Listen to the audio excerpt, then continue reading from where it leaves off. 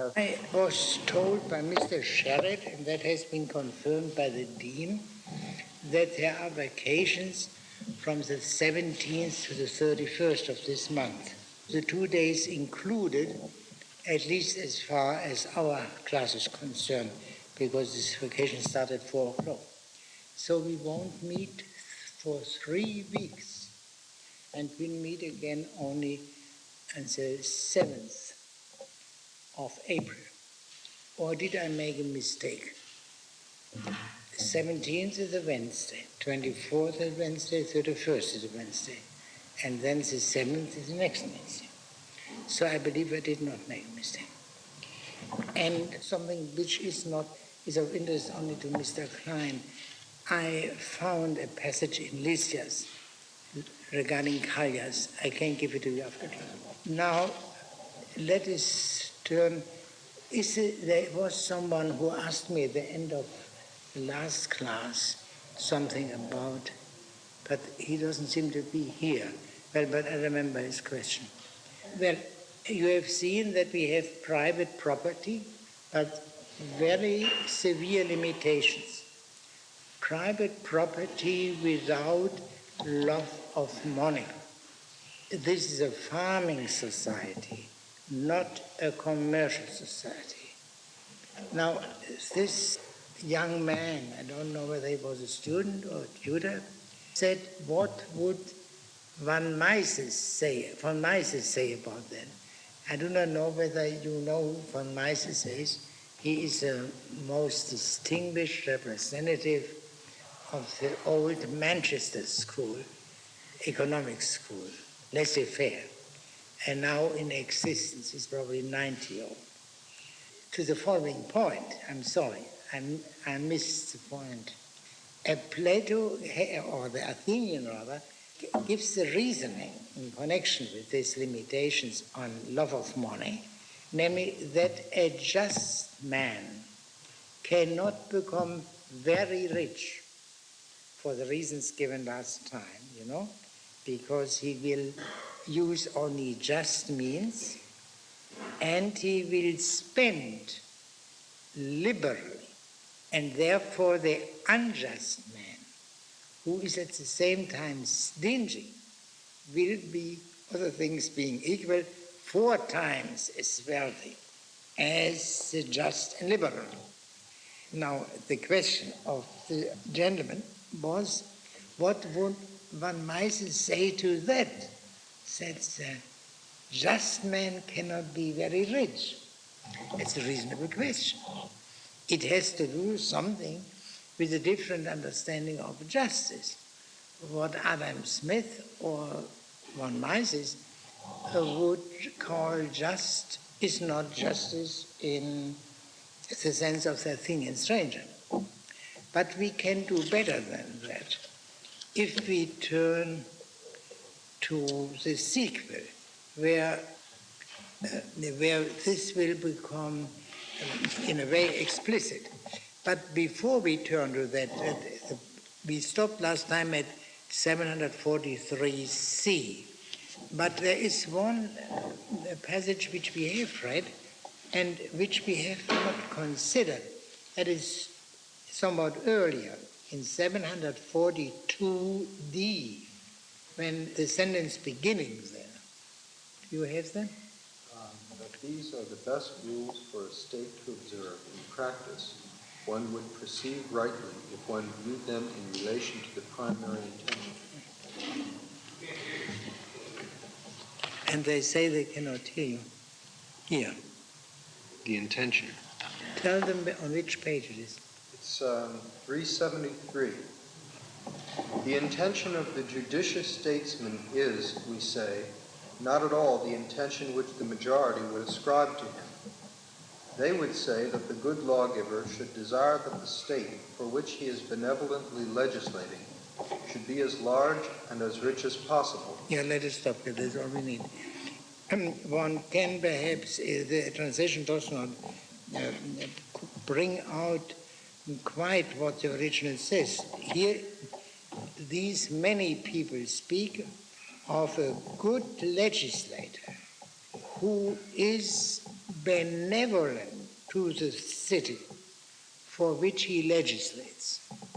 In other words, these many regard it as possible that the good legislator would not be benevolent to the city for which he legislates. That is throws light, of course, on the many, but it is an interesting point.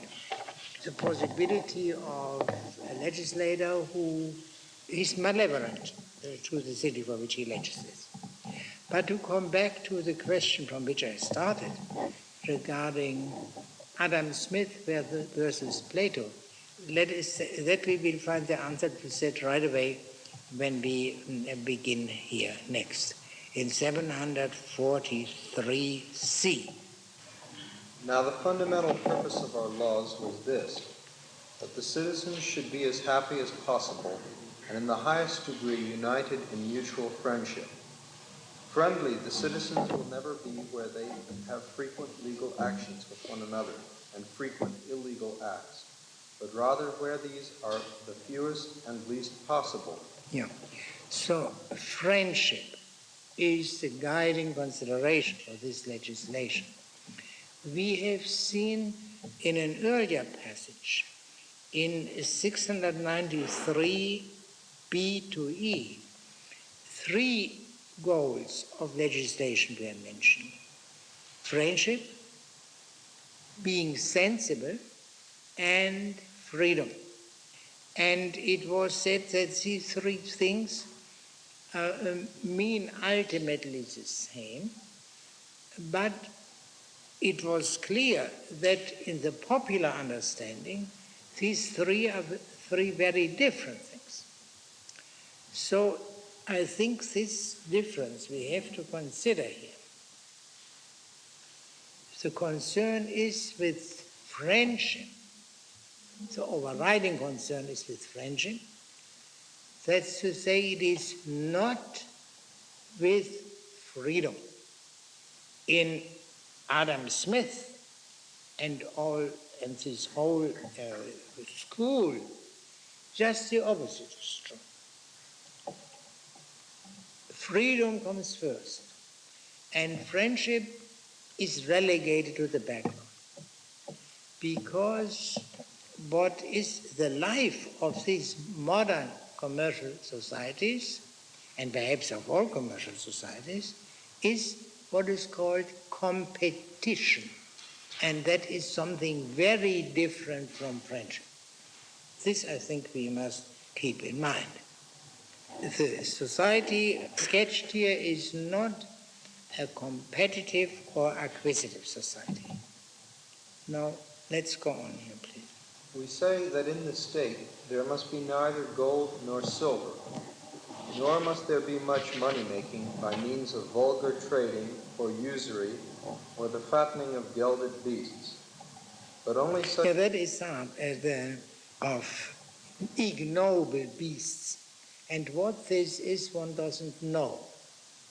I mean, there is no Platonic evidence that these are gelded beasts, that he had somehow artificially fattened beasts. But one simply doesn't know. Or whether he meant certain species of animals which are undesirable. We don't know. But that is a guess, gelded. Yeah?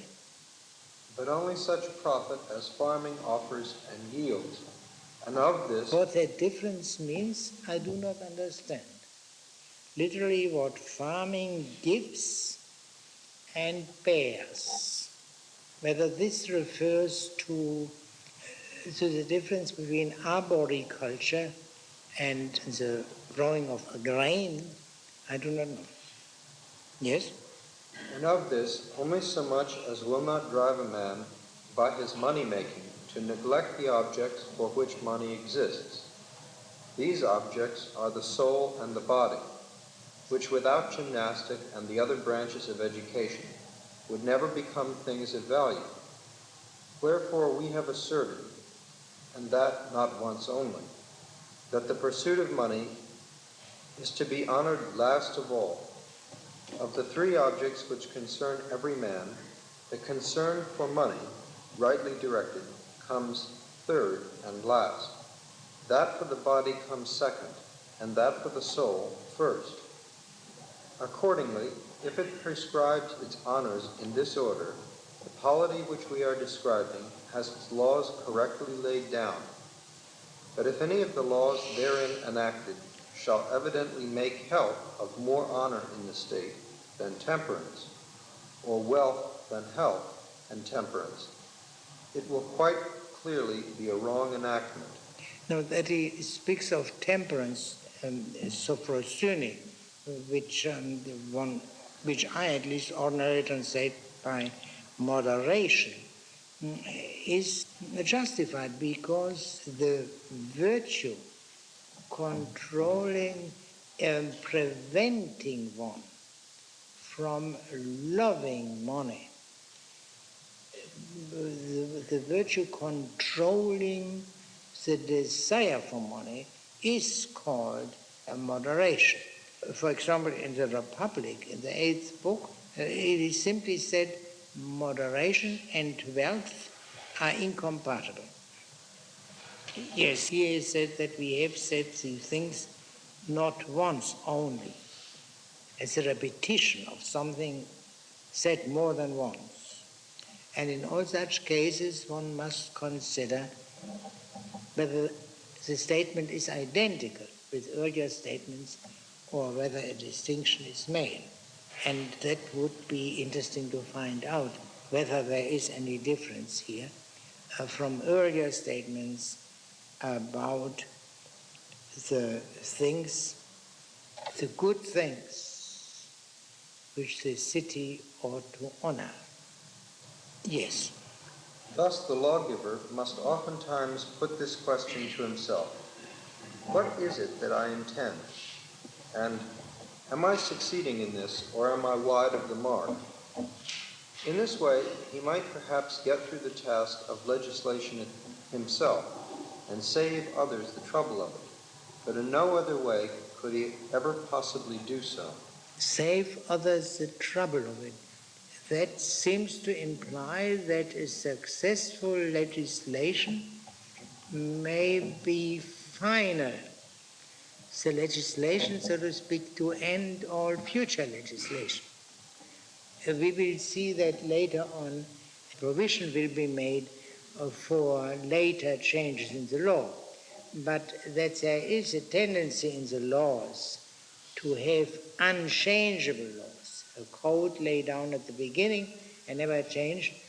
We have found quite a few traces of it. Think only of what is said in praise of the Egyptians regarding the music laws, which for centuries, millennia, were never changed. Yes. Maybe I'm wrong, but I thought last time we read until up to 742b. No, I believe.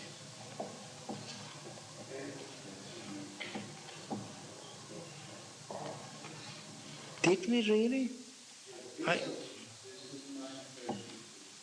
I see. Well, all right. Then we have to go back. No, I think we read up to 743c. Yeah, I made a note. No, you see, you wanted us to read something ahead of us, but we left out something. Right? I did this once, but not last time. The time before, I omitted something because I thought it was not so urgent. Not because it contained anything unfit for youthful minds. Pardon? I think that the reading would be humanistic, starting with 700.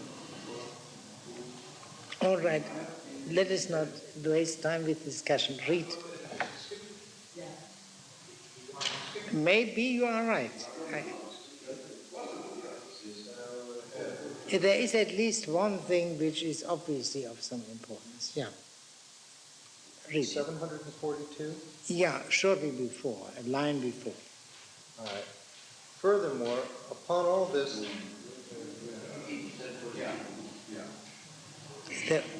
There follows a law. there follows also a law which forbids any private person to possess any gold or silver, only coin for purposes of such daily exchange as it is almost necessary for craftsmen to make use of, and all who need such things in paying wages to hirelings, whether slaves or immigrants. For these reasons, we say that our people should possess coined money, which is legal tender among themselves, but valueless elsewhere.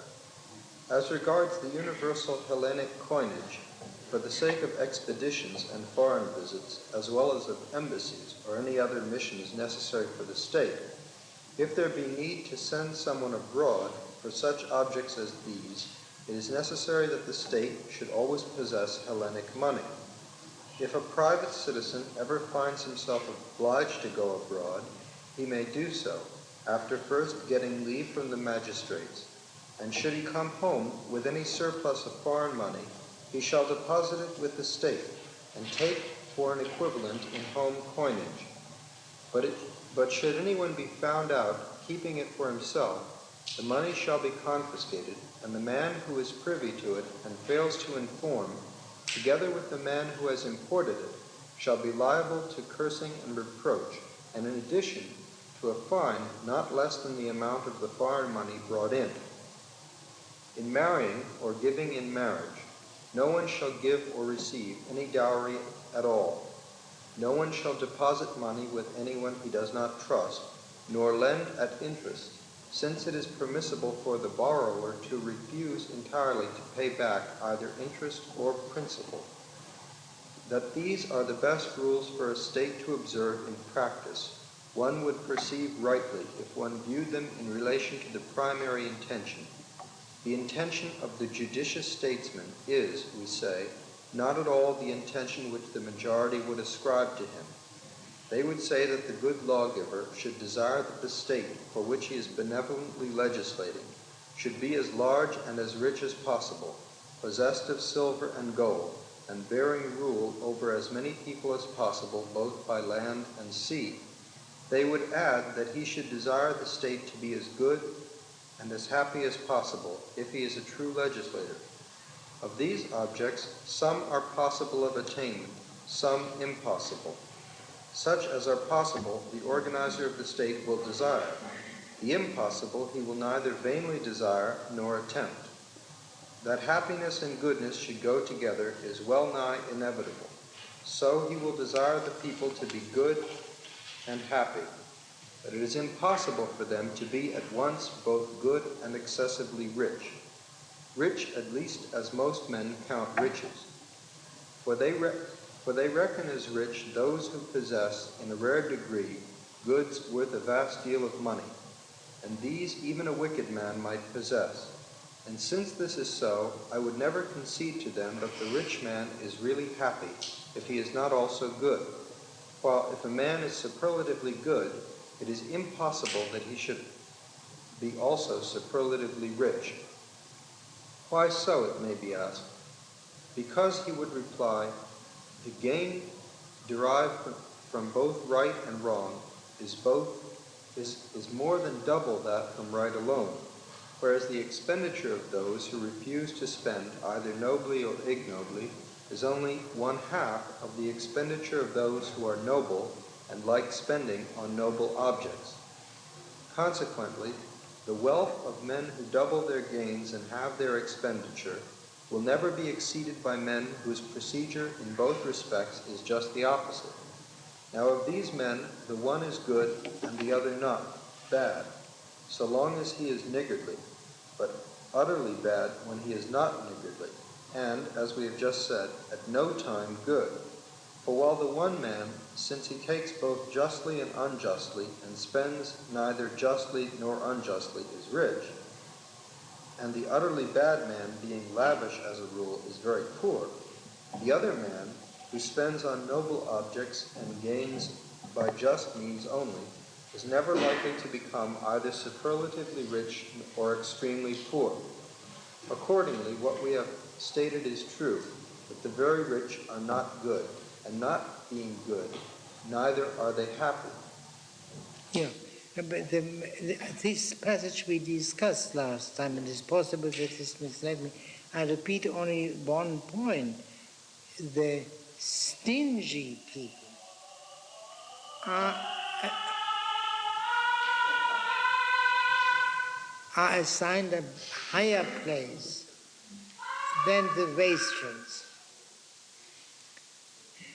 The stingy people are preferred to the wastrels, and this preference is obviously not due to Puritan ethics here, but simply because the stingy man has at least self-control regarding all desires other than the love of money. And that's something. He's not a good man, but he's better than men who have no self-control of the other desires.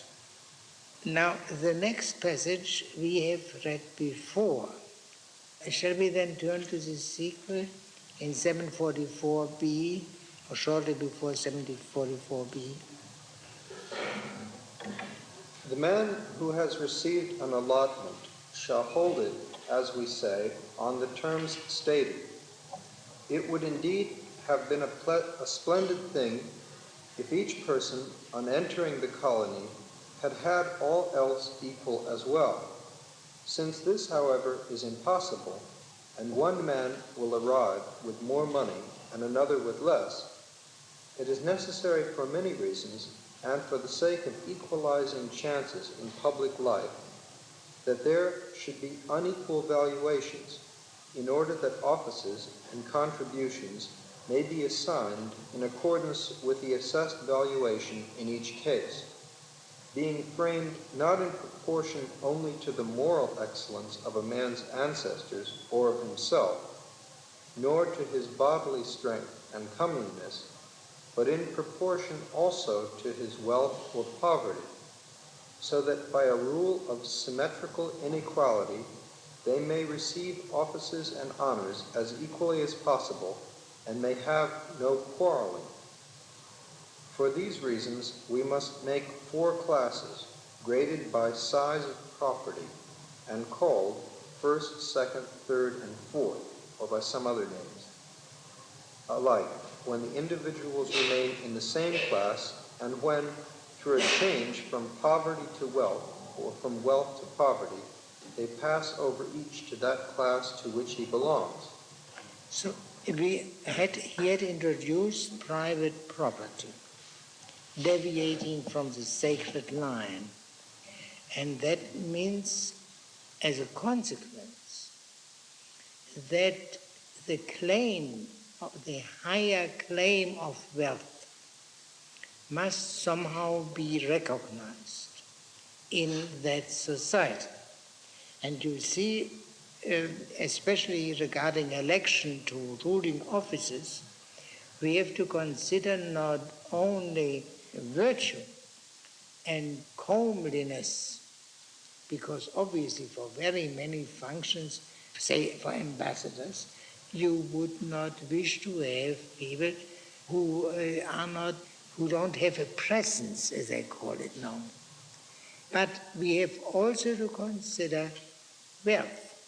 And furthermore, regarding wealth, since there are differences of wealth, we will make a distinction of the whole body into 4 property classes, sensuous classes, timemata.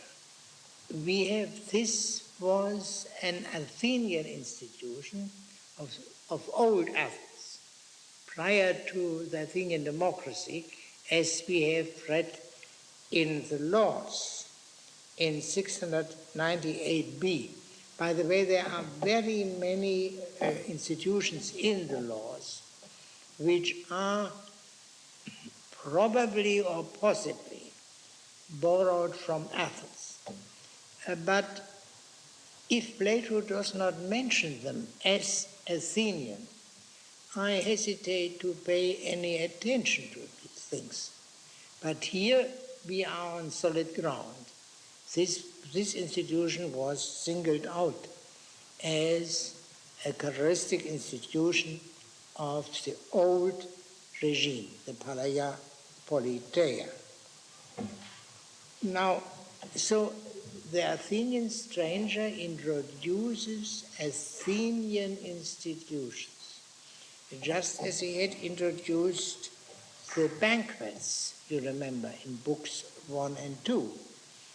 He cannot introduce philosophy, but he introduces institutions characteristic of the city, which was or became the home of philosophy.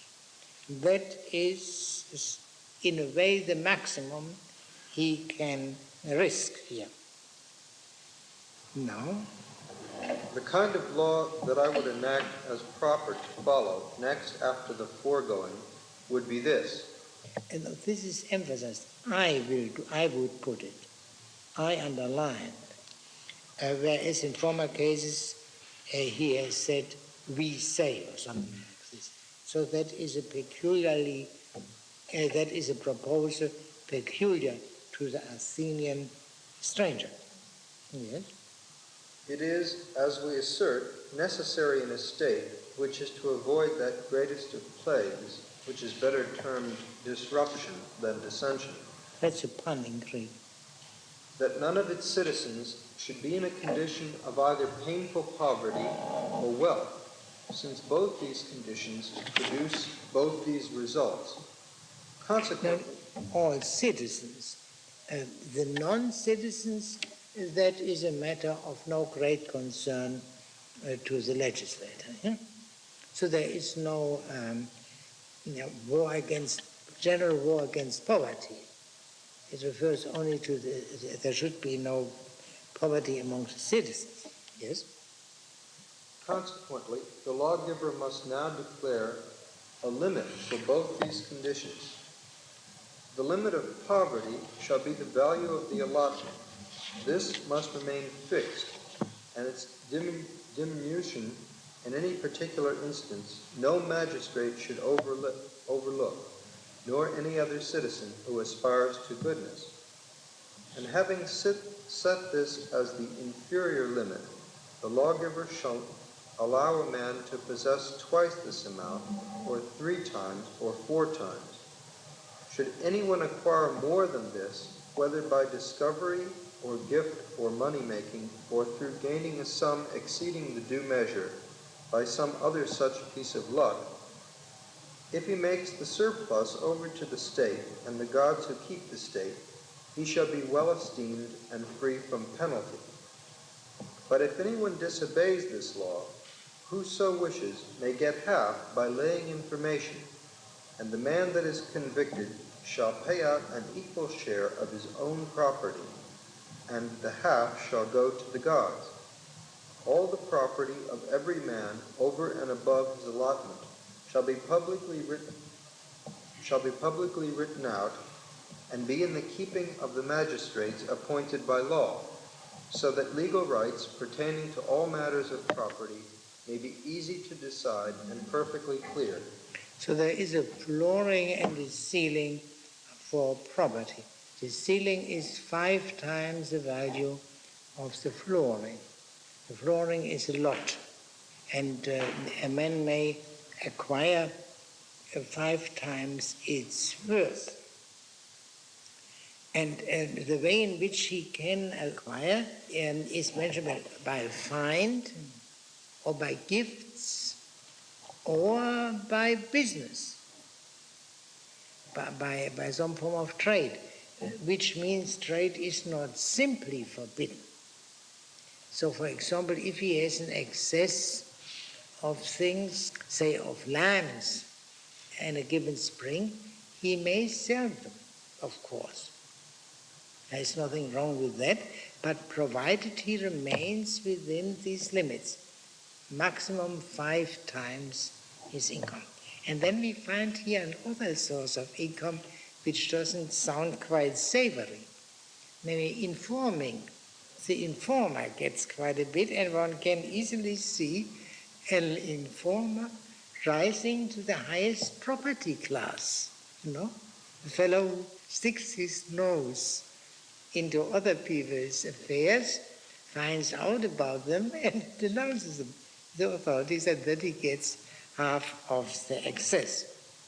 I think Plato abolishes it later on as it is a suggestion which was somewhat humorous, I think.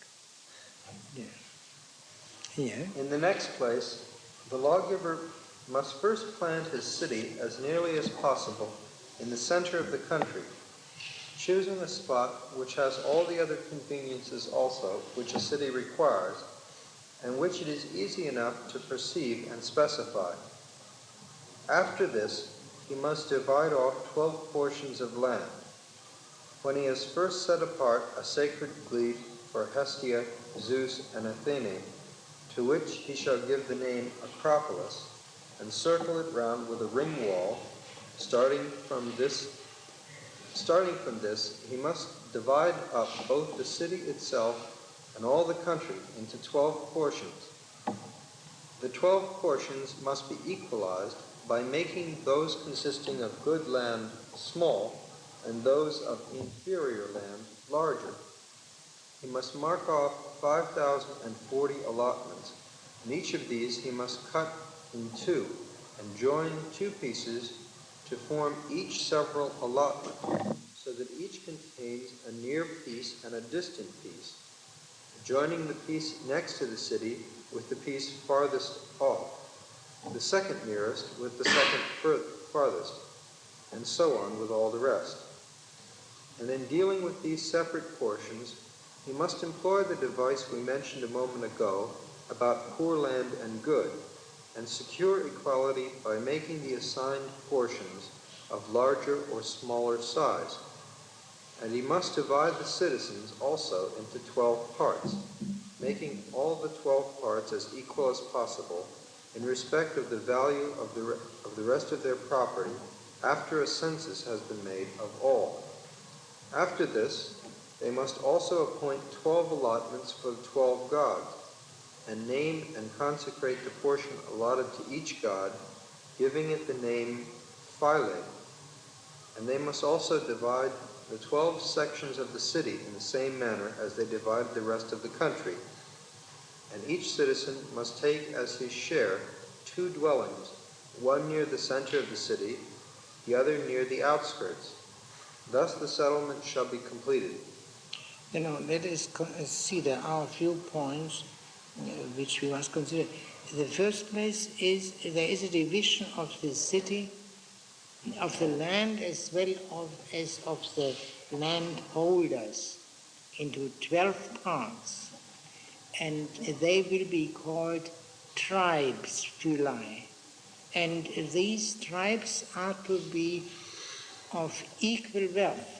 So there will be no tribes which are rich or richer than others. So there is a higher degree of equality in this respect, and no concentration of wealth in one or two tribes. Now, the division into tribes was also an Athenian institution, but of democratic Athens. And in Athens there were 10 tribes. Plato makes it 12. And one obvious reason why there are 12 is because there are the 12 gods, and each tribe should be assigned to one of these 12 gods. Formerly he had spoken of the assignment of the various parts of the city to a god or a demon or some hero. That is, he also corrected. And the argument that is not due to the fact that Plato has not completed this book.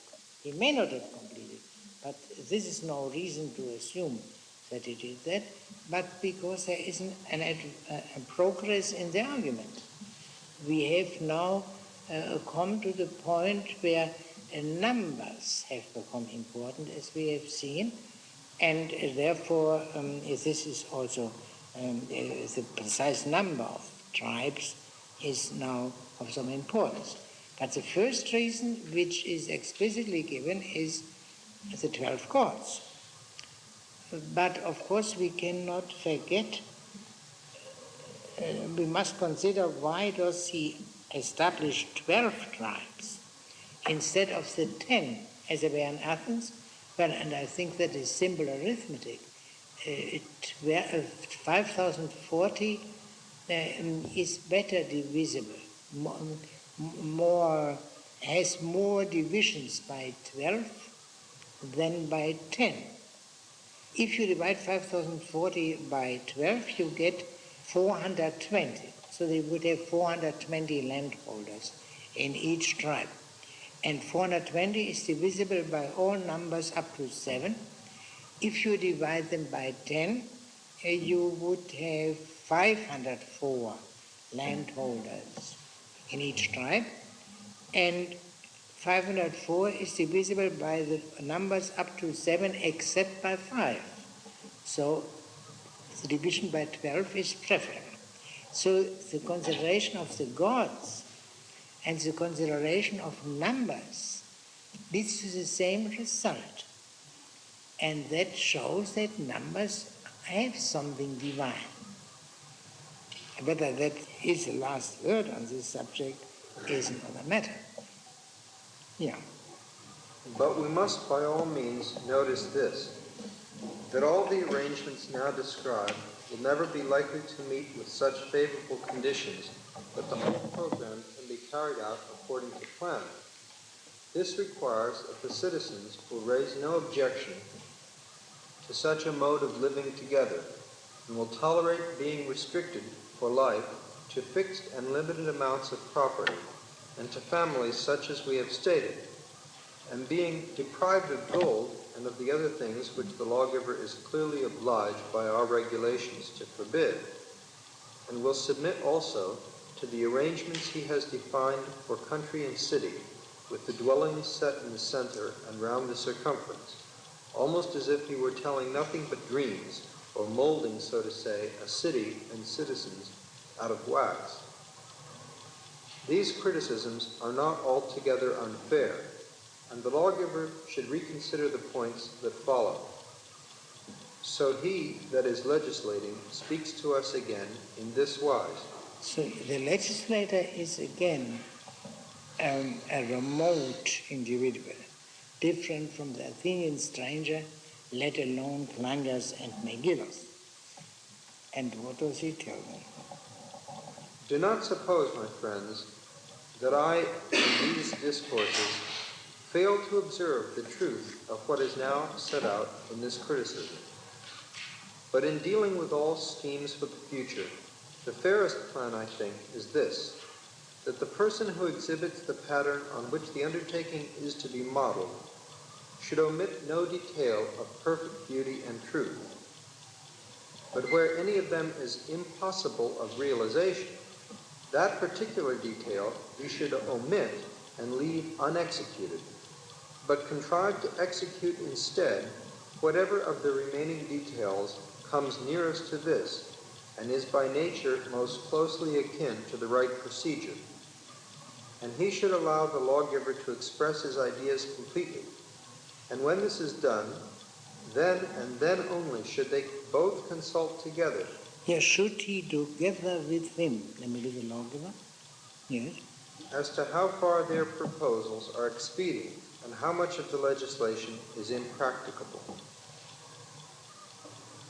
For the constructor of even the most trivial object, if he is to be of any merit, must make it in all points consistent with itself. Yeah. There was a statement which seemed to be to the same effect earlier in 739 when he spoke of the best regime. And then that we have to know that, to have it in mind, and then we must deviate from it in the direction of the feasible and therefore a second best maybe must be satisfied with the second best and maybe a third best. But here, the second best itself is described as such a pattern which must be elaborated without diminution in perfect beauty and truth. And then this is a work of the legislator. And then the man who is his inferior, the man who puts it into practice, he must enjoin deliberation with the legislator, make the necessary additions or subtractions according to what is feasible in the circumstances. So the practical man is obviously subordinated to the legislator proper. Yes. So now we must endeavor to discern, after we have decided on our division into 12 parts, in what fashion the divisions that come next to these and are the offspring of these, up to the ultimate figure, 5,040, determining as they do the freight trees and demes and villages, as well as the military companies and platoons, and also the coinage system, liquid and dry measures and weights.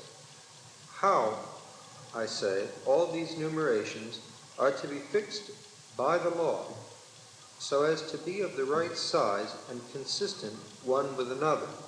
The transition from what precedes to what he says now and in the immediate sequel, I believe, is this. The legislator must be a very superior man. He must be what is elsewhere called the kingly man, the man who possesses the highest, at least the highest practical art. And now there is something in all arts to which above all they owe their solidity or their precision.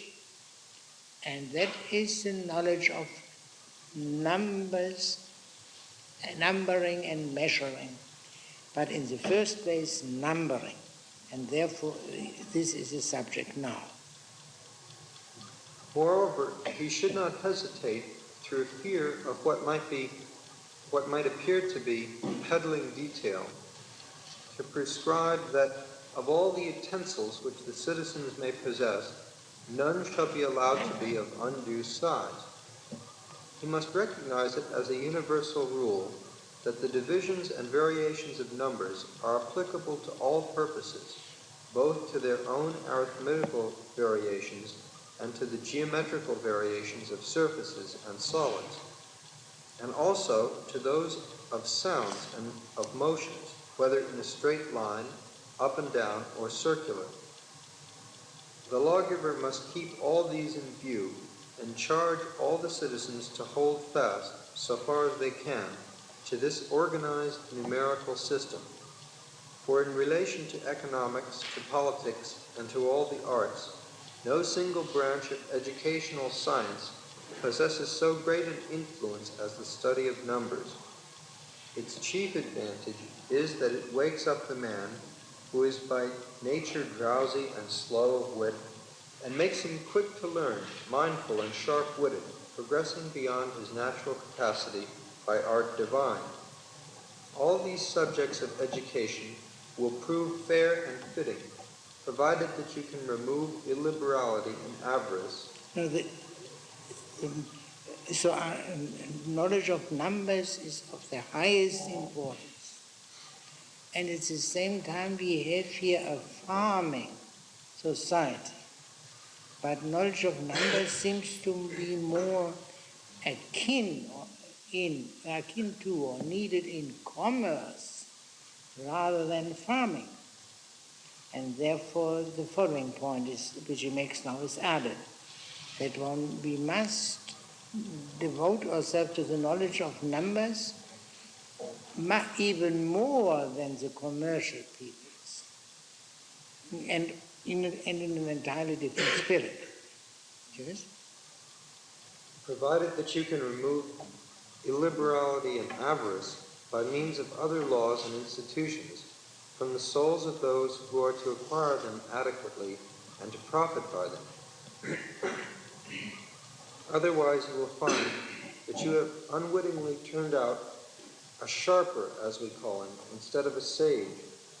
Examples of this we can see today in the effect produced on the Egyptians and Phoenicians and many other nations by the illiberal character of their property and their other institutions. Whether these results are due to their having had a bad lawgiver or to some adverse misfortune that befell them, or else possibly to some natural disadvantage.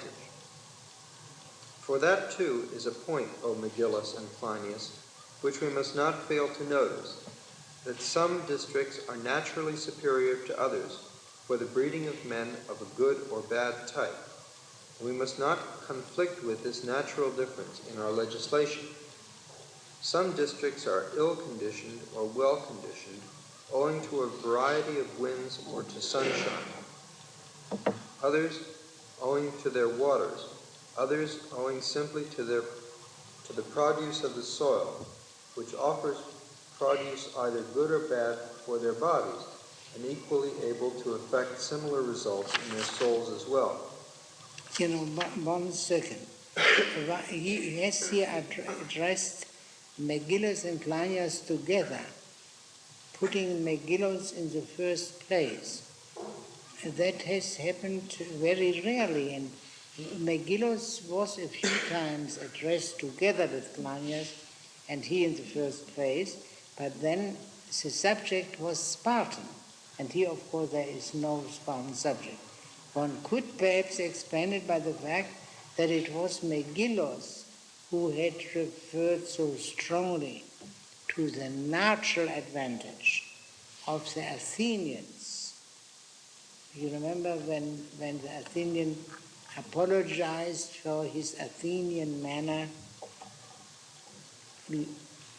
long talks to the other people, Megillus expressed his admiration for what nature achieves in some Athenians. Of all these, those districts would be by far the best which have a kind of heavenly breeze, and where the portions of land are under the care of demons, so that they receive those that come from time to time to settle there, either graciously or ungraciously. These districts the judicious lawgiver will examine, so far as examination of such matter is possible for mere man. So, in other words, these demonic influences may be beyond the power of man. But there is no reference is made here that he should consult oracles. Yes. And he will try to frame his laws accordingly. And you too, Plinius, must adopt the same course. When you are proposing to colonize the country, you must attend to these matters first. Plinius, your discourse, stranger, is most excellent, and I must do as you advise. Yeah, now let us stop here for a moment. So here the Athenian does something what he never did before. He speaks of what the legislator must do. And then he says, Plinius, you too must do that. And Plinius responds to that by this sentence, the last sentence of Book 5. You may have observed that there was no dialogue throughout Book 5. That is the only visibly dialogic part, the very end of this book. That fact needs an explanation. Why is there no dialogue just in this book? I further note that Book 5 ends just as Book 4 began, with consideration of the nature of the land, of the territory.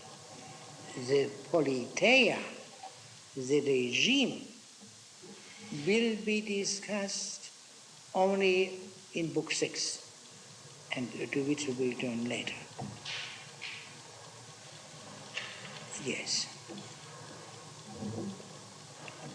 Now, before we go to Book 6, let us see whether there are any points you would like to bring up. These different districts, I suppose, yeah. I beg your pardon? Different topoi, suppose, yeah, at the end. Are they understood to be different regions within the city? Which? That I don't know. No, I think in the shora, in the territory. That doesn't refer to the city. That's a general observation. Yeah, you are right. There is a difficulty. Yeah. Yeah, because in a way it is superfluous, because we have already heard it. And therefore it can also be properly addressed to Megillos, a man not practically engaged here.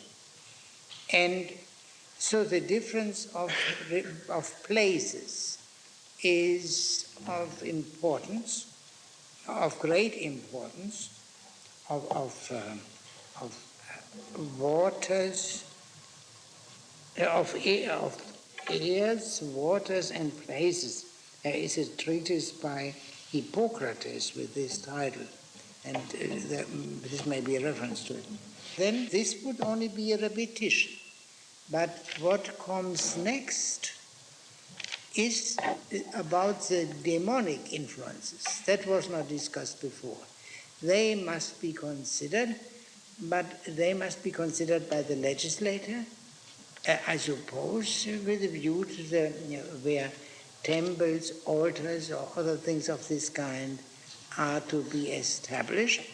But I think it is also more striking that he is not advised to consult oracles, that he must do it within the limits of human power.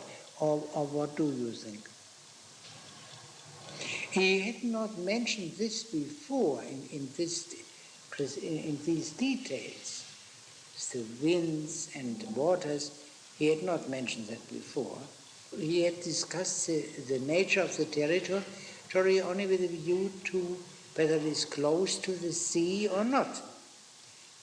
But it would be too late, at any rate, for the new colony, whose location is settled, to consider whether the colony as a whole is located in a healthy place or not.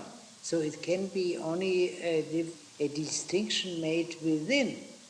But then it would lead to what practical consequences? For example, if there is a salubrious district and another which is not salubrious, now then the latter would be of less value. And therefore a man who would get his plot in a salubrious district is n times more valuable than a much larger plot in the not salubrious district. But some people might prefer that. And how people will be divided in 12 parts? I beg your pardon? How people will be divided in 12 parts? By what parts? That is not said. How? That is not said. The name of what we say plot kleros is lot, is really lot. So it is possible that this was done by lot, but I suppose there will also be considerations of kinship and of place of origin, I suppose, but that is not said. No. But the key point for him is the division of the citizen body into 12 parts. But friendship depends very much on how people are. Yeah, then that would mean that people who have already some bonds prior to coming to the colony should stay together. But this has one disadvantage, because they stick to their customs they bring from the old country, and they should get into that melting pot of the new city. Pardon? Or stay here like in this country, very much divided by customs. In this country too, not melting pot, but the immigrants from Yeah. Poland would have one Sweden and another customs and fashions, another. Yeah. No, I believe Plato would not wish to preserve these divisions. He might use them to a certain extent. Perhaps that's the reason why he doesn't discuss it, because it is very hard to lay down the reasonable middle line. What it meant by symmetrical on the page 379. I beg your pardon, see On it? the page 379, in the middle, it is said, Which is that? 744 this is in the C. middle of the page. 740, 4 C. 700, 744. Symmetrical. Yes. And then in the middle, it is said, so that by a rule of symmetrical inequality, it means that who have only one minimum one lot and the rich. What is this symmetrical inequality? Yeah, well, what is it used? In the most equal way by unequal symmetry.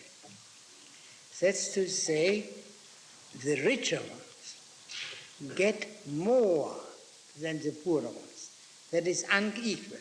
But this very inequality is equality, namely proportionate equality, geometric. That will be discussed later on in the sixth book. There is a special discussion. You want to say something? Yeah, I had a question about the different lands and the places where these people could come from in the city. Apparently the ones who have sunshine and wind and good water and come from a nice part have a good body and maybe a good soul because of that. And the ones who don't have these conditions are poor both in their body and in their soul. That sounds like a kind of almost sociological approach. No, but climate is important. In format today, this is no longer so much considered because people think that a progress has pushed back the natural limits, the limits set by nature, so much that it wasn't playing a role. You have with air conditioning and I don't know what, the difference of climate ceases to be important. But formerly it was regarded as very important, and there was no doubt that people living on mountains, and their life was very strenuous and harsh, would be hardier people than people living in a very rich, fertile plain. But their soul. That has something. Is the soul inseparable from the body? I've heard it said that even the people who are brought up in the ghetto are not necessarily bad, but they have freedom to choose to be as they will. And that it's the downfall of modern thinking to believe that people are conditioned by their locality and their physical background. No, that may be true as far as the individual is concerned, but can one not make certain broad generalizations which are true of groups Are we not all, whatever our peculiarities or idiosyncrasies may be, are we not all members of groups with definite group characteristics? Well, I guess so, but it's just that the relation that's proposed is not proposed definitely, but it says affect similar results in their souls as well. Yeah. That's very hard when it's put forth that way. That's almost unbelievable. No, well, but when Aristotle, for example, says that virtue requires equipment, do you know that statement? That he means not merely that the man must not live in abject poverty and so on and so on. Yeah, but there is, of course, other conditions too. If he lives in a country ravaged by epidemics and other such things, other consequences of the climate, it is very hard to be virtuous there, to become virtuous there. When a man has become virtuous, then he may be able to cope with everything. But first he has to become virtuous. And there, adverse or favorable conditions are of very great importance. Yeah? So one small question. That was, does his restriction on coinage, which we spoke of earlier, indicate that the society should not be a mercantile society? Yeah. There's no question. But there is some kind of trade surely within this city is possible, and how far there will be some exchange with other cities, some will be. Because at that passage in the third book, and the fourth book, when they spoke about the location, it was said there is not much import and much export possible. But it means, of course, some import and some export, and that's commerce. Before the full discussion on the nature of the land, a brief discussion of the use of numbers that mentions the nature of the citizens. It mentions that by the proper use of the study of numbers, one can improve men beyond their nature. Yeah, when the men become more, they improve their memory, their ability to learn, and so on through the study of numbers. He would not be, one would not believe it, so to say, how much a man can improve if he is taught these things.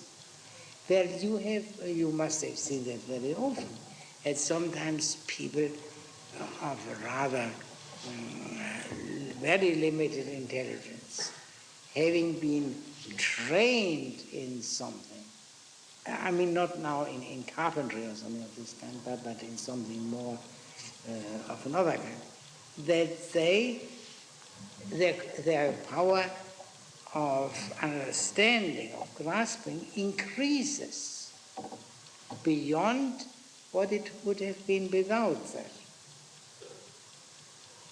I guess that's in a way the question. Is that beyond what is their nature?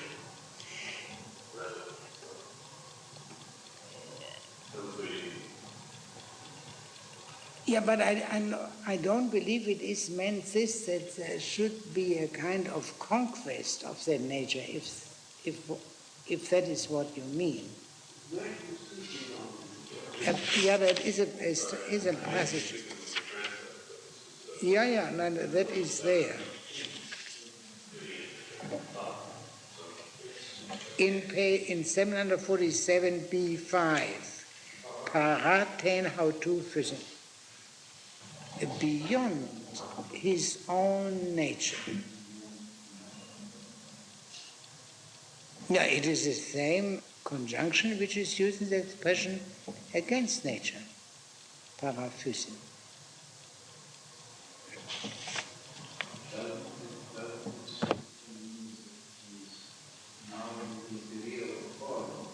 I beg your pardon? Doesn't it mean that man, by training, comes into his real form?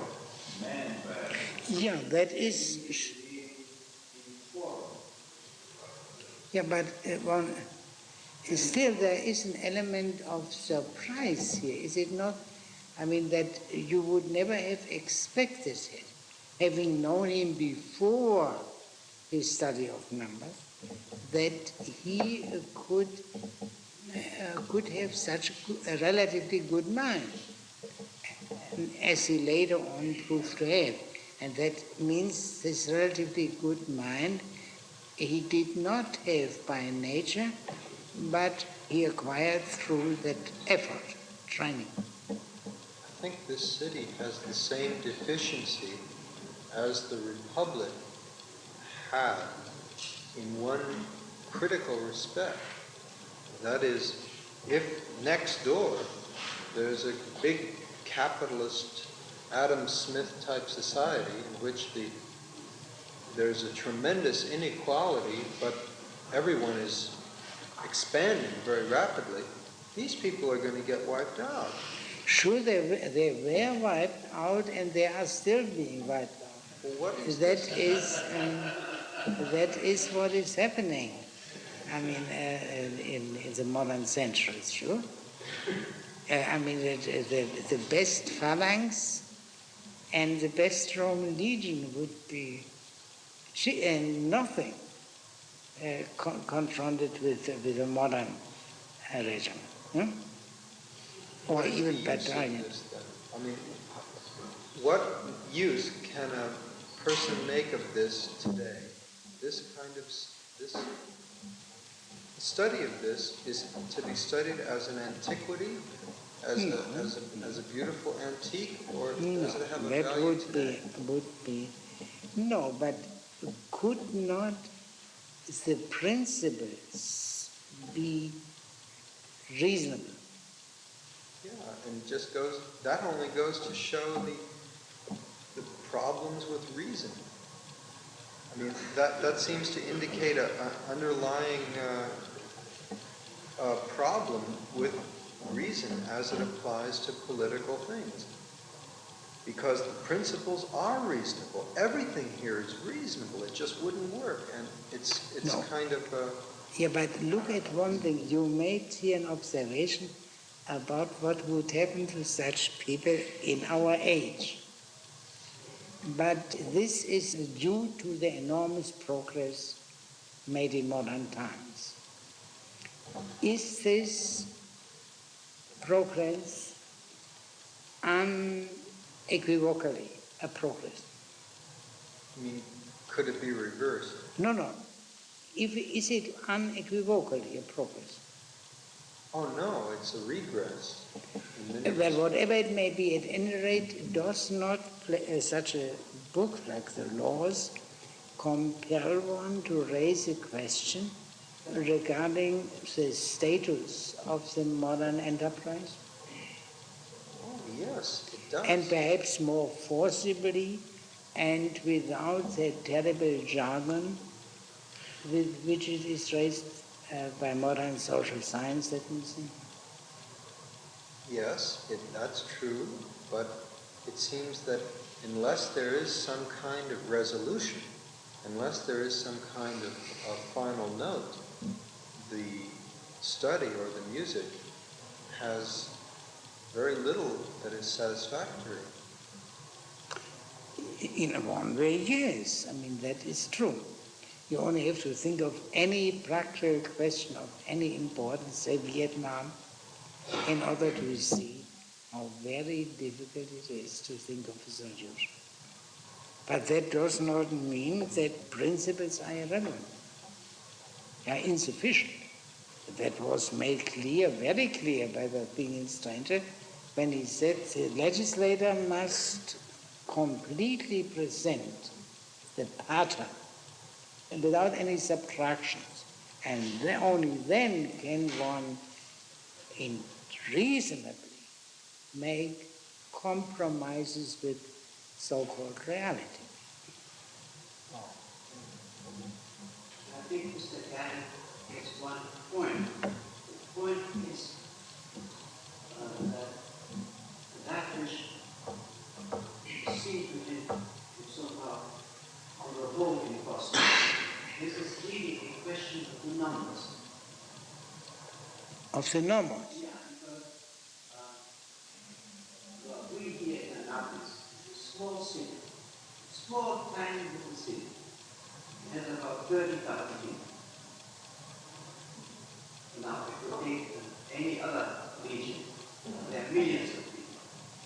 And in this sense, when we face numbers of such magnitude, then one wonders what would Plato say? What would the Athenian stranger say if you were asked, now, what would you do with the 3 million people? Well, we have an inkling from Aristotle, at least. Well, he spoke with horror of Babylon, because in the case of Babylon, when the enemy entered at one side of the city, the people in the other districts did not know that the enemy was in the city. What a terrible and disgraceful condition. Now, but these are super duper Babylons. Sure. Now, I would like to say a few words about Book 6. We cannot begin to properly to read 6 as part of it. Read only the very first sentence, Mr. Gary. Well then, after all that has now been said, you will next come, I suppose, to the task of appointing magistrates for your state. Yeah, you, that is as emphasized as it was in the last speech of the Athenian.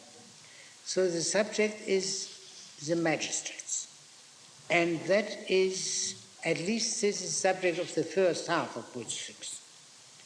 The subject is the same as what is called in our time government. And let us, in order to understand the language of Plato, for that matter of Aristotle, we have to consider the difference between their and our notions.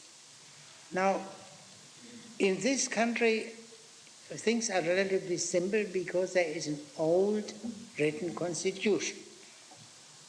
In addition, a constitution interpreted authoritatively by the Federalist Papers. Now, here from the Federalist Papers, we hear that this is a mixed government. That is not the most important term used there, but it plays a certain role. Now, this is, of course, something with which Plato was familiar, as we have seen. He spoke of various kind of mixture in various ways when he spoke of Sparta, and he will bring up the subject of mixture very soon.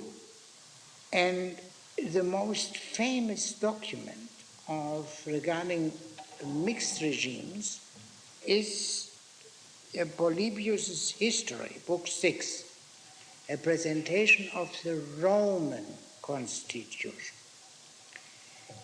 This was the model for a great work of the 18th century, Montesquieu's Spirit of Laws, in the 11th book of which the English Constitution is presented. Now, the difference between Montesquieu and Polybius is quite revealing. Both are in favor of a division of power. There must not be all power concentrated in the hands of one man or one body. But for Polybius, it is sufficient that the total power, as it were, be divided into, say, three parts, and it does not make so much, there is no principle guiding the splitting up of the power. In Montesquieu there is such a principle, and that principle he calls the separation of powers, and that is, as you know, crucial for the United States Constitution. Now, what is the difference between, according to Montesquieu, who originated this thought, what is the difference between the separation of powers and a simple division of powers? And Montesquieu answers that question. What is his concern? The security of the individual. And that security cannot be guaranteed except if we have a separation of the legislative, the executive, and the judiciary power. Polybius and his great predecessors were surely not blind to the needs of the security of the individual, but it was not their theme, for the same reason for which rights, as distinguished from duties, were not their theme. Now, of course, there is even a prehistory to that. Prior to Montesquieu, Locke, as you know, has a distinction between the executive and the executive power, although the judicial power is not separated in Locke. So these things are truly alien to Plato and Aristotle. But we find something which is deceptively similar, not indeed in Plato, but in Aristotle. I read to you Politics, 1297b 35 following. No, in 97, I'm sorry. 1297b 35 following.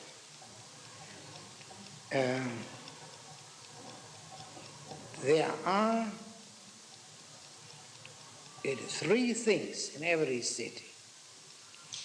One is that which deliberates about the common things. The second is which has to do with the magistracies. The third is the judiciary. So this reads like a separation of power, but of course it is not separation. It is a distinction of three powers, if we use that term, of the deliberative. The executive is not called executive, because when you say executive, you mean executing the laws, and therefore being strictly subordinate to the laws. Whereas the executive government is, of course, not merely executing the laws. It all, in the words of Locke, the executive power must also have what he calls the federative power, which is a power of war and peace and of making alliances and such things. So the point is this: the magistracies are something different from the deliberative bodies and from the judicial bodies. That is no longer explained by Aristotle nor by Plato. They found this as a common sense distinction made in the cities, and did not go into the question why this distinction is necessary. We find only this fact. But it leads to one difficulty which Aristotle discusses in 1275 B18 to 20. Aristotle discusses there the question, what is a citizen? And the answer is a man who has the permission to participate in the deliberative and judging magistracy, the same word, arche, in the deliberative and judging government. Now, there is another point which makes this somewhat clearer. B14. 1 second.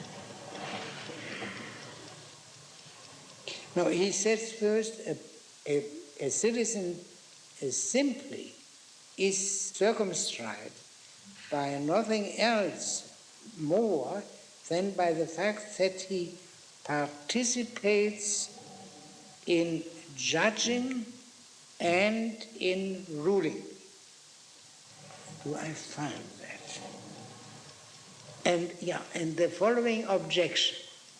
So a city, say in a democracy, is simply a man who has a right to vote in the assembly and to become a member of a jury. That's a citizen. And then someone would say that such people are in no sense rulers. I mean, do you call a man rulers who votes in the assembly and can be a member of the jury?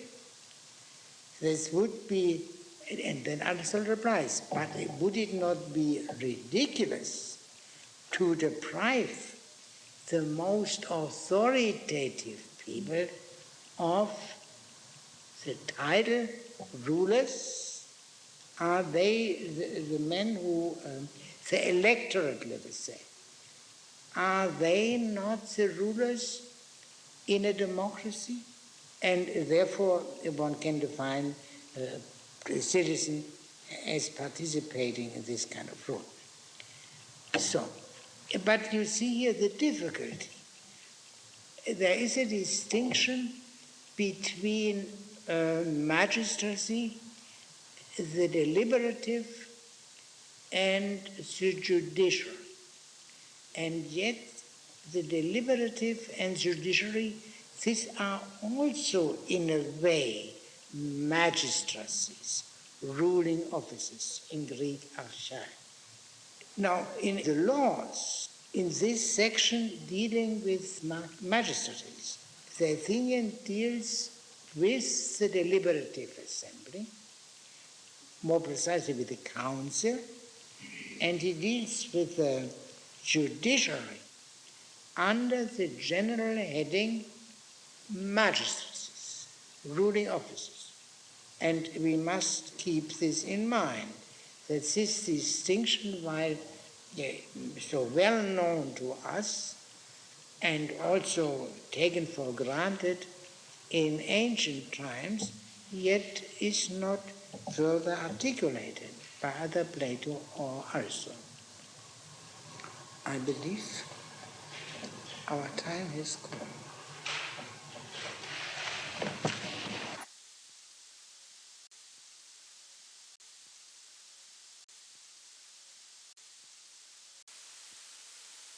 Completed last time our reading of Book 5.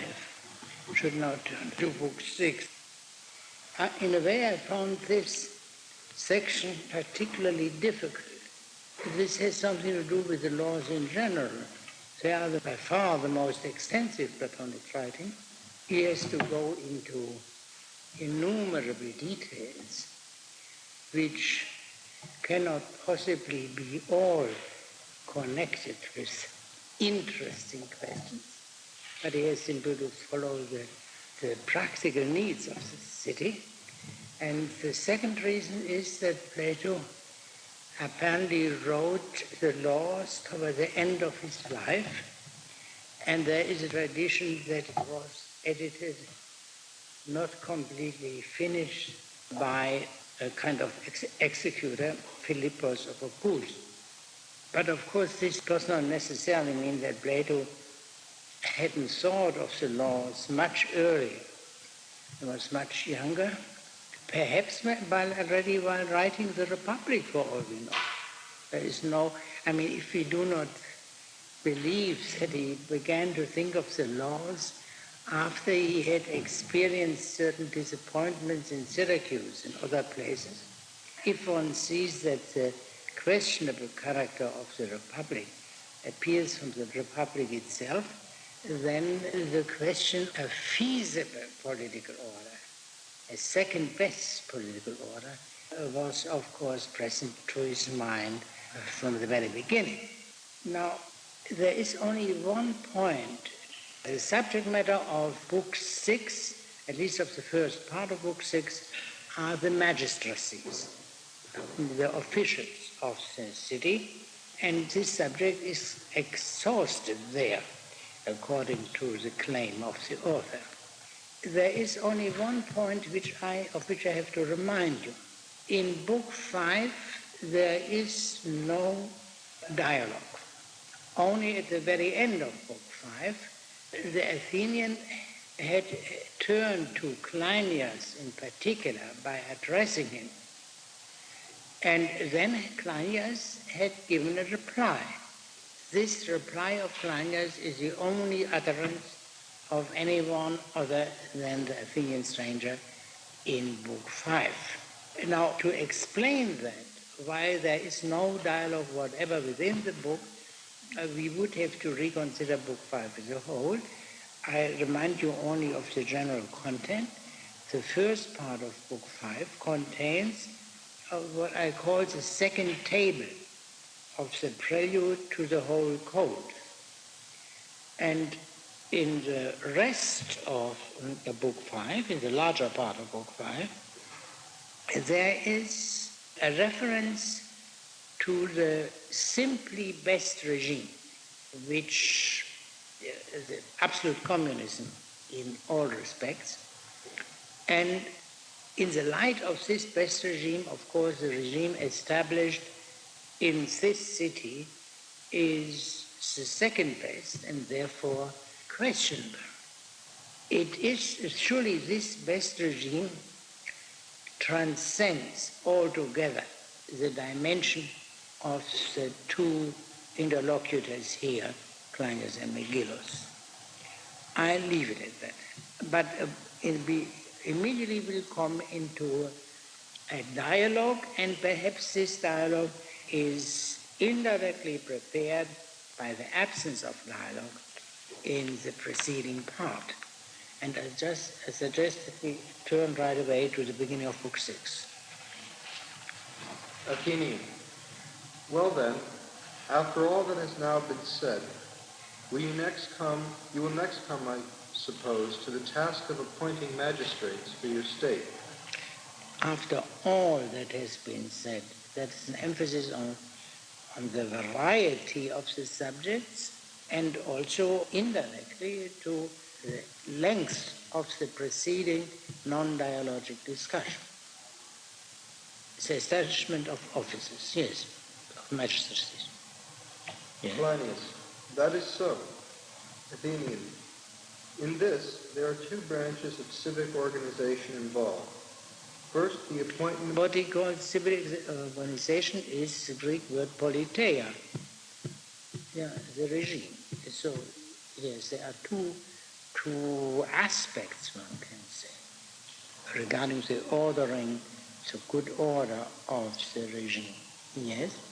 First, the appointment of magistracies and magistrates, with the fixing of the right number required and the proper method of appointment. And next, the assignment to each magistracy of such and so many laws as are in each case appropriate. But before we make our selection, let us pause for a moment and make a statement concerning it of a pertinent kind. So this distinction we have already seen in an earlier passage, 734e, the distinction between the magistracies and the laws, and this is also quite well known from Aristotle and is clear enough. It is only interesting from this point of view. The whole work is called Laws, and it deals with laws. But we see from this distinction that laws are only half of what is important, and it seems only the second half. That will become clear from the next speech. Cleinias, what statement is that? Athenian, it is this.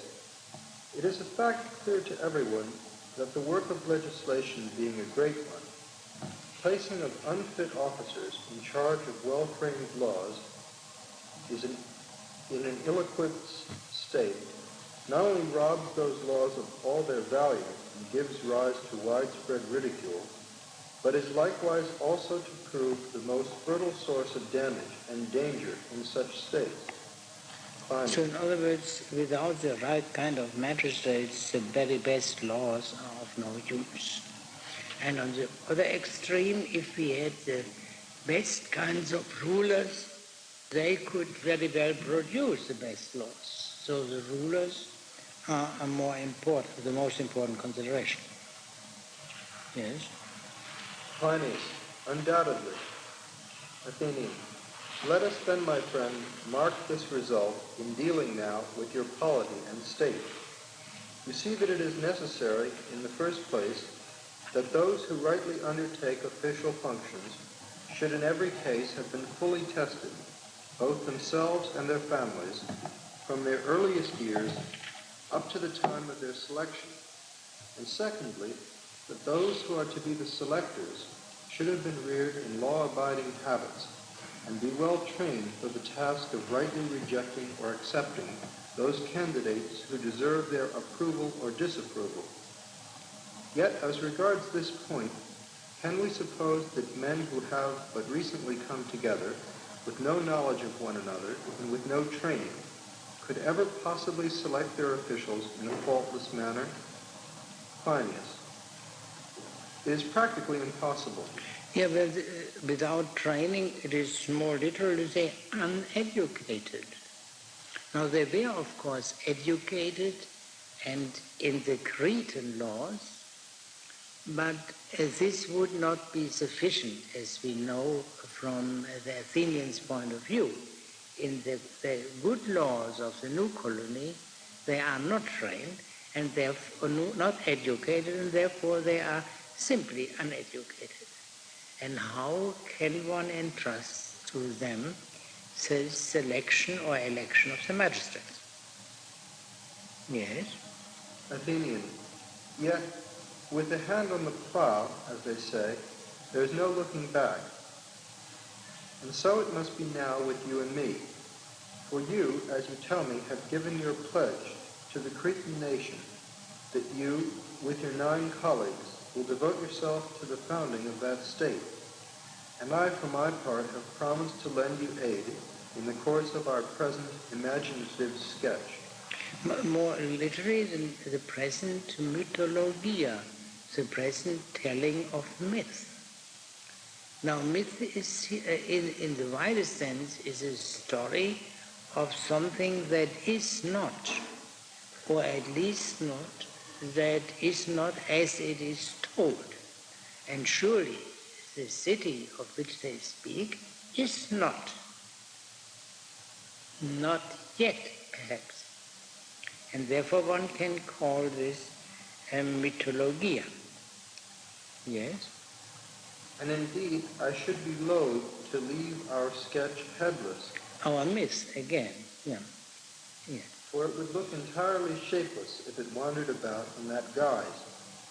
Cleinias, I heartily approve of what you say, stranger. So the myth is headless. What is that means? The head, the beginning, the arche is missing. And the question concerns exactly the beginning of the new city, the life of the new city. The previous answer to that question was, as we know, the good tyrant would be needed.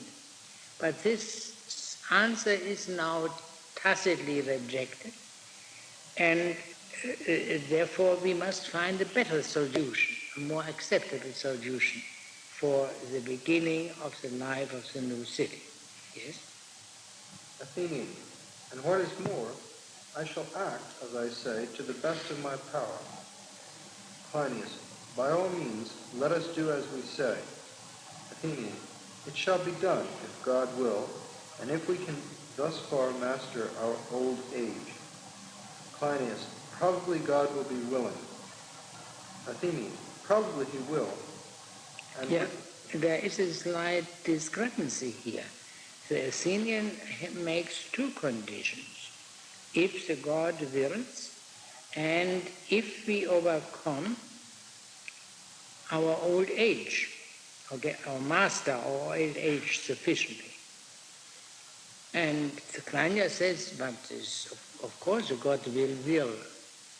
And he seems to imply, and the will of the God will enable us to overcome the infirmities of our age, or at least extend our life until we have finished the job. Whether the Athenian thinks the two things go together, whether the will of the God guarantees the overcoming of the infirmities of old age, is perhaps a question. Yes? Athenian, probably he will, and with him as leader, let us observe this also. Cleinias, what? Athenian, how bold and adventurous is the fashion in which we shall now have founded this state of ours. Cleinias, what is now specifically in your mind, and what makes you say so? Athenian, the fact that we are legislating for inexperienced men, without qualms or fears as to how they will accept the laws we have now enacted. Thus much at least is plain, Cleinias, to almost everyone, even to the meanest intelligence, that they will not readily accept any of those laws at the start. But if those laws could remain unchanged until those who have imbibed them in infancy and have been reared up in them and grown fully used to them, have taken part in elections to office in every department of state, then, when this has been effected, if any means or method can be found to effect it rightly, we have, as I think, a strong security that after this transitional period of disciplined adolescence, the state will remain firm. Cleinias, it is certainly reasonable to suppose so. So that is a question similar to that discussed in the Republic, where the question is answered, everyone older than 10 must be expelled from the city. But here we have already rulers, the philosophers, who will bring up those who are younger than 10, and everything will be fine. But here we cannot wait for the next generation. We must establish rulers now. And these men, the new colonists, are wholly unfit for electing rulers. How can this difficulty be overcome? Please. Generation after 10, but one has also to expel the previous myth besides the young people. Whom does one have to expel in addition to the older people? The myth, the mythology which is alive. No, they will get other myths. Yeah, but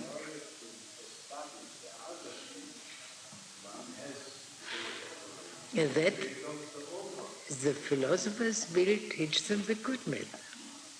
After they have expelled those who propagate the bad myth, and then everything will be fine.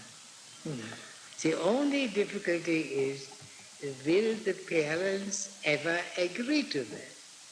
And here's the question of the bodily weakness of the philosophers compared with the bodily strength of the fathers combined will be decisive. It's one of the many difficulties in the Republic. Yes? Athenian. Let us then consider whether we might succeed in providing an adequate means to this end on the following lines. For I declare, Cleinias, that you Cnosians, above all other Cretans, not only ought to deal in no perfunctory manner with the soil which you are now settling.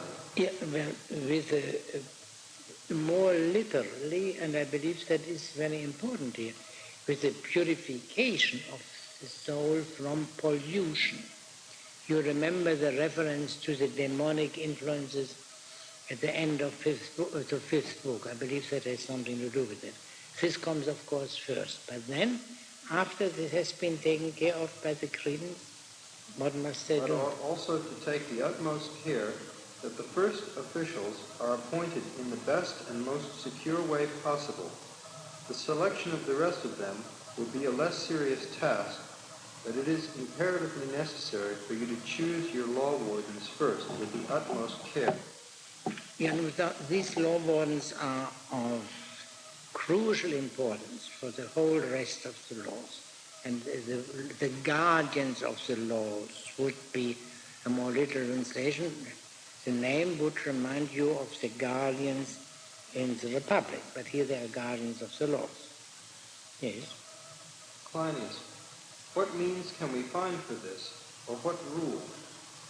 Athenian, this, I assert, O ye sons of Crete, that since the Cnosians take precedence over most of the Cretan cities, they should combine with those who have come into this community to select 37 persons in all from their own number, and the community, 19 from the latter body, and the rest from Knossos itself. And those men the Cnosians should make over to your state. Literally, they should give. The Cnosians should give, namely to the new colony. Yes? And they should make you in person a citizen of this colony and one of the 18, using persuasion or possibly a reasonable degree of compulsion. So in other words, the foundation or the transitional problem will be solved if the Cretans, an old established, the Cnosians, an old established city, take a hand in it and supply half of the highest magistrate and hand them over to the new city. And of course, Cleinias in the first place, because he seems to be the chief commissioner of the 10. Yes, it's a question why 37 law wardens. Why 37? I do not know. It is a prime number.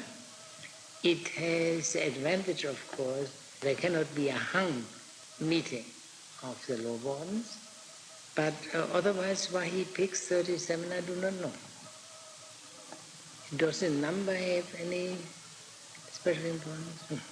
Well, I know only that the council, of which you will speak later, has 316 members. So a tenth of them would be 36, but here we are 37. I do not know. No explanation is given anyway. So how does Cleinias react to this proposal that he should become a member of the new colony? Cleinias, why, pray, have not you also, stranger, and Megillus, lent us a hand in our constitution? No, become members of that political order, yeah. Athenian. You see, so in other words, if you want me to become a member of the colony, why don't you two also come in? And what does the Athenians say? Athens is haughty, Cleinias, and Sparta also is haughty, and both are far distant. But for you, this course is in all respects proper, as it is likewise for the rest of the founders of the colony. So what is the Athenians' answer? We think highly. Athenians in Sparta think highly of themselves, and therefore they would not, they prefer naturally Athenian or Spartan citizenship to citizenship in a not yet existing city. And secondly, this is far away, this colony from Athens and from Sparta.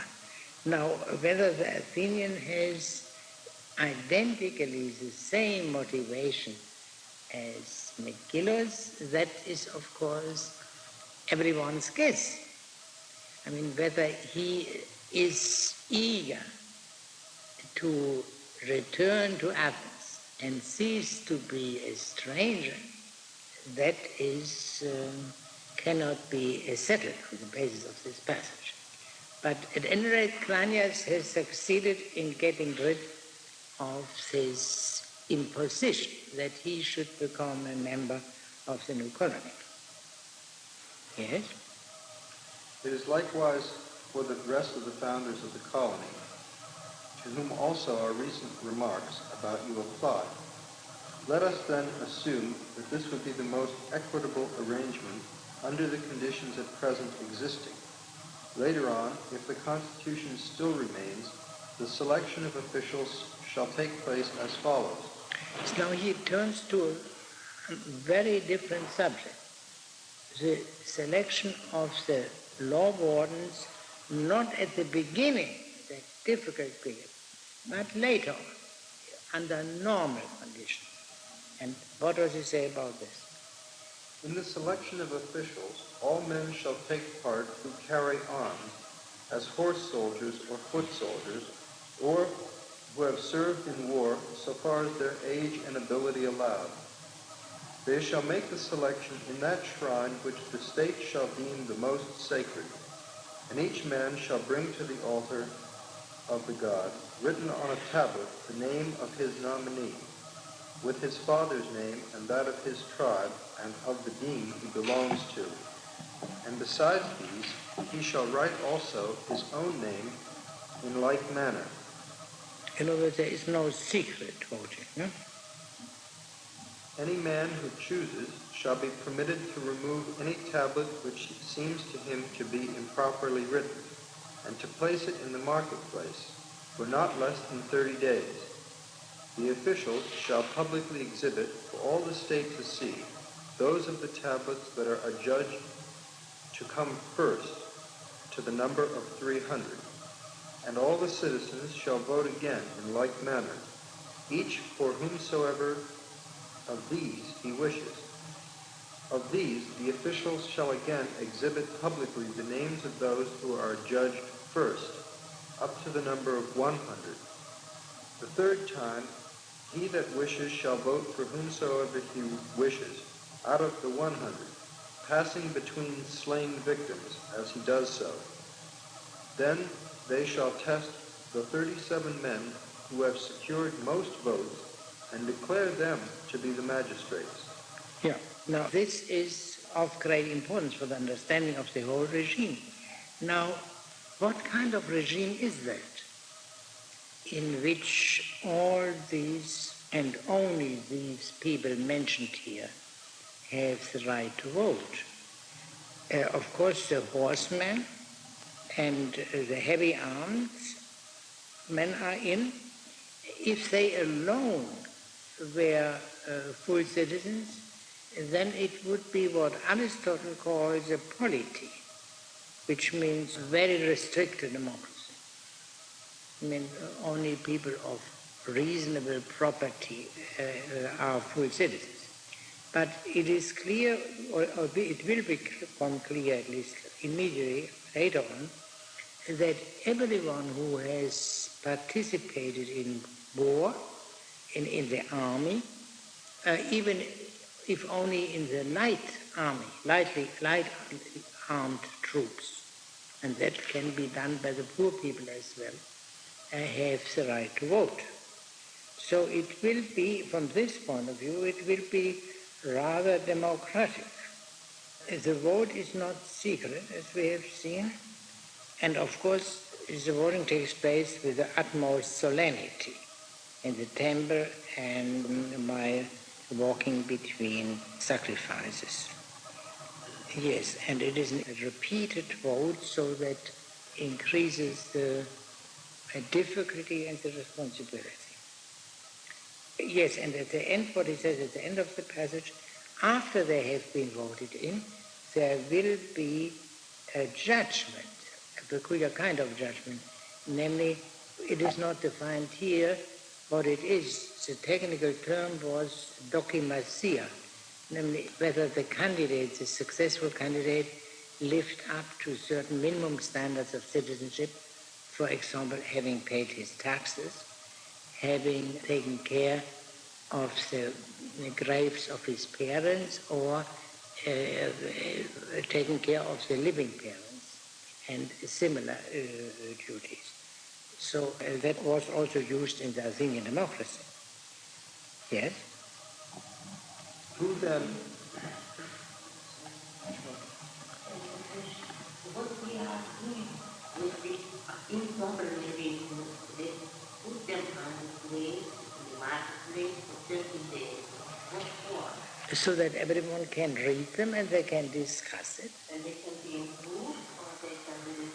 It looks like this, not properly, improperly written, are apart, judging not good, totally on the exhibit for 30 days. What for? This is maybe I'm mistaken. Here is the first sentence. Any man who through the shall be permitted to remove any tablet which seems to be improperly and to place it in the marketplace for not less than 30 days. Well, and then? Yeah, that may mean improperly written. I have not yet found the passage for a moment. I think it's C5. And the beginning. No, what it doesn't seem to him to be written according to his mind, katanun, according to his mind, meaning he thinks that this man is wrongly suggested as a candidate. And therefore he talks to others and thinks of an alternative candidate. So they will be come. No. That is not properly written, that is a name. Then it... No, probably then it would be void anyway. No, I mean, he is properly, the technicalities are all right, but then someone thinks this man should never be a candidate. And then he must have the opportunity to voice this judgment and to gain others to his opinion, so that he will be excluded in the next election. The consequence would be kind of punishment, as if excluded from being. You know not, I mean that if a man is not elected president in this country, he is not disfranchised. He is only an unsuccessful candidate. Pardon? Yeah. No, but the word is not written in his opinion, reasonably, let us say. He should not be on the list in the first place, but not because of a technicality, but because he doesn't belong there. And the second question, these first 300, they are submitted, but they have to be submitted in time first. I mean, if somebody brings 300 first, tablets, but 300 are already here, so it will be not counted 600 first.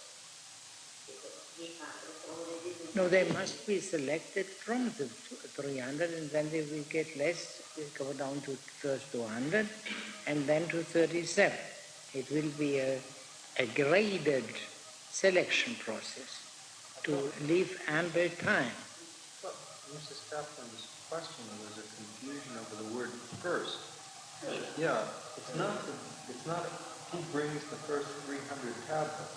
It's after all the tablets are in, which 300 men are first with respect to the number of votes. First means winner in terms of the number of votes. Most votes. There is a possibility that one man could get 2 votes, one from one person and one from another, or 3 or 4. And out of all the people that are running, they take the 300 who have the most votes. Well, and then they think this thing, suppose somebody got 300 votes, or something like 200. Okay. But then still it goes further with the division of process of it goes further, so the votes themselves don't decide. No, they only decide who gets to be in the 300, and then who gets to be in the 100, and then who gets to be in the 37. Each election is separate.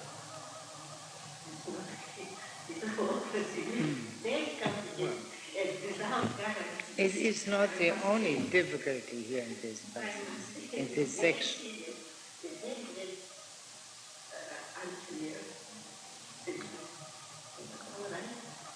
Who then are the men, O Cleinias and Megillus, who shall establish in our state all these regulations concerning magisterial offices and tests? We perceive, do we not, that for states that are thus getting into harness for the first time, some such persons there must necessarily be. But who they can be, before any officials exist, it is impossible to see. Yet somehow or other they must be there, and men, too, of no mean quality, but of the highest quality possible. For as the saying goes, well begun is half done, and every man always commends a good beginning. But it is truly, as I think, something more than the half. And the beginning it means, yeah? The beginning is, as it seems to me, more than the half, yes? And no man has ever yet commended, as it deserved, a beginning that is well made. Cleinias, very true. Athenian, let us not then wittingly leave this first step unmentioned, nor fail to make it quite clear to ourselves how it is to be brought about. I, however, am by no means fertile in resource, save for one statement which, in view of the present situation, it is both necessary and useful to make. Cleinias, what statement is that? Athenian, I assert that the state for whose settlement we are planning has nobody in the way of parents except that state which is founding it. So now you see he returns now to the question which he had dropped. What to do at the beginning of the colony, where we do not yet have the citizen body sufficiently trained or ingrained with the new laws. Yes? Though I am quite aware that many of the colony states have been, and will be, some of them often, at feud with those which founded them.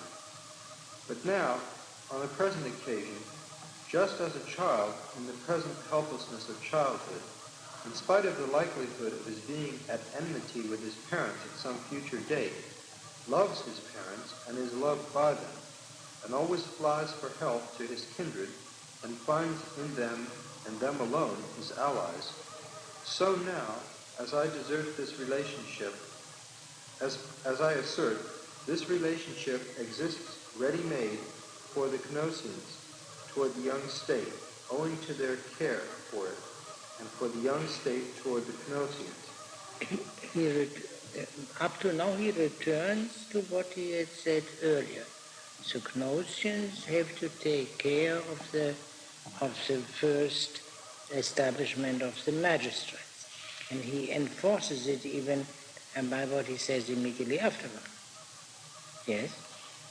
I state once more, as I stated just now, for there is no harm in duplicating a good statement, that the Cnosians must take a share in caring for all these matters, choosing out not less than 100 men of those who have come into the colony, the oldest and the best of them that they are able to select, and of the Cnosians themselves let there be another 100.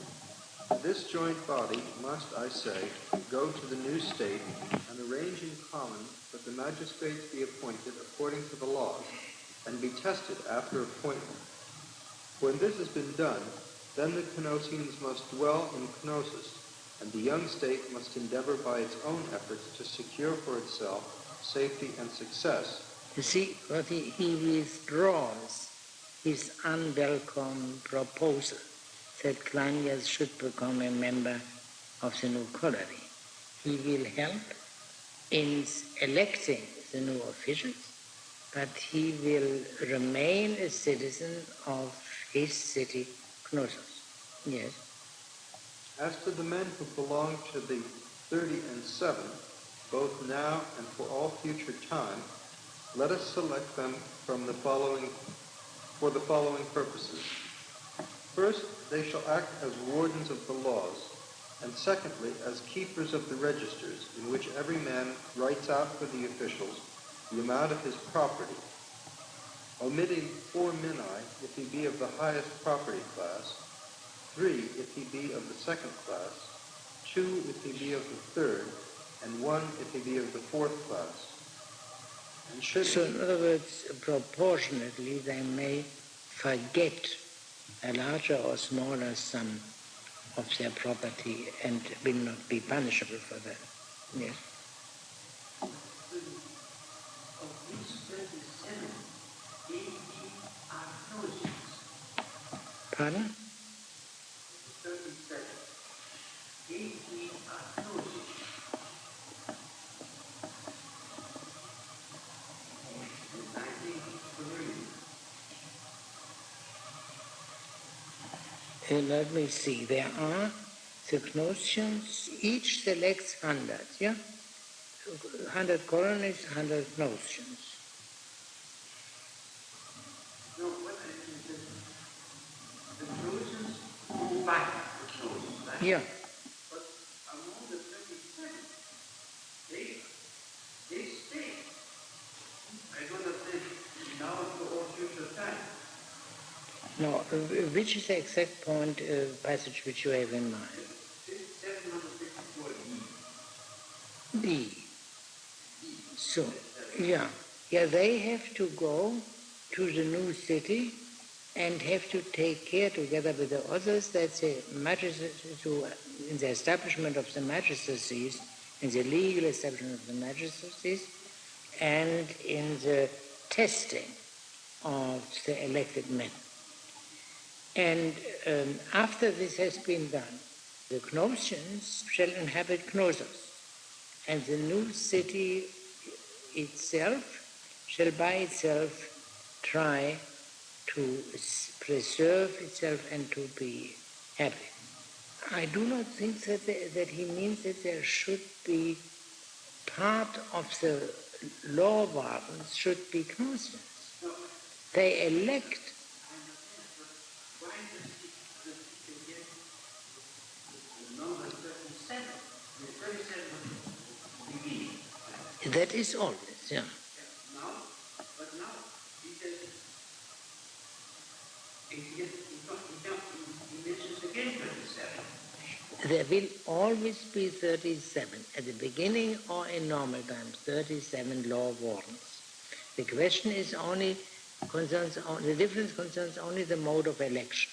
The normal mode of election, of which we have heard before, is that the whole citizen body elects them. But at the beginning, where the citizen body is not yet mature enough, then the Cnosians will select the fittest of the new colonists, 100, and 100 from themselves. And these 200 will elect the 37 colonists who will be the first law wardens. But in the previous passage, it was said that of the 37, 19... Yes, but that was a proposal that these 18 Cnosians should become citizens of the new colony. And then Cleinias replied, why do you, Megillus, an Athenian stranger, not also become members? And then the Athenian declined that. And therefore, this was not acceptable to Cleinias, and therefore he makes now a different proposal. Some idea why it's 37. see, originally there are 18 clauses. Yeah. Now, 18 is more important than 27. 18 is 3 times 6. Yeah. 6 is the first perfect number. If something is important, take 3 times. So we have 18. And then there should be one more for the community. That's 19. So you get 27. But now the point is, as you said, now, I mean, these 18 clauses cease to be true. No. That is retracted. There are not 18 Knotians and 19 new colonies. There are 100 Knotians and 100 hand-picked new colonists. And these 200 men pick 37 new colonists. I understand that. But originally, Yeah. there are 18 clauses. Yeah. What happens to these 18 clauses? According to an original proposal, which was unacceptable to Kleinius, they would stay on in the colony and would become members of the new colony for the rest of their days. And that is dropped now. This is really dropped. I think so. And the 200 would be half Northern, but not half colony. It's a 200, yeah. Half. Yes, I mean, that is, of course, also not without its amusing implications, because the Gnostians cannot be supposed to be so well educated as the spirit of this new city demands. But they are perhaps better than the multitude of men coming from different cities, and perhaps not the best men. You know, sometimes all kinds of people go to new colonies. Think how Australia came into being. But then, when the election comes, the 37 will be elected from these 200, right? Yeah. And then, by chance, they can be all 7 Muslims. No.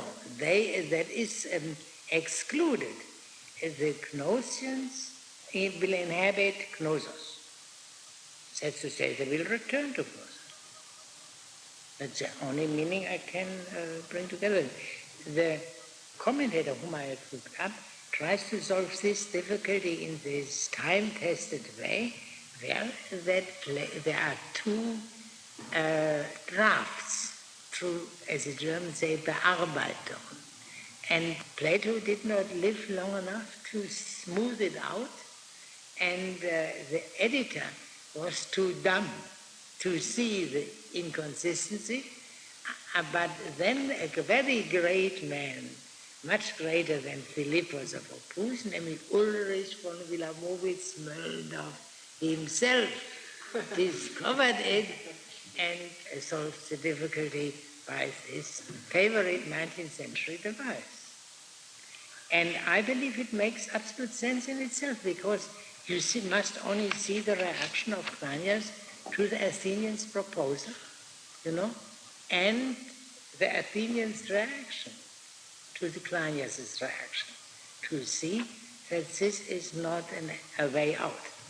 Cleinias would, of course, be delighted to continue the pleasant intercourse with these 2 old nice men in the new colony. That would have made it more bearable than to be there, God knows, with all kind of barbarians. Pardon?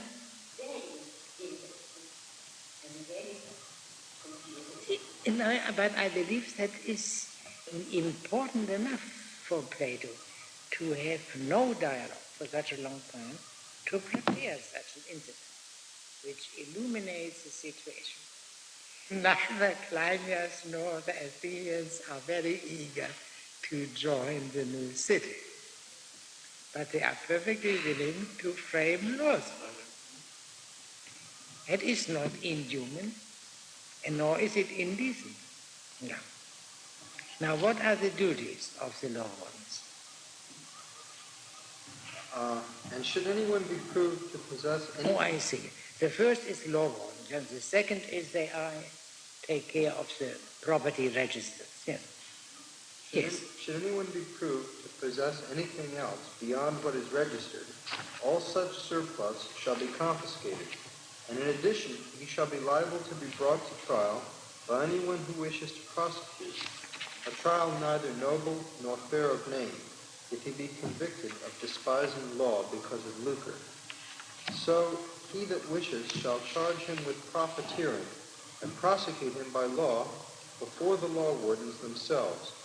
And if the defendant be convicted, he shall take no share of the public goods, and whenever the state makes a distribution, he shall go portionless, save for his allotment. And he shall be registered as a convicted criminal, where anyone who chooses may read his sentence so long as he lives. A law warden shall hold office for no more than 20 years, and he shall be voted into office when he is not under 50 years of age. If he is elected at the age of 60, he shall hold office for 10 years only, and by the same rule, the more he exceeds the minimum age, the shorter shall his term of office be. Yes, so they are very high officials, which is shown by the fact that they have such a long term of office, possibly 20 years, from 50 to 70. But they may be elected when they are older than 50, of course, but 70 is the retirement date, and no change is possible there. Yes. So that if he lives beyond the age of 70, he must no longer fancy that he can remain among these officials, holding an office of such high importance. So, for the law wardens, let us state that these three duties are imposed on them. And by the way, you must have noticed, perhaps, that regarding transgression of the upper limits of property, which he discussed before, and there he had given a premium to the informer, to the informer, so that he would get a substantial part of the property not stated to the authorities. This is here silently dropped. I don't believe that this is one of the negligences. I believe that is an indication of the fact that we should think a little bit about it. I mean that this previous legal provision would make informing about greed of others an object of greed, which cannot be a reasonable legislator's intention.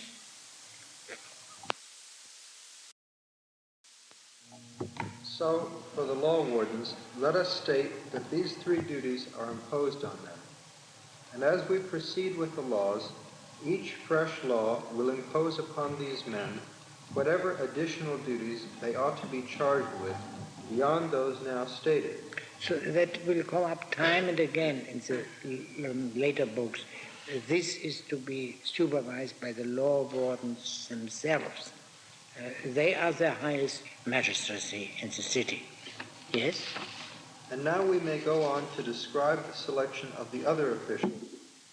Commanders must be selected next, and as subordinates to them, for purposes of war, hipparchs, philarchs, and officers to marshal the ranks of the foot phylae,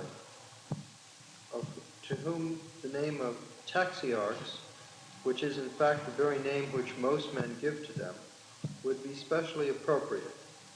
Of these, commanders shall be nominated by the law wardens. And but the term is honor, I can say it's the generals, the strategoi. Yeah? Yes.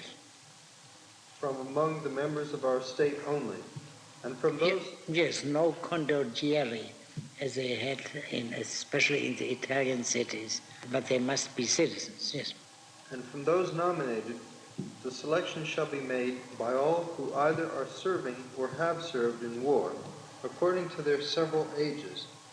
And if anyone deems that some one of the men not nominated is better than one of those nominated, he shall state the name of his nominee and of the man whom he is to replace. And taking the oath about the matter, he shall propose his substitute, and whichever of the two is decided on by vote shall be included in the list for selection. And the 3 men who have been appointed by the majority of votes to serve as commanders and controllers of military affairs shall be tested as were the law wardens. The selected commanders these generals, Yeah.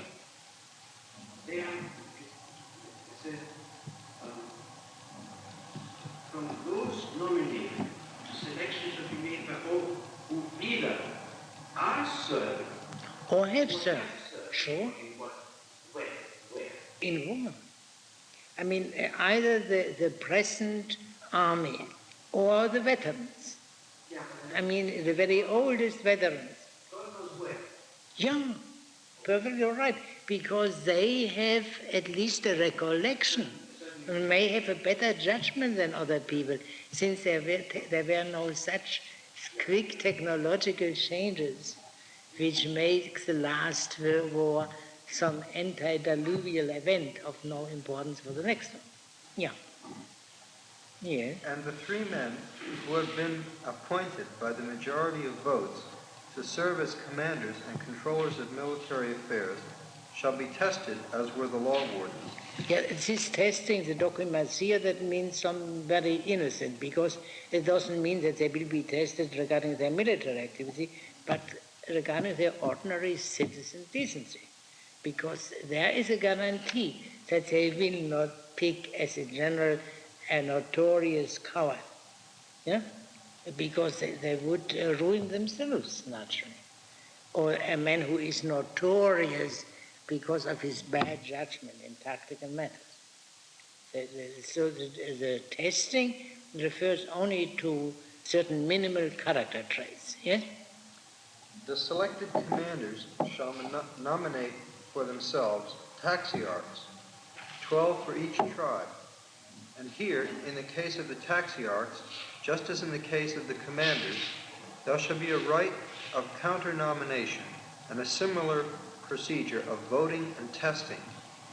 For the present, before that Prytanis and Abule have been elected, That's to say, in the initial stage in which we are, before the city is truly established, yes, this assembly shall be convened by the law wardens, and they shall seat it in the holiest and roomiest place available, the hoplites on one side and the horse soldiers on the other. And in the third place, next to these, all who belong to the military forces. yeah, this means that also the light-armed people, targeteers and what have you, they also have the right to vote. Yes? All shall vote for the commanders, all who carry shields for the taxiarchs. All the cavalry shall elect... Shields that are the hoplites. Yeah? So the infantry commanders will be elected by infantry and the cavalry commanders by cavalry. In each case, those presumed to be most competent to judge. Yes. All the cavalry shall elect themselves phylarchs. The commanders shall appoint for themselves captains of skirmishers, archers, or any other branch of service. The appointment of hipparchs we have still remaining. They shall be nominated by the same persons who nominated the commanders, and the mode of selection and counter-nomination shall be the same in their case as in that of the commanders. The cavalry shall vote for them in full sight of the infantry, and the 2 who secure most votes shall be captains of all the cavalrymen. No more than 2 challenges of votes shall be allowed. If anyone makes a 3rd challenge, it shall be decided by those who had charge of the count on the occasion in question. So this is the second kind of, first the law wardens and the military commanders. And now the third, as you will see, is a council, in Greek boule. And whether this is a magistracy is a little question. When Aristotle discusses the magistracies in the politics, he distinguishes the magistracies from the deliberative and judicial part of the regime. And the council is, of course, a deliberative body. Nevertheless, it is possible to regard the council, even the judges, as magistrates, because the line separating the three kinds of officials is vague.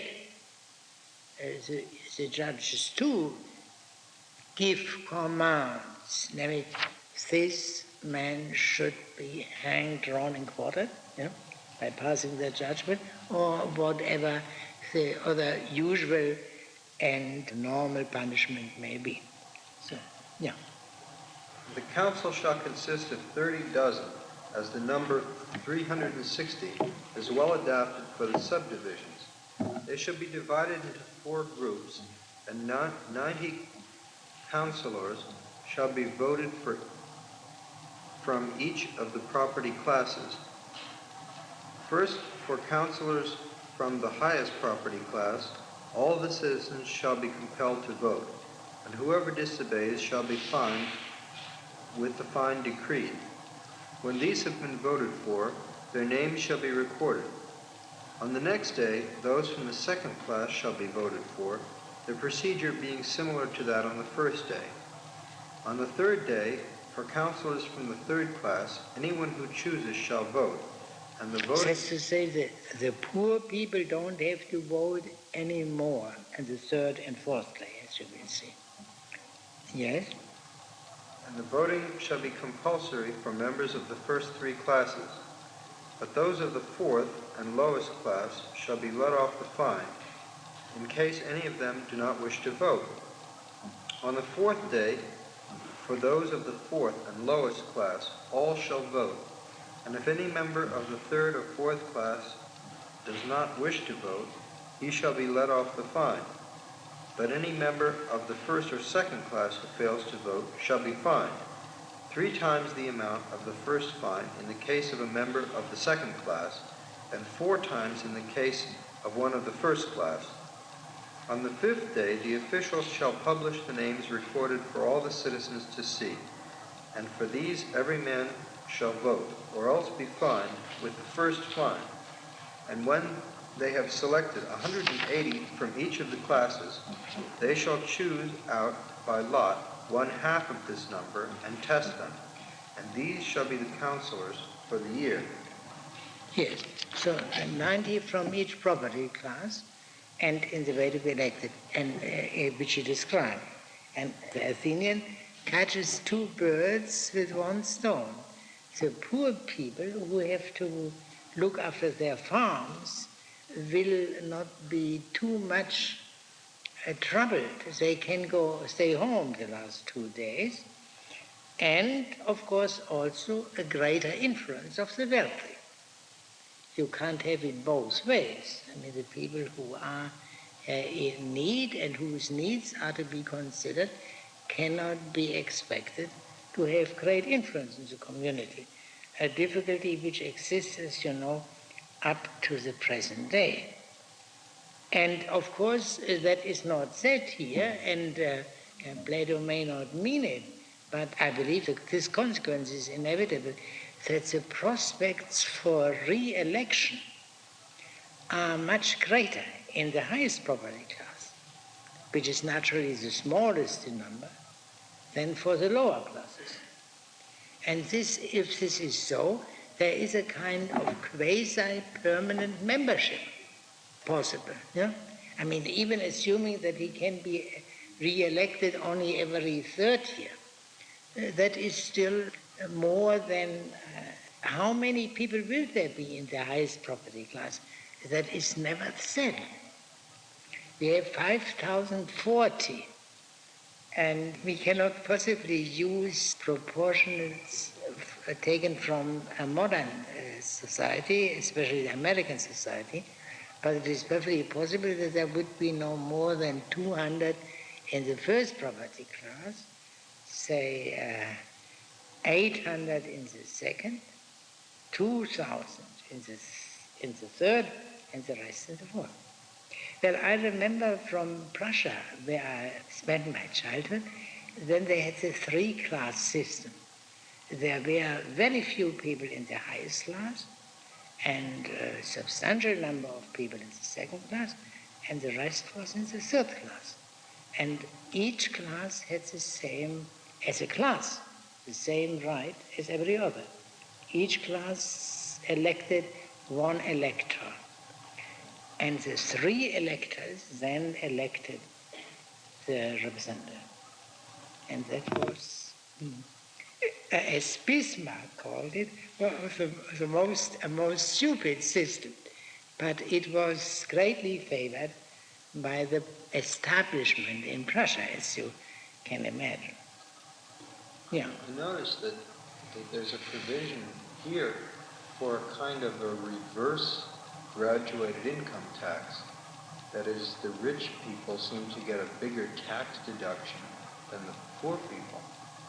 So there seems to be not only a provision for the rich people to have political power, but for them to maintain their wealth, which is built into the state.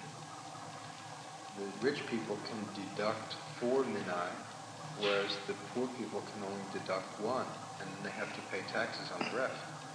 Has it not been said, much shall be given to those who have? No. I never understood it. Pardon? I never understood it. Yeah. I still don't. Well, perhaps you begin to understand it now. Okay. Good. No. The selection of officials that is thus made will form a mean between a monarchic constitution and a democratic, and midway between these, our constitution should always stand. So now he comes back to a theme discussed quite a few times before.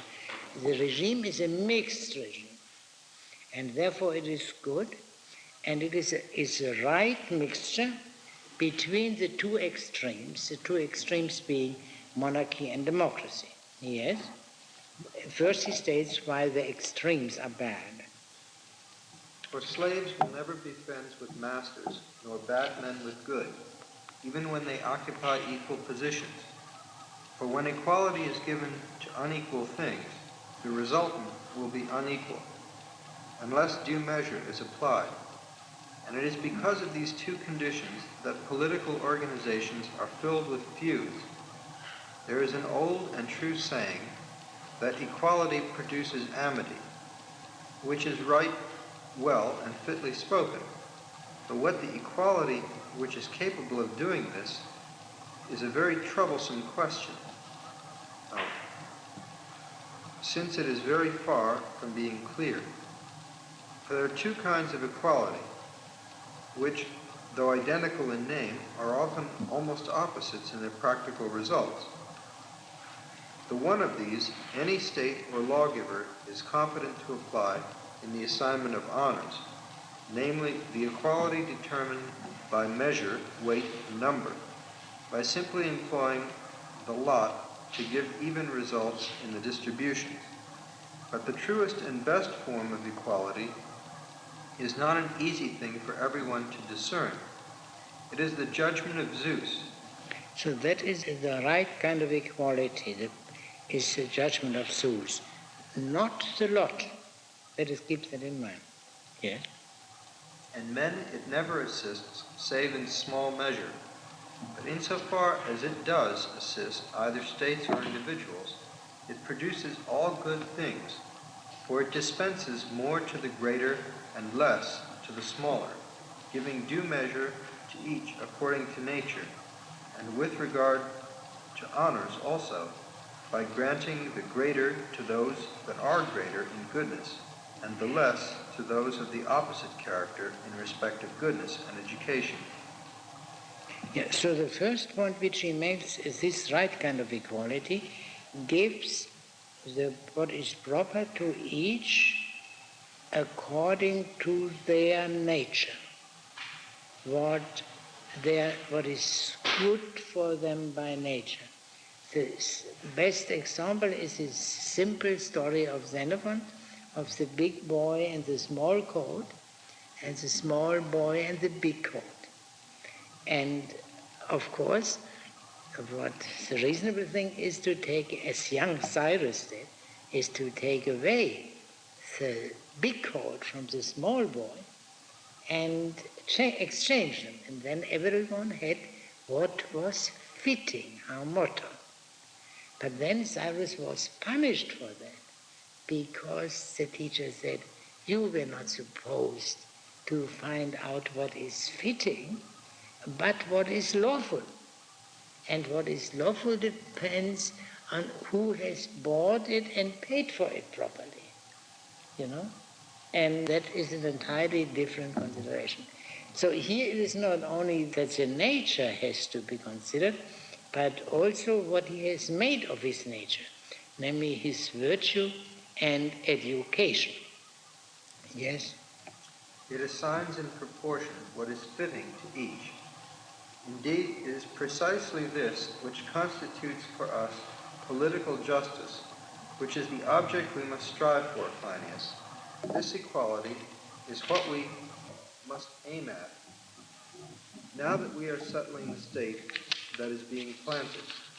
And whoever founds a state anywhere at any time must make this same object the aim of his legislation, not the advantage of a few tyrants, or one or some form of democracy, but justice always. And this consists in what we have just stated, namely the natural equality given on each occasion to things unequal. Nonetheless, It is naturally equal, namely proportionately equal. Yeah? Each to each nature what is fitting for it, and that is a naturally equal. does that mean that you give the rich more money and the poor less money? That is a rather nasty inference, but it is not altogether. As you have seen, it will be considered, wealth and poverty will be considered in the distributions as well. The word goodness was mentioned here. Also, sure. Yeah, but he also mentioned education. And education is easier for the wealthy to get. Is it not true? And at least in benighted times like those of Plato. And therefore the chances are, while surely not every rich man is educated, but educated men as a rule were men of independent means. And while it is extremely hard to find a simple test of virtue, it is extremely simple to find out how much a man is worth, to use this telling English expression. Yeah? And therefore it is politically or legally more practical. Well, I come to that. Let us first finish this section. Nonetheless, it is necessary for every state at times to employ even this equality in a modified degree, if it is to avoid involving itself in intestine discord in one section or another. For the reasonable and considerate, wherever employed, is an infringement of the perfect and exact, as being contrary to strict justice. For the same reason, it is necessary to make use also of the equality of the lot, on account of the discontent of the masses. The masses is a wholly modern notion. Yeah? Of the many. And in doing so, to pray, calling upon God and good luck to guide for them the lot aright towards the highest justice.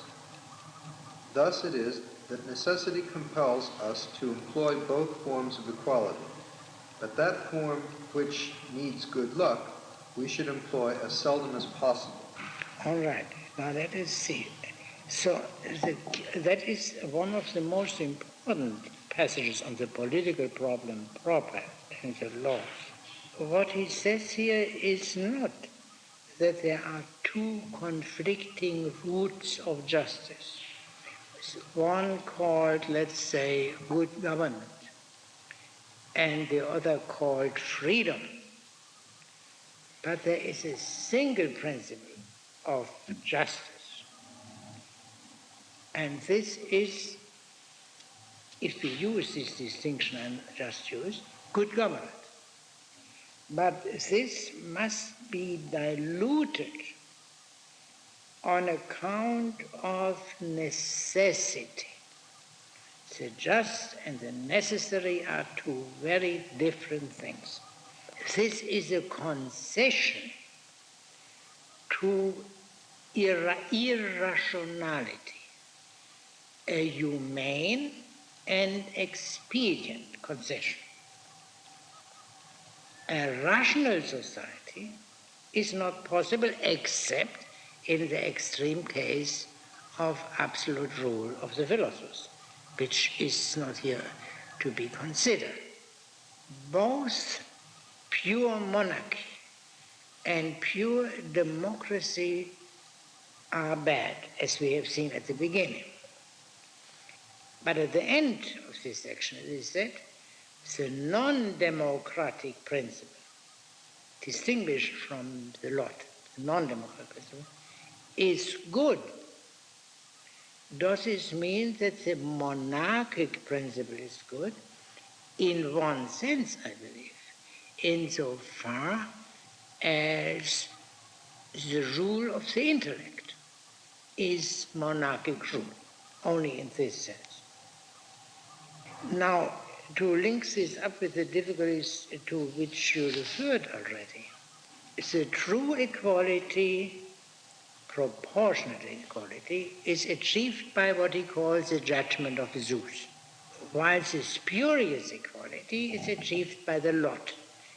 It is spurious because it doesn't consider at all the qualities of the candidate. Everyone has the same chance as everyone else.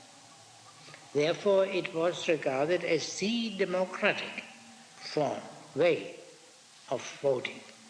But, as we shall see very soon, politically, the alternative to the lot is election by raising the hands, as the Greeks call it, which is the only kind of election we know, namely where you vote for some individual named, so that you discriminate. The lot is really indiscriminating, and for that reason thought to be particularly fair. But voting by raising the hands is discriminating. You want to elect the best man, whatever your notion of bestness may be. Yes, now this election by raising the hands is, of course, not identical with the judgment of Zeus. It is surely very fallible. So what happens here is that what is diluted by the lot is not the judgment of Zeus, but an already imperfect justice. As this shows again, incidentally, the questionable character of the identification of law and intellect, of nomos and noos.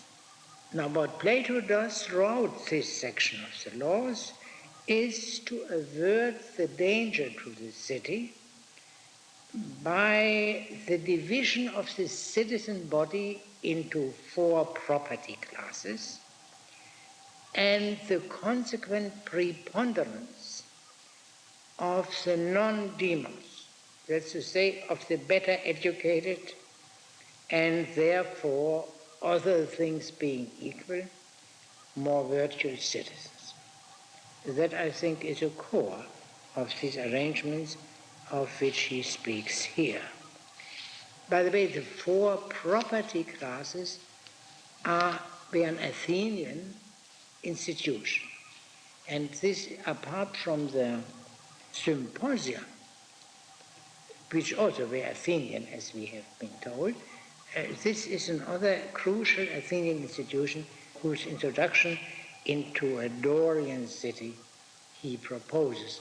There are many more Athenian things in here, and the scholars find that out partly on the basis of inscriptions and other things. They may be right, but I believe if Plato doesn't point to the Athenian origin, we should not take any cognizance of it. In the case of these two crucial things, symposia and for property classes, he did.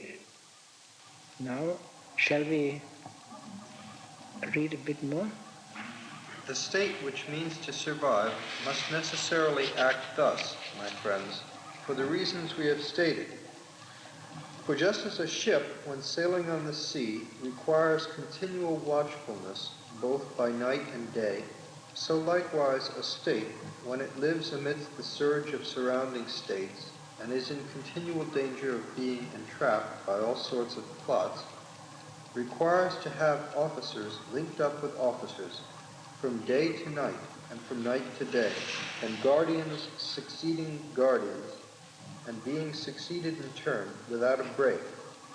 But since a crowd of men is incapable of ever performing any of these duties smartly, the bulk of the counselors must necessarily be left to stay most of their time at their private business, to attend to their domestic affairs, and we must assign a 12th part of them to each of the 12 months to furnish guards in rotation, so as promptly to meet any person coming either from somewhere abroad or from their own state, in case he desires to give information or to make inquiries about some matter of international importance, and so as to make replies, and when the state has asked questions, to receive the replies, and above all, in view of the manifold innovations that are wont to occur constantly in states, to prevent, if possible, their occurrence, and in case they do occur, to ensure that the state may perceive and remedy the occurrence as quickly as possible.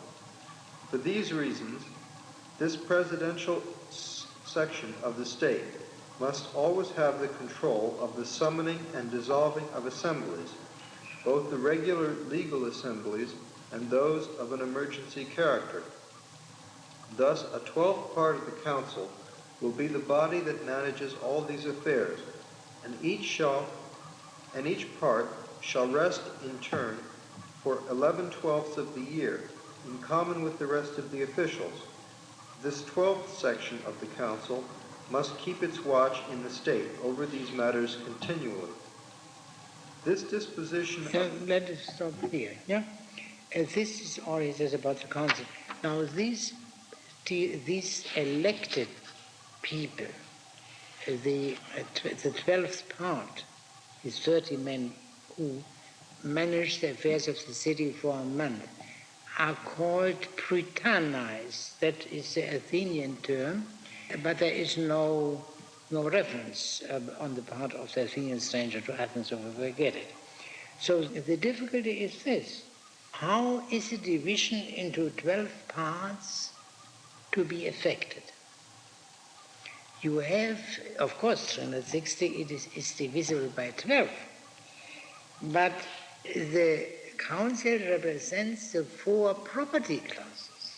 How can there be equal participation of the 4 property classes in all 12 prytanes, since 30 is not divisible by 4? How this is to be solved is anybody's guess, and perhaps we should only leave it as a question. Will men of the lowest class be excused and members of the highest class allowed to serve 2 or more months? In this way, you could get indeed quite a few members of the council who would never serve in prytanes, but on the other hand, think especially of harvest time and also of spring, where the farmers would not wish to be available in that building in Athens day and night.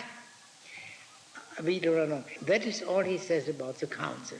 You see, I think that the difficulties which we find here and which we will find in other places are not due to Plato's old age and so on, but Plato leaves us with a number of questions which are interesting conundrums and test whether we understood his political teaching. There is only one little point which I should mention.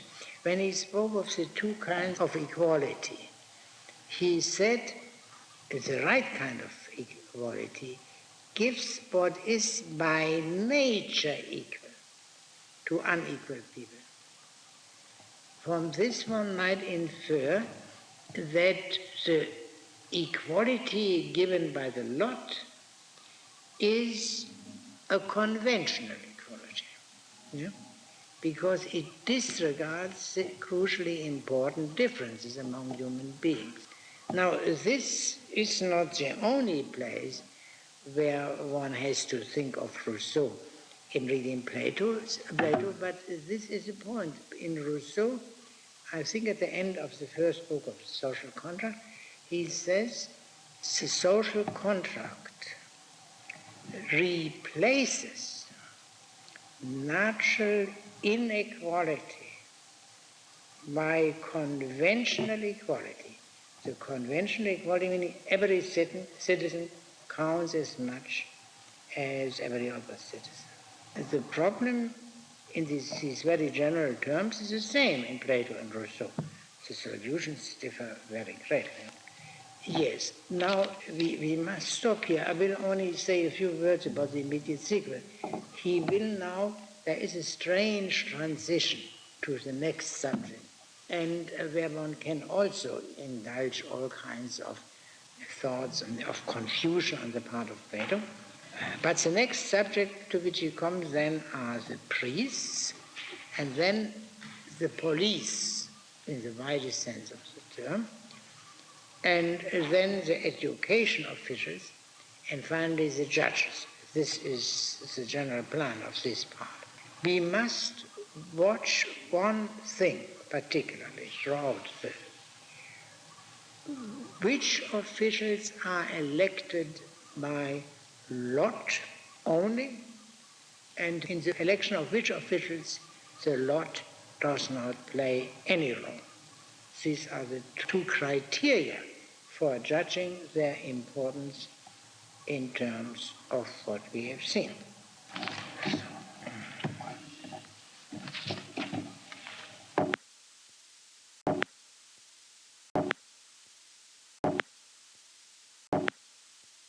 And consider a very simple and very general question, a question which would occur to anyone who reads Plato, or for that matter Aristotle, for the first time, and that has often been noted, of course, and that is their blindness to what was coming. What was coming was, as you know, the end of the city altogether, with the victory of Alexander the Great. But what about that blindness? It is surely true in particulars, for example, that Macedonia should conquer Greece. But what about the general things? First, they knew that there was an alternative to the polis, especially from the Persian Empire, and from their point of view, the difference between Alexander's rule, or the rule of Alexander's successors, and the Persian rule was not so terribly important. Both were despotic rules. And secondly, they of course never believed that there will always be cities. We have read what Plato, or the Athenian stranger, says at the beginning of Book 3 about the cataclysms, ends of the civilization, or in the language of a later poet, the collapse of the walls of the world. So these crucial generalities were known to them.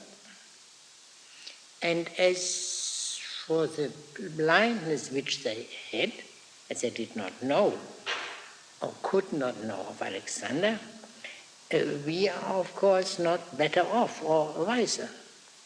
Many people in modern times believe that we can now know or figure out the future of mankind, a future which may be either glorious or degrading. In other words, that there will be no surprises, but that are always surprises, as we have seen often enough in our lifetime.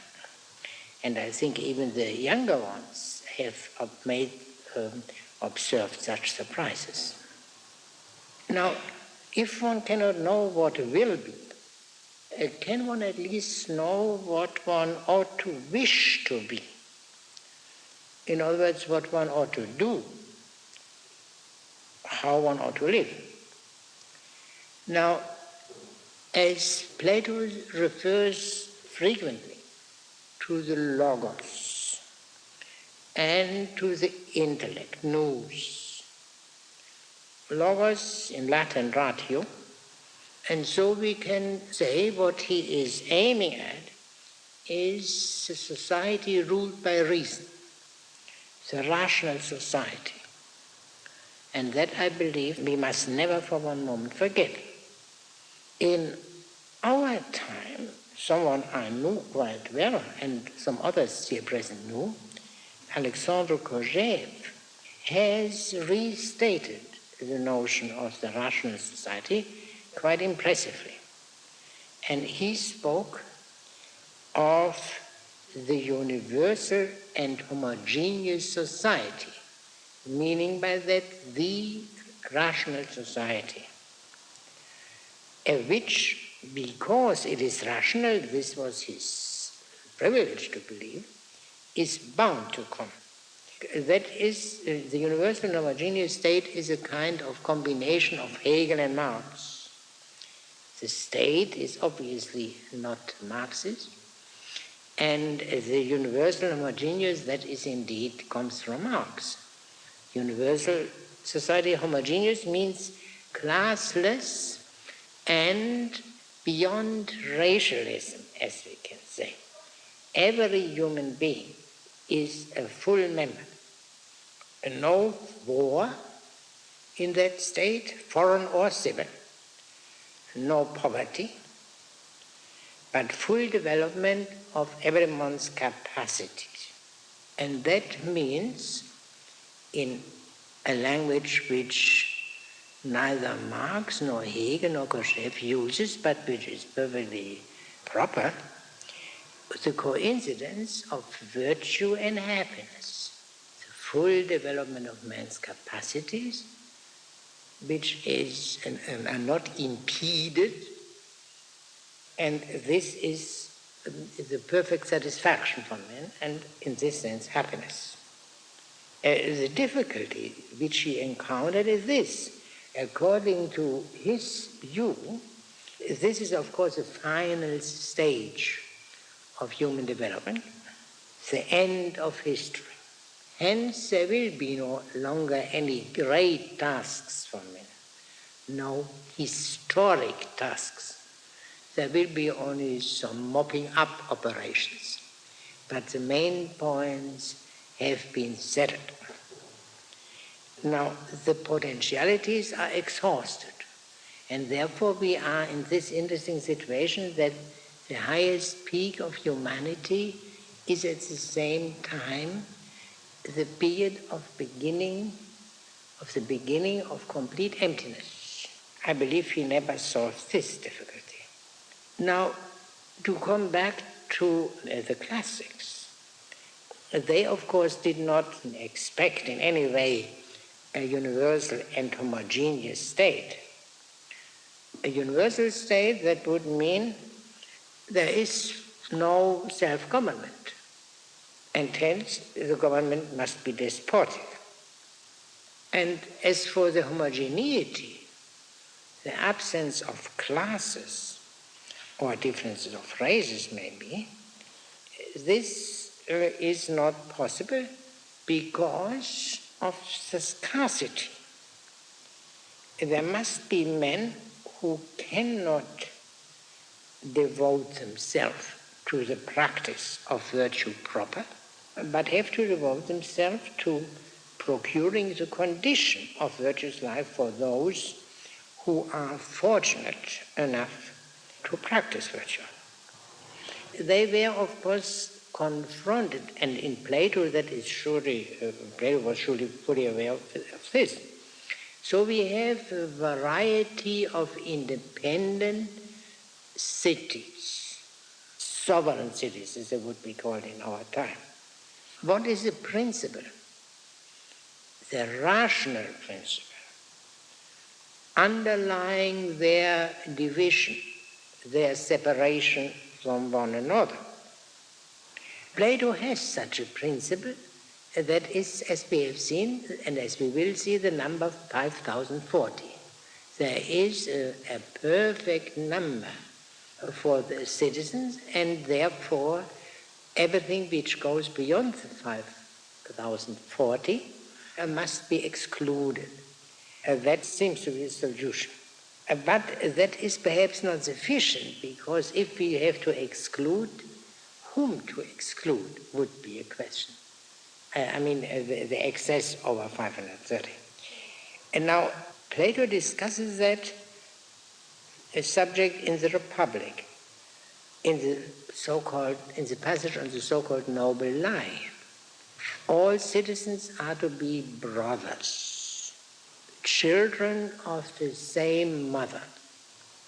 But then, while Socrates develops this theme, he replaces earth by land. That's to say, the territory, ge by shora, the land. If the earth were the mother, if all men were brothers, no difficulty would arise from this point of view. But it is not the earth, but the fatherland or the motherland. And the frontiers or boundaries of the fatherland are not established by any rational principle. We see today we have a large number of states, big and small, and then we see whether it is in Pakistan or Yugoslavia or Canada, and I suppose some other places too, where there are irredentas and where the principle justifying these states as unities are obscure and ultimately will be decided by military force.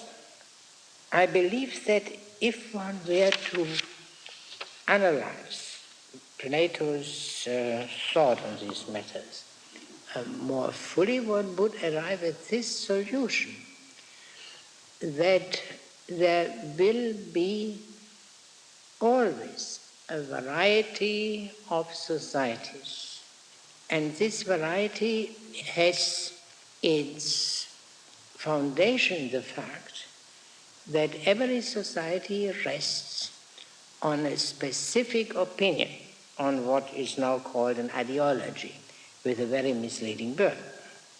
These are opinions, that is, are not genuine insights, and therefore there can be no question of their ever becoming universal. There is a hierarchy of such opinions, namely with a view to the one end of man as man.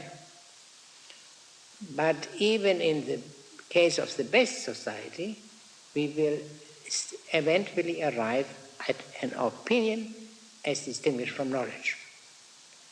Now, we have seen this last time in the passage on the two kinds of equality. They are the proportionate and numerical equality. The first was called the Judgment of Zeus. And the Judgment of Zeus, that means the equality which gives to unequal people what is suitable for them, i.e. unequal things. The lot, on the other hand, gives the same to all. The lot is only a humane concession, however, to irrationality. If possible, there should not be such a kind of equality. But the political alternative to the lot is not simply the judgment of Zeus or the judgment of the intellect, but election by raising the hands, voting. Can voting be the judgment of Zeus? Hardly. So that we will never get pure justice, but only an imperfect justice, which imperfect justice in its turn must still be diluted by the lot. Now there is at least one earlier passage which we might reread now, and we understand this perhaps somewhat better, because these irrational people to whom a humane concession is made for the sake of political stability, who are they? Now, if you would turn to 734e, that is in the fifth book, and to 735a. It's on page 347.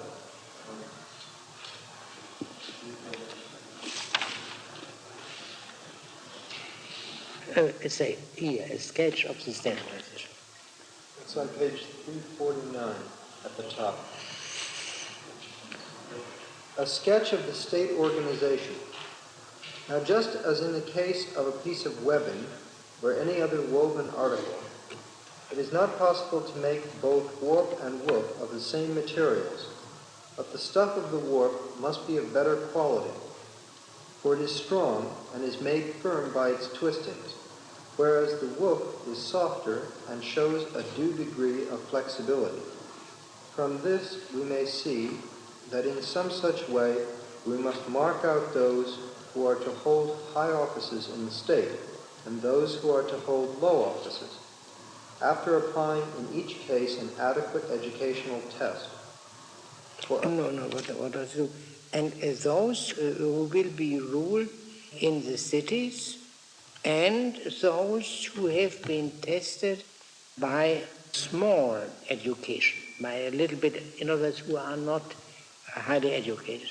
There are two classes, those educated for office and those who are not educated for office, and or insufficiently educated for office. Now what this distinction means is made clear in very soon in what we shall read today, but let us take this.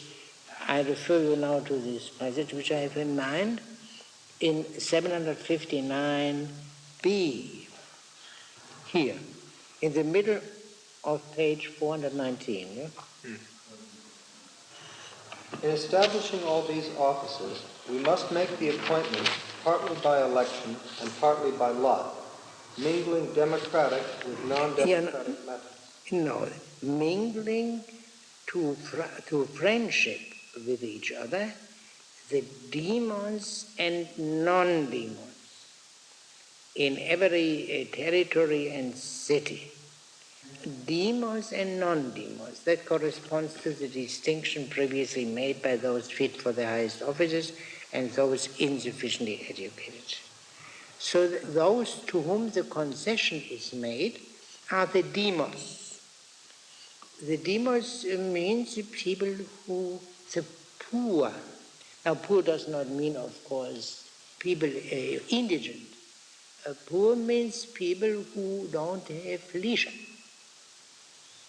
must attend to their farms or whatever it may be.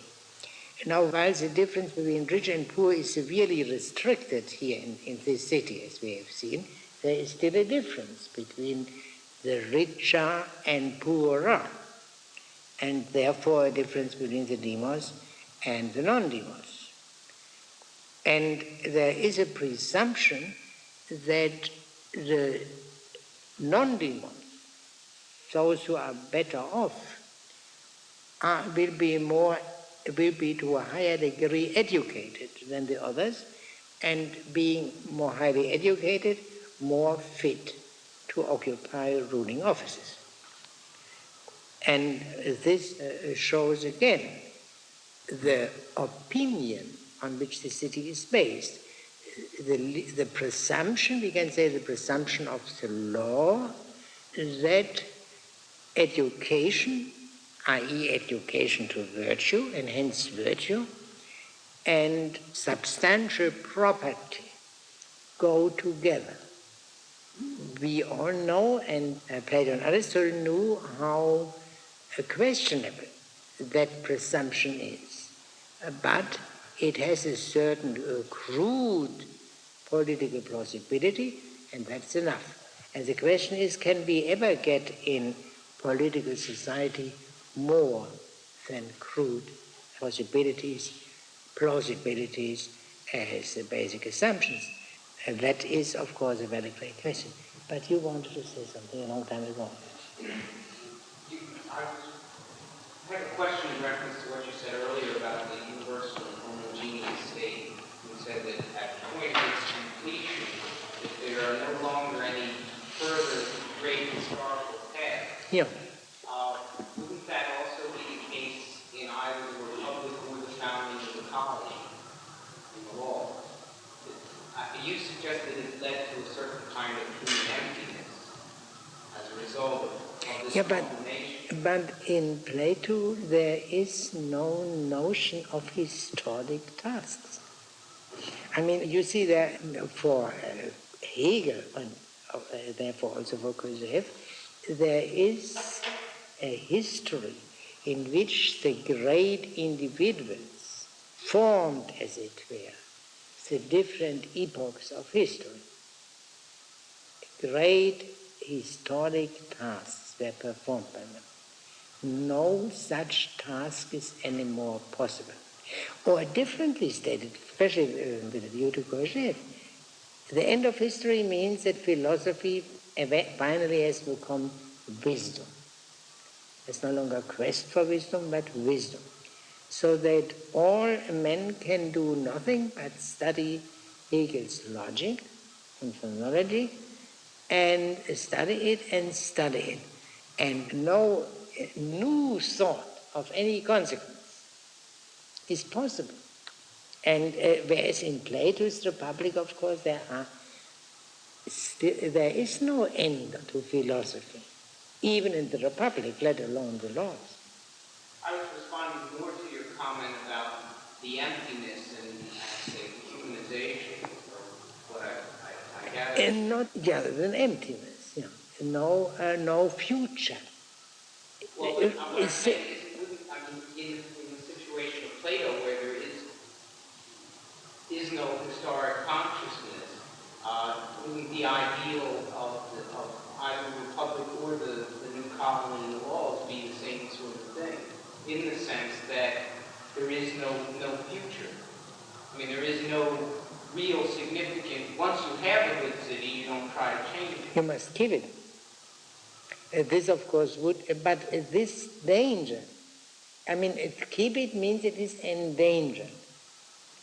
And endangered means it can really be, there can be relapses into barbarism, for example. From this modern point of view, that is not possible.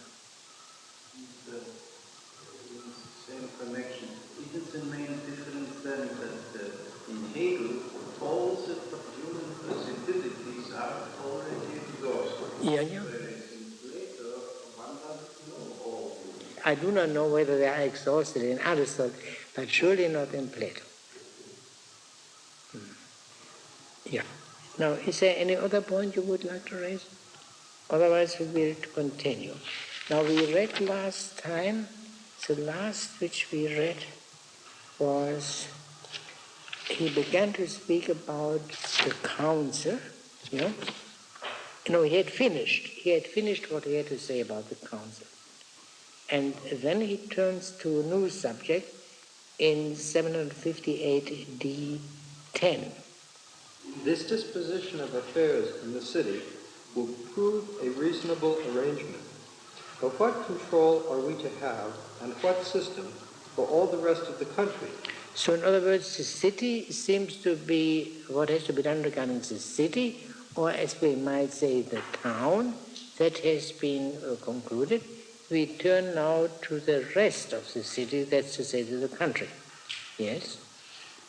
Now that all the city and the whole country have been divided up into 12 parts, must not supervisors be appointed for the roads of the city itself, the dwellings, buildings, harbors, market, springs, and for the sacred glebes, and also the temples, and all such things? Cleinias, certainly. Let us see. So did he or did he not complete the account of what has to be done in regard to the city or the town? Pardon? Now, first he said... Don't there have to be municipal laws of some kind for the city itself? Never, these laws come later. We speak here only about the magistrates. But I'm not talking about the law in the higher sense, but I'm talking about the most simple kind of... No, there wouldn't be. These would be all laws for the whole city. In other words, there is not a mayor of the city and a city council subject or somehow subject to the government of the whole country. Yeah? We are speaking of the magistrates of this city, and it is not clear whether he has completed, whether he wants to go over now to what should be done regarding the countryside, or whether he still wants to speak about the city. The difficulty is not diminished by what he says in the secret. Yes? Athenian. Let us state then that for the temples there must be temple keepers and priests and priestesses, and for roads and buildings and the due ordering thereof, and for men and beasts too, to prevent their wrongdoing and to secure that the order proper to states is observed both within the city bounds and in the suburbs. We must select 3 kinds of officers.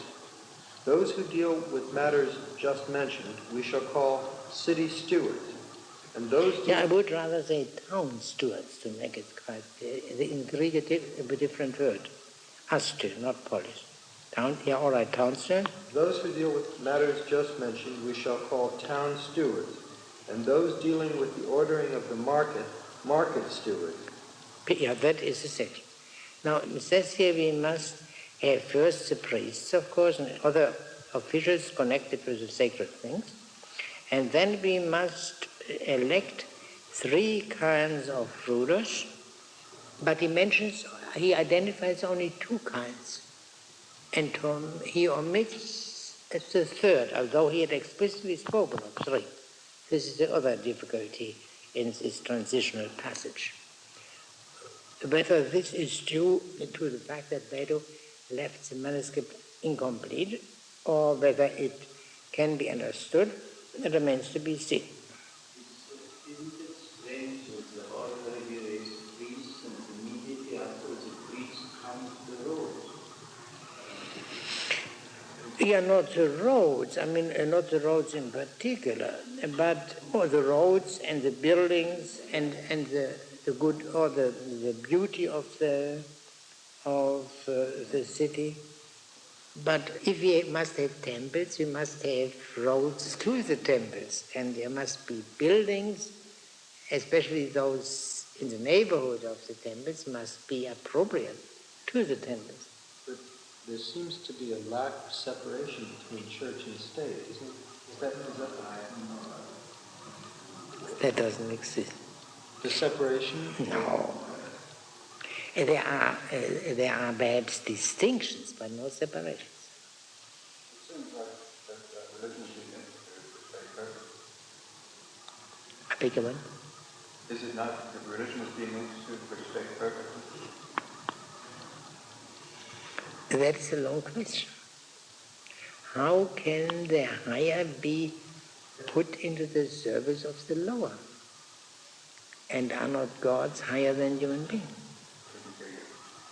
You did not hear me? To put the religion into the service of the state. Religion means the service of the gods, of superhuman beings. And the state is as a collection of human beings. Now, how can the higher, the gods, be put into the service of the lower? Well, that is at least a question. Statesman, who's founding the city, is providing the found religion also, isn't it? That we have not yet read the passage. That we have not yet we come to that. But at any rate, yes. Well, I can think of examples where the temple and the road to the temple and the structure of the temple and what's inside the temple is determined by a jealous God who would not take to having this business. Well, we will let us hear the Athenian stranger on this subject. Yeah. So at any rate, what I want to point out is only this strange transition from the council to what comes now. Yes? Priests of temples or priestesses who hold hereditary priesthoods should not be disturbed. But if it should not be changed. Yeah? Yes. But if, as is likely to be the case in such matters, with the people who are being organized for the first time, few or none have them already established, then we must establish priests and priestesses to be temple keepers for the gods. In establishing... Yeah, this seems to mean that it's a merely political arrangement. But let us wait. In establishing all these offices, we must make... all these things. That refers not only to the priests, but refers to all magistrates. Yes. We must make the appointments partly by election and partly by lot, mingling democratic with non-democratic methods to secure mutual friendliness in every rural and urban district, so that all may be as unanimous as possible. As to the priests, we shall entrust it to the God himself to ensure his own good pleasure by committing their appointment to the divine chance of the lot. So in other words, you see, that is not done human agencies. It's done by lot, and the lot which hitherto seemed to be something lower, distinguished from the judgment of Zeus, takes on now a greater dignity, not to say sanctity. Yeah? But each person... It seems that the priests are the only officials who are elected by lot in this city. Yes? But each person who gains the lot we shall test, first as to whether he is sound and true born, and secondly as to whether he comes from houses that are as pure as possible, being himself clean from murder and all such offenses against religion, and of parents that have lived by the same rule. So in other words, the God who picks my lot may pick the wrong one. And therefore there must be a scrutiny by human beings. That is so.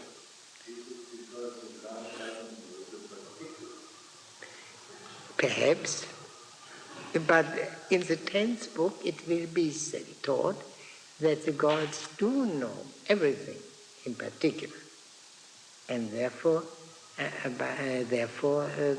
that's a difficulty. But that's a difficulty from every point of view, I believe. Yes? They ought to bring from Delphi laws about all matters of religion, and appoint interpreters thereof, and make use of those laws. Yeah. Now these laws regarding the divine things, they will be brought from Delphi. So that's again nothing which the civil magistrate, as we would say, determines. But the city establishes indeed the interpreters of these laws. Because utterances of Delphi were famous for their enigmatic character. And we are in need of people who interpret these utterances. These are the interpreters. Yes. Each priestly office should last for 1 year and no longer, and the person who is to officiate in sacred matters efficiently according to the laws of religion should not be less than 60 years old, and the same rules shall hold good also for the priestesses. For the interpreters, the tribes shall vote 4 at a time, by 3 votings of 4 men, 1 from each tribe. And when the 3 men for whom most votes are cast have been tested, they shall send the other 9 to Delphi for the oracle to select 1 from each triad. And the groups as to their age and testing shall be the same as for the priests. These men shall hold office for life as interpreters, and when one falls out, the 4 tribes shall elect a substitute from the tribe he belonged to. Apparently, in this case, the election will take place by human agencies. Nothing is said that they have again to send to Delphi for the successor. One doesn't know. Yes. As treasurers, to control the sacred funds in each of the temples and the sacred glebes, with their produce and their rents, we must choose from the highest property classes 3 men for the largest temples, 2 for the smaller, and 1 for the least extensive. And the method of selecting and testing these shall be the same as that adopted in the case of the commanders. Of the military commanders, yes. Such shall be the regulations concerning matters of religion. Yeah, regarding the holy things, sacred things. Why should the treasurers of temples be elected from the highest property class? Because they'd be less tempted to steal. Yeah. I believe that was a very simple assumption. And perhaps also the assumption that people who are propertied have a greater experience with handling property, yeah?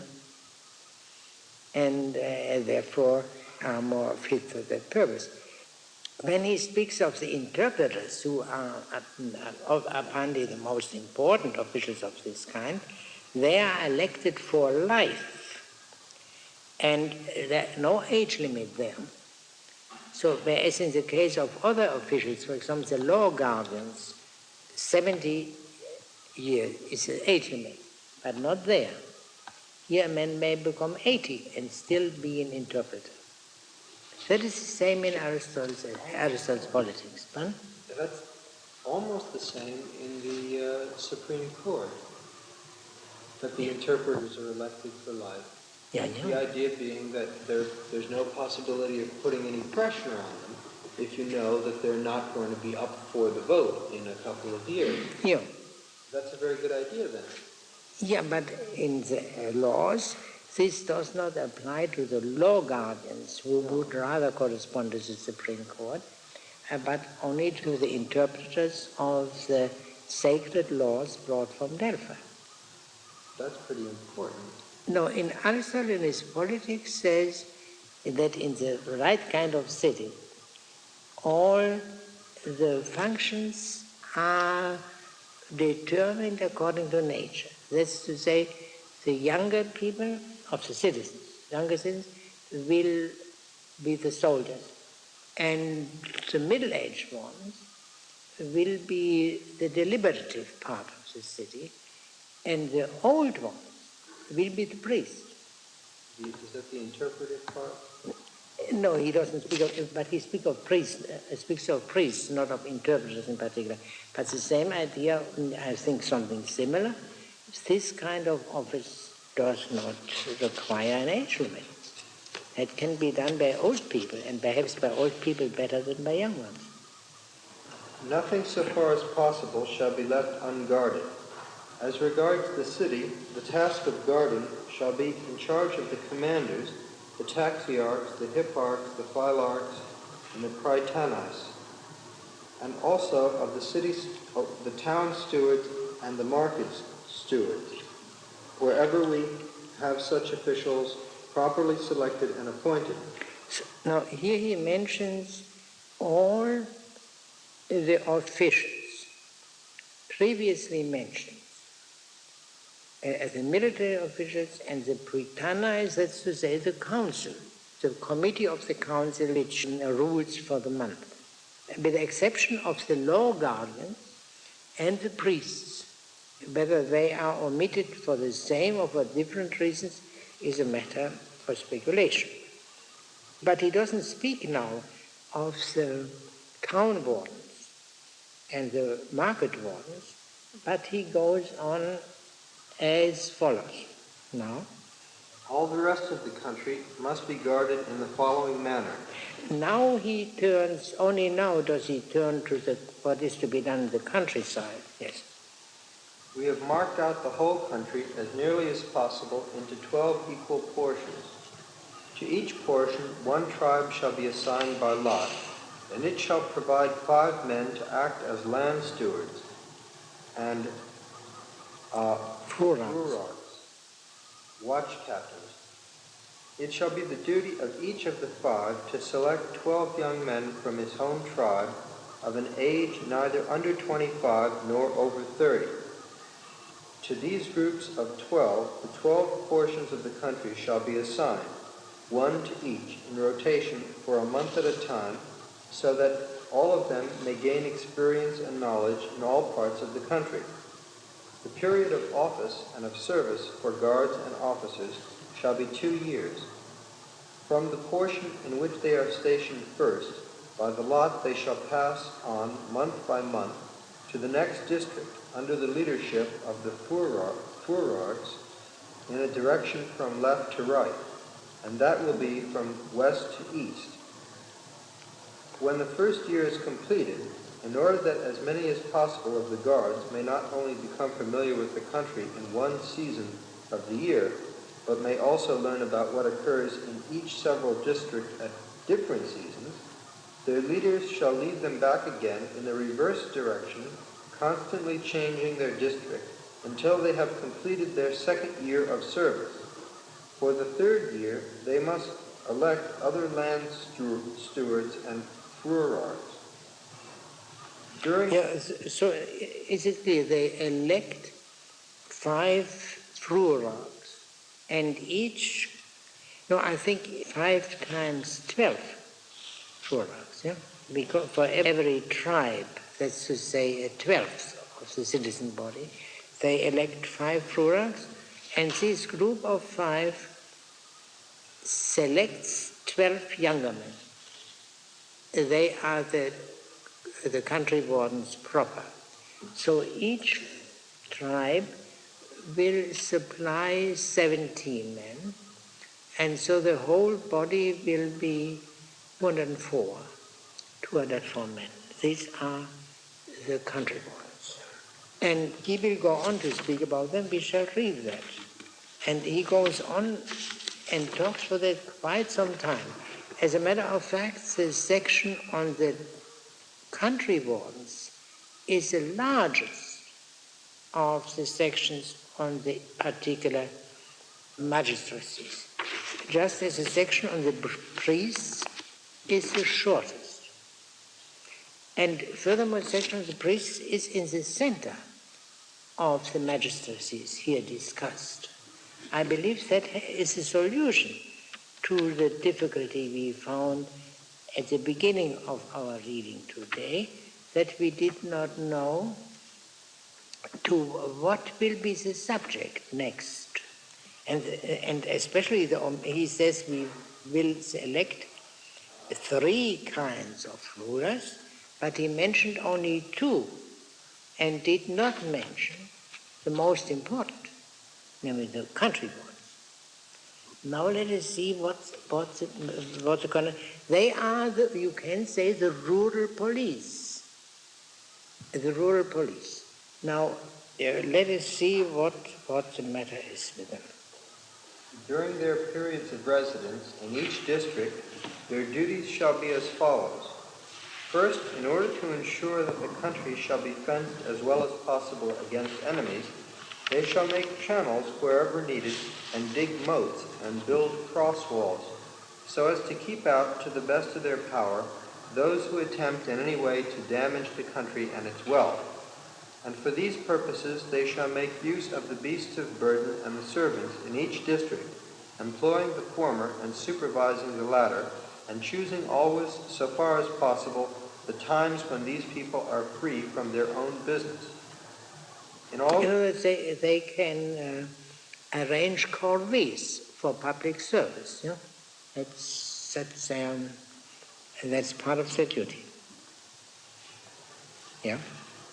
in all respects, they must make movement as difficult as possible for enemies, but for friends, whether men, mules, or cattle, as easy as possible, by attending to the roads, that they all may become as level as possible, and to the rainwaters, that they may benefit instead of injuring the country, as they flow down from the heights into all the hollow valleys in the mountains. They shall dam the outflows of their flooded dales by means of walls and channels, so that by storing up or absorbing the rains from heaven, and by forming pools or springs in all the low-lying fields and districts, they may cause even the driest spots to be abundantly supplied with good water. As to spring waters, be they streams or fountains, they shall beautify and embellish them by means of plantations and buildings, and by connecting the pools by hewn tunnels, they shall make them all abundant, and by using water pipes they shall beautify at all seasons of the year any sacred glebe or grove that may be close at hand, by directing the streams right into the temples of the gods. And everywhere in such spots the young men should erect gymnasia, both for themselves and for the old men, providing warm baths for the old. They should keep there a plentiful supply of dry wood, and give a kindly welcome and a helping hand to sick folk and to those whose bodies are worn with the toils of husbandry, a welcome far better than a doctor who is none too skillful. Yeah.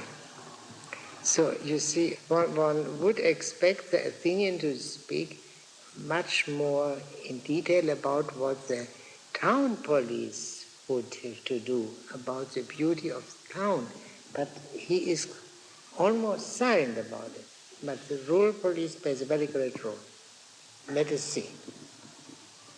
They shall carry on these and all similar operations in the country districts by way of ornament as well as use, and to furnish recreation also of no ungraceful kind.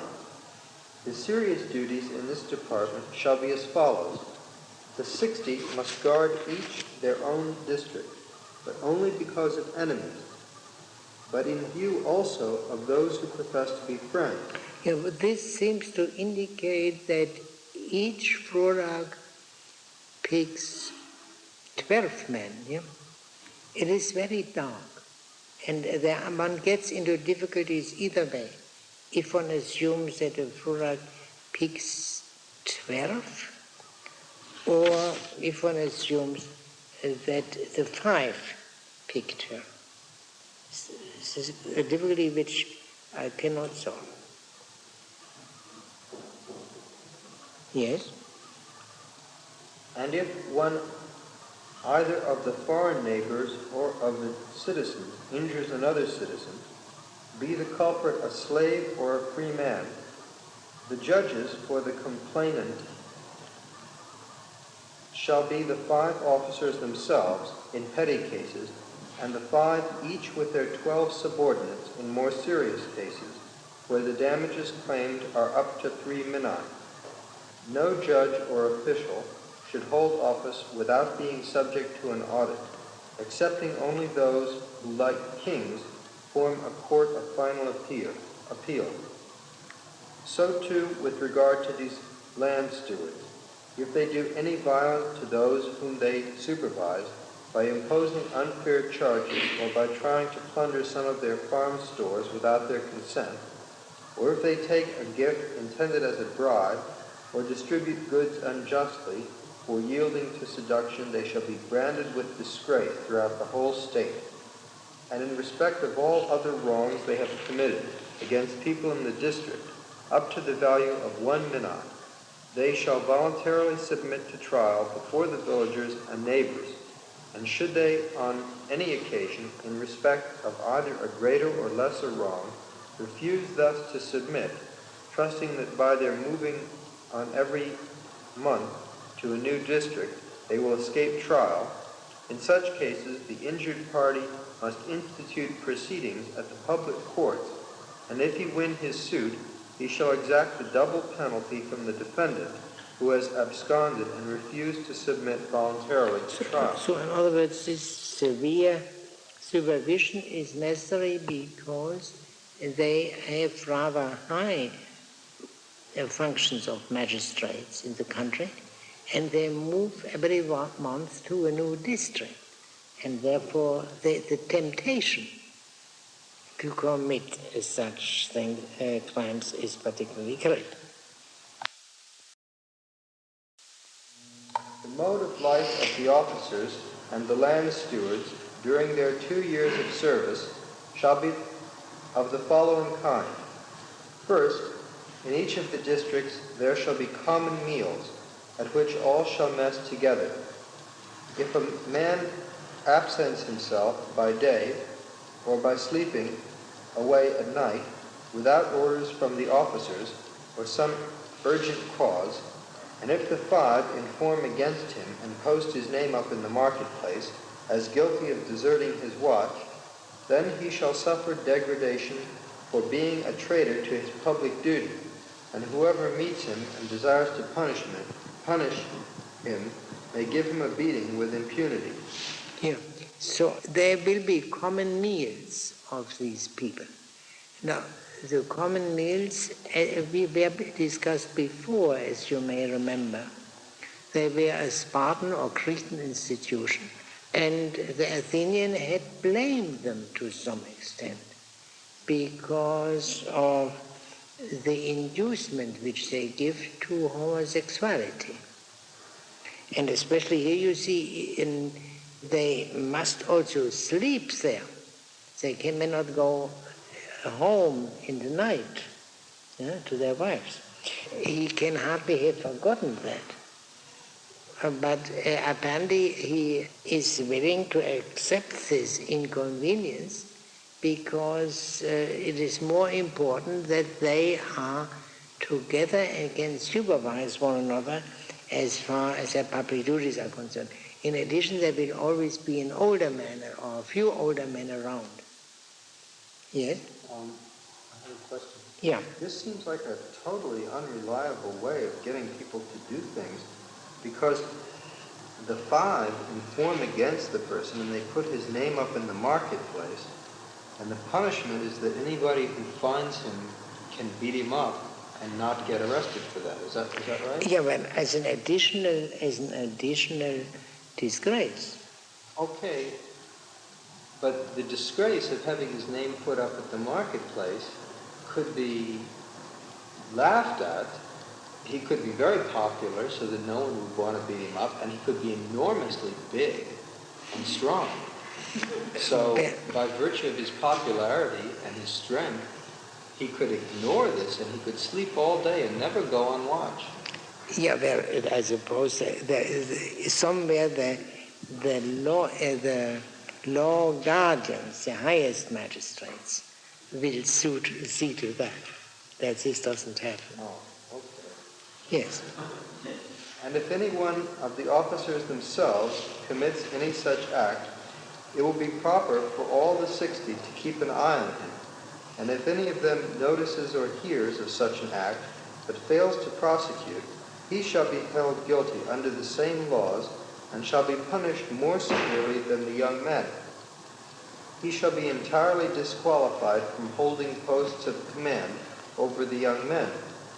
Over these matters, the law wardens shall exercise most careful supervision to prevent, if possible, their occurrence, and where they do occur, to ensure that they meet with the punishment they deserve.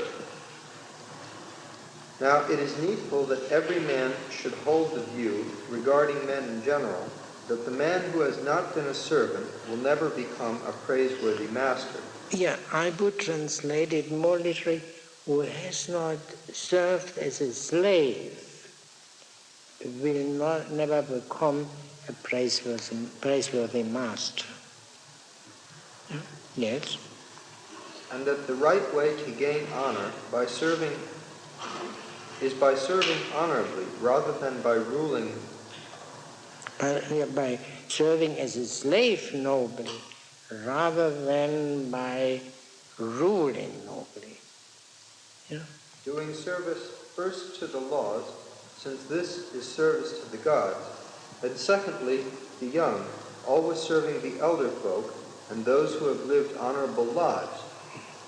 In the next... This is a general rule which applies not only to the country wardens, that it was a general view that one must first be a good subordinate, good at obedience, before one can become good at commanding.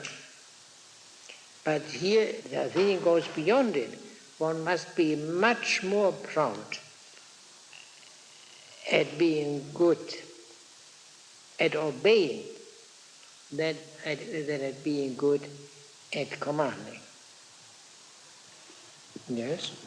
In the next place, he who is made a land steward must have partaken of the daily rations, which are coarse and uncooked. The term which translates coarse is tapainon, that is the word which is humble. Yes. During the 2 years of service. So an austere life of obedience. We can say of obedience and of chastity. Poverty is not presupposed, because they are likely to be the sons of the more wealthy people. How can the sons of the poorer people spared for 2 whole years, especially in the critical periods for agriculture? Yes. That's an objection which is made today about the army. People say the 2 years of service spent in the army, which is, I don't know if it's eating turnips, but living in a condition of some kind of chastity and not making money, people object that this is more a burden on poor people than on wealthy people, because the poor people can't afford to take that time and use it in that way. I see, when I do not know what the pay is, and I do not know what they would earn in civilian life, if possibly unemployed. Yeah, I do not know. Yeah. I think in the section where it's talking about it is better to serve as a servant than as a master. Yeah. That he's not recommending any kind of apprenticeship where people serve as slaves, but rather just sort of I take it, a theoretical consideration of... Oh no, they will be sent, they will be taught by the furaks, the superior officers, to do this and to do that. And he will develop this in the sequel. They will have no servants or slaves of any kind. They must do all the work for themselves, just as soldiers. But in earlier portions, he talks about servants and people having slaves. For public service, say when the matter is one of building or repairing a road, for example, then they can command that the villagers around there put their slaves at their disposal for public service, not for their service. Yes? In the same passage, it seems to me the first statement suggests that, well, a man who is not served as a slave will not become a worthy master. Yeah. Suggesting that a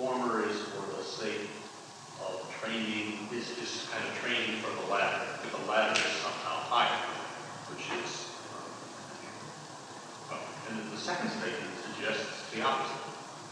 That the right way to gain honor is by serving rather than by ruling. Yeah, only by serving can one learn to rule. That is the point. But isn't the second, the first statement is a statement of prerequisites. Pardon? The first statement seems to be a statement of prerequisites, as you just restated. Meaning, in order to rule well, one needs first to obey. Yes. But the second part of that statement, which we would read, the right way to gain honor is by serving honorably rather than by ruling honorably, suggests that the highest honor belongs to him who is obedient rather than to him who rules well. The highest honor belongs to? Belongs to the man who serves well rather than the man who rules well. Yeah, from this broader consideration, because service is to be the spirit of the whole community. Service to the laws, service to the gods. In this sense, service is a more comprehensive duty. And ruling is, as it were, only one form of serving. Some citizens are delegated for a definite period to ruling. Men ordinarily regard ruling as more noble than serving. You know? One only has to look at TV in order to see that if one has no experience of one's own. Which I still have a difficulty with the passage, which is that the first statement seems to appeal to that desire of men to rule and say you never rule well if you don't obey. And it seems to be a concession, at the very least a concession to that desire to rule. Or it could be saying that it's training in something which is in fact higher than you do. Are the two incompatible?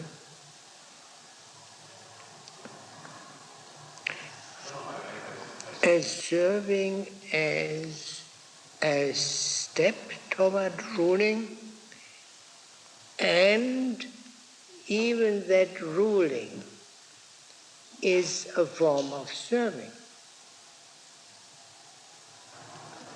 I believe there is no difficulty. Serving the laws. Yeah. Yes. I mean, so that the ruler himself is a servant. And service is the highest thing, not ruling, in this city. Everybody, if the rulers are themselves servants of the law, Yes. then the distinction between rulers and servants disappears.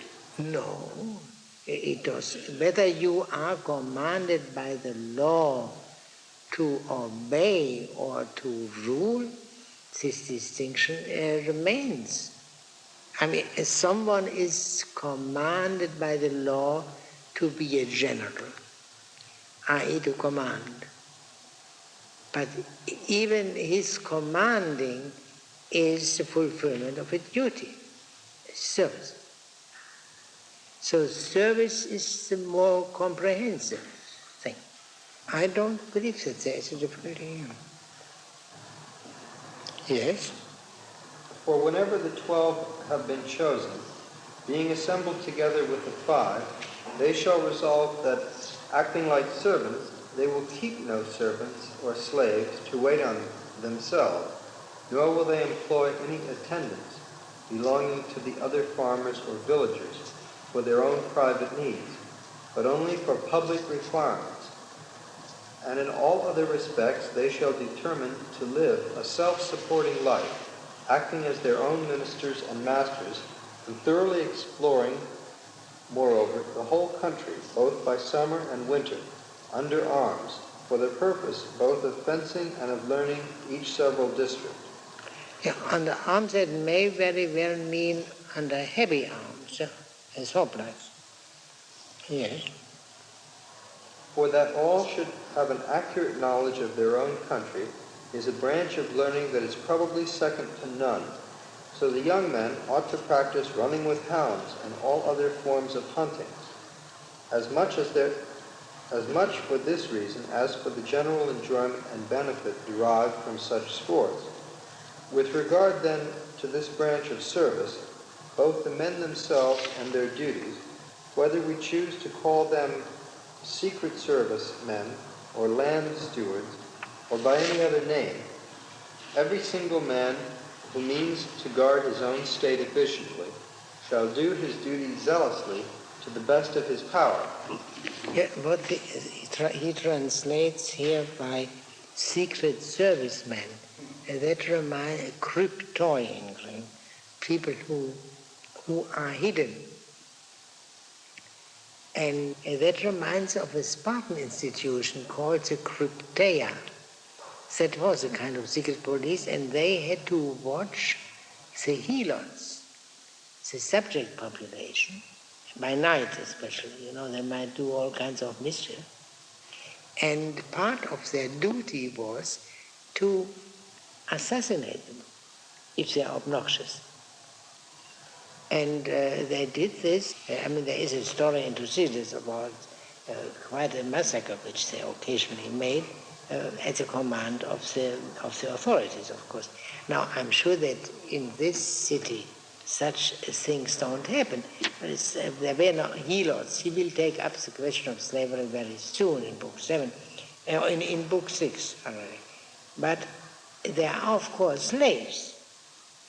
And the question of runaway slaves naturally must be faced. It is not discussed there, but I take it for granted that these secret servicemen would, among many other things, also take care of runaway slaves. Not killing them, but bring them back to their master. This is not mentioned, but that is, I would say, once you have slavery, you have also laws against fugitive slaves. That is inevitable.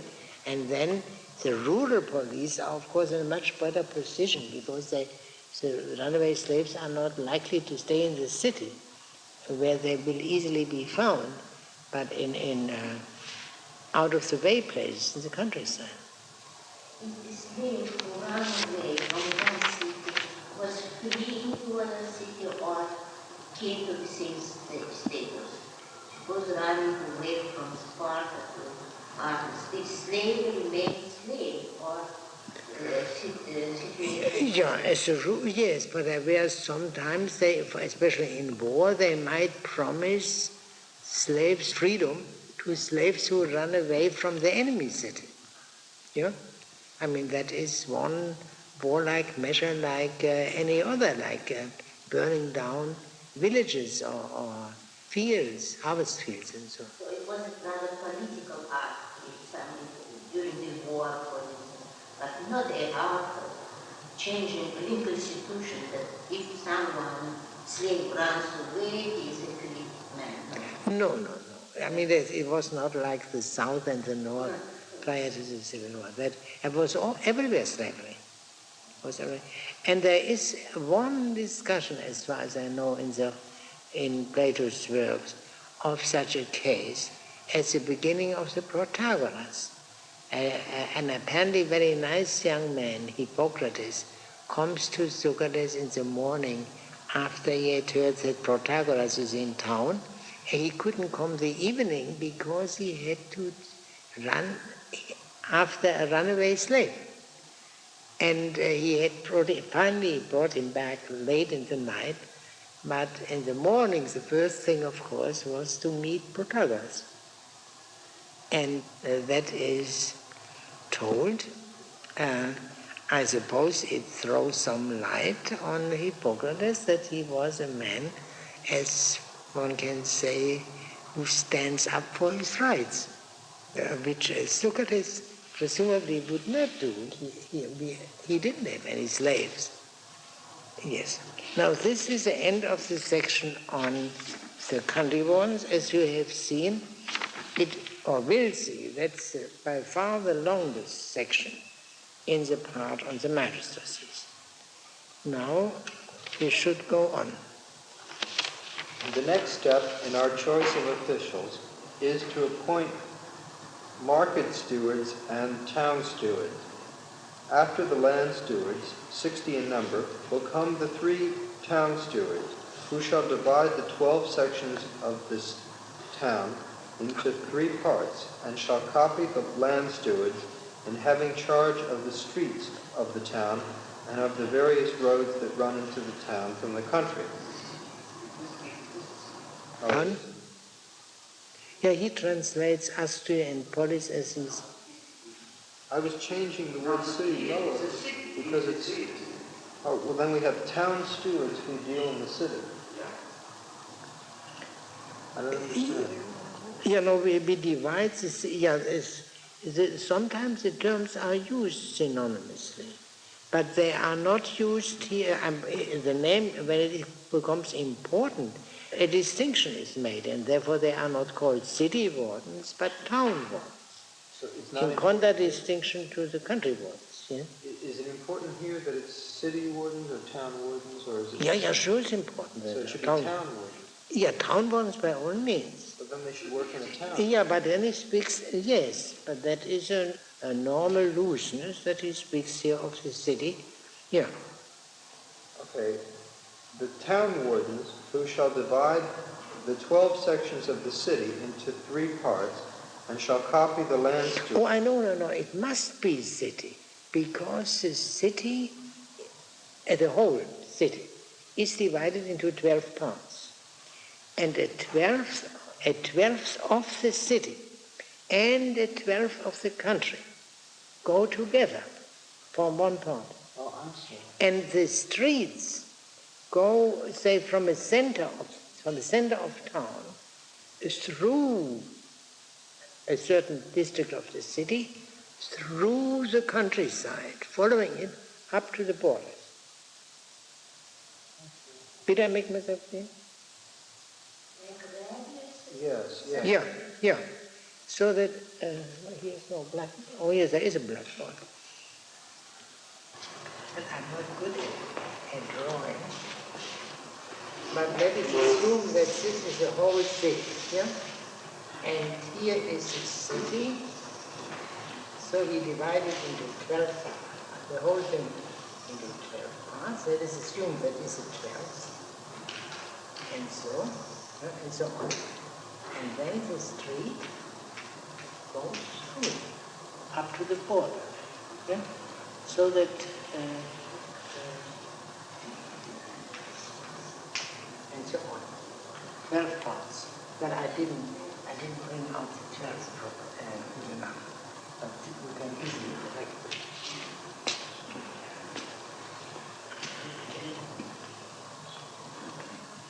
And what about the roads between the cities?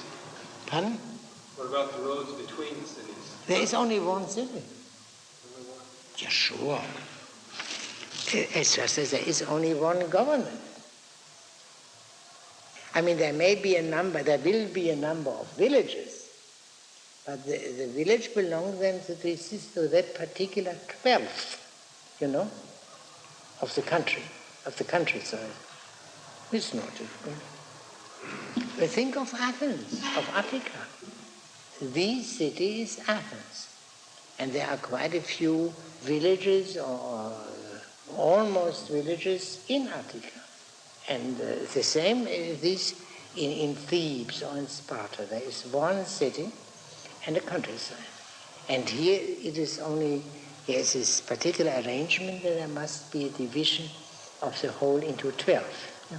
But both of the city and of the countryside, of the town and the countryside, or division of the city as a whole. Yeah? Who shall divide the 12 sections of the city into 3 parts, and shall copy the land stewards, in having charge of the streets of the city, and of the various roads that run into the city from the country, and of the building, to see that all these conform to the requirements of the law. And they shall also have charge of all the water supplies conveyed and passed on to them by the guards in good condition, to ensure that they shall be both pure and plentiful as they pour into the cisterns, and may thus both beautify and benefit the city. Thus it is needful that these men also should have both the ability and the leisure to attend to public affairs.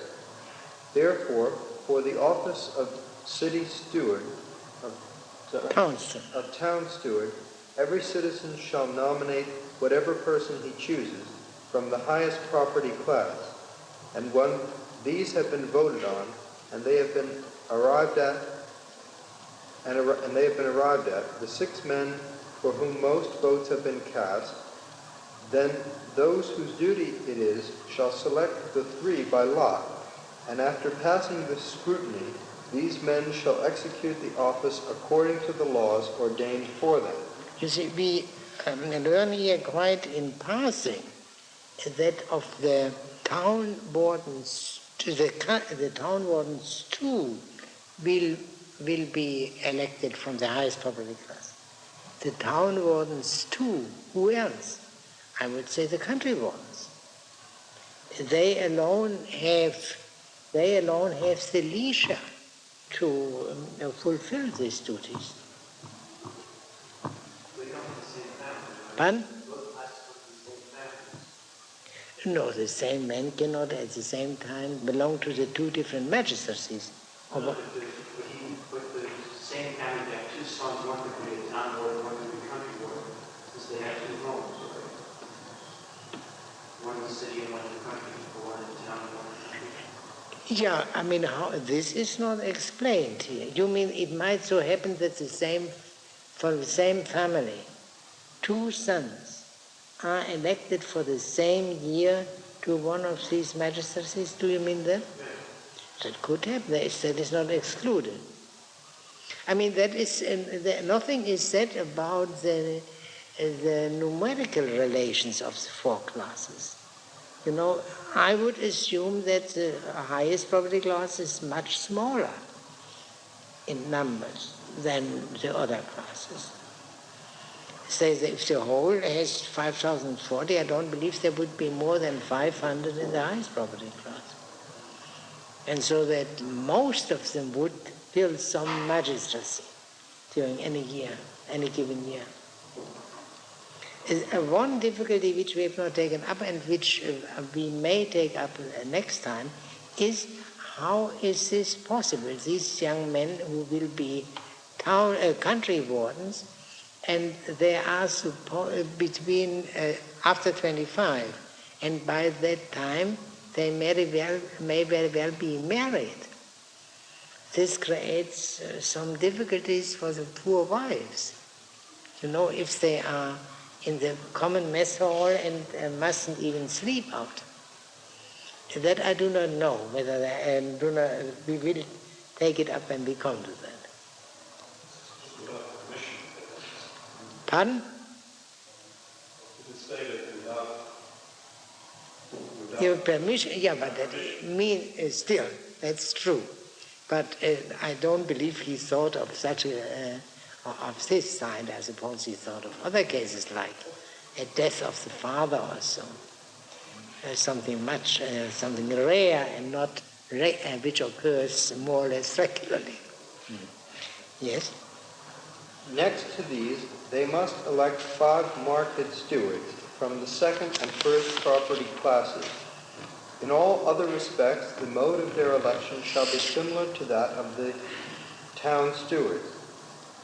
From the 10 candidates chosen by voting, they shall select the 5 by lot, and after scrutiny declare them appointed. All shall vote for every official. Any man who refuses to do so, if reported to the officials, shall be fined 50 drachmae, besides being declared to be a bad citizen. Whoso wishes shall attend the ecclesia and the public assembly, and for members of the 2nd and 1st property classes, attendance shall be compulsory. Anyone who is found to be absent from the assemblies being fined 10 drachmae.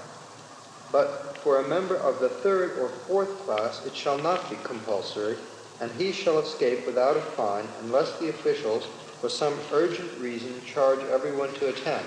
Well, we had similar regulations already before when he spoke of the election of the guardians, law guardians. So the lower classes don't have to vote, and the candidates are to be elected from the two highest classes, which means practically the two highest classes are among themselves. And this gives the whole city that character which Aristotle called oligarchic, a preponderance of wealth as wealth. What's the difference between ecclesia and public assembly? I do not know. It may be just an Judicious. Yeah. I mean, I don't know what else it could mean here. Pardon? Well, one of these expressions where the two terms mean the same thing. And they are grammatically two, but in meaning one. What is sulova? Syllables. Yeah. What is that? Is that the... Yeah, that is some people having been called together. Yeah. Convocation. Yeah, those. Yeah. Yes? The market stewards must see to it that the market is conducted as appointed by law. They must supervise the temples and the fountains in the market to see that no one does any damage. In case anyone does damage, if he be a slave or a stranger, they shall punish him with stripes and bonds. While if a native is guilty of such misconduct, they shall have power to inflict a fine up to 100 drachmae of their own motion, and to fine a wrongdoer up to twice that amount when acting in conjunction with the city stewards. Similarly, the town stewards shall have the power of fining and punishing in their own sphere, fining up to a minae of their own motion, and up to twice that sum in conjunction with the market steward. Yeah.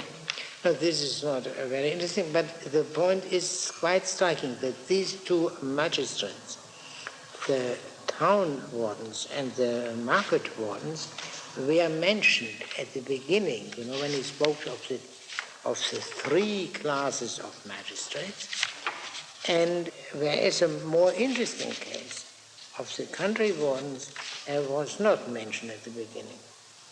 Doesn't this contradict the notion given in Exodus, what was it, book 12 or 13?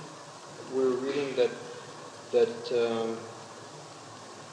the laws are set in such a way that the homeborn and the sojourner would be treated under the same law.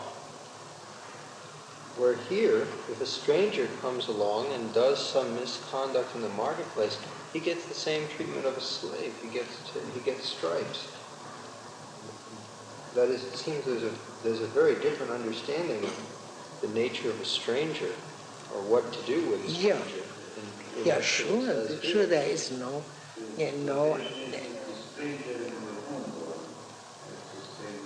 Have the same law. But there is no premise here that the members of that city were themselves strangers somewhere else, and therefore they should have compassion with the stranger. I see. If it's not reciprocal, then you're free to do what you...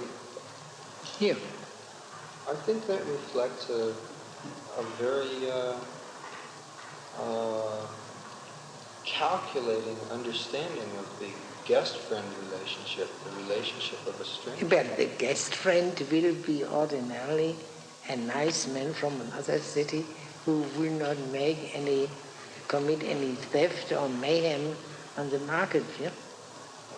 I mean, these are degrading punishments, and they should not be inflicted in the same way on citizens, on parts of the sovereign, and then on people who are not parts of the sovereign. I think the stranger should be given the benefit. Well, I give you an example from this country. And you may have heard that divorce is now no longer so frowned upon as it was in the past. But at least, say, 20 years ago, if an immigrant was divorced or was divorced while he was waiting for citizenship, that was held against him. But haven't you said that you shouldn't treat people according to how they act, but according to how they should be treated? What does it mean? You don't regulate your justice. You don't regulate your justice toward people simply according to whether they are a stranger or someone you know, but it's the same for both. Yeah, well, that is not so according to the view of the polis. The polis is a community of, quote, free and equals. And those who do not belong are, of course, of lesser right. If they have a city of their own, then they are free and equals there. But if they are slaves or stateless, they have no rights, except what a city might grant because it can use their services or, because they can be useful. I don't believe compassion will play any role. But because they are useful, that would be another matter. I wasn't thinking simply of compassion, but I was thinking of the divine aspect of the guest-friend relationship as protection. Yeah, but the guest-friend is a citizen elsewhere. But he's the same protected Megillus family, Megillus, they are citizens in Sparta, and they have guest friends in Athens. So, okay, but if he comes to this city, to be apolis, cityless, that's terrible.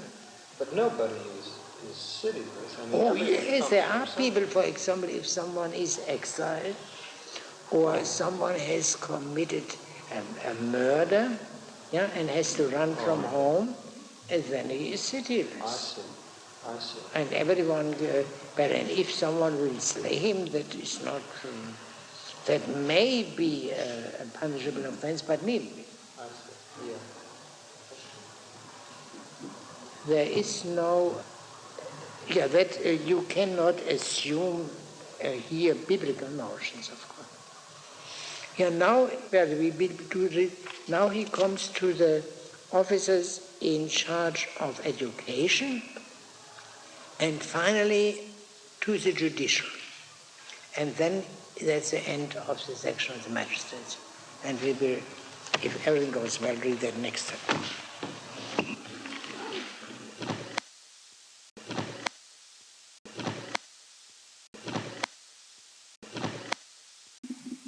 No communism of property, women and children. But it is, of course, a city directed towards the whole of virtue, and not only towards the virtue of war, courage, as Sparta or Crete. And in accordance with this, there is to be a preponderance of the virtuous men as distinguished from the rich or the men of noble descent. So virtue is the guiding consideration.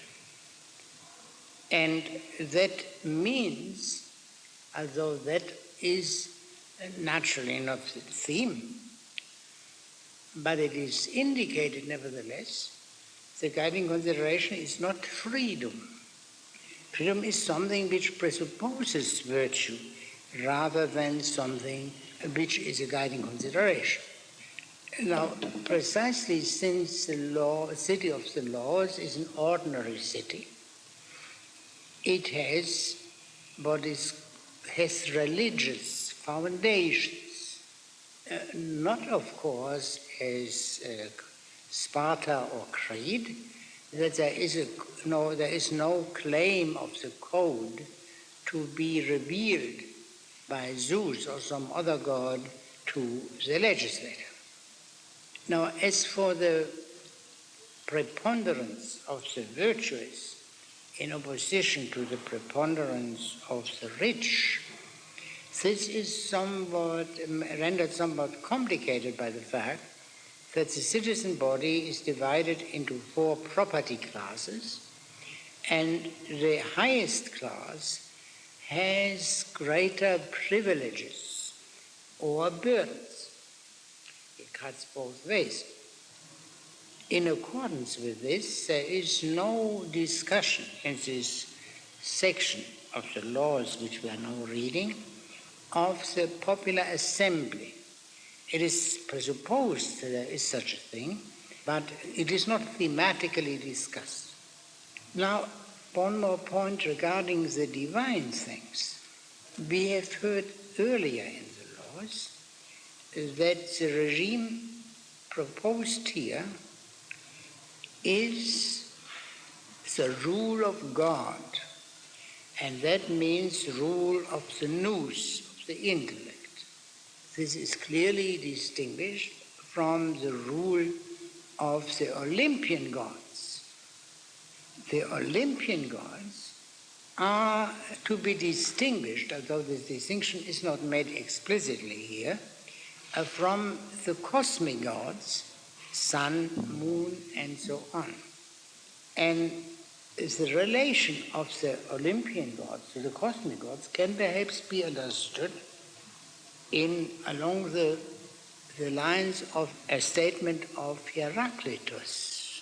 The one which is alone wise, wishes and does not wish to be called by the name of Zeus. It does not wish rejection of the Olympian gods as such, but it wishes. It is in a way it calls for something like the Olympian gods. The one wise, the father of the universe, is not an Olympian god, but it calls for something like the gods of the city in a derivative way. We will find some evidence for that in what we shall read today. Now, is there any point which we have discussed last time or before which you would like to take up? Well, may I remind you that we have read now the provisions regarding the law wardens, law guardians, the military commanders, the council, the priests, and the police officers. I mean, not the cop at the corner, but rather a man in a commanding position in the police. These were the 5, and 2 more have to be considered. The officials in charge of education and the officials and the judges. And these 2 sections we will read now. Will you begin? It will be proper next to appoint officials for music and gymnastics, 2 grades for each department, the one for education, the other for managing competition. By education officers, the law means supervisors of gymnasia and schools, both in respect of their discipline and teaching, and of the control of the attendances and accommodation both for girls and boys. By competition officers, it means umpires for the competitors, both in gymnastics and in music, these also being of 2 grades. For competitions, there should be the same umpires both for men and for horses. But in the case of music, it will be proper to have separate umpires for solos, for mimetic performances. I mean, for instance, one set chosen for rhapsodists, harpers, flute players, and all such musicians, and another set for choral performers. We ought to choose first the officials for the playful exercise of choirs of children and lads and girls in dances and all other regular methods of music. And for these, one officer suffices, and he must not be under 40 years of age. And for solo performances, one umpire of not less than 30 years is sufficient to act as introducer and to pass an adequate judgment upon the competitors. The officer and manager of the choirs they must appoint in some such manner as the following. All those who are devoted to these subjects shall attend the assembly, and if they refuse to attend, they shall be liable to a fine, a matter which the law wardens shall decide. All others who are unwilling to attend shall be subject to no compulsion. Every elector must make his nomination from the list of those who are experts in the scrutiny, affirmation, and negation shall be confined to one point only. On the one side, that the candidate is expert, on the other side, that he is not expert. And whichever of the 10 who come first on votes is elected after the scrutiny shall be the officer for the year in charge of the choirs, according to law. In the same way as these, they shall appoint the officer-elect to preside for the year over those who enter for competitions in solos and joint performances on the flute. Next, it is proper to choose umpires for the athletic contests of horses and men from among the third and the second property classes. This election, it shall be compulsory for the first 3 classes to attend, but the lowest class shall be exempt from fines for non-attendance. Yeah, shall we stop here at the moment? Here it is clearly said in the case of the officials in charge of gymnastic competitions, only men from the second and third highest property class are eligible, and those from the fourth class are under no obligation to participate in the election. He hadn't said anything about who is eligible and who is to be an elector in the case of the music, of the musical competitions, or of the official in charge of musical competition.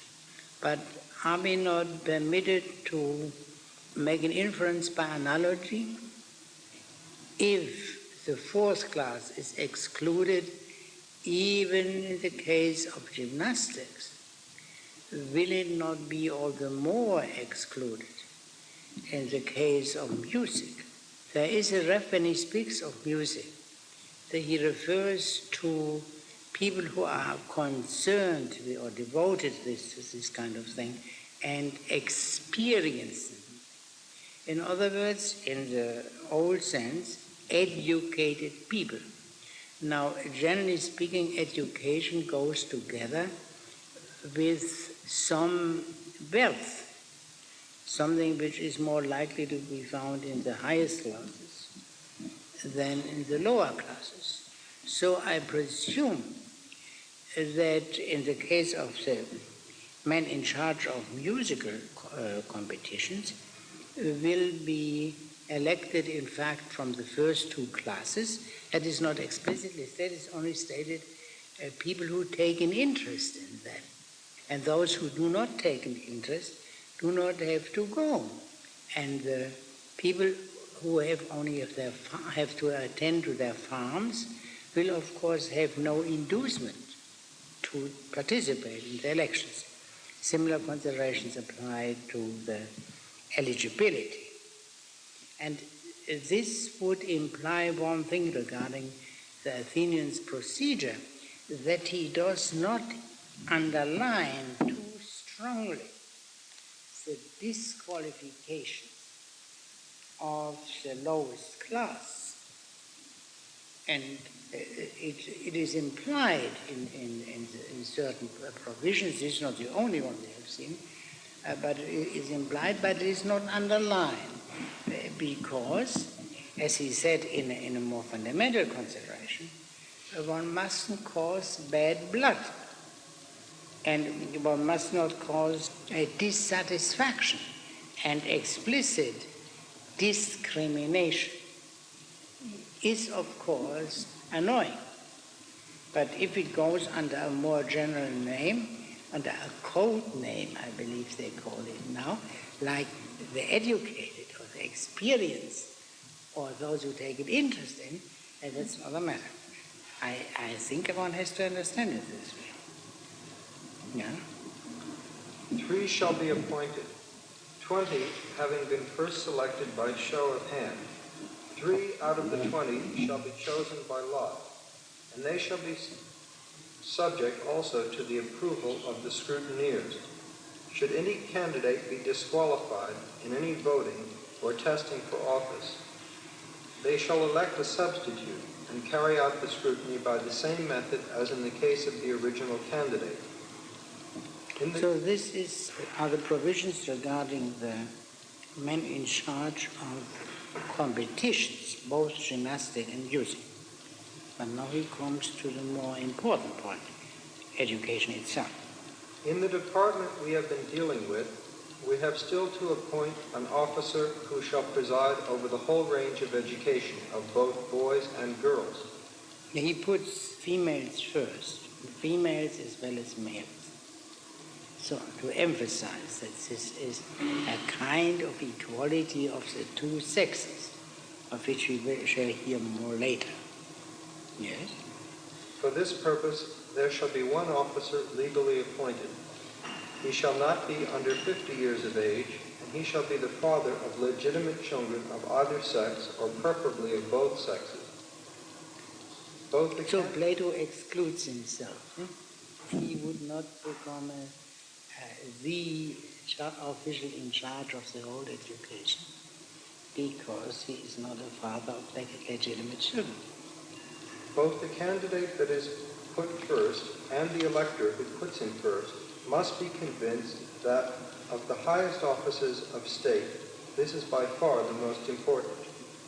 For in the case of every creature, plant, or animal, tame and wild alike, it is the first shoot, if it sprouts out well, that is most effective in bringing to its proper development the essential excellence of the creature in question.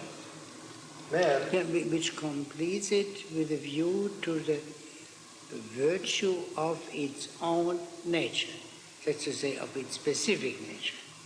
Say the nature of a horse, of a dog, and then therefore also of a human being. Yes? Man, as we affirm, is a tame creature. Nonetheless, while he is wont to become an animal, most godlike and tame when he happens to possess a happy nature combined with right education. If his training be deficient or bad, he turns out the wildest of all earth's creatures. Yeah. Now, this reminds of a very well-known passage at the beginning of Aristotle's Politics, where the fundamental thing is said in exactly the same way.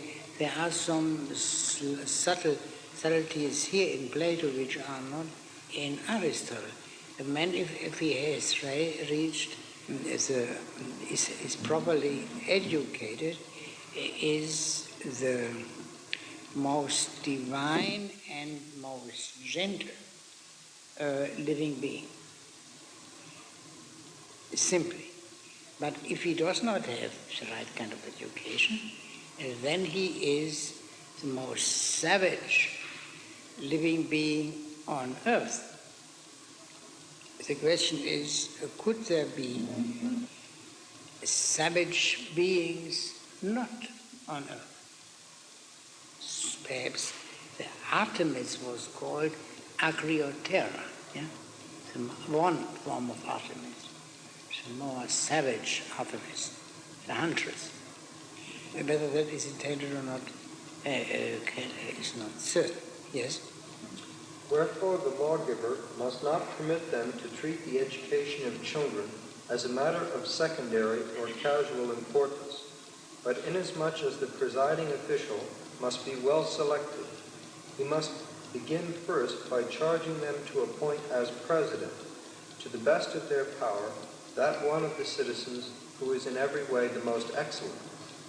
Therefore all the officials, excepting the council and the prytanis, shall go to the temple of Apollo, and shall each cast his vote for whichever one of the law wardens he deems likely best to control educational affairs.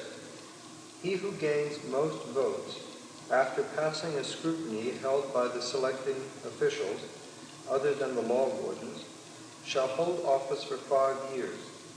In the 6th year they shall elect another man for this office in a similar manner. So that is the highest, as he said, that is the highest and most important office in the city. The man in charge of the whole of education. He will not be elected by lot, as you have seen. And nothing is said as to the class from which he is likely to come. This will depend, I suppose, on what the chances are of getting a man who is best in every respect in the lowest class.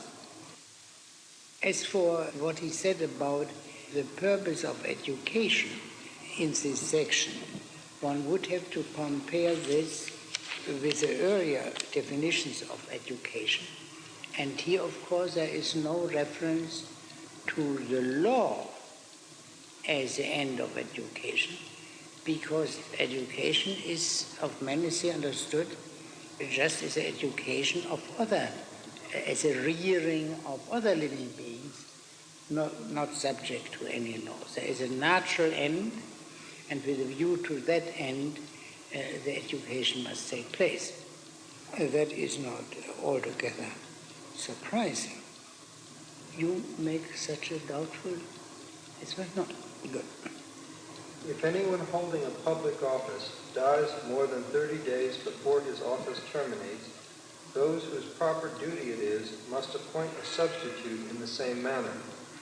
If a guardian of orphans dies, the relations who are residents on both the father's and mother's side, as far as cousins' children, shall appoint a substitute within 10 days, failing which they shall be fined 1 drachma per diem, until they have appointed the guardian for the children. Yeah. Now, this remark, at least the first part, would be the proper end of the whole section on magistracy. What should be done if an office holder dies during his tenure?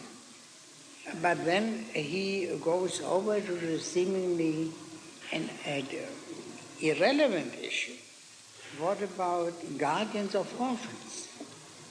Or is there perhaps a connection between magistrates in the city and guardians of orphans? Or is perhaps some mild joke here intended? That they are, the magistrates are in a manner such guardians of orphans. They are not the parents of the citizens, but the guardians of them. And they are in need of guardians, otherwise there wouldn't be any magistrates. I don't believe that it is necessary to assume that this was one of the notes which Plato left behind and which the editor put into the most improbable place.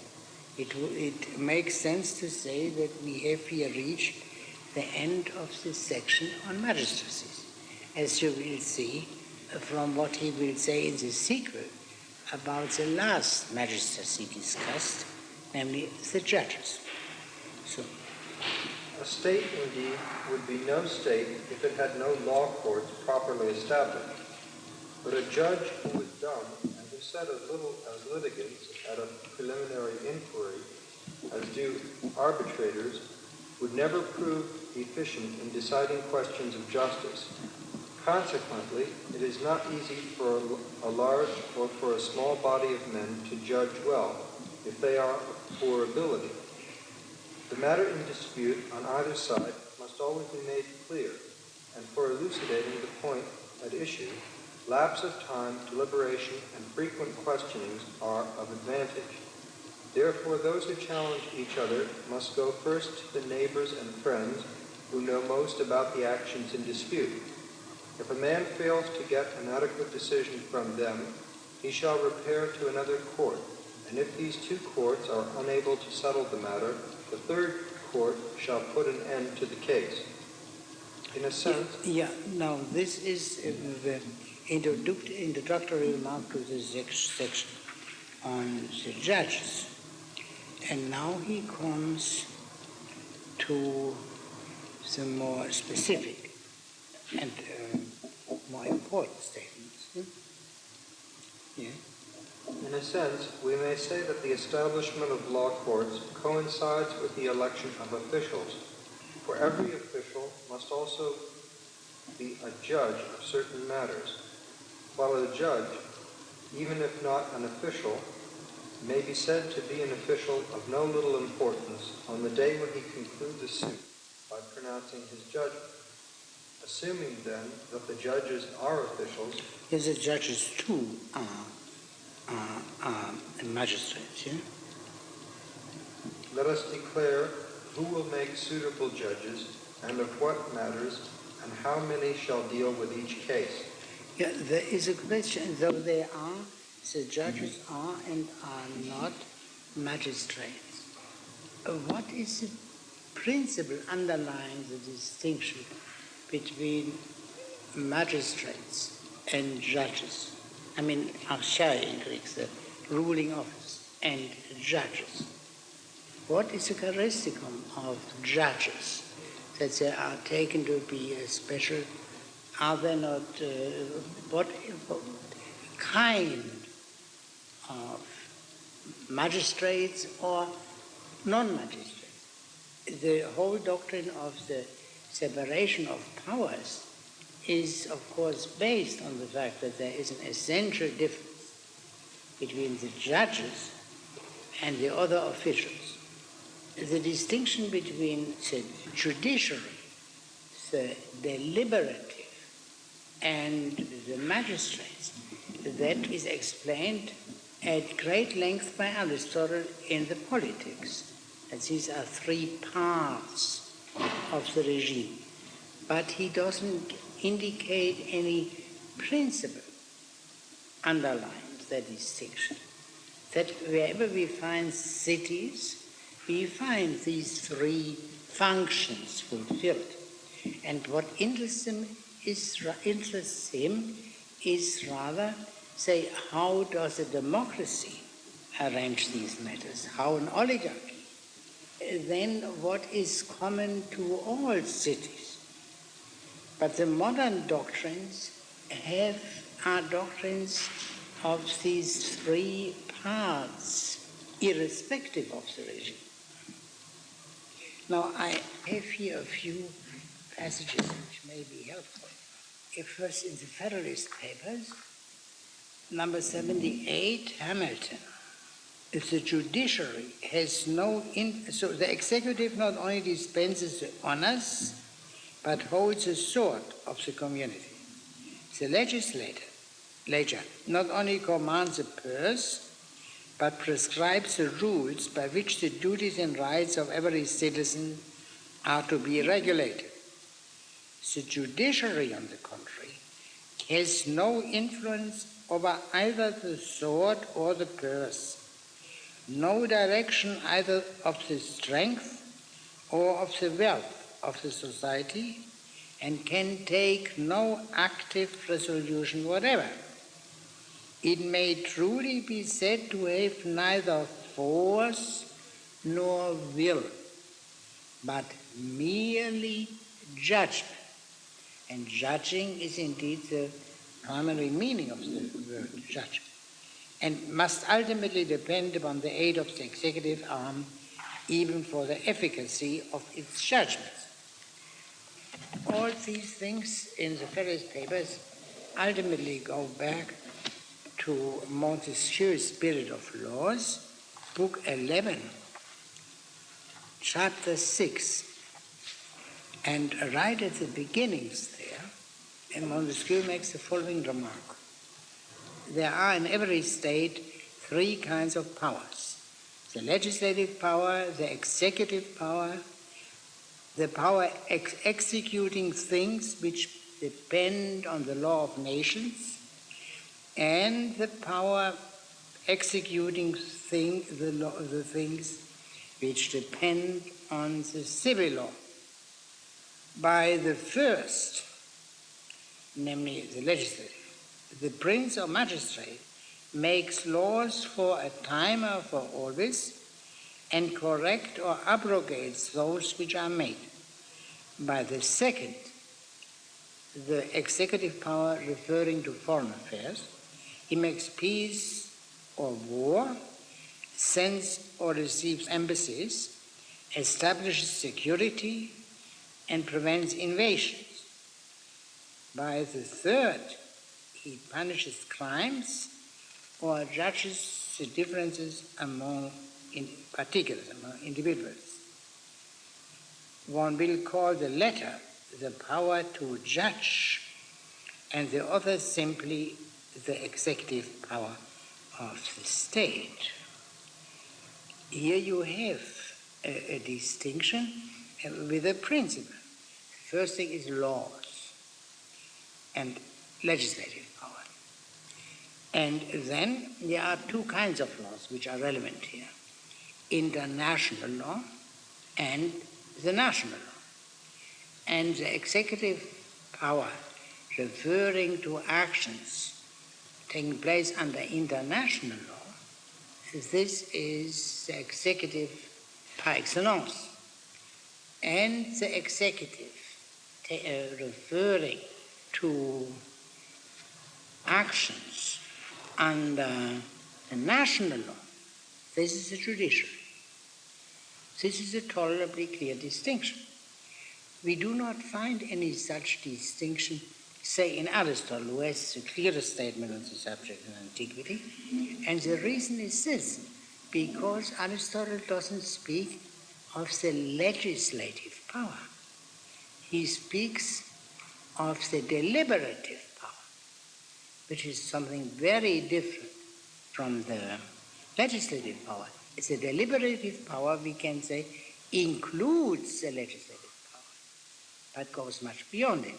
For example, all decisions regarding war and peace, or regarding revenue, regarding foreign trade, and even regarding trade within the state, all they belong to the deliberative power.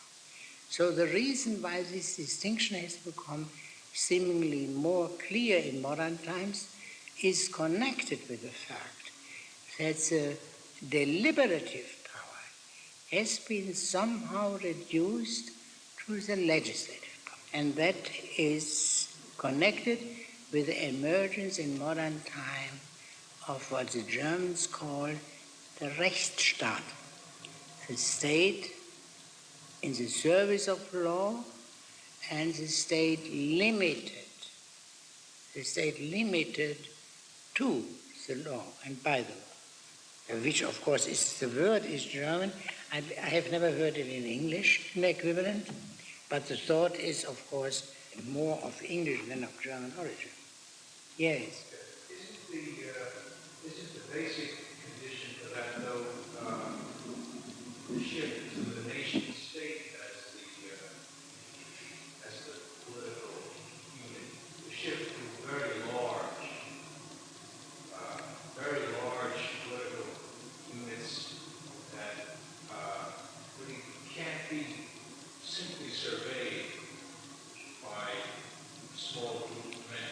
And how would it, in other words, then there could be only, the utmost you could expect would be legislative assemblies, but not deliberative assemblies.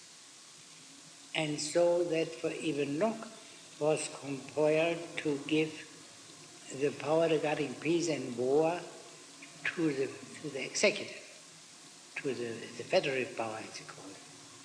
Yeah, that could be, but I believe it is connected with this other thing which I tried to. The polis has more functions than to establish and to guarantee the law. And the highest, you can say, the central part of governmental power is the deliberative power, because it makes all fundamental decisions. The magistrates are only executors of the law, and the judges are, of course, subordinate to the law. But the deliberative power makes all policy decisions in every respect, of which legislation is only one. And then the notion which is connected to that is that what we now call foreign affairs are simply subsumable under international law. Is there any other point? Well, I'm just wondering, what happened under the Roman Empire with respect to this problem? Well, in fact, the complete absorption of all three powers by the Roman Emperor. I mean, slightly disguised by some seeming survival of legislative power in the Senate. Of course, the popular comitia were abolished, and but the Senate had to do what the emperors politely or impolitely demanded. And the judges were appointed ultimately by the emperor. Yeah, when one reads Tacitus and Gibbon, that comes out. But what I was wondering is whether something like the sort of thing that modern historians like to emphasize, as the empire got large, you had to have a great deal of administrative law. Yeah. All sorts of codes that the political people on top really didn't have to concern themselves with primarily. But they did have to have... Yeah, and that in proportion that became technical and politically unimportant. I don't understand something about the executive position. You said that the executive position par excellence is the position which deals with international law. No, in Montesquieu's language. In Montesquieu. Well, yeah, it seems to me that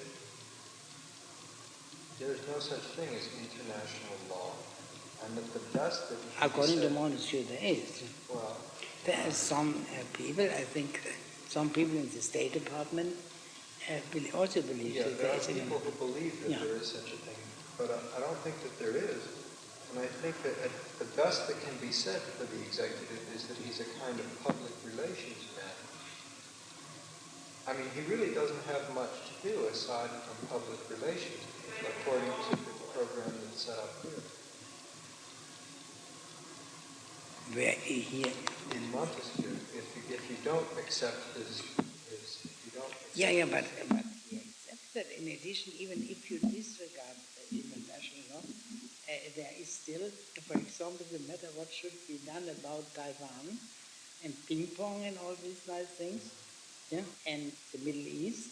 I mean, these are great headaches. You can't say that the president doesn't earn his keep. Yeah, but I could say that he's not... Even if he is absolutely cynical in regard to international law, which I believe he is not, but even if he were, he would have quite a bit to do. And in addition, the chief executive in this country is also the chief executive regarding internal affairs, as you know. Yeah. Mr. Dr. Kass? The distinction between the ancient and the modern, would you say that one point which I've mentioned, which is perhaps fundamental, is the different emphasis on, the difference between the emphasis on the common good and the private good or any private agreement, and that therefore the reduction of the deliberative to the legislative coincides with the view of the law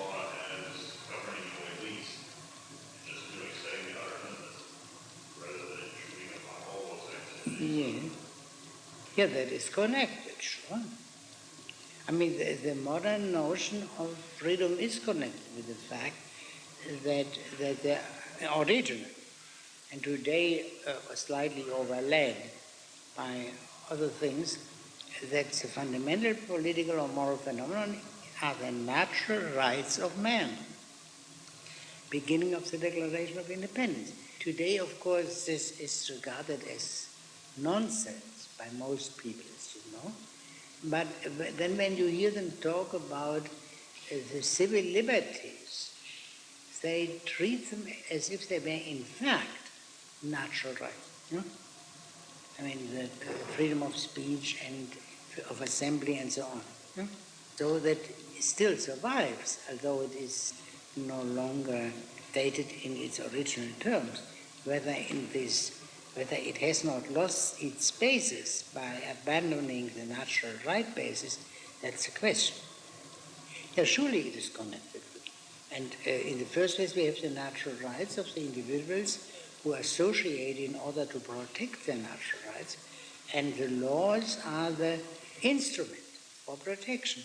Or in a slightly more technical language, the laws are the public judgments as to the means of self-preservation. In the state of nature, everyone is a judge, and therefore war of everybody against everybody. And if we want to have peace, the judgment on the means of self-preservation must be transferred to the sovereign. And then, that's law. And then, if you have laws, then peaceful living together is possible. And the primary purpose of government is, of course, to establish the laws and naturally also to protect society against invasion or other wicked people. Yes. If it's possible that something as large as the Roman Empire can still be addressed, can still be understood in terms of the ancient principle where the state is understood as having a wider interest in the nation, then the question of the polis, the size of the polis, is no longer decisive, is it? I mean, it doesn't have to be 540 anymore. Well, with Alexander's conquest, in a way already with his father Philip's conquest, the polis has ceased to be an interesting political institution. And its place was taken by something like what we can call an empire, be it the empire of Alexander or the smaller empires of his successors, and then, of course, finally the Roman Empire. And such men as Cicero still try to understand the Roman Empire, just to say, still the Roman Republic at this time, in terms, Plato and Aristotle's teaching about the city, but this was a tour de force and required quite a few, required in the first place a complete disregard of the question of size. Cicero is silent about that. Of size. That he doesn't discuss it too. Pardon? Yeah, friendship that is possible, but this friendship is always something, I mean, in the strictest sense, as it is in Aristotle, is a union of very few people. Now, you can say, of course, friendship should also be the bond of the citizens. But what does it mean when you have such a Babylon-like city as Rome in the late Republican days? So that the thoughts or the words of Plato and Aristotle still are used by Cicero especially. But they have no longer that resonance they had in Plato and Aristotle because there was no longer a polis. There was one polis which had swallowed up all other polis. And in its way, Augustus drew the conclusions on them, and the later emperor.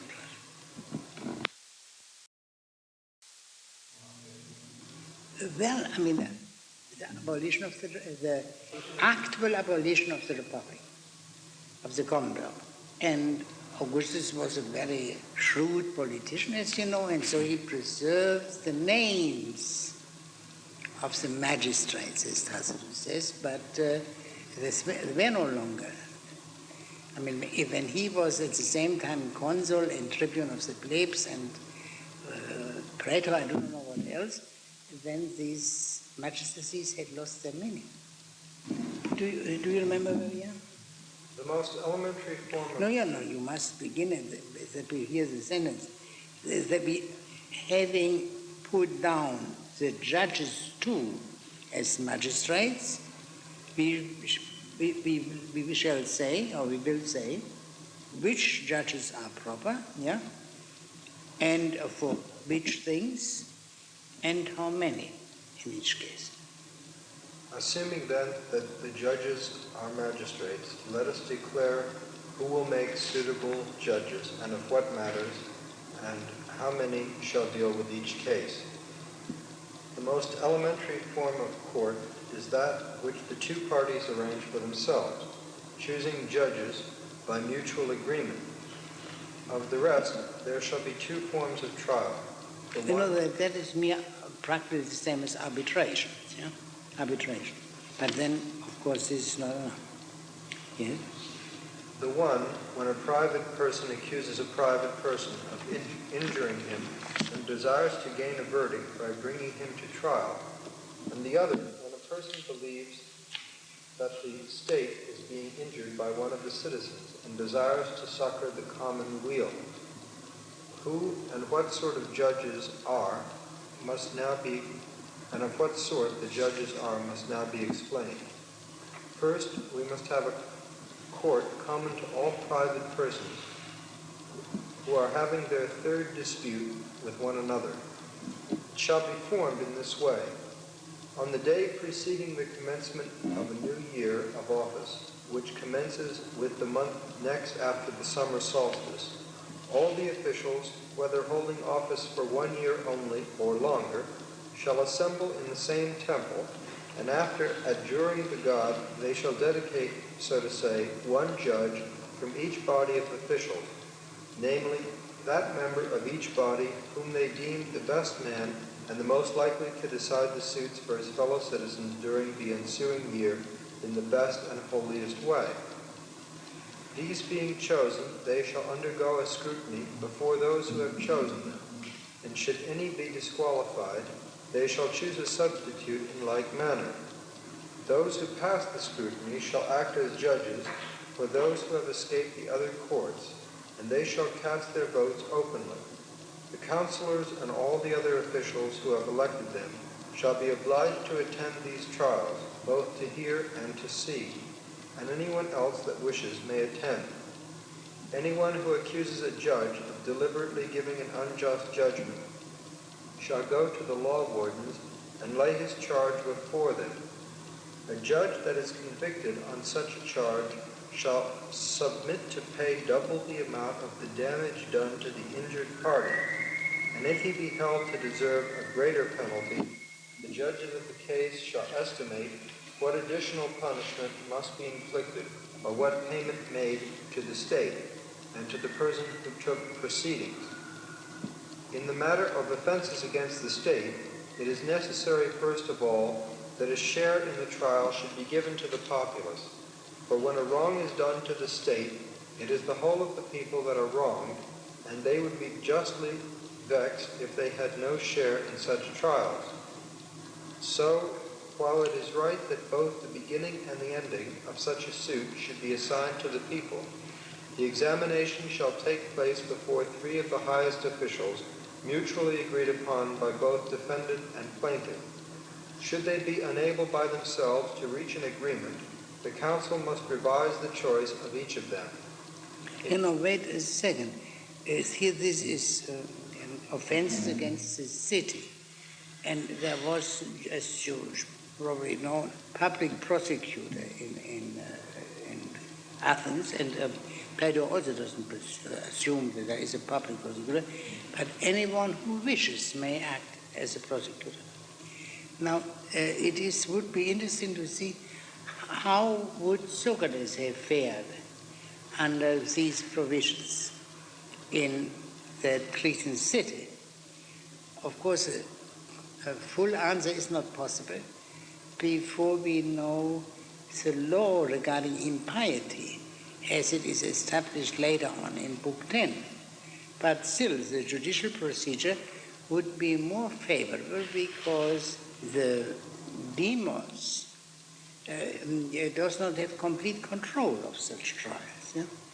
They come in, but the preparation of the trial and the final decision does not rest in the hands of the demos. As for this principle to which he refers, that things which if wrong is done to the city, to all should be judges, is perhaps open to this difficulty that no one should be judge in his own case. And here all are to be judges in the case of all. But I suppose there is no alternative to that in this particular case. And showing one of the limitations of justice. Yes? What does it mean that in the beginning and the ending of such a suit should be assigned? The beginning and the ending. Oh, you are right, yeah. Yeah, should go. I mean, I suppose the initiation, yeah? The accusation will be the final decision, the final verdict, yeah. Yeah, that's true. Yeah, but the basinus, the examination, is in the three highest offices, yeah, and regarding which the defendant and the prosecutor must agree. So in other words, Socrates and Meletos would have to agree regarding a kind of arbiter. And if they could not agree, as it is likely the case there, then the council would make the selection. But the main point regarding this question of Socrates in Crete is, of course, what will the law regarding impiety be? If it is like the Athenian law, then Socrates might very well have had the same fate there as he had in Athens. But the law in Crete is different. And there is a kind of highest and somewhat secret of board of officials, the nocturnal council, and they will have long conversations with people who are accused of impiety. I mean, of impiety in their thoughts, not in their actions. And will try to persuade them of the error of their ways. And if they let themselves persuaded, then it is all right. Only if they are, but there becomes ambiguous. If they remain stubborn and are at the same time unjust in their actions. But of course, the two things might be separate from one another. Well, this year we are much longer. We could read this together. Yes? In private suits also, so far as possible, all the citizens must have a share, for the man who has no share in helping to judge imagines that he has no part or lot in the state at all. Therefore, there must also be courts for each tribe and judges appointed by lot, and to meet the sudden occasion must judge the cases, unbiased by appeals. But the final verdict in all such cases must rest with that court which we declare to be organized in the most incorruptible way that is humanly possible, especially for the benefit of those who have failed to obtain a settlement of their case, either before the neighbors or in the tribal courts.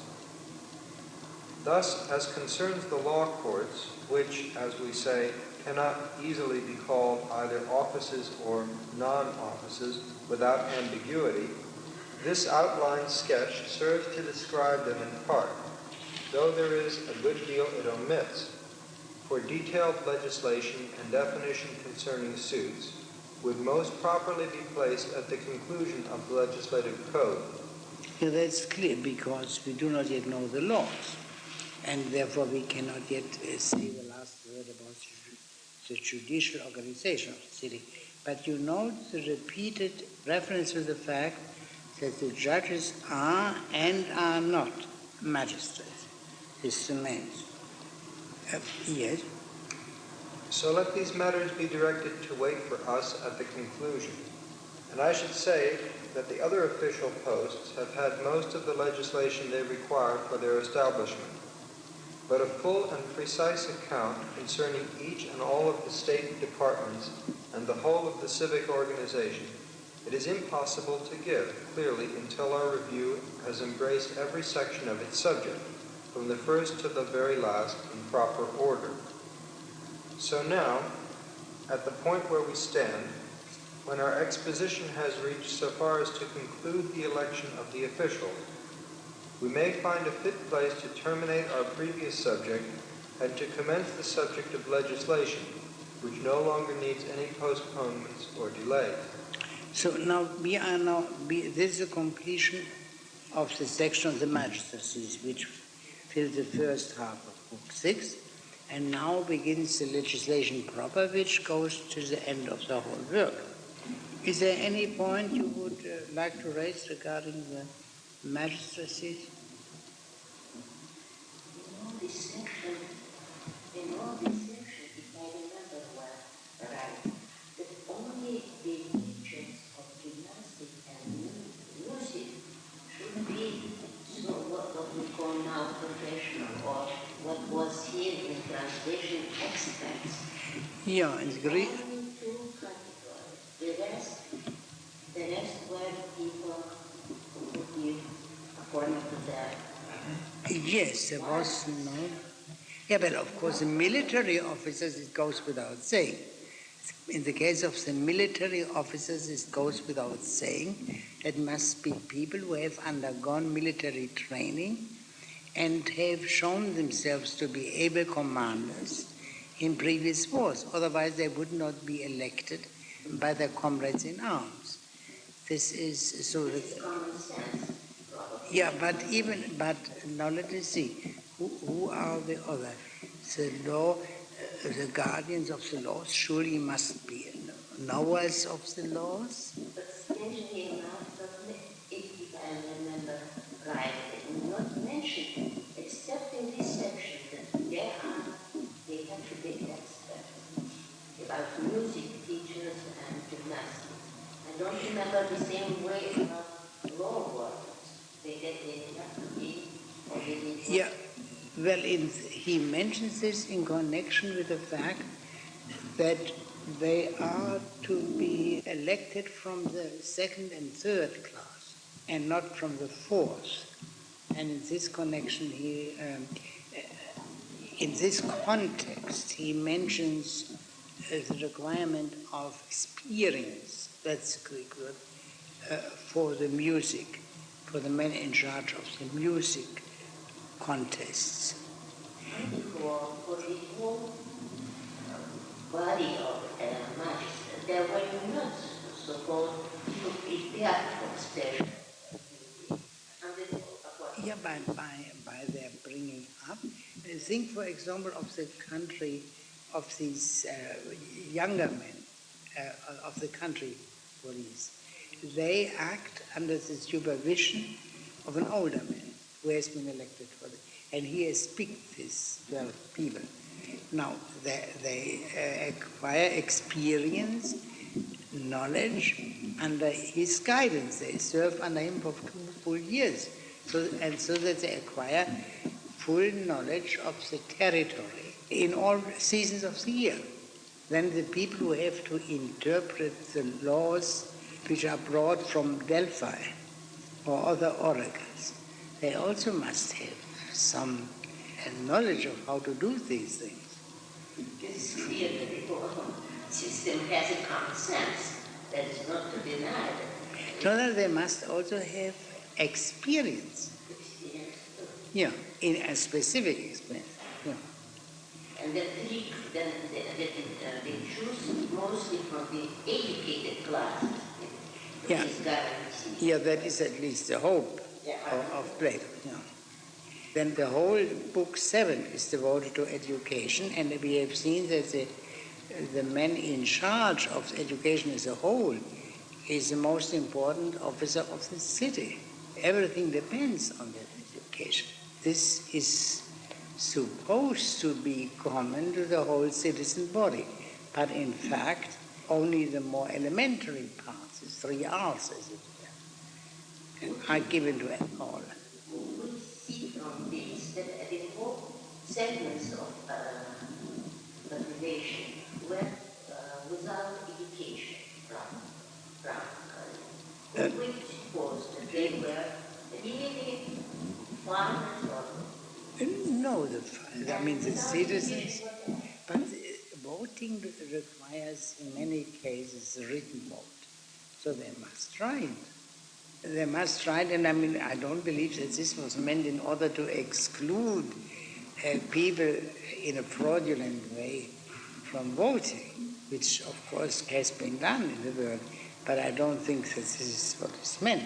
No, they could read and write, but the slaves are not likely to, especially the barbaric slaves, are not likely to do that.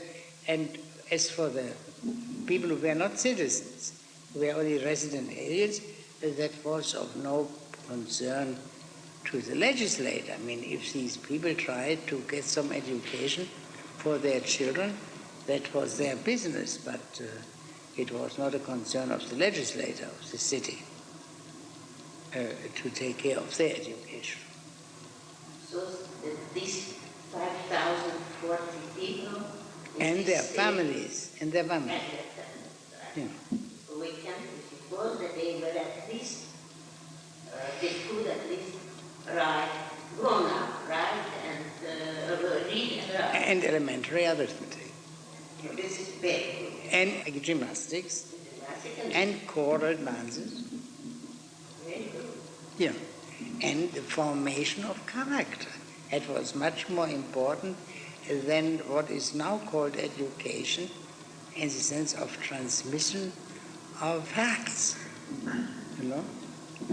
Because the facts which they had, they simply learned by growing up, by living all their lives in this city and talking to older people who had been officials or ambassadors and whatever, and by being present in public discussions, public debates, so they knew sufficiently for political purposes. And what is here, this is my last question, this is a remarkable stress on arbitration. Yeah, sure. And this is to the sign of small state and probably of desire to educate people in kind of virtuous and friendly way. Because first of all, you turn to your neighbor, and all agitation goes this way. It's in modern state, no one constitution has such a provision. First, there are arbitrations, but this is not in the court of in modern states, especially big states. But there is a quite remarkable stress on arbitration first. Yeah. Can I ask you something? I don't understand the translation here at all. And which passage? It's 768C at the end. End of 768C. Yes. The last 3 lines. The translation says, for the aid of legislation and the revision concerning Zeus would most probably be placed at the conclusion of the legislative code. Now, where does he get legislative code? And legislative code? Yeah. And nomothesia. At the end of the legislation, the precise establishment of the laws regarding lawsuits, together with the distinction, would, in the most correct way, be given at length toward the end of the legislation, of the laws. You know what is always understood: the magistracies are one thing, and the laws another. The only question is telos, non-TCS, Yeah. is to be understood as a code, As a legislative code. No, toward the end. I mean, first you say you lay down the laws regarding theft, and then you lay down the judicial procedure as to how theft should be prosecuted.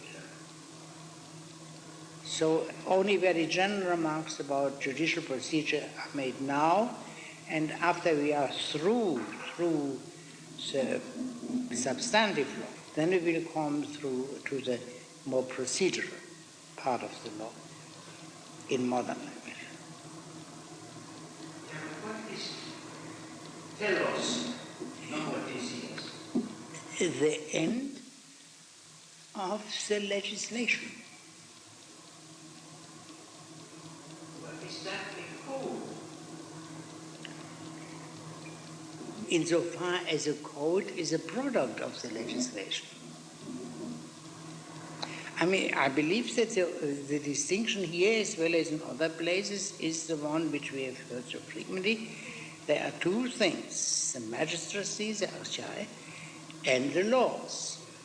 Now he has said, and the magistracies come first. They are, as it were, the iron bonds which hold all things together. And then the laws. Of course, there are laws regarding the magistracies. This is a minor difficulty. Yeah? And then he says now, but in a narrower sense, the laws are something different from the magistracies. And in particular, from the judges or the judicature. And he will, the details regarding trials, law and proceedings before law courts will be given after the substantive legislation has been completed. Now, whether that is in fact done or not is a question. Yeah, that's what I mean. But Yeah. they are written down, everything is written down. You know, there are later on found here and there statements as to which kind of law court is in charge of this kind of crime or civil suit, but there is not a plan of the whole work of the laws. No. It is interesting that what is said here about the judges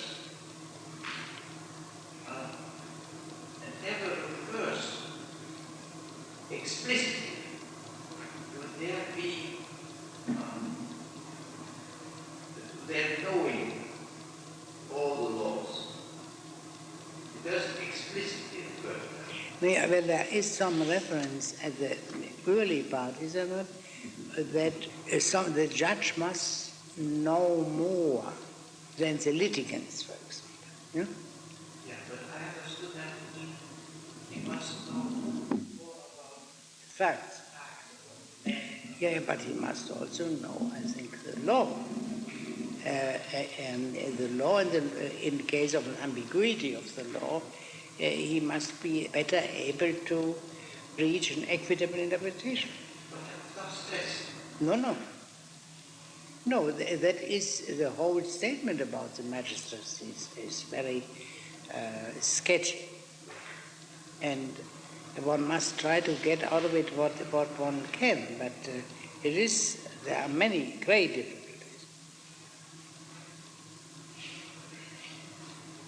Mr. Rokas? Well, this is a peculiar question, but in the discussion of the procedure for the election of the magistrates, there's a frequent re-election every year in cases of these judges.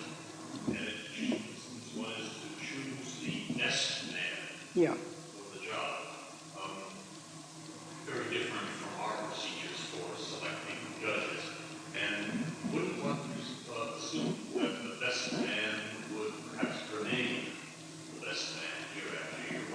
Yeah, but purpose of the... that is popular government.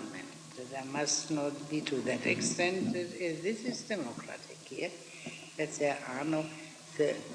who rules for a longer time? Only the law wardens. They have life tenure, but beginning when they are 50, and not all of them will live to 70. And the chief of education, or the minister of education, he for 5 years. But the others, I think, are all for 1 year. But I guess the question is not so much on the procedure, but isn't the supposition that if the procedure works well, possibly the same men will stay in office? That is, but he must also be subject to control. And the one form of control is, of course, re-election. By the way, you are not quite fair when you say these qualifications, the best man, is irrelevant in this country. Do you remember the outcry when President Nixon tried to appoint Mr. Cardwell and the other gentleman whose name I've forgotten to the Supreme Court? And the reasons were simply they are not the best men. They are better men around. So that it's not altogether irrelevant. Why is it necessary to veil the fact that the allegorical character is appointed magistrates? I mean, the Gillis case by that fact.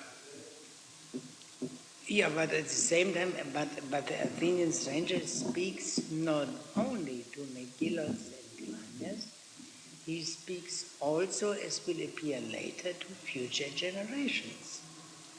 Because it will come out somewhere, that the whole, when the question arises, what kind of books they should read in that school, and then it is said the most important book will be their conversations. And so that also the future generations, that is as it were if someone would say the chief reading matter, the central reading matter in high schools and perhaps in colleges in this country should be the Federalist paper. But naturally that is not quite sufficient as a comparison because the laws are much more comprehensive in the Federalist papers. Those future generations of rulers, aren't they? Pardon? There'll be future generations of potential law wardens, aren't they? Not everyone will be the lowest class. But not all are law governments. Only 37. And everyone should know the laws at least sufficiently in order not to transgress them, and preferably also to be imbued with their spirit, and therefore the preludes of which he had spoken. Does that mean that people like Venice and Gillis, future Gillis and things, will be aware of the cognitive deception, or will they not seek to they being old hands at laws, they cannot be presumed to be what is called naive. The Spartans were known for paucity of speech and laconic, and that does not mean, of course, a lack of shrewdness, paucity of shrewdness. And the Cretans were famous, at least in later times, but perhaps already in classical times, as great liars, And it is put here that they excel more by maniness of thoughts, manifoldness of thought, than by manifoldness of speech, which means sly speech. And surely, I think they see through quite a few of these things without and necessarily commenting. That would be part of their political judgment.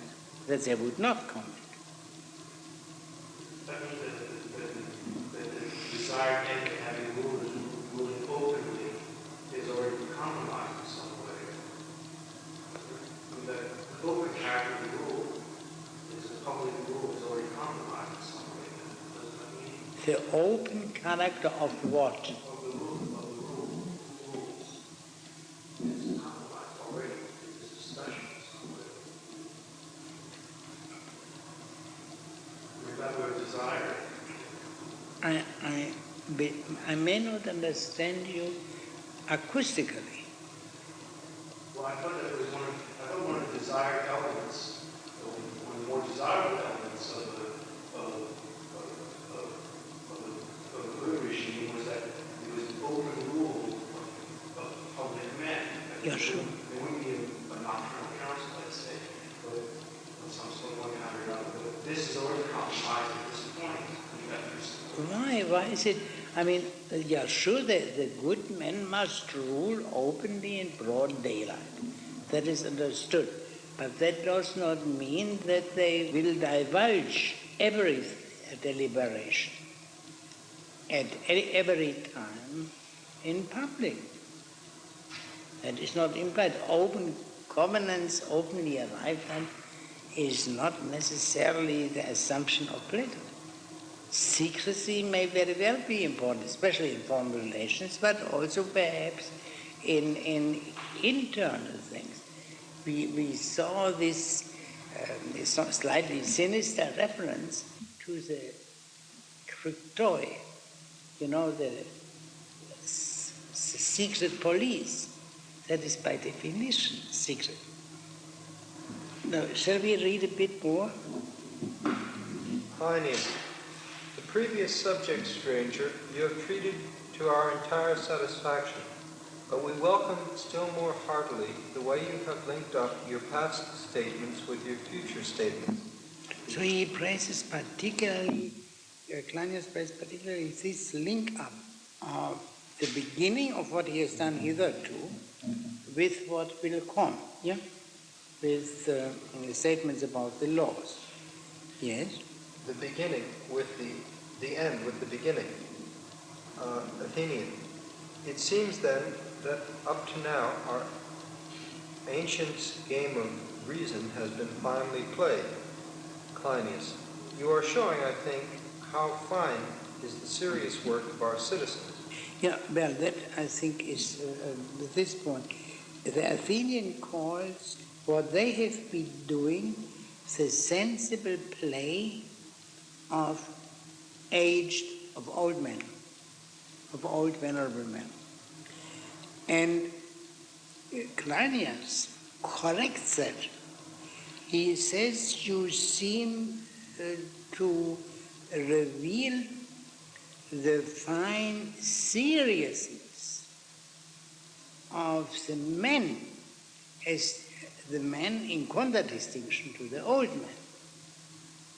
He may mean the citizens of that colony, but he may also mean this is not something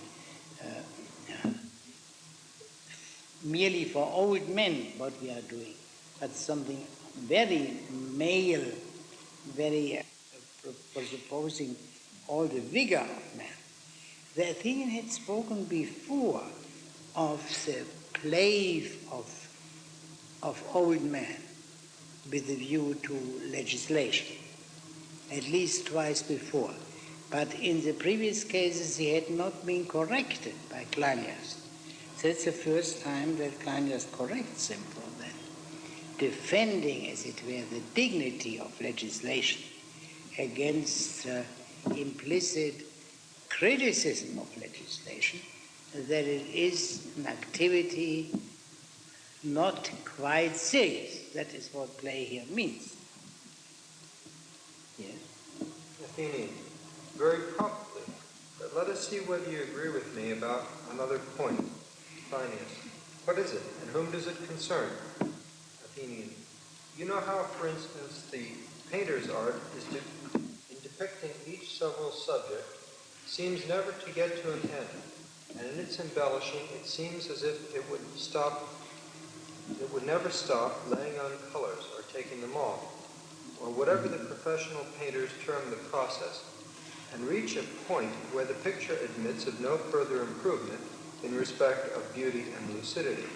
So there is, therefore, because of the imperfect paintings, that is not quite serious. Hence, play. Yes. Kleinian.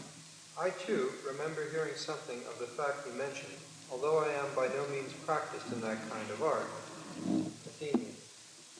You are none the worse for that. Yeah. Now that does not mean, of course, merely that Kleinias is not the worse for that because he has no experience in painting, but it means that it's altogether for a human being also terribly important to be inexperienced with that. And that is, I think we must keep this in mind. There is no veneration for art, as in the sense in which the word art is used now. It is clear that for Plato or for any other man, a former age, the natural beauty, say, of human bodies, is a model for any painted bodies, and therefore by far superior dignity to what the painters do, however much we may be shocked by this judgment. And we remember one of the other first-rate painting, one cannot quite understand Plato, but that is doubtless what he means. Yes? Can one doesn't one have to qualify that because the painter could present an image of a body in perfection that might surpass any actual perfection that one finds, because chance always plays a role in what actually is, whereas the artist can eliminate it. Yeah, but there is one little thing. However beautiful this Helen or super Helen is whom he paints, she can't move, she can't speak. So you would at least have to wait for cinema to get something which would be adequate. And even that would probably be open to some objections. Yeah? And? They are taking care of smell in some places now. Oh, yeah, for example. Yes, but I believe they are preparing that. We may still use this fact, which has occurred to us to mention, to illustrate the following point. Suppose that a man should propose to paint an object of extreme beauty, and that this should never grow worse, but always better as time went on. Do you not see that since the painter is mortal, unless he leaves a successor who is able to repair the picture if it suffers through time, and also in the future to improve it by touching up any deficiency left by his own imperfect craftsmanship, his immediate toil will have results of but short duration? Cleinias, true. Athenian, well then, do you not think that the purpose of the lawgiver is similar? He proposes first to write down the laws as far as he can with complete precision. Next, when in the course of time he puts his decrees to the test of practice, you cannot suppose that any lawgiver will be so foolish as not to perceive that very many things must necessarily be left over, which it will be the duty of some successor to make right, in order that the constitution and the system of the state he has organized may always grow better and never in any way worse. Cleinias. This, of course, is what everyone naturally desires. Yeah. So what is the meaning of the comparison of legislation to painting? The legislator paints the most beautiful life. And it goes without saying that such a painting is much more beautiful than any painting by a painter can be. because they don't paint the most beautiful life, meaning the exercise of the nobility of their soul. And therefore, yes, and just as a painter cannot complete his painting, the legislator cannot complete his code, and therefore he must have trained successors, and that they will do. He will do. I believe it's of no use. Let us only read the next speech and then stop. Athenian, suppose then that a man knew of a device indicating the way in which he could teach another man by deed and word to understand in a greater or less degree how he should converse or conserve or amend laws. Surely he would never cease declaring it until he had accomplished his purpose. Cleinias, he certainly would not. Yeah. Yes, and therefore he must get a successor. And as will become clear from the sequel, we will read that next time, the legislator is especially necessary to train such successors, because the prospect of something like the Athenian stranger being present at every generation is very small, and therefore one must train people who can continue and if need be, amend the work. That we will discuss next time. And then he begins with the legend.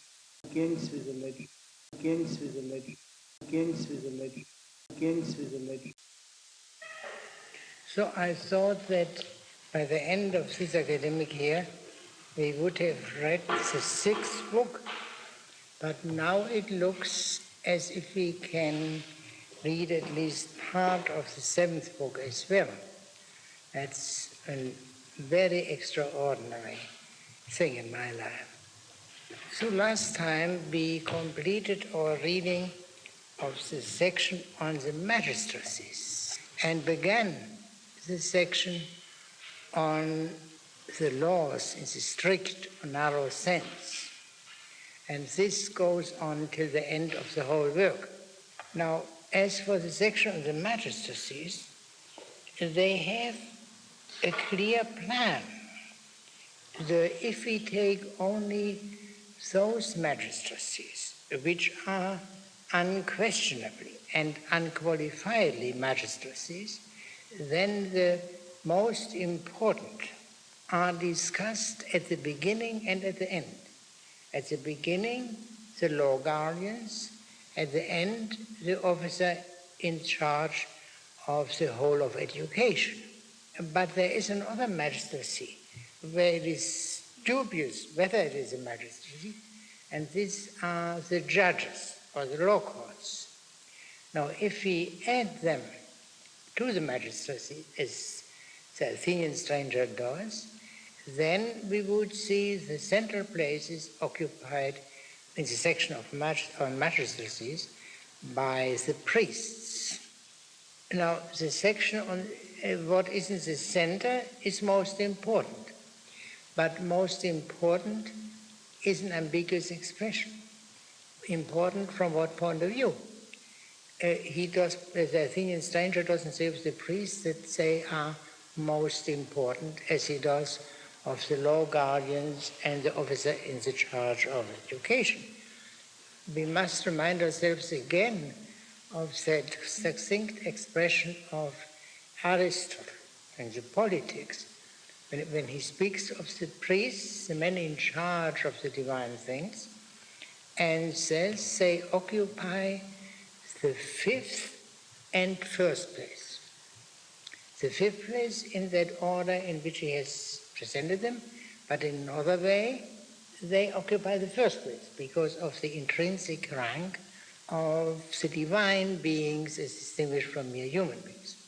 A special difficulty concerns the law courts, as we have seen. They are and they are not magistracies. Now, behind this remark, there is a distinction, which we know especially from Aristotle, of magistracies as distinguished from the council and the law courts. This distinction occurs perhaps prior to Plato and Aristotle in Thucydides, or rather in the Peace of Nicias, as reported by Nicias, Book 5, paragraph 18, where it is said, where one provision of that peace treaty is that some cities, Delphi being one of them, should remain autonomous. These people should remain autonomoi, autotelais, autodikoi, have their own laws, have their own magistracies, and have their own law courts. Here, there is only this question, whether the second expression, autotelais, which could very well mean having their own magistracies, does not mean self-taxing. They should establish their own taxes. That is apparently not quite clear. As for the principle underlying this whole discussion, and also underlying Plato's remark that the law courts are or are not magistracies, I'm not aware of any discussion of this in Plato or Aristotle or in the other classical writers. But we can perhaps understand it most simply that actions of the law courts are never initiated by the law courts themselves, but by plaintiffs in the case of civil suits, or by any interested citizen in the case of public crimes. There were no public prosecutors. The public prosecutor would, of course, be a magistrate, but the law courts as law courts do not initiate the proceedings. Perhaps this is an important consideration here. At any rate, to come back to something which I have mentioned more than once, the distinction of these three parts of a polity, the magistracies, the deliberative, and the judiciary, is something very different from what we know as a separation of powers. And that has to do, this separation of powers has to do with a concern with freedom, a concern in this form alien to the classics. Freedom means here, and especially in Montesquieu, the classic of this subject, the security of the individual. So you know absolutely where you stand. There can be no arbitrary action. Arbitrary action being action which is not clearly defined by law. So that judicial discretion is strictly speaking arbitrary. In the words of Montesquieu, the judge is a mouth which pronounces the words of the laws. He subsumes the given case under the law in question, and that's all he has to do. That is, of course, not the spirit of the common law, but comes quite natural to continentals. The question is, what is freedom? And when everything in a way depends on that. Now, there is a remarkable passage in Montesquieu, in the very context where he speaks of these things, in Book 11 of the Spirit of Laws, where he says, liberty in society can only consist in one's being able to do what one ought to will, and not being constrained to do what one ought not to will. And it is not said that the ought or ought not is determined only by positive law.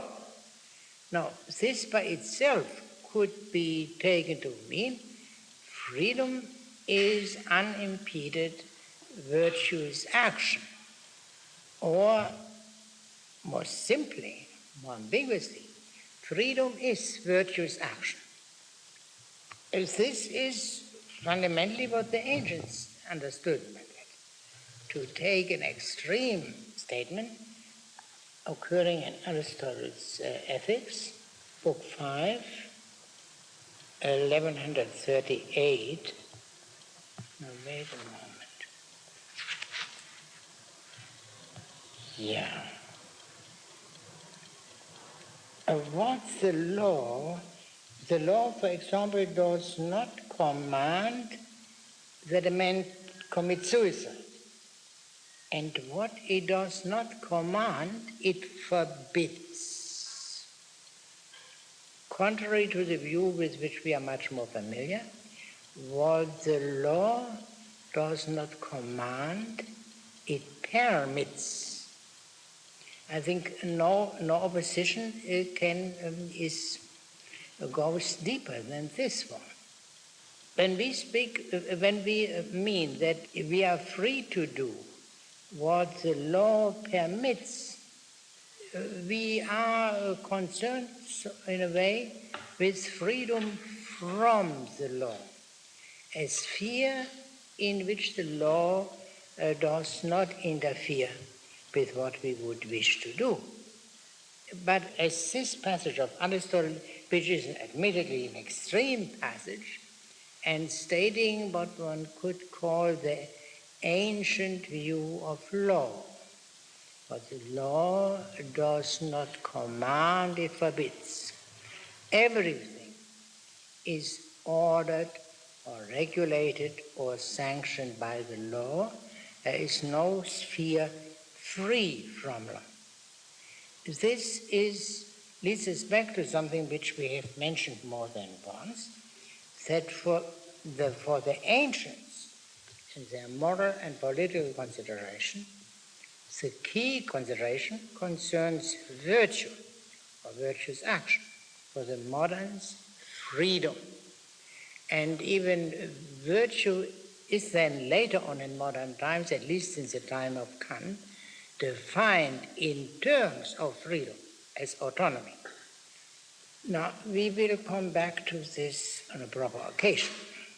Now, we began then the section on the laws, and there the Athenian stranger called what they have been doing as the sensible play of aged men. That is opposed to serious things. It is not quite serious. Coinage protests against that mildly. The Athenian, as distinguished from Coinage, cannot take laws very seriously. But this, of course, does not mean that there is a realm of freedom above the realm of law. What it means comes out most clearly in a passage of the 7th book. You have that here, 803 C2. Yeah? Athenian, what I assert is this, that a man ought to be in serious earnest about serious things, and not about trifles, and that the object really worthy of all serious and blessed effort is God, while man is contrived, as we said above, to be a plaything of God, and the best part of him is really just that. And thus I say that every man and woman ought to pass through life in accordance with this character, playing at the noblest of pastimes, being otherwise minded than they now are. Go on. Cleinias, how so? Athenian, now they imagine that serious work should be done for the sake of play, for they think it is for the sake of peace that the serious work of war needs to be well conducted. Which, by the way, is of course a view of the Athenians themselves, as you may remember from Book 1. Yes? But as a matter of fact, we, it would seem, do not find in war, either as existing or likely to exist, either real play or education worthy of the name, which is what we assert. Yeah, that is a play of Plato on the Greek word play, paideia, and paideia, education. You know, that's a pun which he makes frequently. Yes? Which is what we assert to be, in our eyes, the most serious thing. It is the life of peace that everyone should live as much and as well as he can. What then is the right way? We should live out our lives playing at certain pastimes, sacrificing, singing, and dancing, so as to be able to win heaven's favor and to repel our foes and vanquish them in fight. By means of what kinds of song and dance both these aims may be effective, this has been, in part, stated in outline, and the paths of procedure have been marked out from the belief that the poet is right when he says, Telemachus, thine own wit will in part instruct thee, and the rest will heaven supply. For to the will of heaven thou owest birth, and all thy nurture I would fain believe. It behooves our nurslings also to be of the same mind, and to believe what we have said is sufficient, that what we have said is sufficient, and that the heavenly powers will suggest to them all else that concerns sacrifice and the dance, in honor of what gods and what seasons respectively they are to play and win their favor, and thus mold their lives according to the shape of their nature, inasmuch as they are puppets for the most part, yet share occasionally in truth. You know, for the puppets for the most part, namely to the extent to which they are unable to judge by themselves. That has been stated when he brought in that simile of men as playthings in the earlier books. Yes? Now Megillus. Megillus, you have a very mean opinion, stranger, of the human race. Athenian, marvel not, Megillus, but forgive me. For when I spoke thus, I had my mind set on God, and was feeling the emotion to which I gave utterance. Let us grant, however, if you wish, that the human race is not a mean thing, but worthy of serious attention. Of some seriousness. So that is a point. So that is the fundamental cleavage between the Athenian and Megillus as well as Coinage, that the Athenian looks away towards the God and therefore regards the human things as unserious, whereas the political man naturally regards human things as very serious. That is the root of the disagreement, and which does not come into the open very frequently. That is the strongest passage. So let us return to where we were. Only one point, may I remind you, sensible play. And this that laws are playful, not quite serious, is here indicated by the fact that every legislation is imperfect as every painting is. We have read this last time. What conclusions should be drawn from this? 769 E5. Athenian, suppose then that a man knew of a device indicating the way in which he could teach another man by deed and word to understand in a greater or less degree how he should conserve or amend laws. Surely he would never cease declaring it until he had accomplished his purpose. Cleinias, he certainly would not. Athenian, must not we three thus act on the present occasion? No, we and both of you. Yeah? I and both of you. Yeah. Cleinias. So first he spoke of the single legislator who do that, and now he speaks of I and we, the three. We will see soon what that means.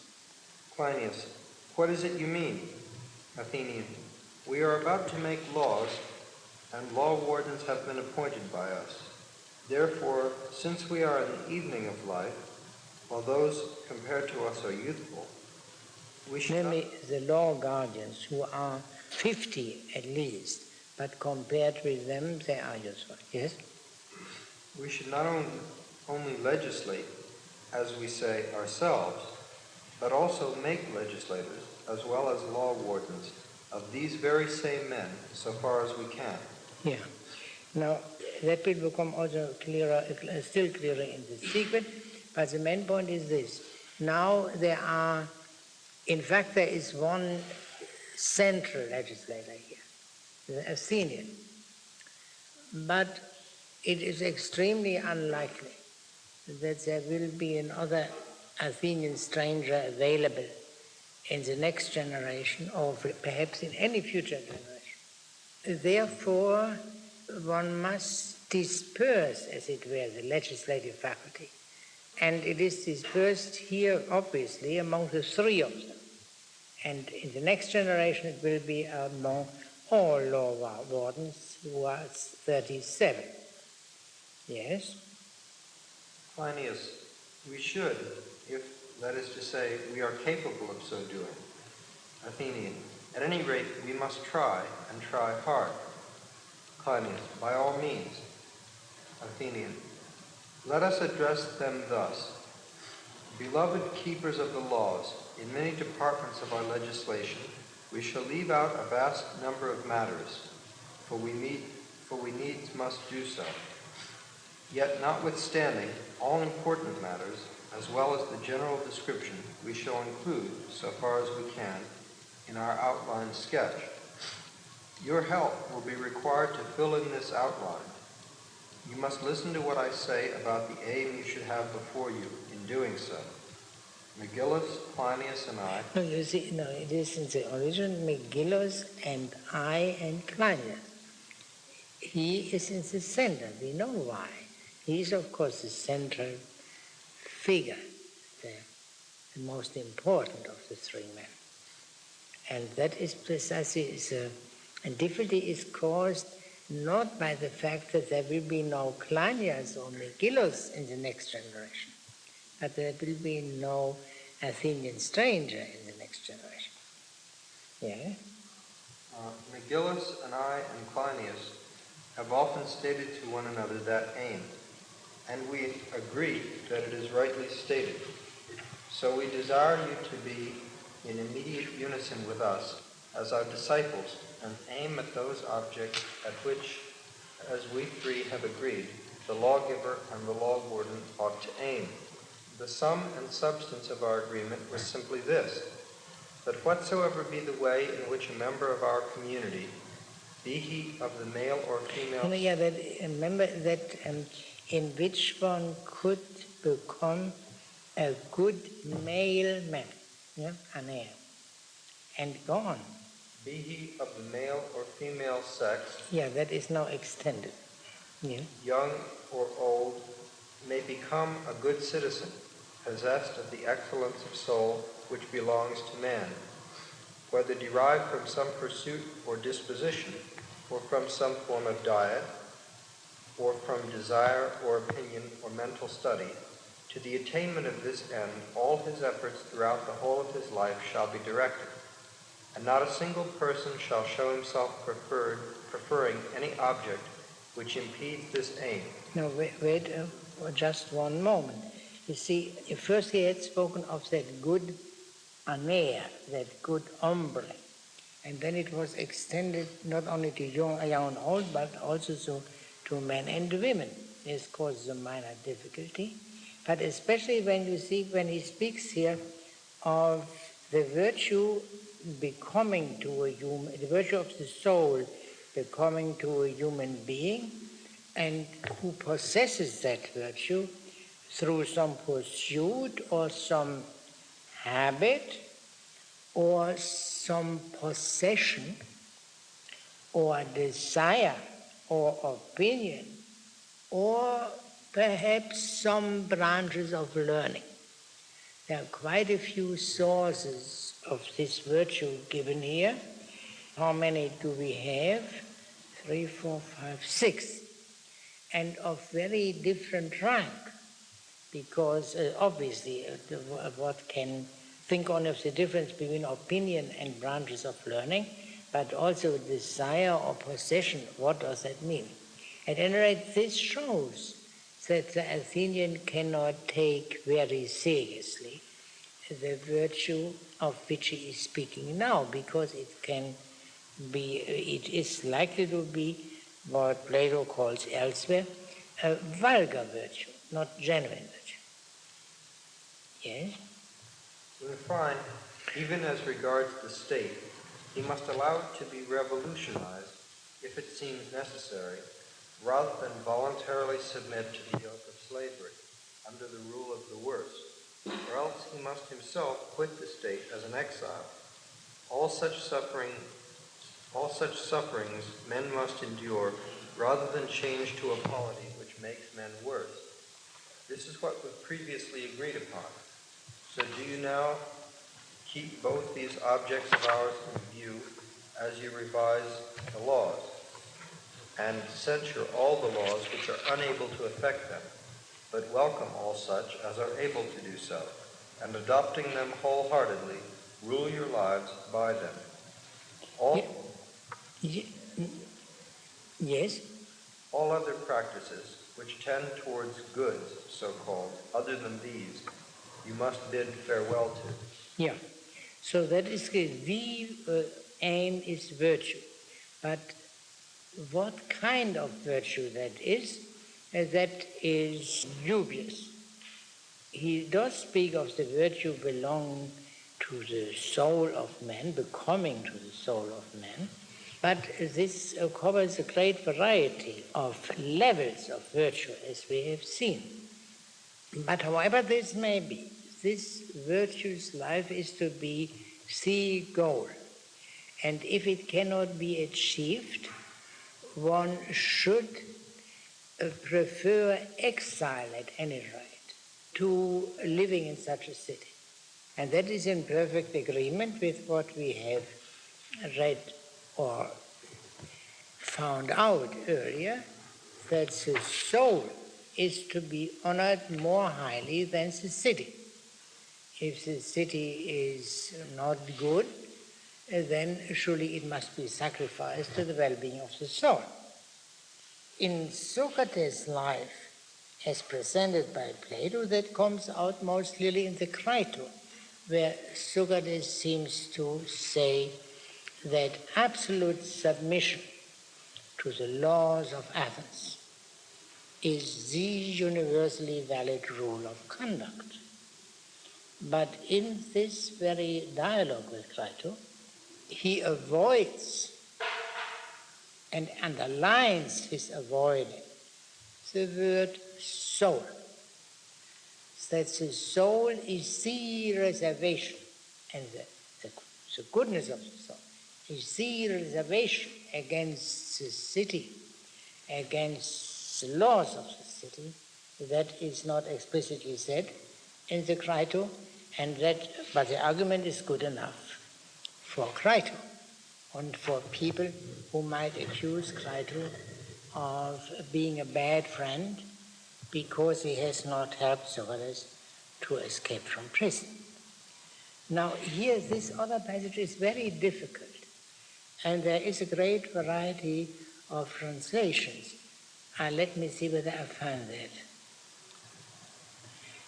Taylor translates, in the last event, should there be no choice but to be driven from the state itself before she deigns to crouch under the servile yoke of rule by the base, or to leave her for exile, any such fate must be borne rather than to change to a polity which will breed a baser man. And how did he translate? I think he said something like, did he not imply something like rebellion might be legitimate? Yeah, that is a hard question. Yeah, even as regards the state, he must allow it to be revolutionized if it seems necessary. Yeah, I mean, I'm not sure whether that is right, but somehow one gets the impression from the passage that this is so. And that would, of course, be a very extraordinary statement in a Platonic dialogue. Not that it is alien to Plato's thought, but Plato is very hesitant to preach rebellion, although he knows that under certain conditions it might be necessary. Yes. For a beginning of the laws, which And now we come to the yes, Mithorakas.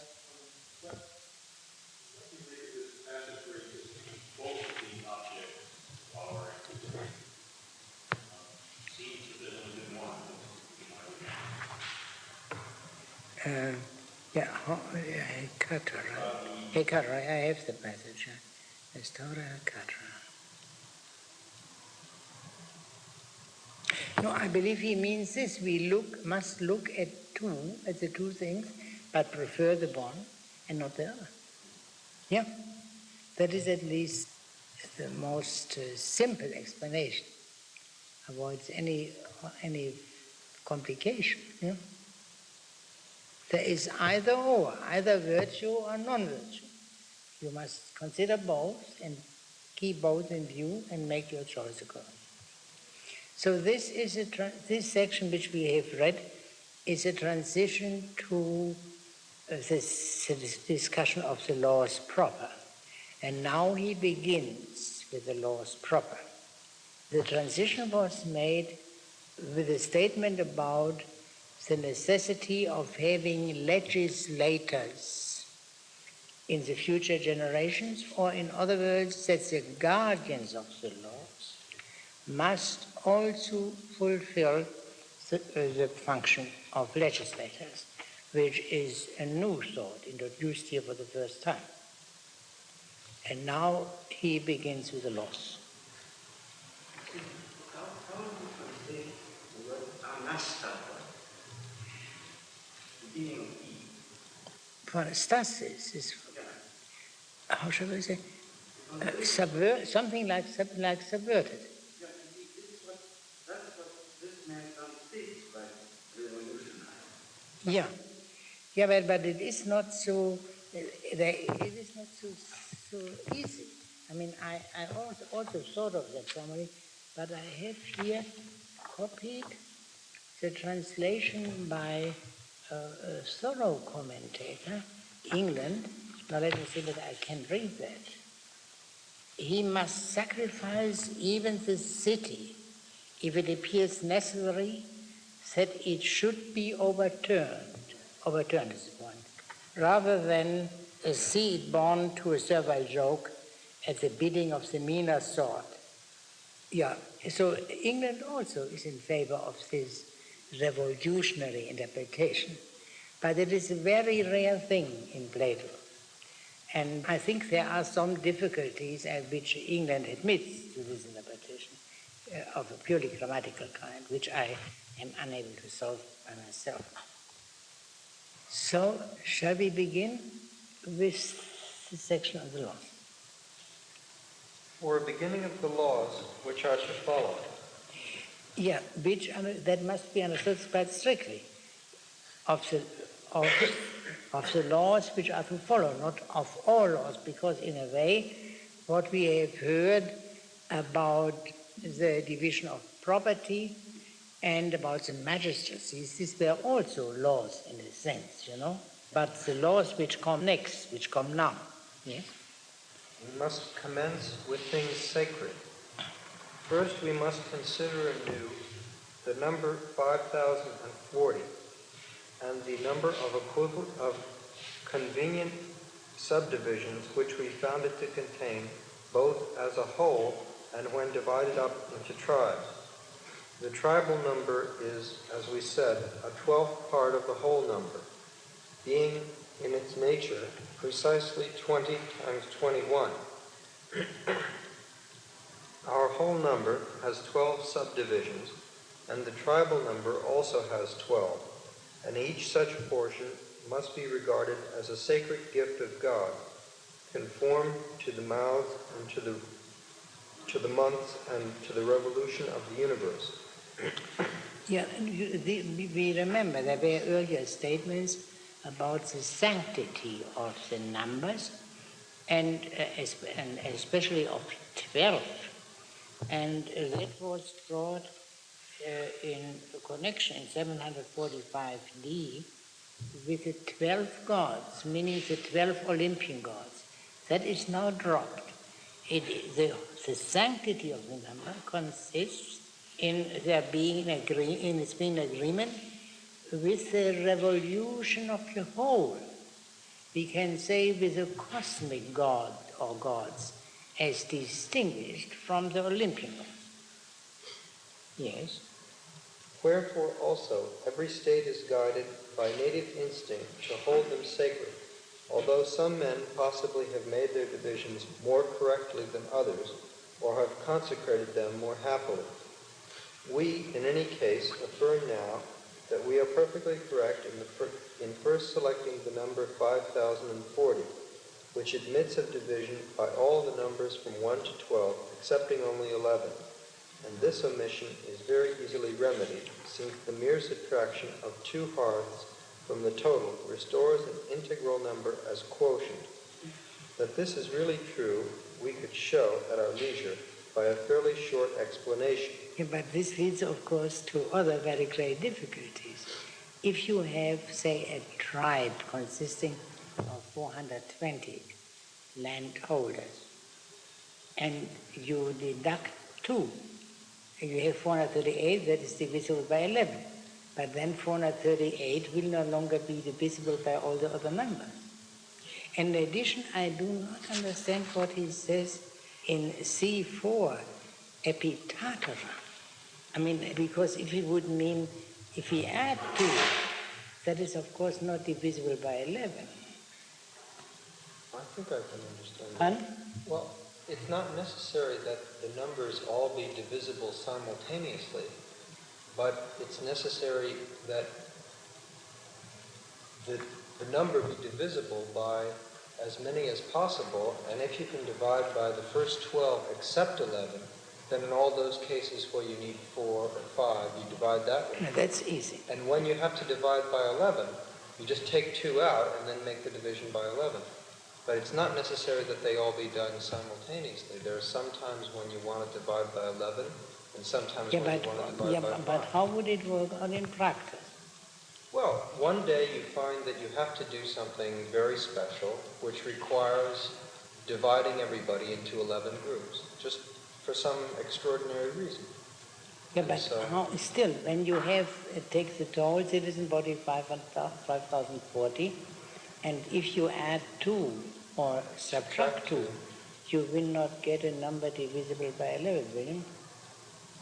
Oh, then in 420, you would get a division by 11 if you subtract 2. But that's, and I must say, I do not understand it. I regard it as possible that it is a playful remark in order to boost the virtue of the number 5040. That the only flaw which it has, non-divisibility by 11, it can easily be remedied. I do not know. Yes? I have questions to how serious the number 5040 is used insofar as you're going to have deaths and births very periodically, while you're going to attempt to stabilize the population at that level. It's not really going to be exactly there. Yeah, well, arrangements have been made for that to disturb the balance sooner or later. There will be excess or defect of birth, there will be wars, there's no point. But still, if possible, to have permanence of possessions and a perfect clarity as to possessions would be a very desirable thing. And the number 5040 has these qualities. He stated it somewhat differently on the earlier occasion where he said it's susceptible of 59 different divisions, as you may remember. And surely there is something playful about it, and that has very much to do with the playful character of the whole legislation. There's a footnote here which says that 5040 is 11 times 458 plus 2. So Yes, so 5038 is divisible by 11, after all. but plus 2. So that means that when you have to divide by 11, you just take 2 people out. Yeah, but is this not very unfair to this? To think of either distribution or taxes. Should 2 not be taxed? Should 2 not get this, the part of the spoils of war belonging to them? Maybe you could make a kind of special honor for those people. I see. Still, but you must admit then the legislator is not very precise at that point, is he? He's got a good method. Pardon? He's got a good method, I think. This is very good. Yeah. That this is so. How does he say here about that this defect can easily be remedied? Yeah, and that this is truly so. How does he say? We could show at our leisure by a fairly short explanation. Yeah, but he says explanation is in Greek mythos. And whether mythos doesn't have the meaning which it frequently has, a story of what is not, that's a long question. Yes? For the present, then, we shall trust to the oracular statement just delivered, and we shall employ these subdivisions and give to each portion the name of a god or of a child of God, and bestow on it altars and all that belongs thereto. And at these we shall appoint 2 assemblies every month for sacrifice, one of which 12 yearly shall be for the whole tribal division, and 12 for its urban section only. The object of these shall be, first, to offer thanksgiving to the gods and to do them service, and secondly, as we should assert, to promote fellowship among ourselves and mutual acquaintance and association of every sort. For in view of the fellowship and intercourse of marriage, it is necessary to eliminate ignorance both on the part of the husband concerning the woman he marries and the family she comes from, and on the part of the father concerning the man to whom he gives his daughter, for it is all important in such matters to avoid, if possible, any mistake. To achieve this serious purpose, sportive dances should be arranged for boys and girls, and at these they should both view and be viewed in a reasonable way and on occasions that offer a suitable pretext, with bodies unclad, save so far as sober modesty prescribes. Of all such matters, the officers of the choirs shall be the supervisors and controllers, and also, in conjunction with the law wardens, the lawgivers of all that we shall leave unprescribed. It is, as we said, necessary that in regard to all matters involving a host of petty details, the lawgiver should leave omissions, and that rules and amendments should be made from year to year by those who have constant experience of them from year to year and are taught by practice, until it be decided that a satisfactory code has been made out to regulate all such proceedings. All such laws, yeah. A fair and sufficient period to assign for such experimental work would be 10 years, both for sacrifices and for dances in all their several details. Each body of officials acting in conjunction with the original lawgiver, if he be still alive, or by themselves, if he be dead, shall report to the law wardens whatever is omitted in their own department, and shall make it good until each detail seems to have reached its proper completion. This done, they shall decree them as fixed rules, and employ them as well as the rest of the laws originally decreed by the lawgiver. In these, they must never make any change voluntarily, but if it should ever be thought that a necessity for change has arisen, all the people must be consulted, as well as all the officials, and they must seek advice from all the divine oracles, if there is to be a general consent by all. Then they may make a change, but under no other conditions at any time, and the objector to change shall always prevail according to law.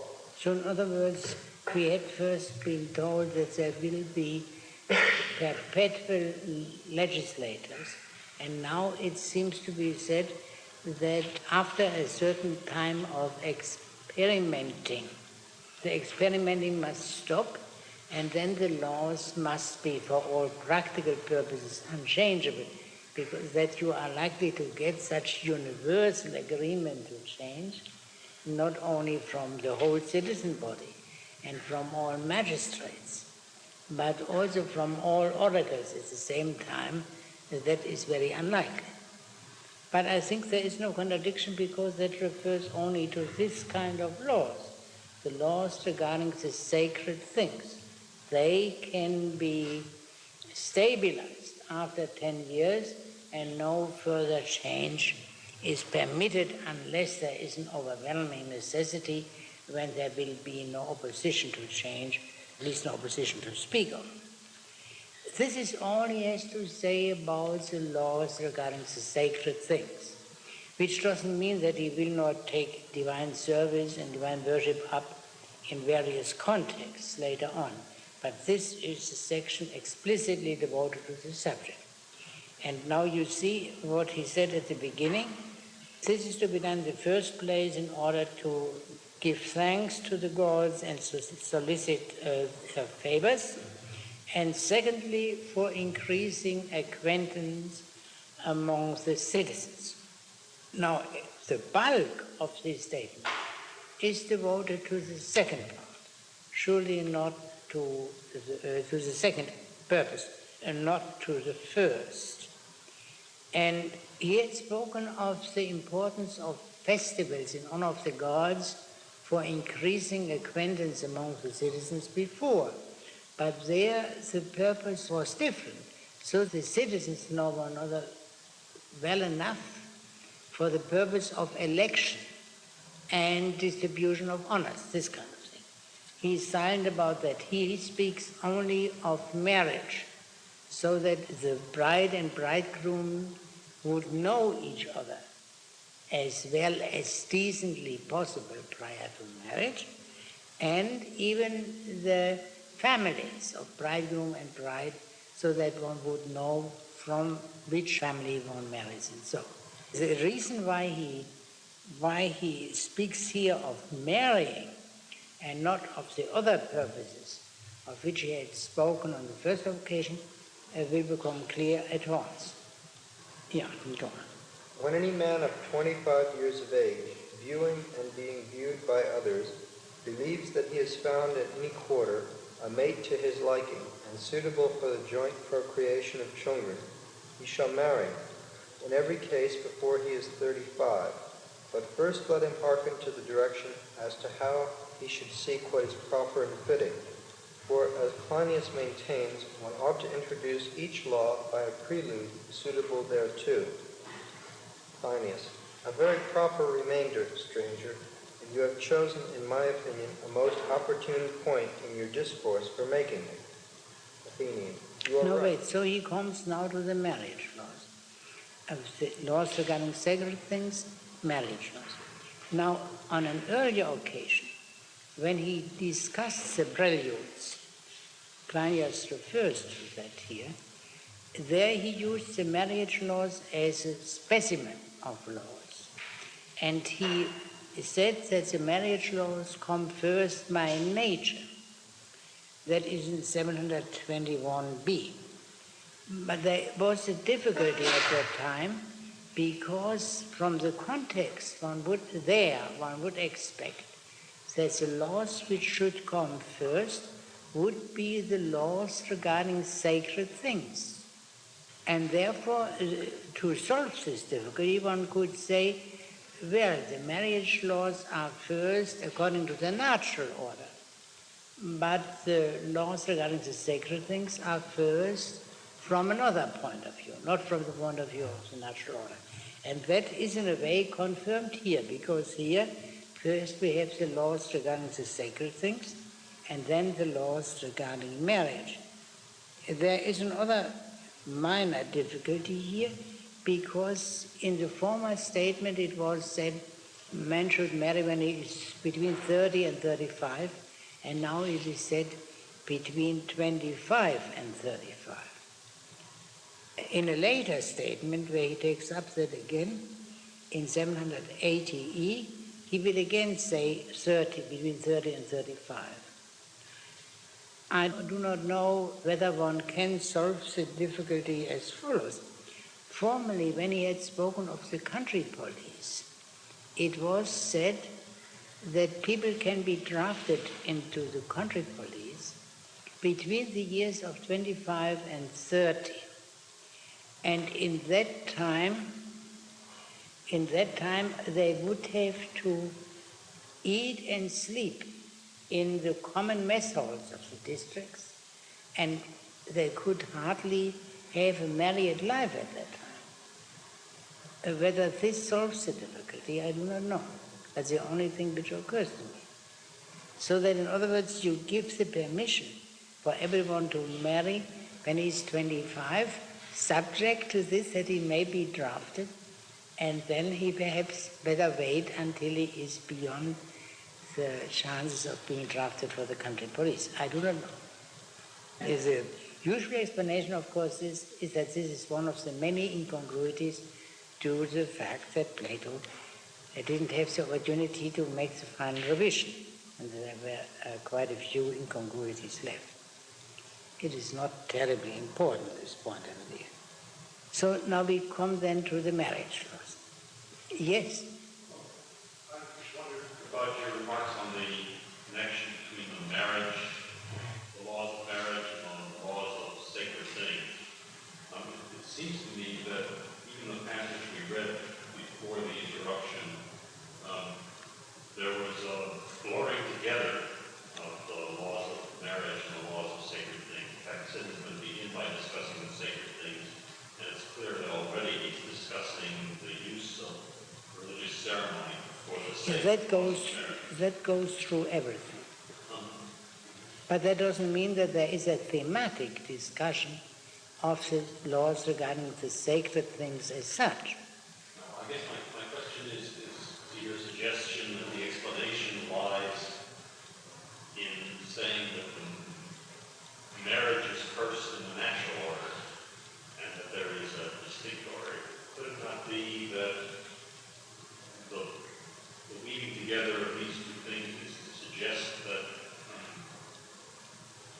while biological procreation may be first in the natural order, the institution of marriage derives its authority really from the sacred?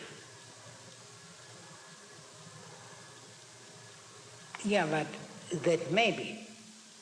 In the first statement, when he gave the general sketch of legislation in 631-32, in the first book, there he begins with the marriage laws because he begins with birth.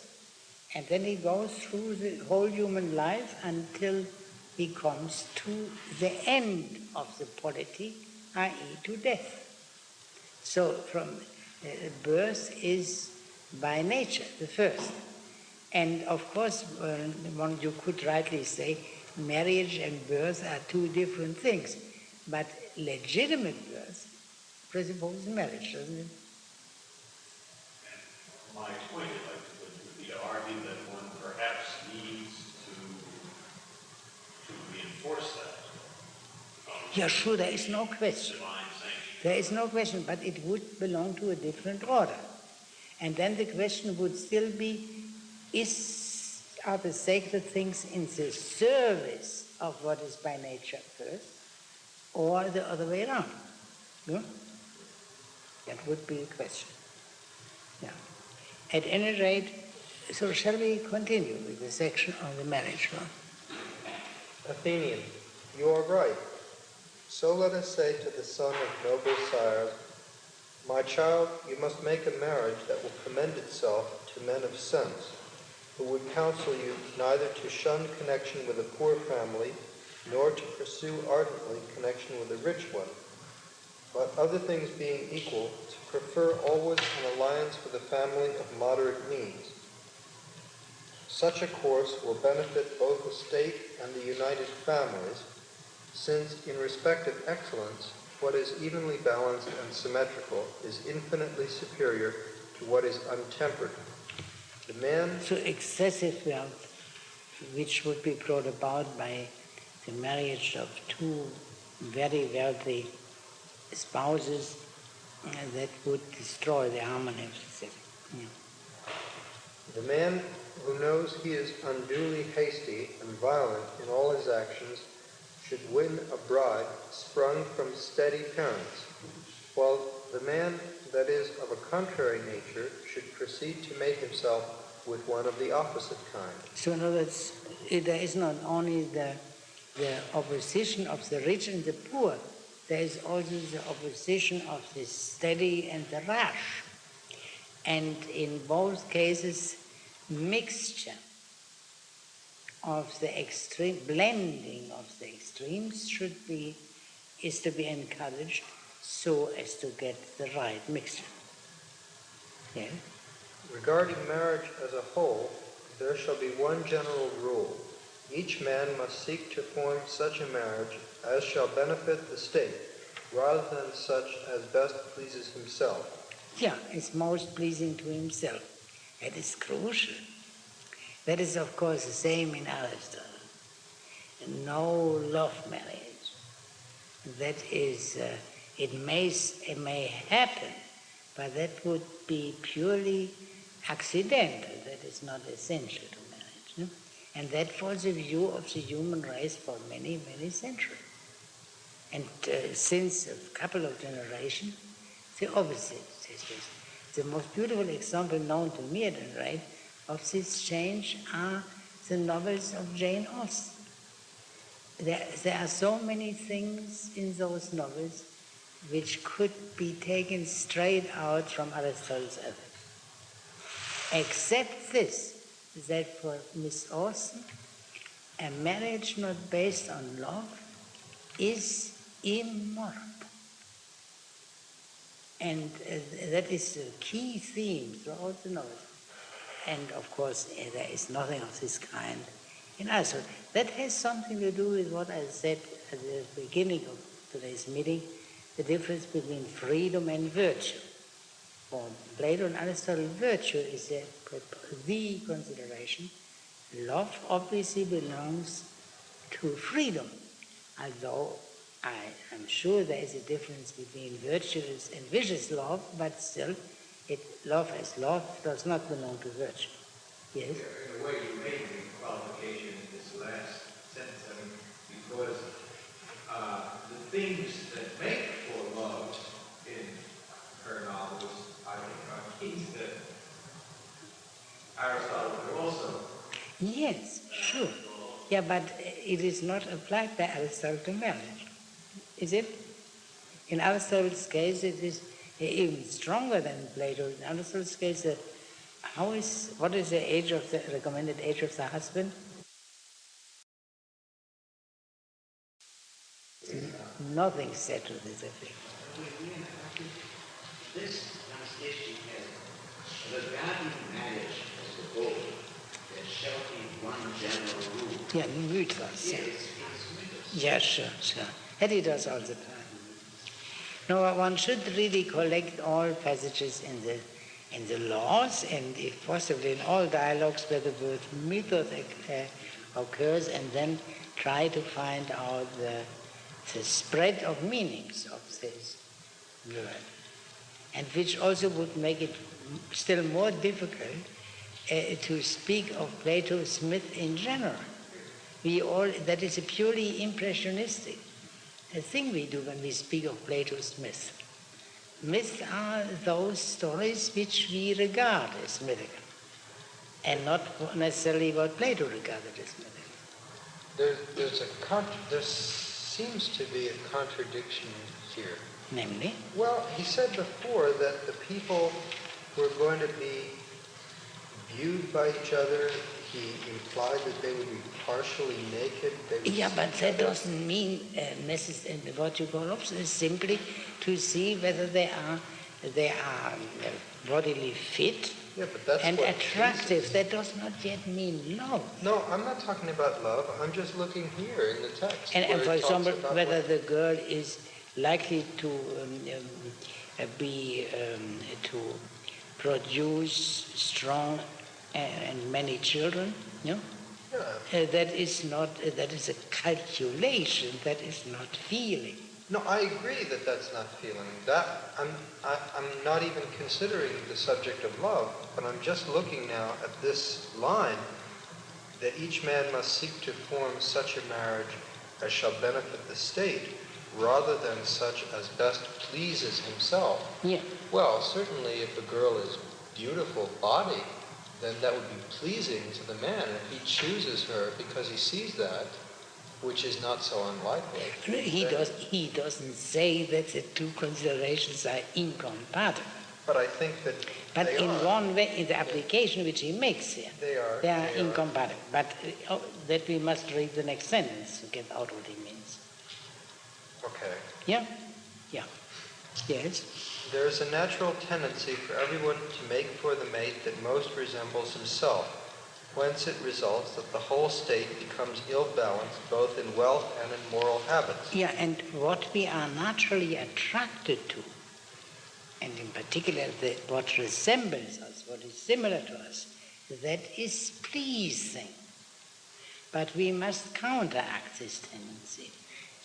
The rich are attracted by the rich, and that's most pleasant to them. But they must counteract that, and they must marry rather a poor girl. Okay, how about the beautiful? That is not discussed here. But that's clearly That the would most also important. be, no, that would create a great problem, because you also, the ugly ones have to be married. Sure, so it seems that it's most in the benefit of the state not to allow these people to look at each other and to decide for themselves, but to I simply see now what assign. you mean. So you mean Plato is too liberal, too permissive? He seems to be going. A rare but well-taken point. Yeah. Isn't that right? Yeah, there is something to that. Sure.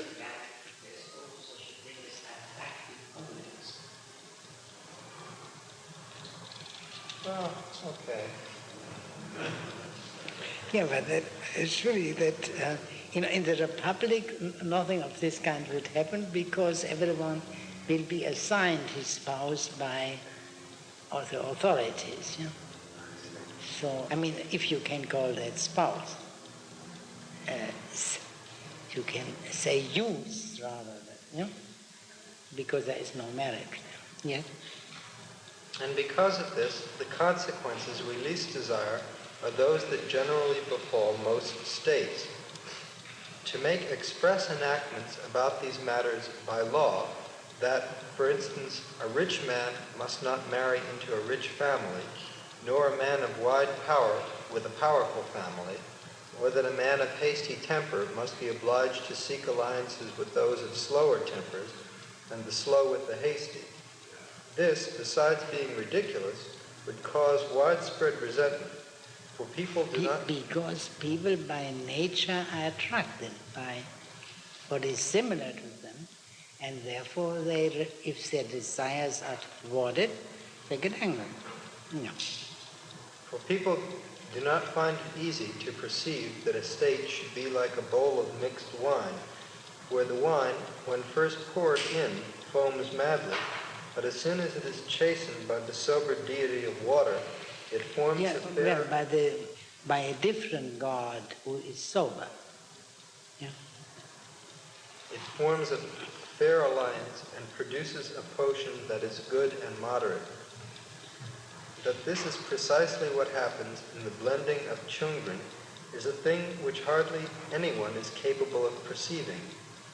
Therefrom, in the legal code, we must omit such rules and merely try by the spell of words to persuade each one to value the equality of his children more highly than the equality of a marriage with inordinate wealth, and by means of reproaches to divert from his object him who has set his heart on marrying for money, although we may not compel him by a written law. So nature will not be formed brutally by a law, but by enchanting speeches. But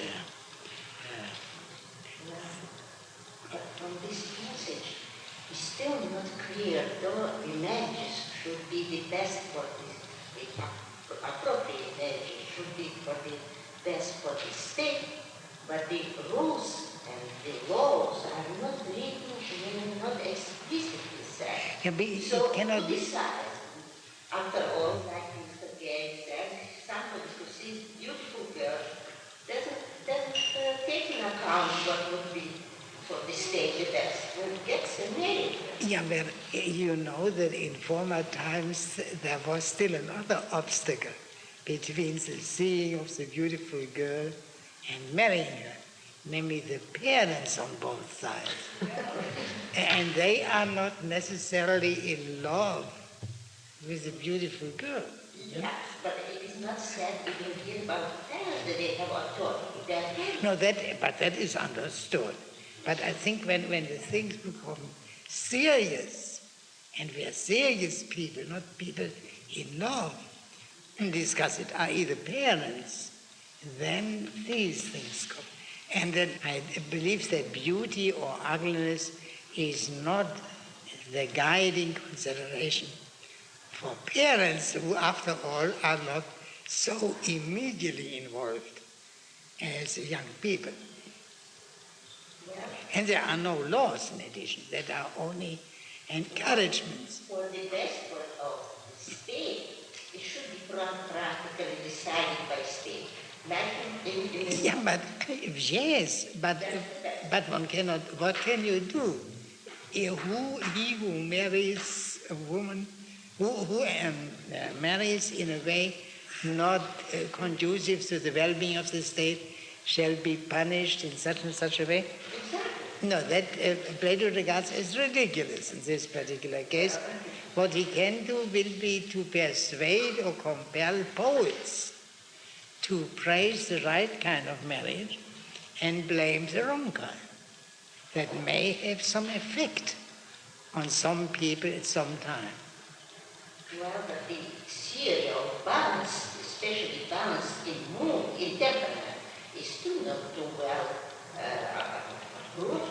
We know that divorces come just exactly from... Yeah, but that is... Yeah, but sure. Yes, but on the other hand, divorces can also come from too great resemblance. So say if one spouse is quiet and placid and the other is excitable, they supplement each other very well. Whereas if they are both excitable, that can be a lifelong war. It's difficult. Difficult. Yeah. Definitely difficult. Yeah. Pardon? I think the dances which are meant with marriages are something like square dances. Yeah, but still more should be visible, I believe. More should be visible. Otherwise, he wouldn't have said as much as decency permits. I mean, one must see of the girl whether she is likely to be a mother productive of strong and healthy offspring. Yeah, I do not know. I have only seen square dances over on the screen, so I do not know how much one can see there.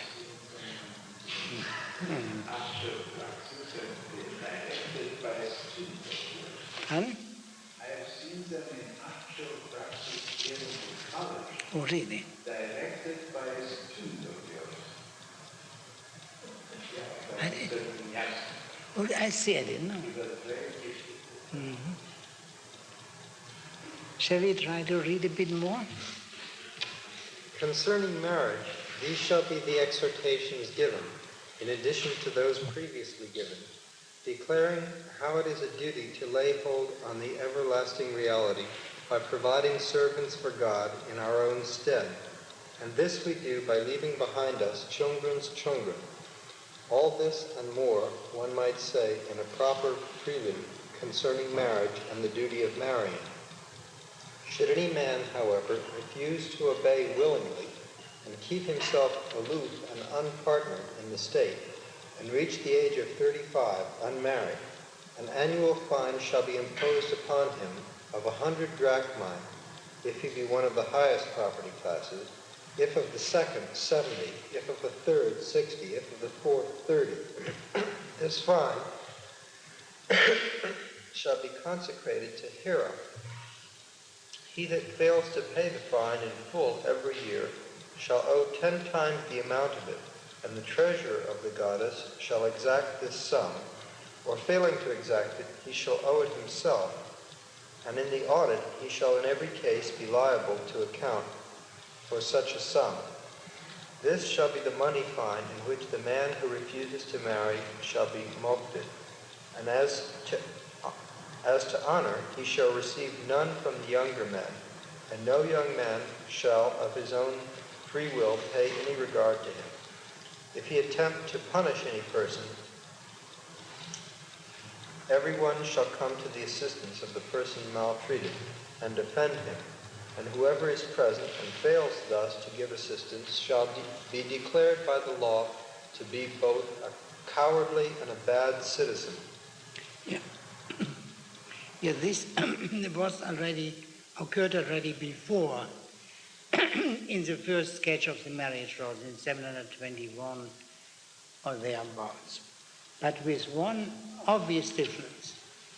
At that time it was said that bachelors over 35 will be fined, but there was no gradation of the fines in accordance with the 4 property classes, and for the very good reason, because the property classes had not yet been introduced there. And now we are familiar with that and are satisfied that this is a sound institution, and therefore is there. The same applies to dowries, of which he speaks in the sequel. Dowries are forbidden, as we know, and only something like a trousseau is permitted. That will he make clear in the next. Concerning dowries, it has been stated before, and it shall be stated again, that an equal exchange consists in neither giving nor receiving any gift, nor is it likely that the poor amongst the citizens in this state should remain till old age unmarried for lack of means, for all have the necessaries of life provided for them, and the result of this rule will be less insolence on the part of the wives, and less humiliation and servility on the part of the husband because of money.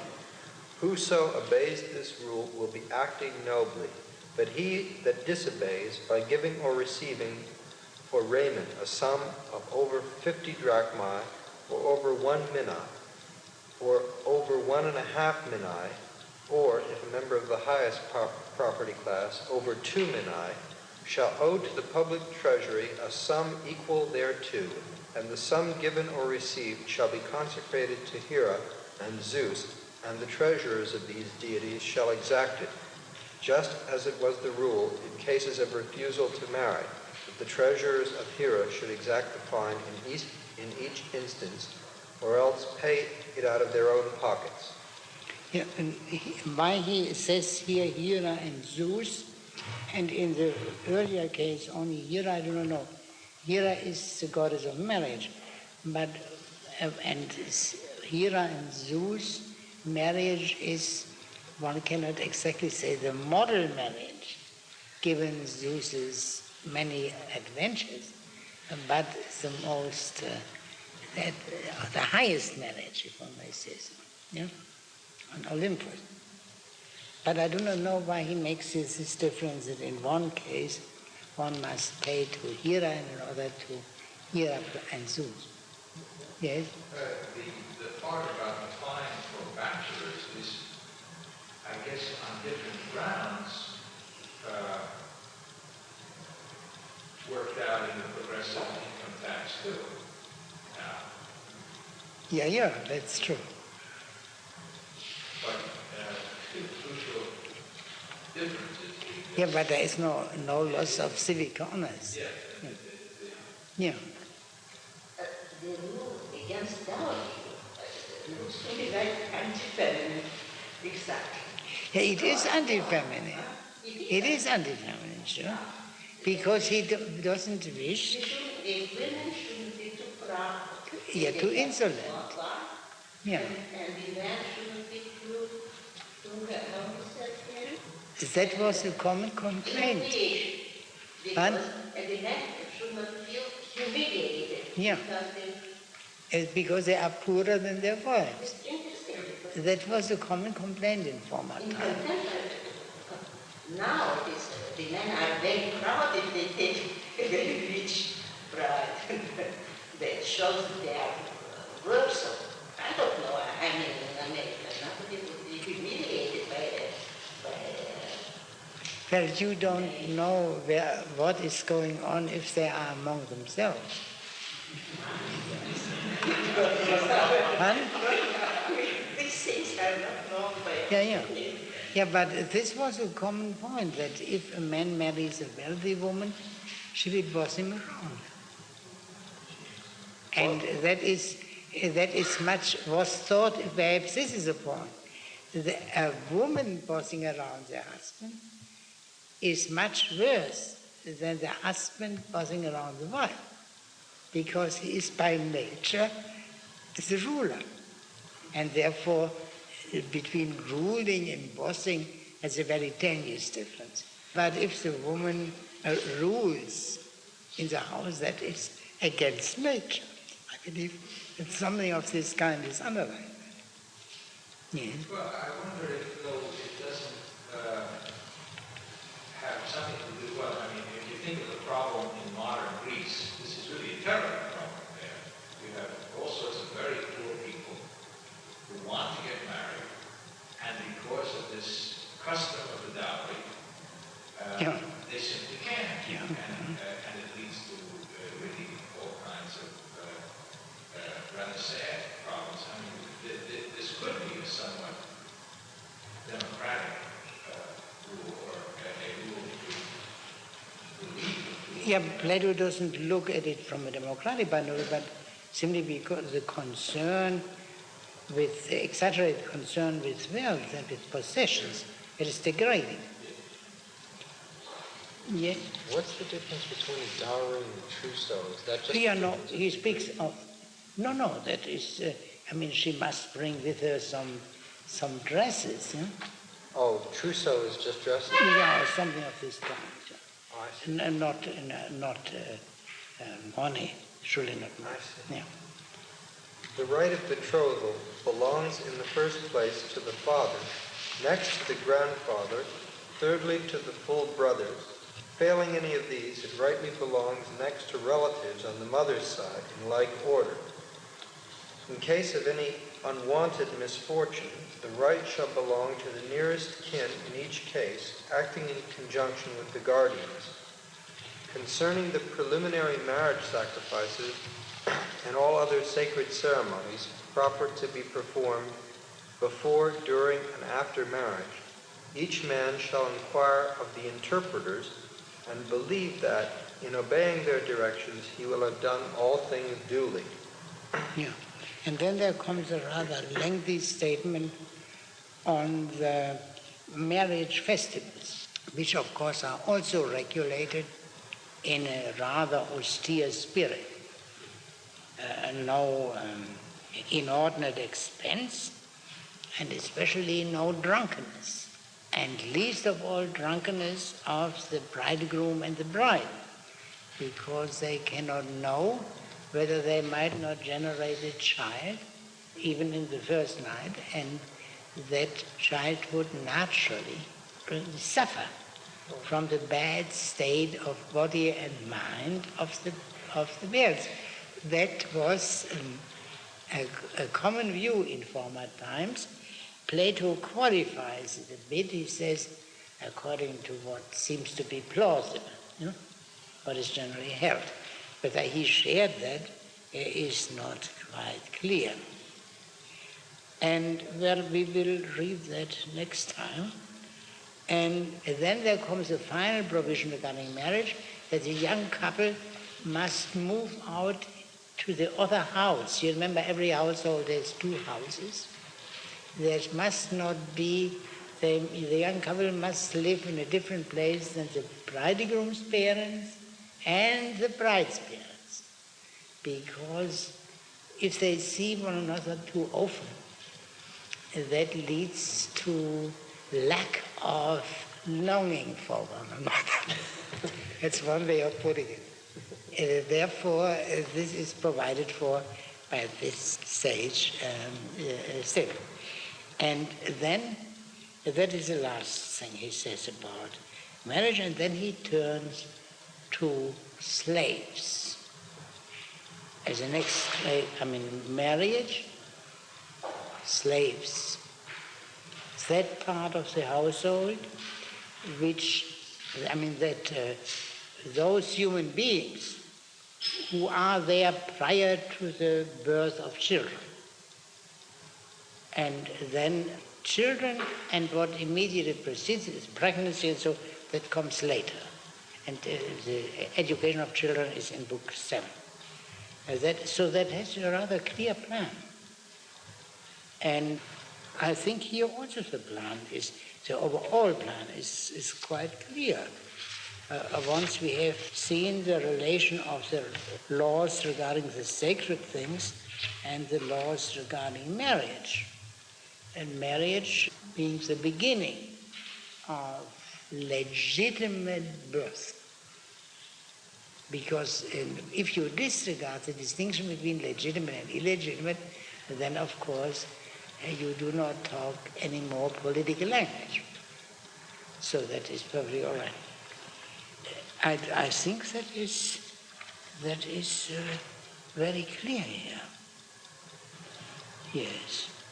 I do not know whether we can perhaps read what he says about the festivals, no?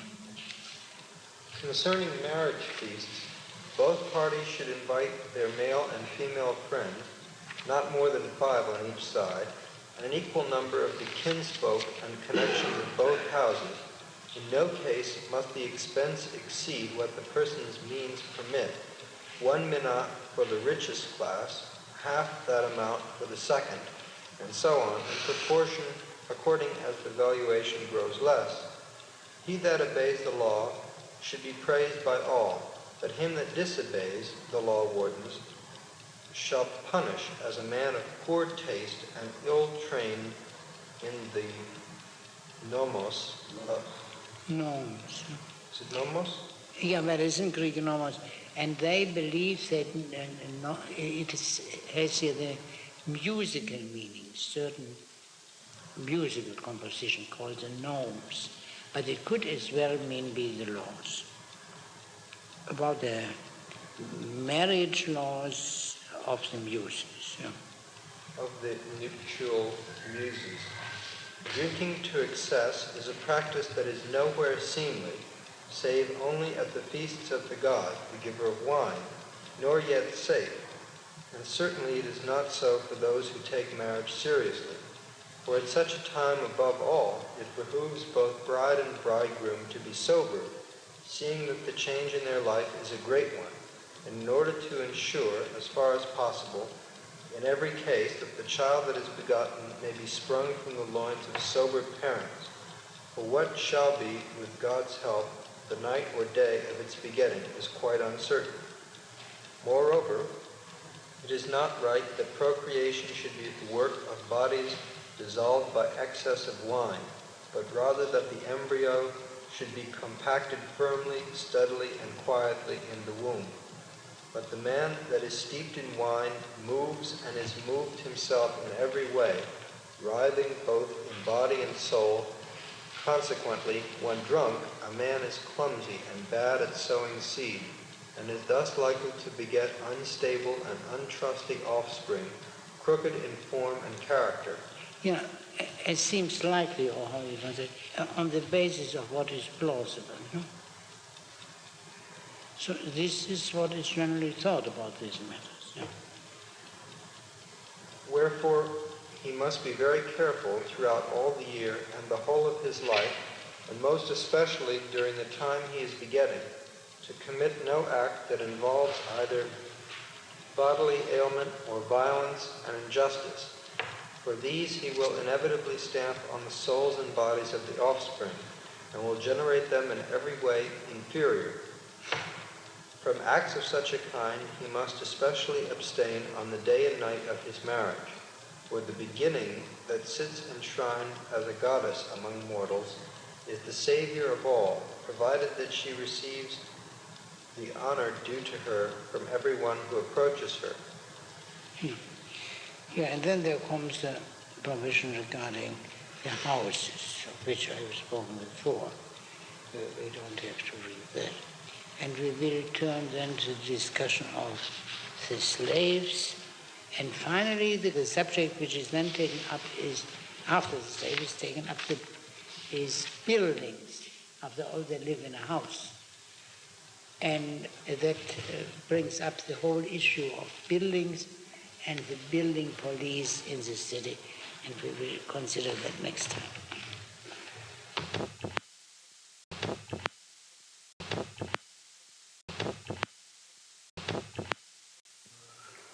So that we get some notion of how the whole work is composed, but we cannot read the whole.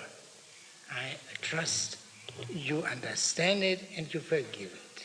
Now, as for the section where we are now, Tingen has now begun to speak of laws in the narrow sense of the word, as distinguished from the arrangements regarding the magistracies.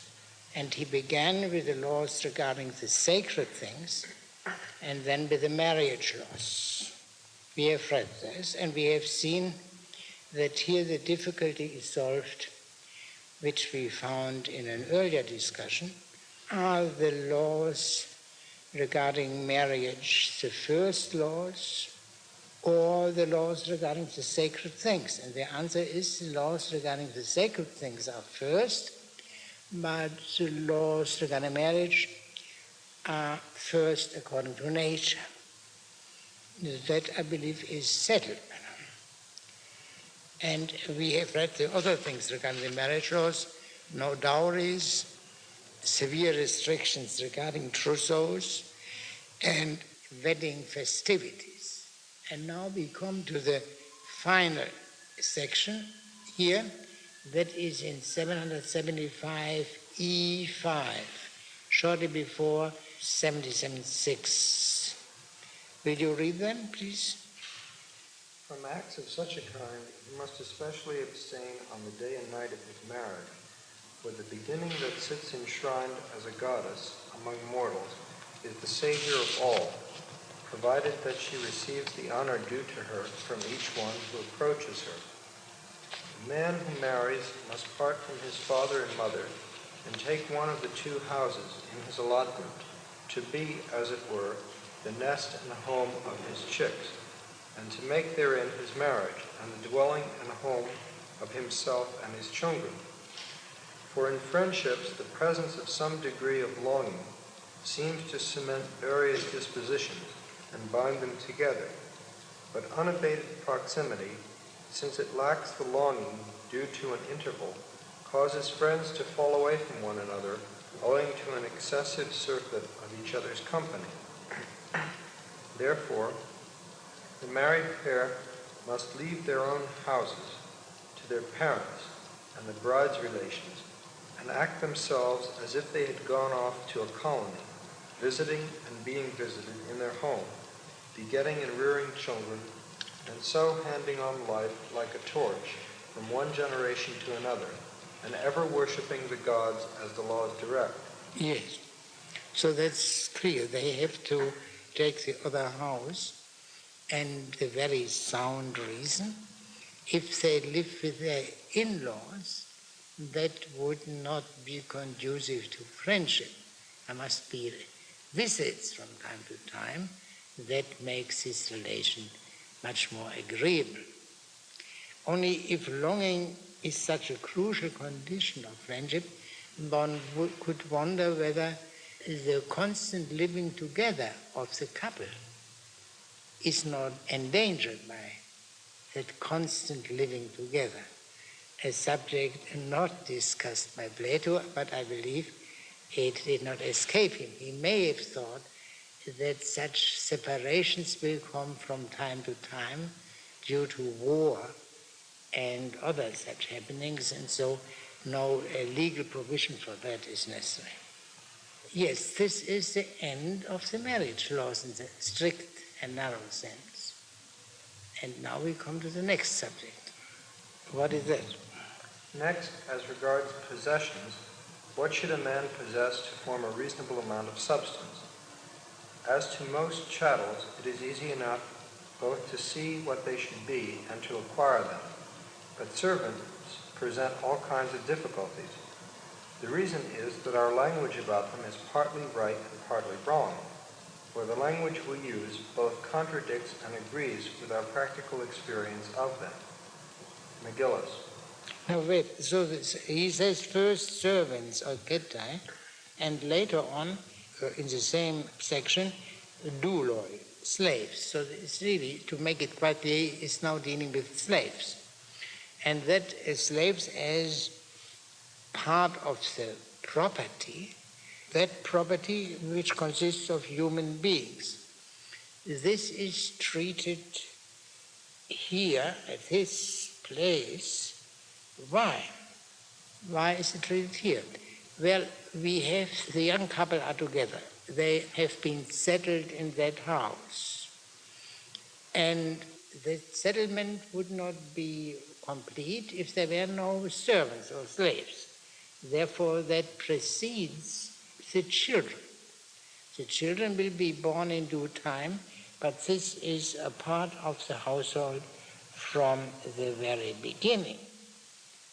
There is a parallel to that in Xenophon's Economicus, where Socrates discusses, or someone else discusses the household management and speaks of husband and wife and of the slaves, but not of the children and the rearing of children. But this has here a special reason, because this is a very young couple who just married, and which he discusses there, and therefore the children cannot become up. So Xenophon or Socrates there is silent on the rearing of children, whereas the Athenian here will devote the whole 7th book to this subject. Another point which one might mention, in Xenophon's Economicus, there is a considerable part of the work is devoted to the education of the young wife by her husband. There is no analogon to that in the laws, because here in this book, as we shall see later also, all education is public, and there is no private education by the wife to the husband. Yes.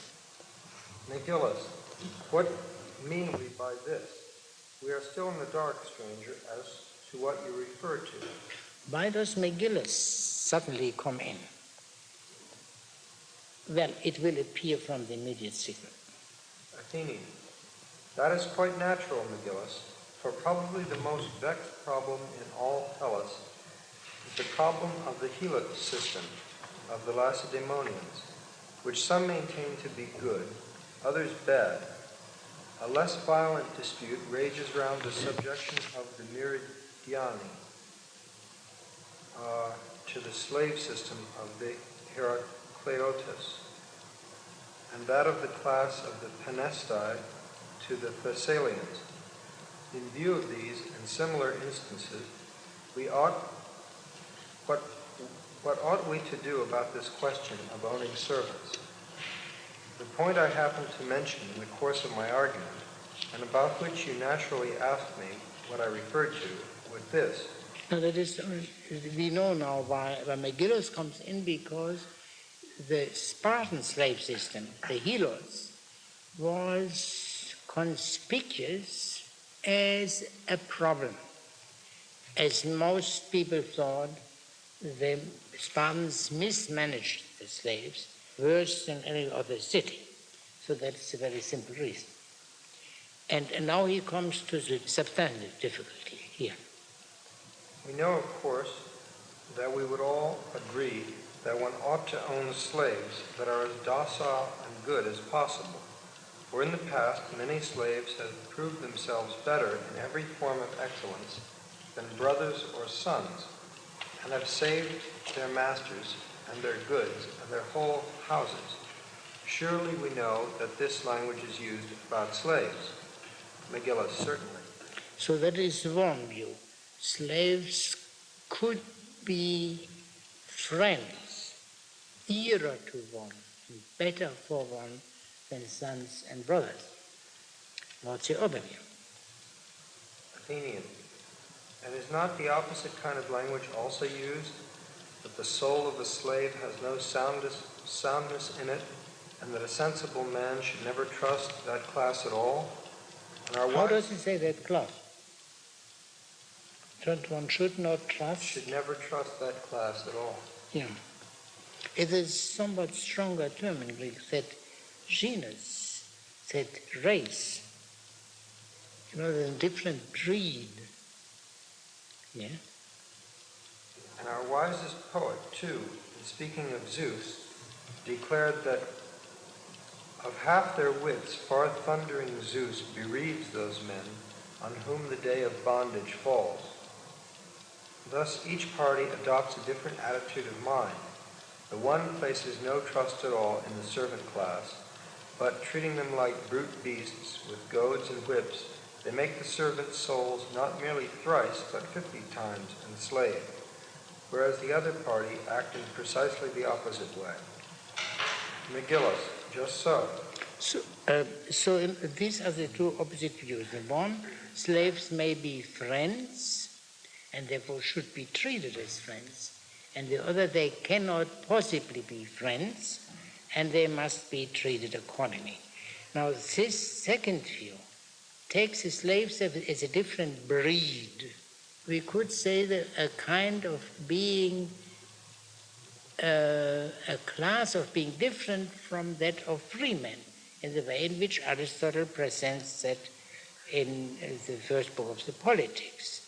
And here an authority is adduced, the wisest of our poets, of course Homer, who, speaking on behalf of Zeus, says, and then there follows a quotation, this is said by the swineherd Eumaeus, of all people, that in Homer it is said that Zeus takes away half of man's virtue.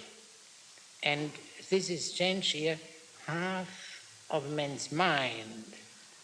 So the diminution of the mind is due not to nature, but to enslavement, and is a beneficial action of Zeus. He wants to enable the man to be a slave, and therefore he takes away half of his mind. But this is not very Prometheic of Zeus, because he makes them altogether slavish, and therefore very bad slaves. That seems to be the difficulty here. At any rate, there is no question here, no assertion in any kind that slaves, that they are natural slaves in the sense in which Aristotle says. There are, of course, natural slaves in the sense men who are incapable to control their desires. But this has nothing to do with the political distinction between freemen and slaves. And in the political distinction is not natural, although, but Plato accepts it, of course. On what ground could he accept it, if it is not natural? The slaves are simply people who have become captives in war. And so that it is accidental that these men are slaves and these others not. But I suppose the reason is that there is a necessity, a need for slaves, and the polis couldn't be without slaves, And therefore, this legitimates slavery. And this legitimates the use of violence, of coercion, in order to make people slaves. Aristotle is much more decent in this respect than Plato by limiting slavery to those who by nature are better off if they are slaves.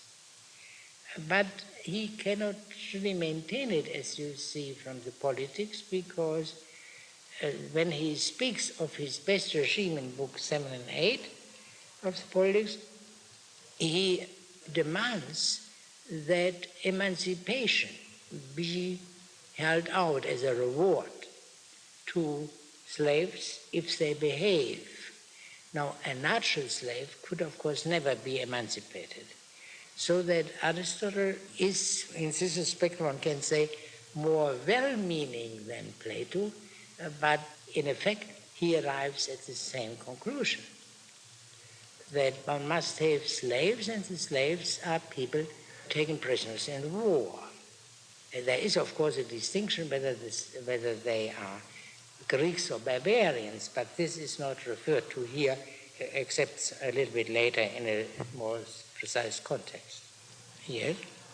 Plinius, since this difference of opinion exists, stranger, what ought we to do about our own country in regard to the owning of slaves and their punishment?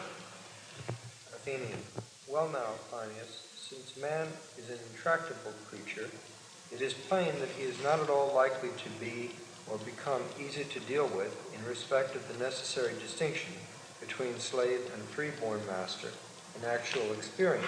Yeah, in other words, it is to distinguish the slave and freeman by deed, by deed, as it says, ergo. A distinction by logos is not possible at all. So one can only make this distinction by the deed of enslavement. Yes? Plinius, that is evident. Athenian, the slave is no easy chattel, for actual experience shows how many evils result from slavery, as in the frequent revolts in Messina and in the states where there are many servants. Messina is, of course, the home of the helots. Yeah? Yeah. Many servants kept who speak the same tongue, not to speak of the crimes of all sorts committed by the corsairs, as they are called, who haunt the coasts of Italy, and the reprisals therefore. In view of all these facts, it is really a puzzle to know how to deal with all such matters. Two means only are left for us to try. The one is not to allow the slaves, if they are to tolerate slavery quietly, to be all of the same nation, but so far as possible to have them of different races. And the other... Yeah, of different languages.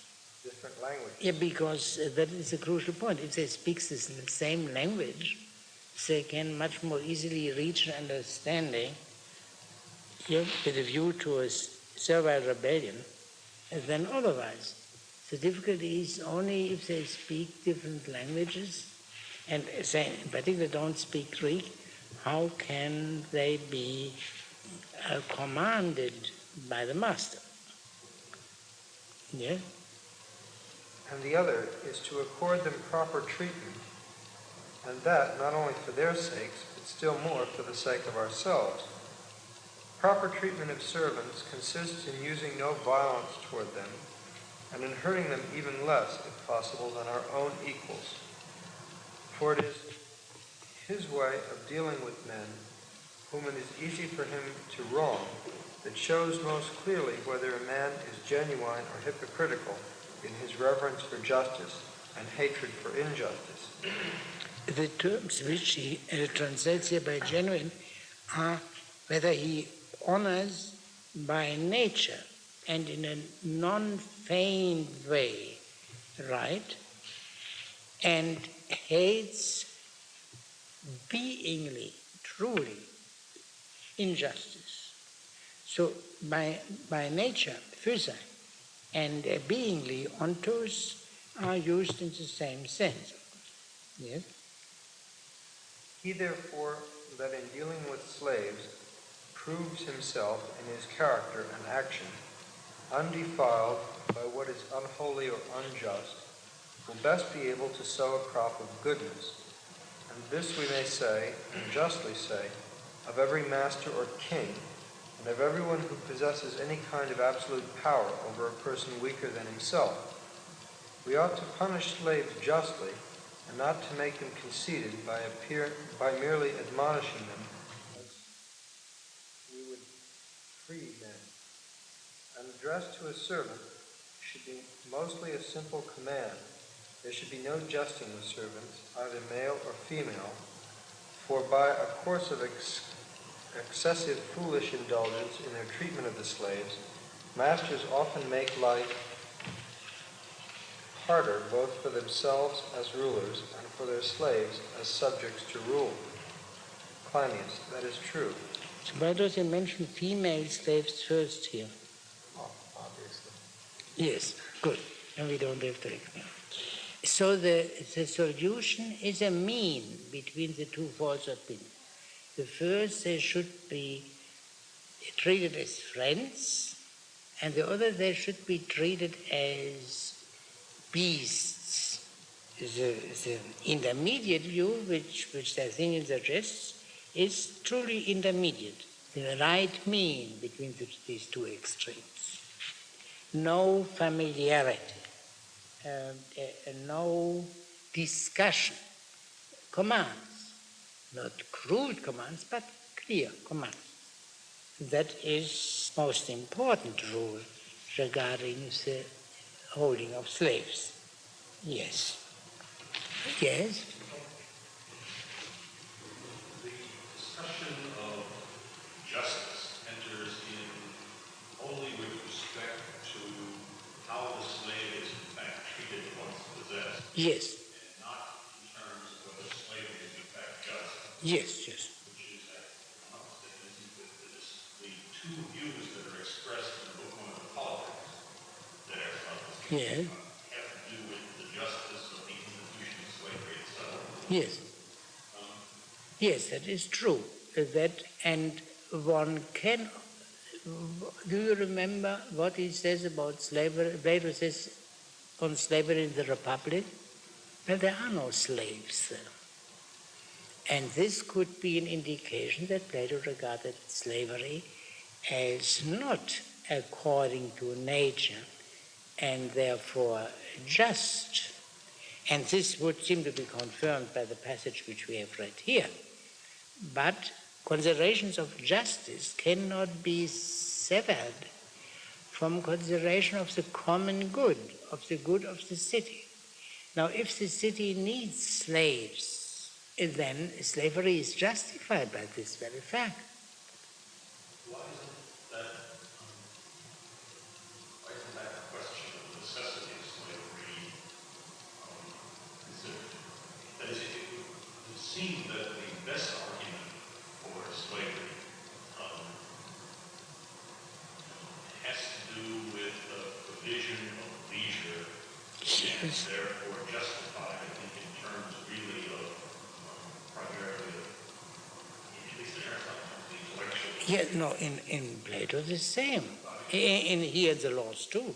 The citizens must have the leisure for devoting themselves to the common things, which means primarily, of course, things of the city, but may mean also the things common to all things, that's to say, contemplation. And since this is a good life, and since this is not possible, if the dirty work is not done by other people, one must procure such other people who do the dirty work, that are the slaves. That means, doesn't it, that this will have to be a colony which wages war. I beg your pardon? Which wages war. Yes, sure. And in particular, the first solution that they should have slaves that speak different languages, they will have to wage many different Yeah, well, but of course, they could live in a neighborhood in which there are a variety of barbaric tribes speaking different languages. In a sense, doesn't the institution require an activity which in the absence of the institution might also not be required? Slaves provide leisure for making war to provide the slave. Yeah, that is in a different way. That is not the purpose of slavery, to make possible war, because the end of war is peace and the right use of peace, of leisure. But of course, in order to have peace, you must also wage war from time to time, as people thought, at least in former times. And this kind of slave-catching expedition, that is war, part of the art of war, as Aristotle called it. And if you say, well, you have free labor, yes, that would be. But the point is this: these people who are freemen, but not citizens, create a great political problem. If you have a considerable part of the inhabitants of the city who are freemen and yet not citizens, they will cause a difficulty. That is a kind of extra-legal demos which forms itself and endangers the whole, as they say now, establishment. If they are from the outset beyond the pale of citizenship, the danger is much less. And Aristotle also follows this line in his best regime of the two last books of the Politics. The city is a city without a demos.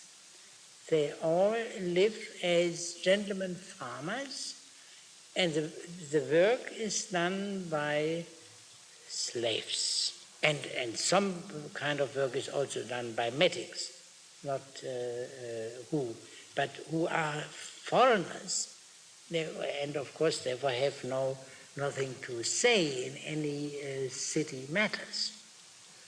That is, I think there is no difference in this respect between Plato and Aristotle. If one goes further back, and for example, addresses to Plato this question: what is the reason why you insist on limiting citizenship so much, so that perhaps only half of the adult population of a city are citizens? And then he would say full citizenship requires education. And you wouldn't wish to be governed by uneducated people, and if they are full citizens, they may very well become magistrates. And a more modern answer to that is universal education. But the trouble is that in this philanthropic change, education has changed its meaning. It did no longer mean what it means here, in the first place, formation of character, but as you know, reading, writing, arithmetic, and so, and not even that, if I'm sufficiently informed about what is going on at the frontiers of education. So, it's hard. In either case, it is hard. May I ask you? Please. Here, Plato says about how to handle this Yeah. but doesn't say how to acquire them explicitly. This is a new state. There are 5,400 people. How they get to this list? He doesn't say a word about that. Yeah, well. So he mentioned this is difficult relation, he said, acquire. So yes. What does it mean? That is somehow, that's presupposed that there are slaves available. And since the people are not likely to become slaves voluntarily, how else could they become available except by violence? You can buy them. Pardon? then the slave trader would have used violence. Think only of the stories you hear about the origins of Negro slavery here. They may have been sold by their fellow Negroes in Africa, but the poor fellows who were shipped to this country or to South America did not go voluntarily there.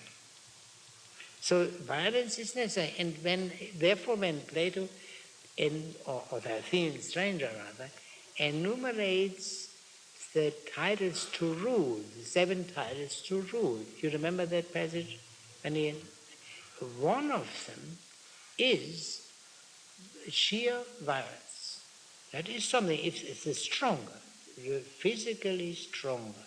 That is a title to rule, unfortunately, but unavoidably.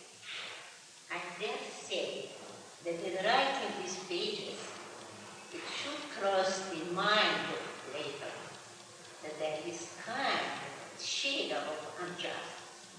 You're sure? No, but he said so. But he said so.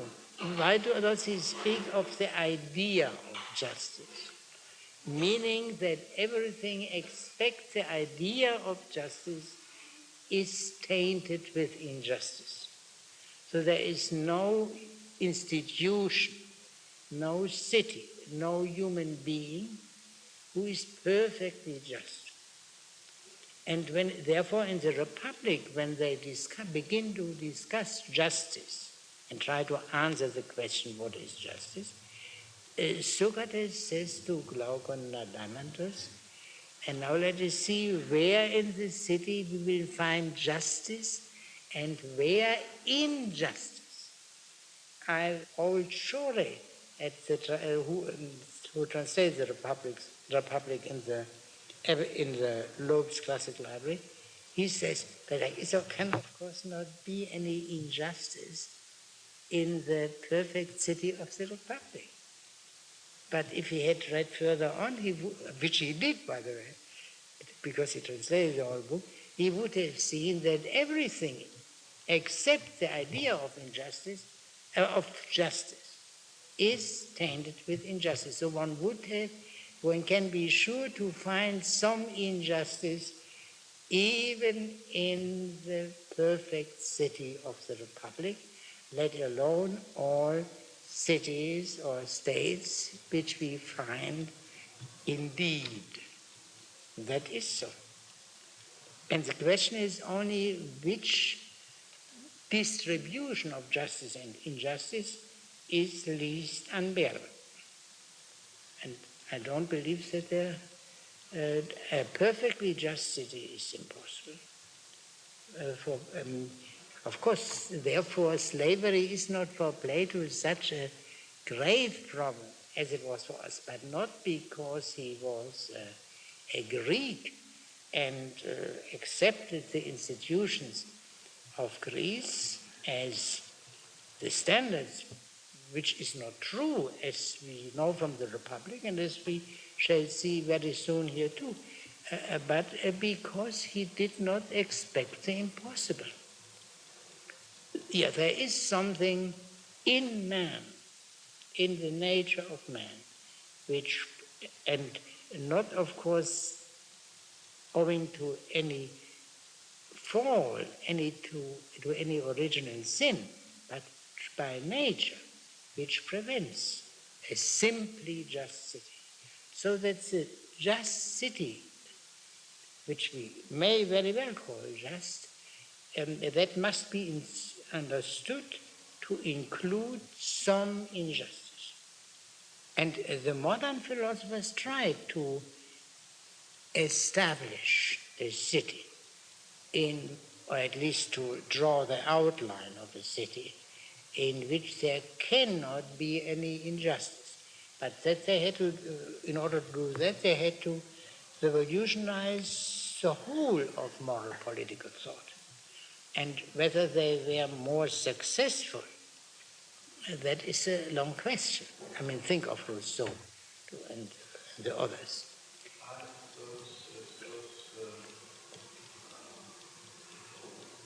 Those ideas of justice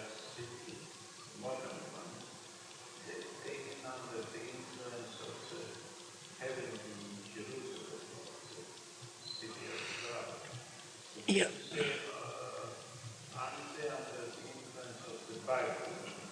Yeah, but in the Bible, the just city is work of God.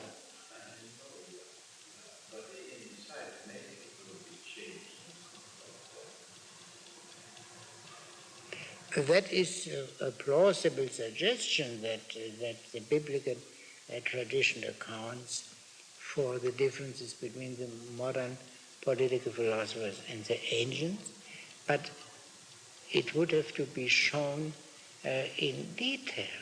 I mean, for example, if it is true that Machiavelli plays a very important role for the emergence of modern thought, I don't find much biblical things in Machiavelli.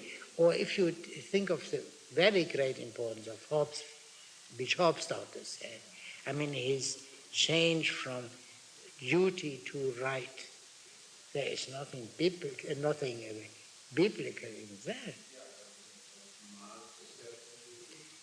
Yeah, but that is very late when all basic issues were already settled. And whether that is true that Marx is such a messianic thinker, that is often asserted, but I am not, don't feel compelled to believe that. But the question which we have to deal with is whether they succeeded, the moderns succeeded, at least in theory, to establish a commonwealth which is perfectly just.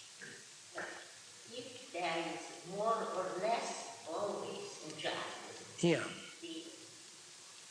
For Plato, the republic from the very beginning is clear that the republic as such cannot be perfect.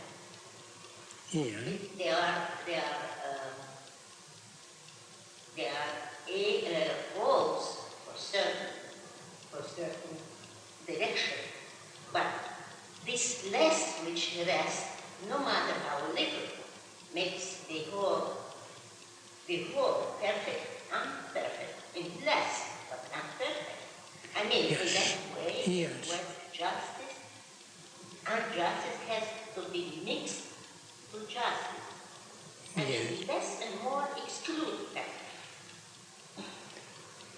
Yes, but Task to move to this less as less. But, so the republic Yeah, but- from the very beginning is defeated by it. well, I do not quite understand you. Do you mean to say that if you have the prospect of an infinite progress toward lesser and lesser injustice, then the injustice which we observe and which was already there would be more bearable? In one way, maybe bearable, but still makes justice unjust. Maybe bearable, maybe slaves who are very well handled and very well situated, I don't know, imagine such things, still will be slaves. Yeah. So justice will be not justice, no matter how good this whole. Yeah, but if this slavery makes possible in the future a just society, would this be a justification of slavery? A just, as according to Marx, the slavery, the division of labor altogether, and all the terrible defects of capitalist society are necessary in order to enable men to develop fully their productive powers. And in the meantime, that's hell. But finally, that makes possible heaven on earth. Would this be a justification? Yeah, but to whom do you address this complaint? Can you expect it differently? Even to believe that can be absolute purification of human nature, but if it is impossible, then evil in this nature makes. I Yes. My question was that in here Plato, in founding new state, explicitly does not mention how slaves come to this. No, that is true. And this is probably on purpose. There's one simple way in which this is done. Those colonists bring their slaves with them. Well, Yeah, that is like yeah, but still, that of course, that post, that as you would be, maybe this is not enough, then maybe this is only few bring and the rest don't have. Economically, it is not clear how they handle this new state, 5,400, if you brought slaves. So the question how to apply them still is there. yeah, well, Mr. Klein surely would admit that the moral question is not solved by the fact that the slaves are already owned. Yeah? Human nature is of such nature Oh. that it cannot be Oh, but this is Plato who writes that. And Plato wrote Republic, I say, putting, starting his Republic, he must have been clear, no matter how perfect he has his Republic, it is cannot be that ideal. No, I now put aside what is inside the Republic, the notion of good, the notion of I put aside, I say only that it is defeated task of his. it defeats. Very wrong, because defeated in that way that the injustice, this less injustice, makes impossible human perfect state of the heart. Yeah, sure. But even in the Republic, there is in the best city of the Republic, there is injustice. If you go into any institution there, for example, you have this very just institution that babies who ought to belong to the upper class will be taken away from their lower class parents and vice versa. Well, how will it work out in practice?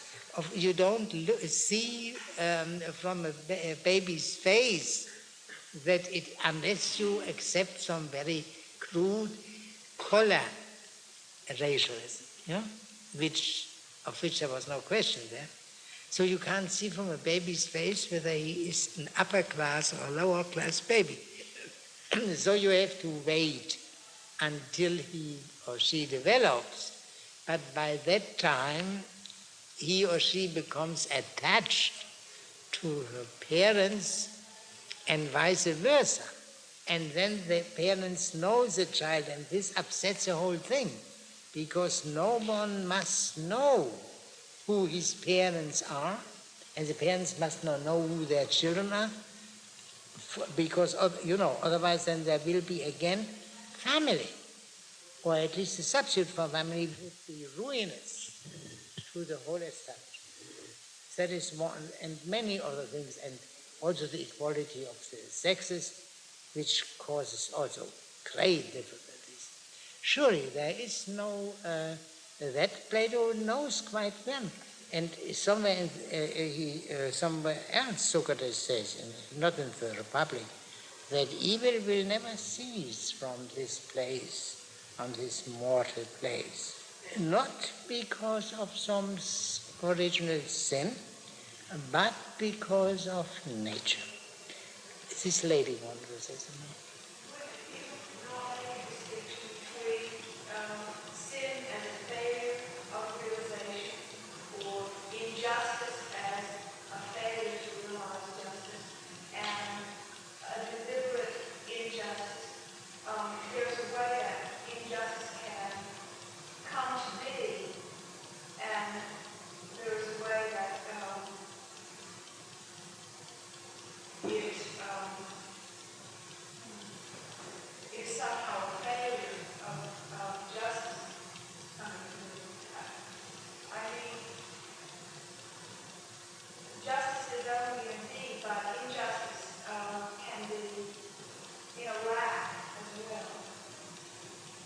Yeah, I do not whether I understand you, but he speaks here. A man can treat his slaves justly. You know, treat them decently. Be particularly careful because the slaves are the weaker. They are in the worst position. That is the application of justice as far as slaves are concerned. But this is very important, but it does not affect the question which we have been discussing, whether the institution of slavery in itself is just or unjust. I do not know whether this solves your difficulty. There is a kind of injustice which is unknowing, which is by nature almost innocent. Because man doesn't perfectly know justice, he can't perfectly realize it. But then there's deliberate injustice. Oh, yes. And that is sin. That is distinct from human failure to realize justice. Yeah, sure, there are certain human actions of which we can say without any hesitation, these are unjust actions. Yeah? And we don't have to ascend to the highest levels.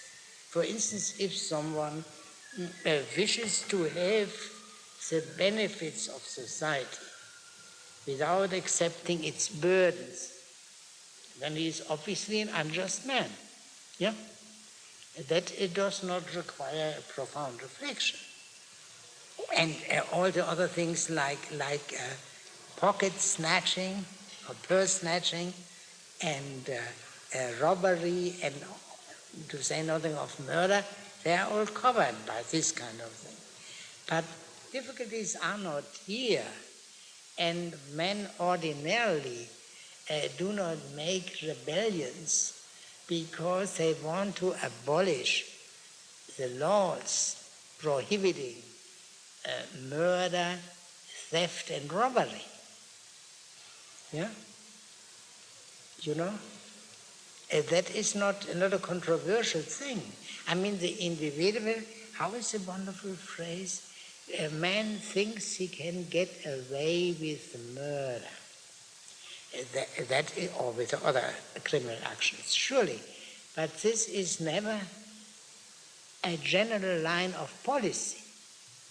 No society will be established with a view to permitting everyone who wants to murder to get away with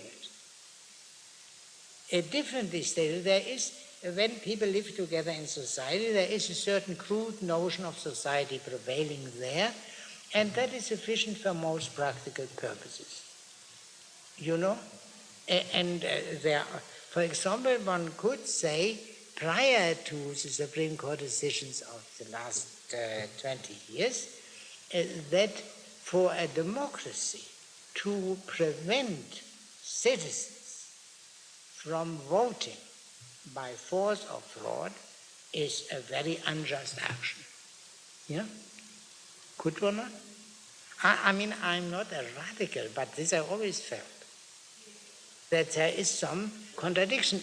If a given society is a democracy, and practically every adult inhabitant of that state is a citizen, then he must not be prevented by force or fraud from voting. I'm not speaking now of literacy tests, that is a perfectly possible qualification. You mean that there is justice relative to a regime as well?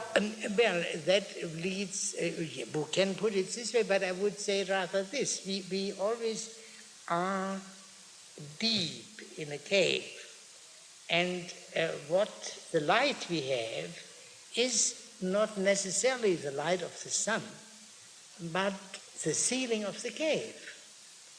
And we can reach the light of the sun only by first ascending within the cave. And so what we have first are the accepted notions of justice.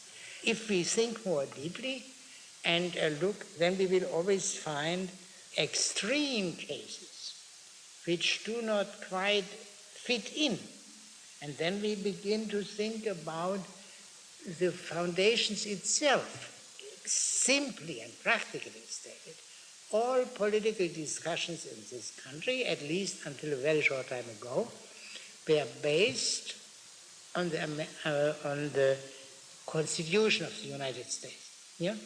And that meant on the tacit assumption that this is a just order of society. But one can, of course, raise the question, is the Constitution itself just? You know? That is not a practical question, fortunately, most of the time. But it is an undeniable question, and sometimes it becomes even practically necessary to raise it. What does social justice mean in terms if the court has changed direction or changed its concerns? How are they headed for how do you see the change in the Supreme Court's concerns now?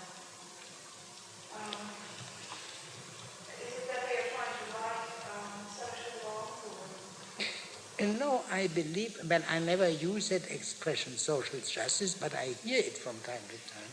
But I believe what they mean is this, that an X they call society, yeah, is responsible for all kinds of injustices, and that X must abolish these injustices. Without, one cannot, for example, say that there are poor people. And it would seem to be that society is responsible for the fact that there are poor people. Now, this is, of course, a question and an assertion which is not self-evident. Maybe people are poor because they are not out of das Locke, it calls it beautifully rational and industrious. It could be, loafers. And there could also be people who are, of course, poor without their fault, poor harvests, and so on and so on. It needs a long discussion. But somehow the people who talk of social justice presuppose that there is a thing, an X called society, which is responsible for everything. And of course, those who are a little bit more precise say that it is not society as such, but it is capitalist society, or I don't know what kind of a specific society who will do that. But this term, I do not know when the term social justice came up for the first time. It's some principle on which that society is organized. I don't believe they would call that social justice. No, what I mean is the cause for this injustice must be found in some principle. If not in the political order, then in the social order. I guess that.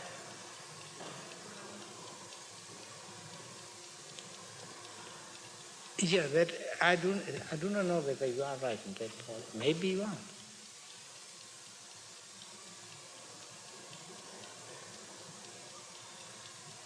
In former times, people did not make a distinction between social justice and other justice. But today that is very common. Yeah. The other kind of justice is one for which a man can be held responsible if he acts injustice. But the social justice is, or injustice, is something for which no man can be held responsible, but only that X called society. Now shall we go on now, Mr. Gehry? Athene, suppose then that we are now, to the best of our power, provided with servants sufficient in number and quality to assist in every kind of task. Should we not, in the next place, describe our dwellings? Cleinias, most certainly. So, first marriages, then the human part of the household, apart from the married couple, the slaves, and then the houses, yes. And yes. Athenian. It would seem that our city, being new and houseless hitherto, must provide for practically the whole of its house building, arranging all the details of its architecture, including temples and walls.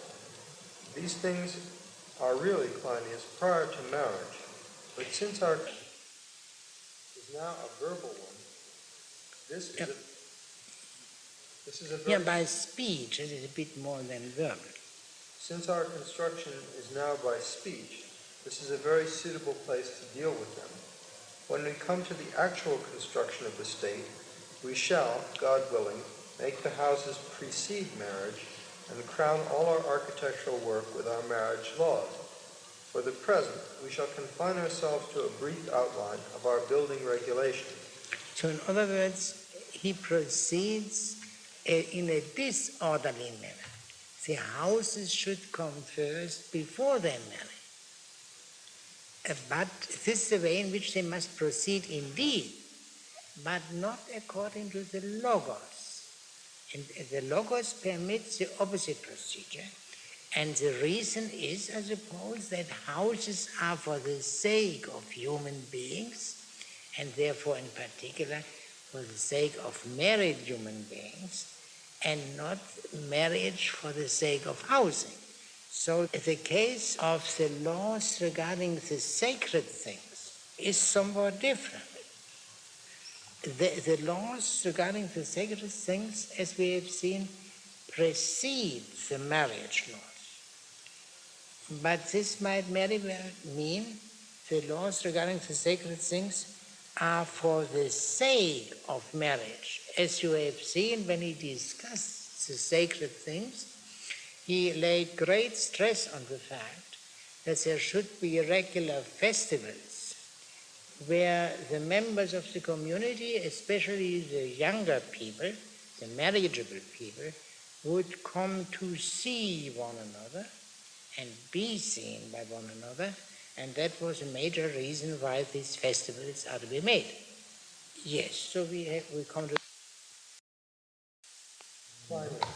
Certainly.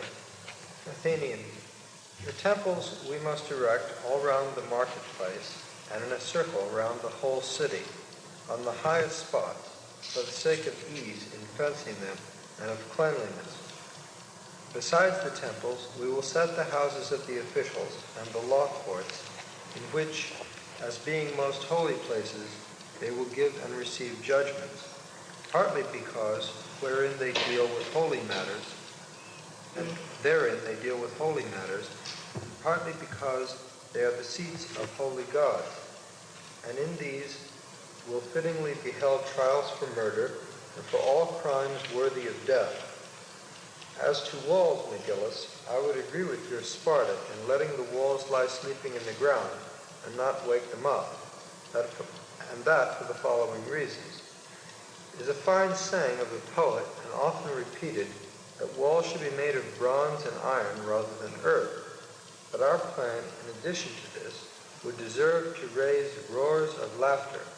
I mean the plan of sending young men into the country every year to dig and trench and build so as to keep the enemy out, and to prevent their ever setting foot on the borders of the land. If we were also to build a wall round,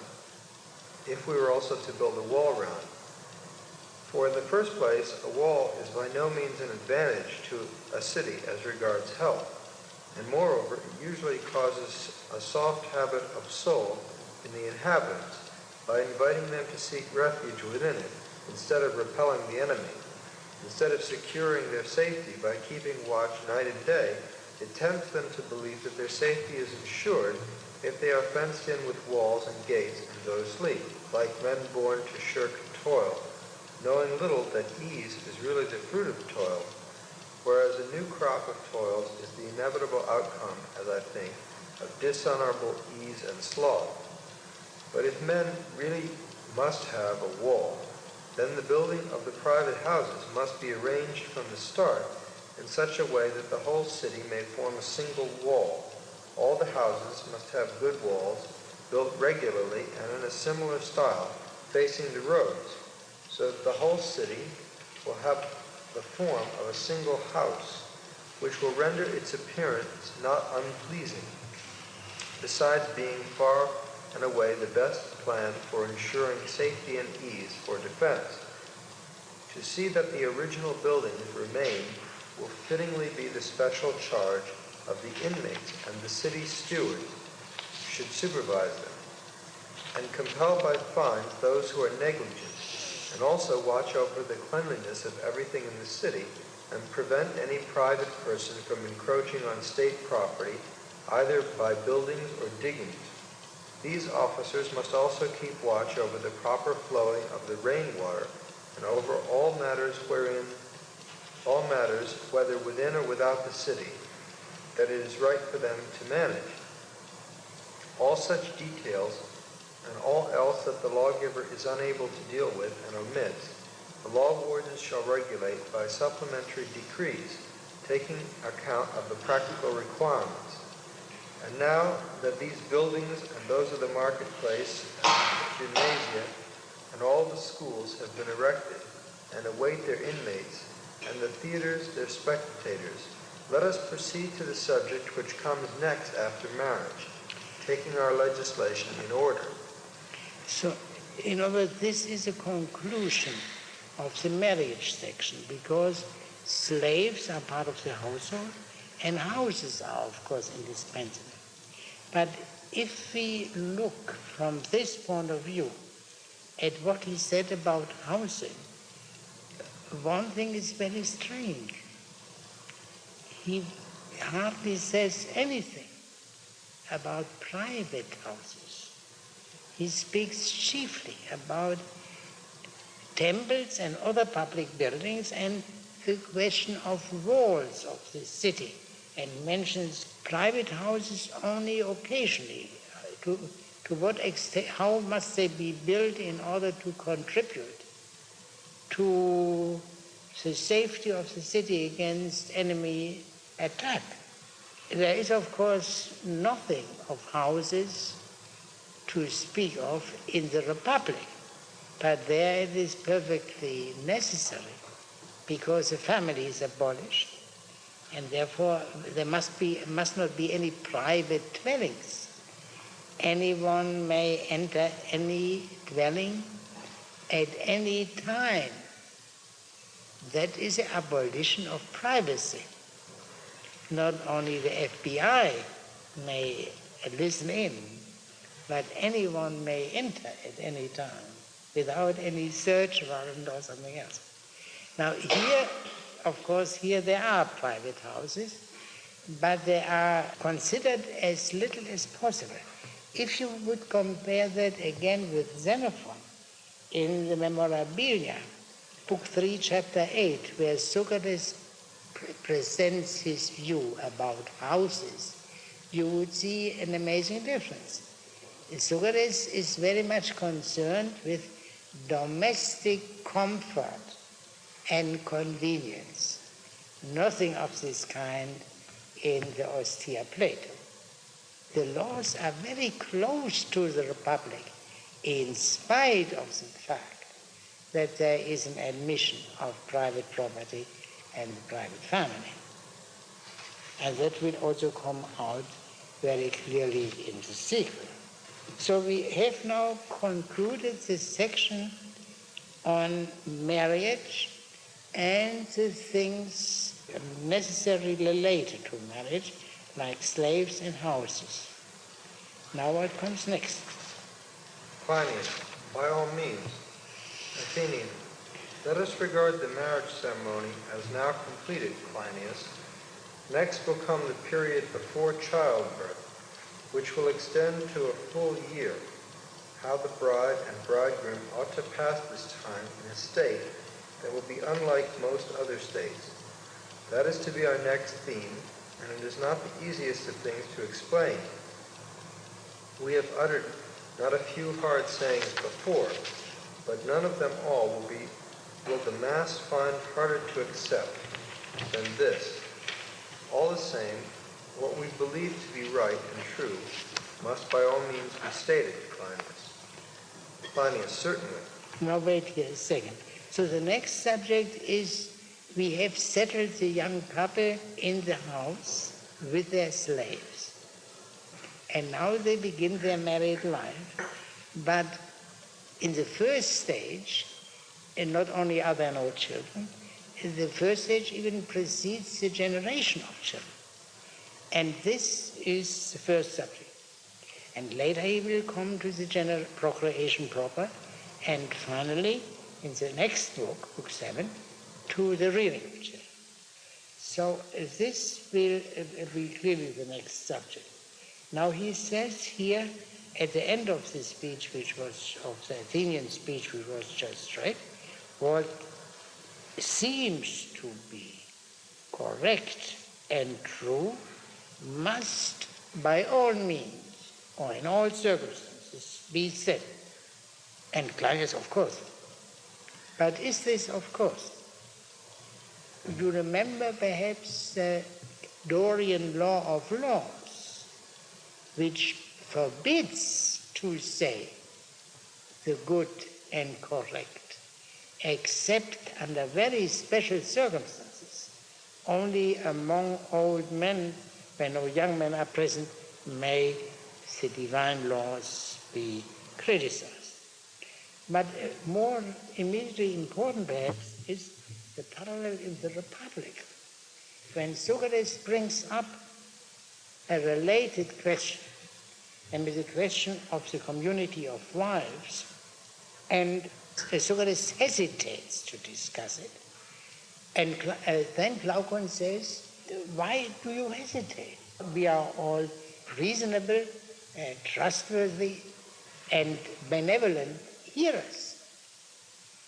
And to which Socrates replies, surely to say the truth which one knows about the greatest and dearest things among reasonable friends is safe. So it is by no means safe to say it under all circumstances, in all surroundings. Here, and the reason for the difference between the Athenian stranger and the Socrates of the Republic, one can say, is this, that what the Athenian will propose here is much less shocking than what the Socrates of the Republic proposes there. There will be no community of wives here. There will only be a much more limited change in the relation of the two sexes, which will be explained in the sequel. Yes? Athenian. Whoever proposes to publish laws for states regulating the conduct of the citizens in state affairs and public matters, and deems that there is no need to make laws for their private conduct, even in necessary matters, but that everyone should be allowed to spend his day just as he pleases, instead of its being compulsory for everything, public and private, to be done by a regular rule, and supposes that if he leaves private conduct unregulated by law, the citizens will still consent to regulate their public and civil life by law, this man is wrong in his proposal. You see, there is no private life is to be as much regulated by law as public life. Yeah? For what reason have I said this? For this reason. Because we shall assert that the married people must take their meals at the public messes, neither more nor less than they did during the time preceding marriage. When the customs of the public mess first arose in your countries, probably dictated by a war or by some event of equal potency. Yeah, dictated more literally than saying a war or another calamity legislating. Yeah? Good. When you were short of men and in dire straits, it seemed an astonishing institution. But after you had had experience of these public messes and had been obliged to adopt them The custom seemed to contribute admirably towards security, and in some such way as that, the public mess came to be one of your established institutions. So, in other words, we hear here for the first time that there will be a general institution of common meals as it existed in Sparta and Crete, and this will not be changed for the newly married.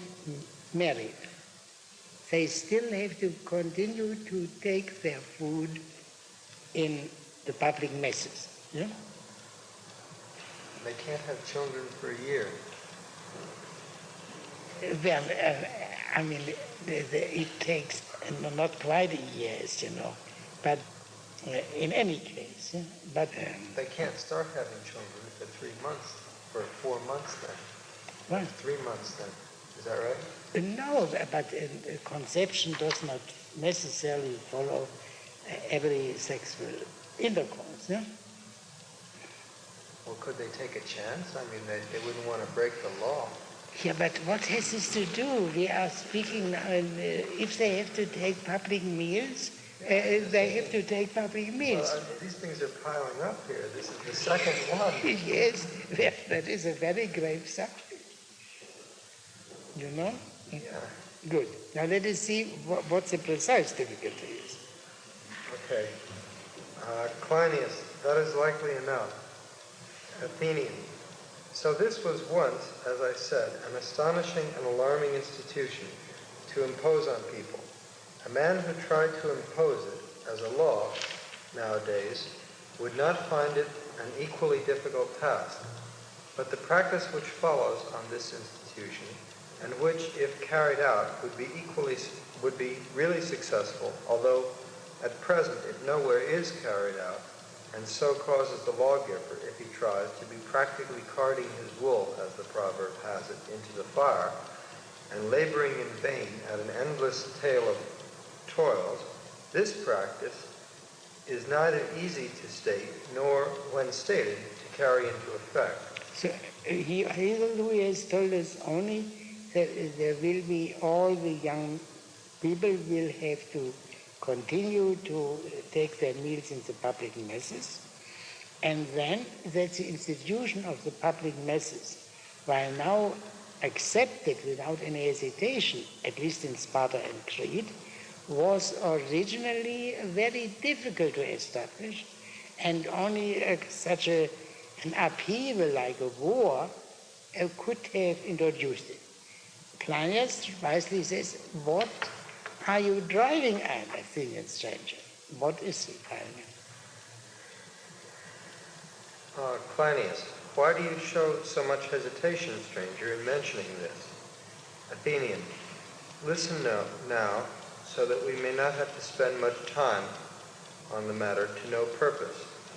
Everything that takes place in the state, if it participates in order and law, confers all kinds of blessings, but most things that are either without order or badly ordered counteract the effects of the well-ordered. So in other words, not all things not ordered or badly ordered are fatal. Yeah. It's good to know that, at least. Yeah? And it is into this plight that the practice we are discussing has fallen. In your case, Cleinias and Megillus, public meals for men are, as I said, rightly and admirably established by a divine necessity. Yeah, by some divine necessity, what he previously called a war or another calamity had legislated it for them. Yes? But for women, this institution is left, quite wrongly, unprescribed by law, nor are public meals for them brought to the light of day. Instead of this, the female sex, that very section of humanity which, owing to its frailty, is in other respects most secretive and intriguing, is abandoned to its disorderly condition through the perverse compliance of the lawgiver. So you see, the legislator gave in, and so that is the innovation. Common meals also for women. And the women apparently dislike that intensely because they don't want to be dragged into the light. And they are called agenos of human beings, just as the slaves were called agenos. But this time the Athenian says this in his own name and not in rendering other people's thought. That is a natural distinction among human beings, male and female, not that between free men and slaves. Yes? Owing to your neglect of that sex, you have had an influx of many consequences which would have been much better than they now are if they had been under legal control. For it is not merely, as one might suppose, a matter affecting one half of our whole task, this matter of neglecting to regulate women, but in as far as females are inferior in goodness to males, just insofar as it affects more than the half. So that he had said in the Republic, that one half is normally activated for the city, but the other half is left out, and one must his other half also activate. And here, so that it would seem, here he goes beyond it. He says, if you do not do that, you leave not only one half unregulated, but you endanger the whole. Yes?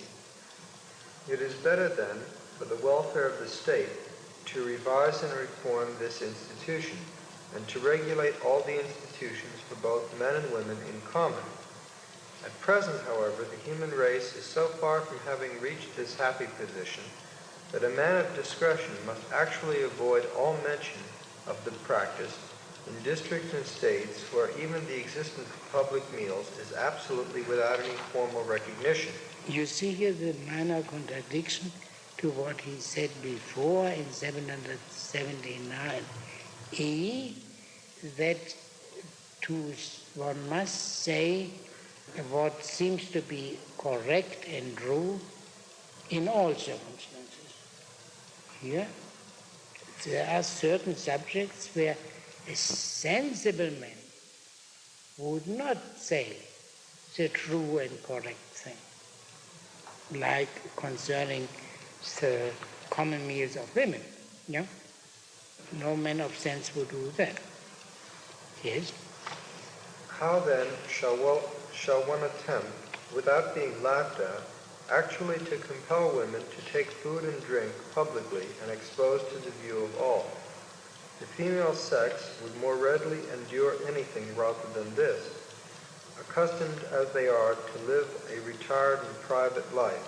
They are private in the obscurity, retiredly and in obscurity. Women will use every means to resist being let out into the light, and they will prove much too strong for the lawgiver, so that elsewhere, as I said, women would not so much as listen to the mention of the right rule without shrieks of indignation, but in our state perhaps they will.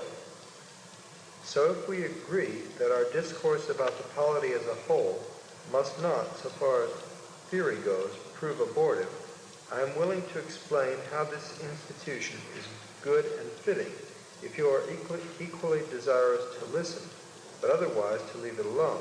That is doctor. So you see, the women are weaker than men. That is, of course, also said in the Republic. But here that is not said in this form of the Republic, that they are inferior to men in regard to virtue.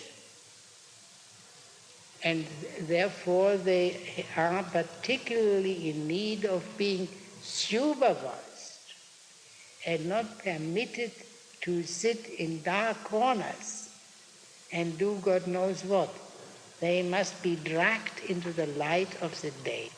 And that is the revolutionary proposal of the Athenian stranger. You remember that when he spoke of common meals in the first book, the Athenian had some criticism of them. For example, that they are conducive to homosexuality. Now, if the common meals would be common to men and women, this danger would be averted. But it is not yet clear whether common meals of women will mean common meals of men and women, or common meals of men on the one hand and common meals of women in some other place. That is not yet clear. At any rate, it is quite a proposal. Now, and what he says here, he is going to show, or will try to show, that this institution is good and becoming. That is something different from showing that it is possible.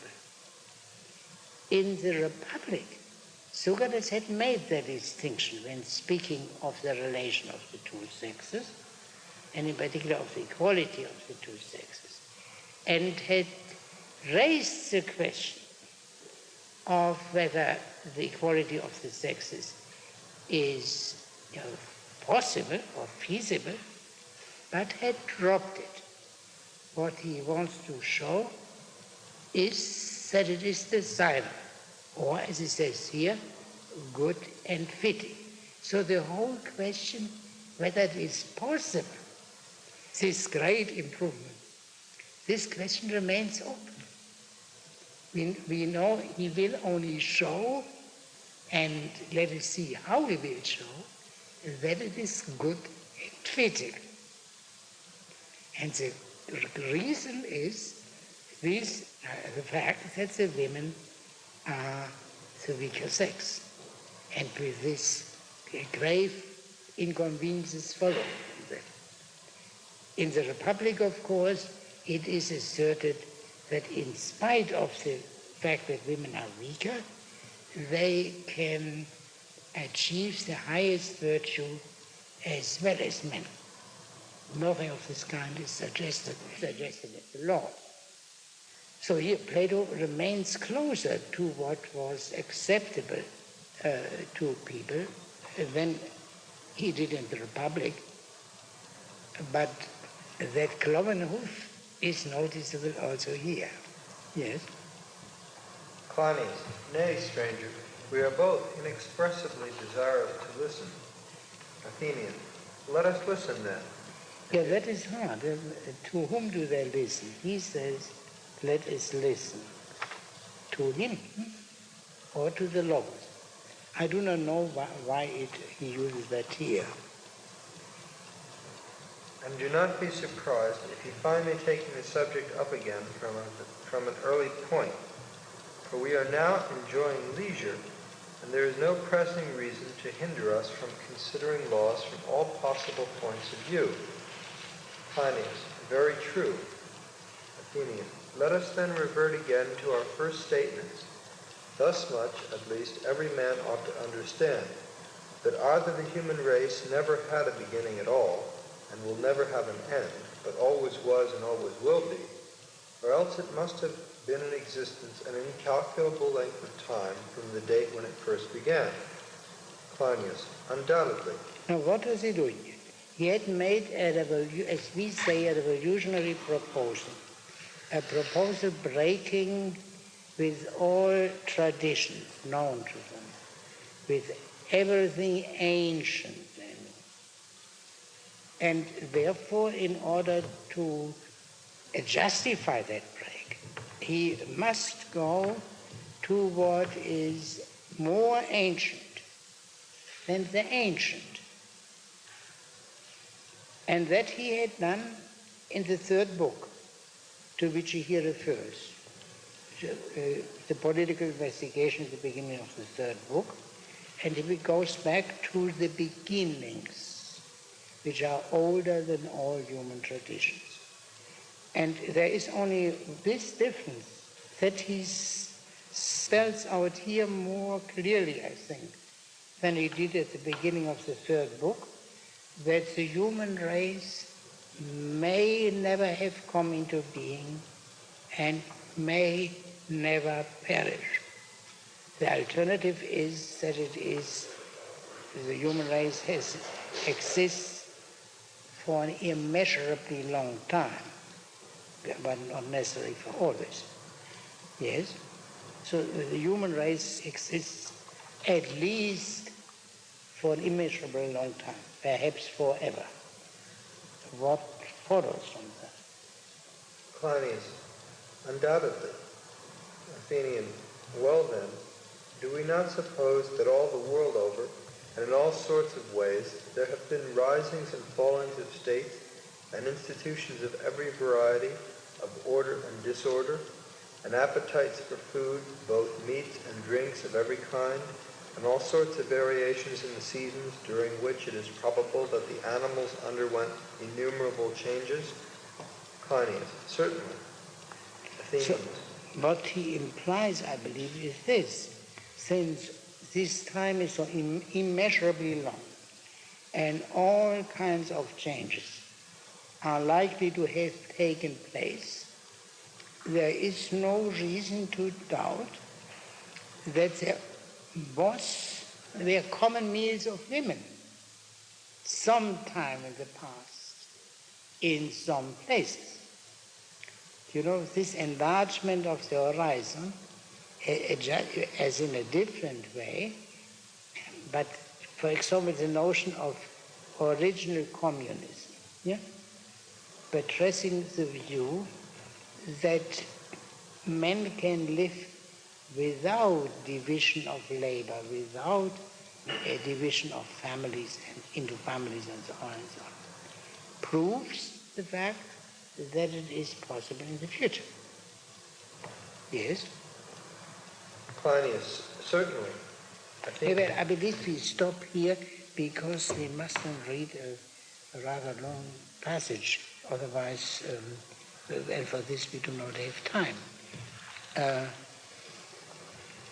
He discusses then the human life at the beginning and the alternatives which exist there, cannibalism on the one hand, and great purity, vegetarianism on the other, and the conclusions to be drawn from that. The conclusion is not, however, as we would think, that this shows the necessity of community of meals.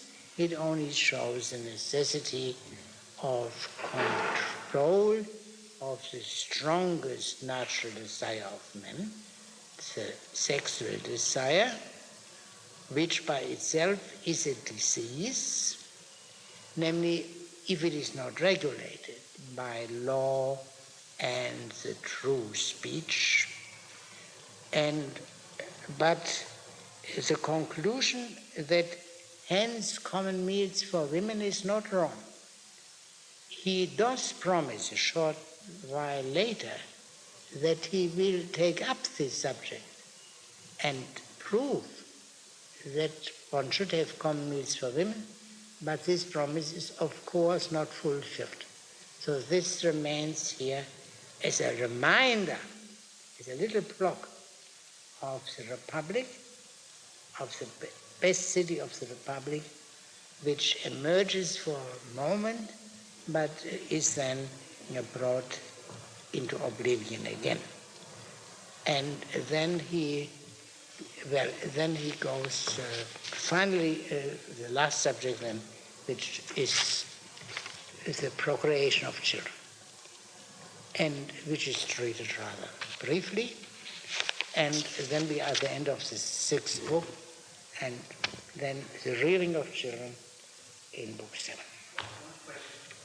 It says that in all those changes, Yeah.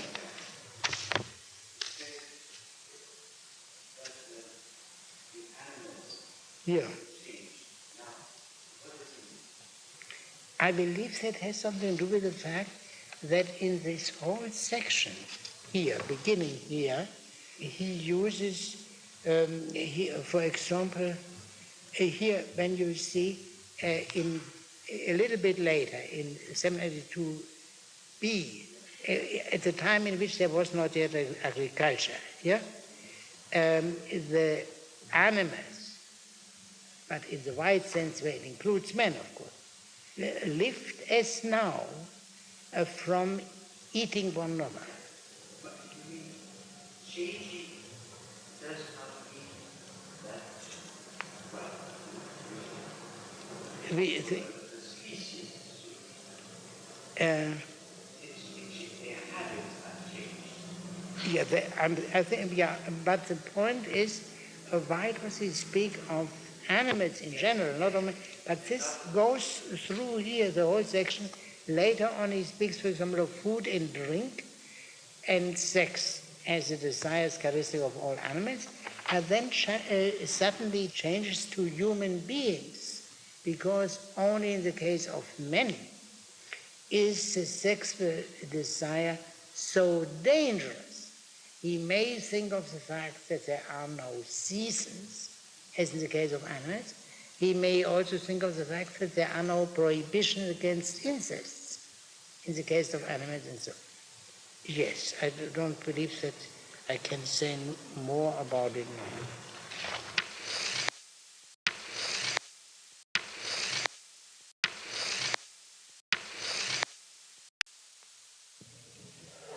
A difference of opinion as to the exact time.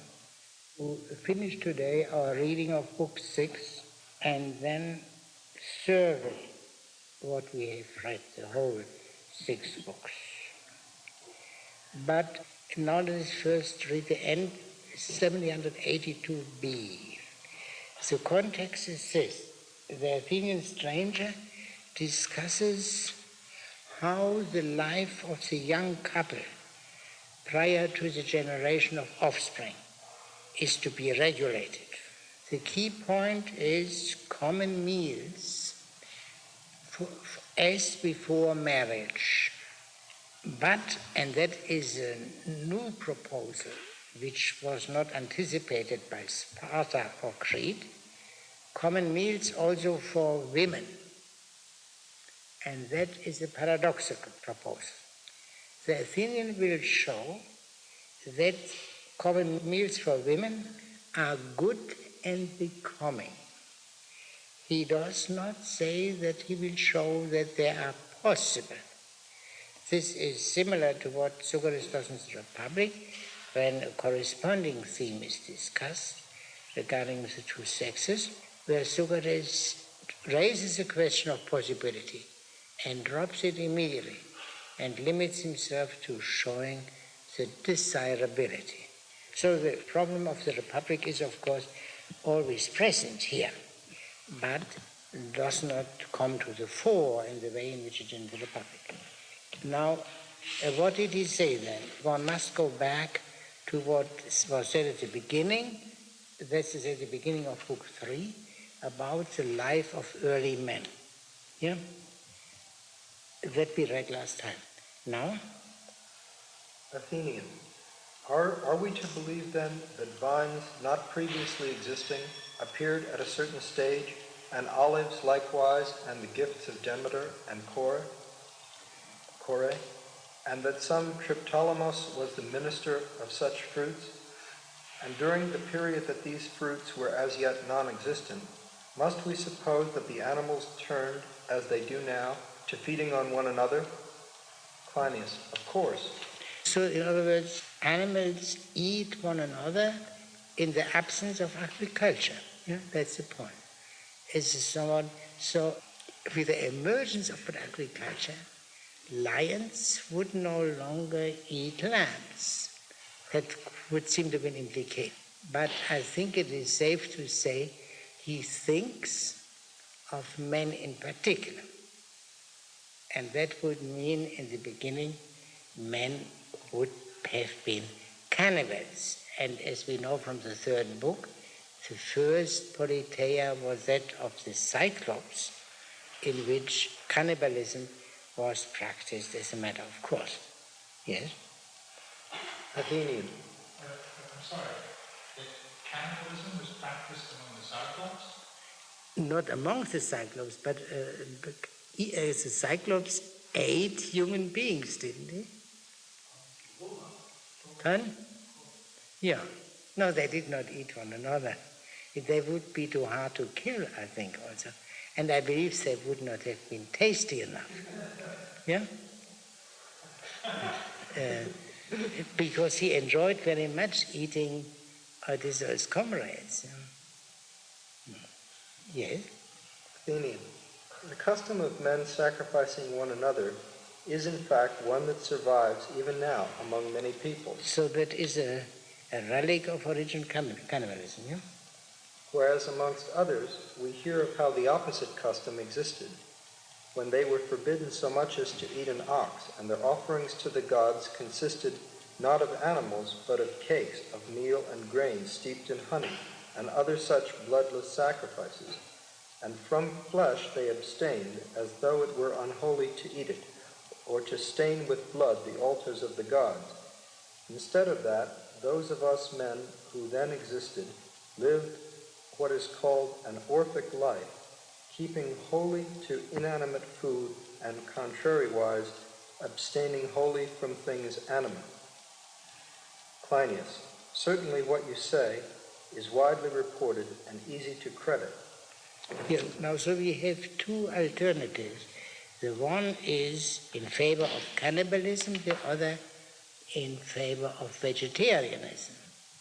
And if we can use an analogy of an earlier case, then when slavery was discussed and the proper treatment of slaves, where two extreme views were presented, and the middle view is a sound one could say the right mean between cannibalism and vegetarianism is to eat and sacrifice certain kinds of animals, not men. That would seem to make sense, no? Although the conclusion is not wrong. It's surely not a statement in favor of the Orphic vegetarianism. One can say these are two perversions, cannibalism and vegetarianism. Yes. Athenian, someone might ask us, for what purpose have you now said all this? Cleinias, a correct surmise, stranger. So what the Athenian says and is about to say is admittedly obscure. Athenian, so I will try, if I can, Cleinias, to explain the subject which comes next in order. This emphasizes again that it will not be quite clear. He will try to make it clear. Yeah. Yes? Cleinias, say on. Athenian, I observe that with men all things depend on a threefold need and desire, wherein if they proceed rightly, the result is goodness, if badly, the opposite. Of these desires, they possess those for food and drink as soon as they are born, and about the whole sphere of food, every creature has an instinctive lust, and is full of craving, and quite deaf to any suggestion that they ought to do anything else than satisfy their tastes and desires for all such objects, and thus rid themselves entirely of all pain. Thirdly comes our greatest need and keenest lust. Us. And here referring now to human beings in particular, yes? Which, though the latest to emerge, influences the soul of men with most raging frenzy. The lust for the sowing of offspring that burns with utmost violence. These three morbid states we must direct towards what is most good instead of what is nominally most pleasant, trying to check them by means of the three greatest forces, fear, law, and true reasoning, reinforced by the muses and the gods of games, so as to quench thereby their increase and inflow. Yeah, well, you see, by the way, that the nomos and the true logos are clearly distinguished, and there can be no doubt any more about the distinction. And the latter, as for sex, that is the most dangerous among men, as distinguished from the other animals, for simple reason. Incest is not a perversion in the case of the other animals, whereas in the case of men, this perversion is possible and criminal. Yeah? And therefore there is special power is needed in order to check that desire, yes, that is the main point. The conclusion, which is not drawn, but which I think we must draw, is this: although it is not proven by this argument, hence common meals of women. That otherwise the whole thing makes no sense. He will not show this in the future either. That is the whole. There is only one more remark, the next speech of the Athenian. Yes, the last part. So let us place the subject of the production of children next after that of marriage, and after their production, their nurture and education. If our discourse proceeds on these lines, possibly each of our laws will attain completion, and when we come to the public meals, by approaching these at close quarters, we shall probably discern more clearly whether such associations ought to be for men only or for women as well, and thus we shall not only prescribe the preliminaries that are still without legal regulation and place them as fences before the common meals, but also, as I said just now, we shall discuss more exactly the character of the common meals, and thus be more likely to prescribe for them laws that are suitable and fitting. Cleinias, you are perfectly right. Yeah. Now, so in other words, the subject of the common meals for women will be taken up. It remains open whether there will be common meals for where both men and women participate, or whether there will be common meals for the men in one house and for the women in another house. That is completely unclear. But the main point is, and I believe we should be prepared for that, this promise is never fulfilled. So the proof of the goodness of common meals of women is never given, because quite a bit is lacking. We know that there is a need for control of sex, but how this control would be achieved by common meals for women is not made clear. And we have the right to hear some argument about that before we accept such a paradoxical institution and drag the women out into the light, as he called it before, which they detest, so that everyone can see how they eat and drink. That shouldn't be, and they detest it. You must not consider, of course, present-day notions of women liberation, because Plato went very far in the direction of women liberation, as you know, but here he is speaking to two old-fashioned, conservative, not to say reactionary Dorians, who would look askance at such changes. Yes? Athenian, let us then bear in mind the things we mentioned a moment ago, for probably we shall need them all presently. Cleinias, what are the things you bid us remember? Athenian, those we distinguished by the three terms we used. We spoke, you recollect, of eating, secondly of drinking, and thirdly of sexual excitement. You see, so that he doesn't mention anymore the common meals of women, that they don't have to keep in mind, but the importance of these basic desires they must keep in mind. Yes? Cleinias, we shall certainly remember the things you now bid us, stranger. Athenian, very good.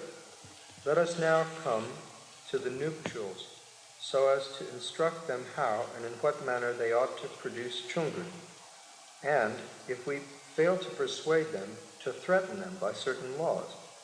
Yeah. Cleinias, how? So he proceeds in an orderly manner, as you see.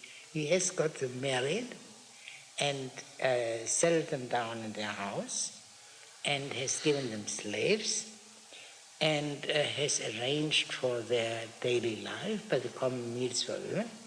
And now the purpose for which they are married, the production of children, that has now to be regulated. So that is a strict order. And then at the beginning of Book 7, he turns to the rearing and education of children. In spite of certain difficulties in Book 6, the order is very clear. It follows the sequence of things in human life. Yes? Athenian. The bride and bridegroom must set their minds to produce for the state children of the greatest possible goodness and beauty. All people that are partners in any action produce results that are fair and good whensoever they apply their minds to themselves and the action. But the opposite results when either they have no mind or fail to apply them. The bridegroom, therefore, shall apply his mind both to the bride and to the work of procreation, and the bride shall do likewise, especially during the period when they have no children yet born.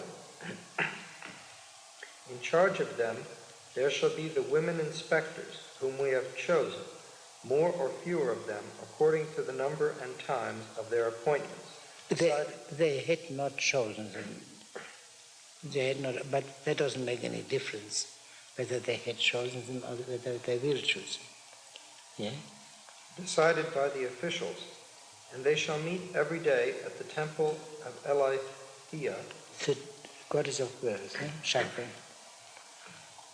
For at the most a third part of the day, and at their meetings they shall report to one another any case they may have noticed where any man or woman of the procreative age is devoting his attention to other things instead of to the rules ordained at the marriage sacrifices and ceremonies. The period of procreation and supervision shall be 10 years, and no longer, whenever there is an abundant issue of offspring. But in case any are without issue to the end of this period, they shall take counsel in common to decide what terms are advantageous to both parties, in conjunction with their kindred and the women officials, and be divorced. If any dispute arises as to what is fitting and advantageous for each party, they shall choose 10 of the law wardens, and abide by the regulations they shall permit or impose. The women inspectors shall enter the houses of the young people, and partly by threats, partly by admonition, stop them from their sin and folly. If they cannot do so, they shall go and report the case to the law wardens, and they shall prevent them. If they also prove unable, they shall inform the state council, posting up a sworn statement that they are verily unable to reform so-and-so. The man that is thus posted up, if he fails to defeat those who have thus posted him in the law courts, shall suffer the following disqualifications. He shall not attend any marriage or children's birthday feasts, and if he does so, anyone who wishes may with impunity punish him with blows. The same law shall hold good for the women. The offender shall have no part in women's excursions, honors, or invitations to weddings or birthday feasts, if she has been similarly posted up as disorderly and has lost her suit. And when they shall have finished producing children according to the laws, if the man have sexual intercourse with a strange woman, or the woman with a man, while the latter are still within the procreative age limit, they shall be liable to the same penalty as was stated for those still producing children. Thereafter the man and woman that are sober-minded in these affairs shall be well reputed in every way, but the opposite kind of esteem, or rather disesteem, shall be shown to persons of the opposite character. Sexual conduct shall lie unmentioned or unprescribed by law when the majority show due propriety therein. But if they are disorderly, then what is thus prescribed shall be executed according to the laws then enacted. For everyone, the first year is the beginning of the whole life. It ought to be inscribed as life's beginning for both boy and girl in their ancestral shrines. Beside it, on a whited wall, in every fratry, there should be written up the number of the archons who give it its number to the year, and the names of the living members of the phratries shall be written always close together, and those of the deceased shall be erased. The limit of the marriage age shall be from 16 to 20 years, the longest time allowed, for a girl, and for a boy from 30 to 35. The limit for official posts shall be 40 for a woman and 30 for a man. For military services, the limit shall be from 20 years up to 60 for a man.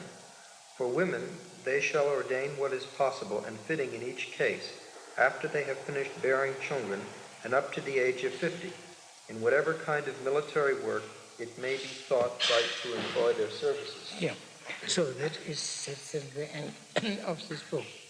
And these regulations obviously have something to do with what he called previously the weakness of women. Therefore, a less military service, later eligibility to office, and so the things mentioned here.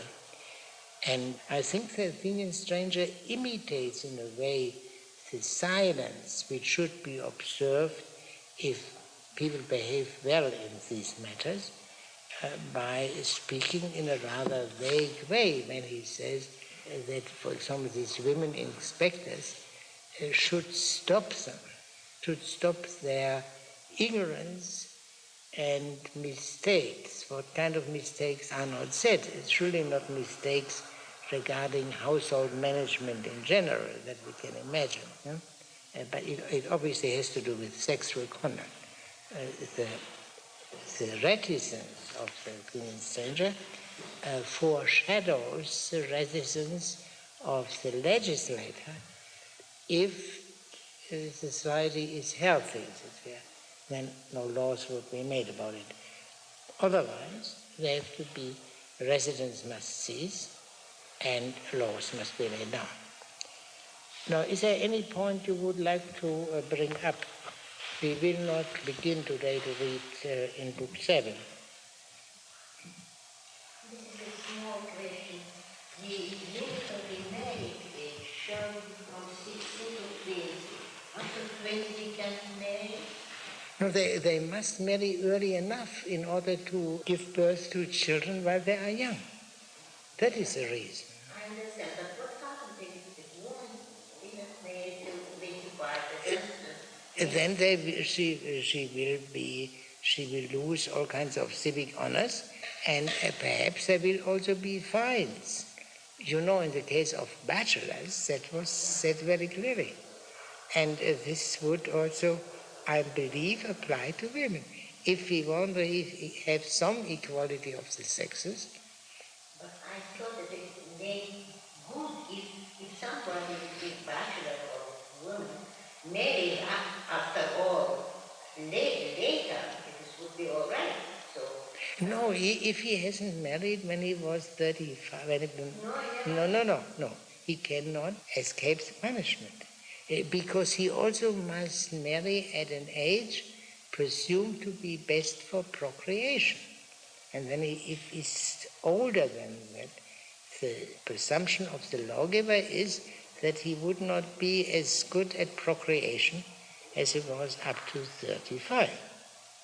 You see how much nomos means legal presumptions. I mean, if you look at Supreme Court Justice Douglas, there is no reason why he should not marry when he is 80. But that doesn't apply to all people. But the legislator takes a rough and ready rule. The more so that he says here that the life of marriage can be from 35 to 60 or what. So he supposed that... no, he means the limits of marriage, meaning of marrying for the girl from 16 to 20. And of course, if she survives the number of childbirths, then she can become a great-grandmother. That is all right with the legislator. But she must not procreate children beyond after she has reached a certain age, because of the assumption that the children of oldish parents will not be as good as the children of people in their acme, in their prime. I don't know, Dr. Kass, whether that is medically regarded as correct. There's, I think, some evidence That it is. I see. So, you see, it's not merely popular superstition. There is some kind of contradiction. The women should be supervised for 10 years. All right, that 10 years is a time when they're supposed to bear children, to have children. And now if you think that it is only from 16 to 20 they can marry, then it is kind of... No, but beyond, they will be married as long as they live after they're married. And the husband is supposed to have intercourse only with his wife. And therefore a law which limits wife's activities limits by this very fact the husband's activity. That is always not unjust, I think. I mean, and if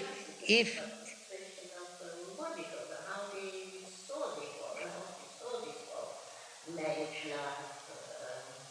these limits of age somehow don't stand well. Well, it is, I believe, more rational, what Plato says, than what Aristotle says.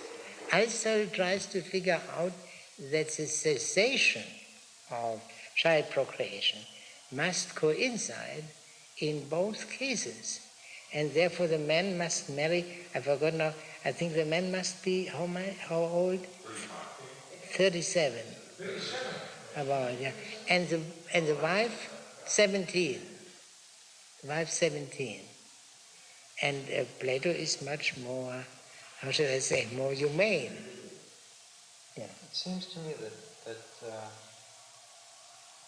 he is, in a certain sense, presupposing the conditions of the end that he's trying to get to by saying that the punishment will depend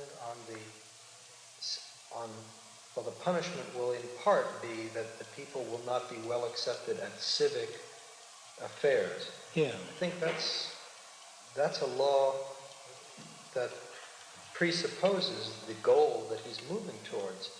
Because if a group of people decided that they didn't want the state to interfere with them in such an outrageous way in their marriages, coming in and seeing to it that their minds were right, then if enough people did that, there would be no law about civic ceremonies that would have an effect on them, because they'd all go to the ceremony together and no one would... Yeah, but that is what the Athenians said to begin with. The women especially will offer a very strong and probably too powerful resistance to his proposals. So his proposals are vitiated by that. Yeah, sure, but the question is that if people are properly habituated, both women and men, whether something more conducive to the well-being of the city, you must not think that this would mean what they are forbidden, and not to participate in weddings and in the other parties. That is, if someone, Itiroy would say, if someone doesn't do these things, he may never go to a cocktail party. You know, these were not cocktail parties. You could understand it if you take any more old-fashioned society, like traditional Jews or some of the Christian sects, where exclusion from their festivities would be an absolutely terrible blow. So that they would, I mean, which girl would have any objection to marry between 16 and 20? But who would want to be under the supervision of these marriage supervisors? Who would want to live in such a state? Today, but in former times there were mothers around and mothers-in-laws and aunts and chaperons and all these kind of things. And I think in stranger things, it is better if this supervision is done by officials, not social workers, but officials, the women inspectors who see and supervise and see is anything fishing going on there, and then they will either instruct them or threaten them. That was the alternative. It seems to me that their threats don't have any teeth in them. Their threats are dependent upon the notion that, for the most part, the whole of the society is willing to cooperate, and only this person or only these few people will cooperate. Sure. That's the only way these threats will work. That is indeed the assumption that monogamy is a working institution, that adultery will be the exception, which can probably not altogether prevent it because there are always slave girls around, to mention only one obvious difficulty.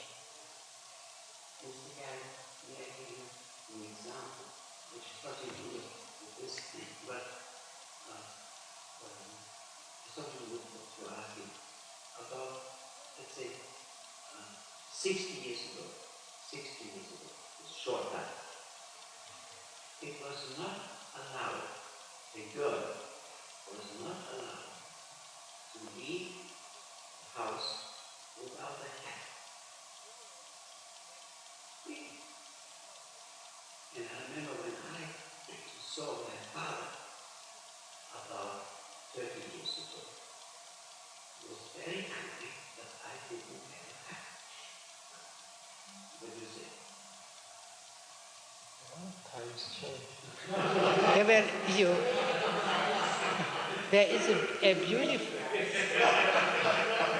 There is a beautiful document of this change in an advertisement, which they don't show anymore because it is an advertisement for cigarettes, of a woman 60 years ago who is smoking stealthily in the basement. And then her opposite number now is going smoking through the streets. And then they sing, "You have gone a long way, baby." So, or I have come a long way, baby. So this can, yes, surely. But the question is, which is better? Was it better that women were not permitted to smoke in public, in the presence of men? Or is it better that they may smoke as well as men? That would be a question. And we would have to go into that.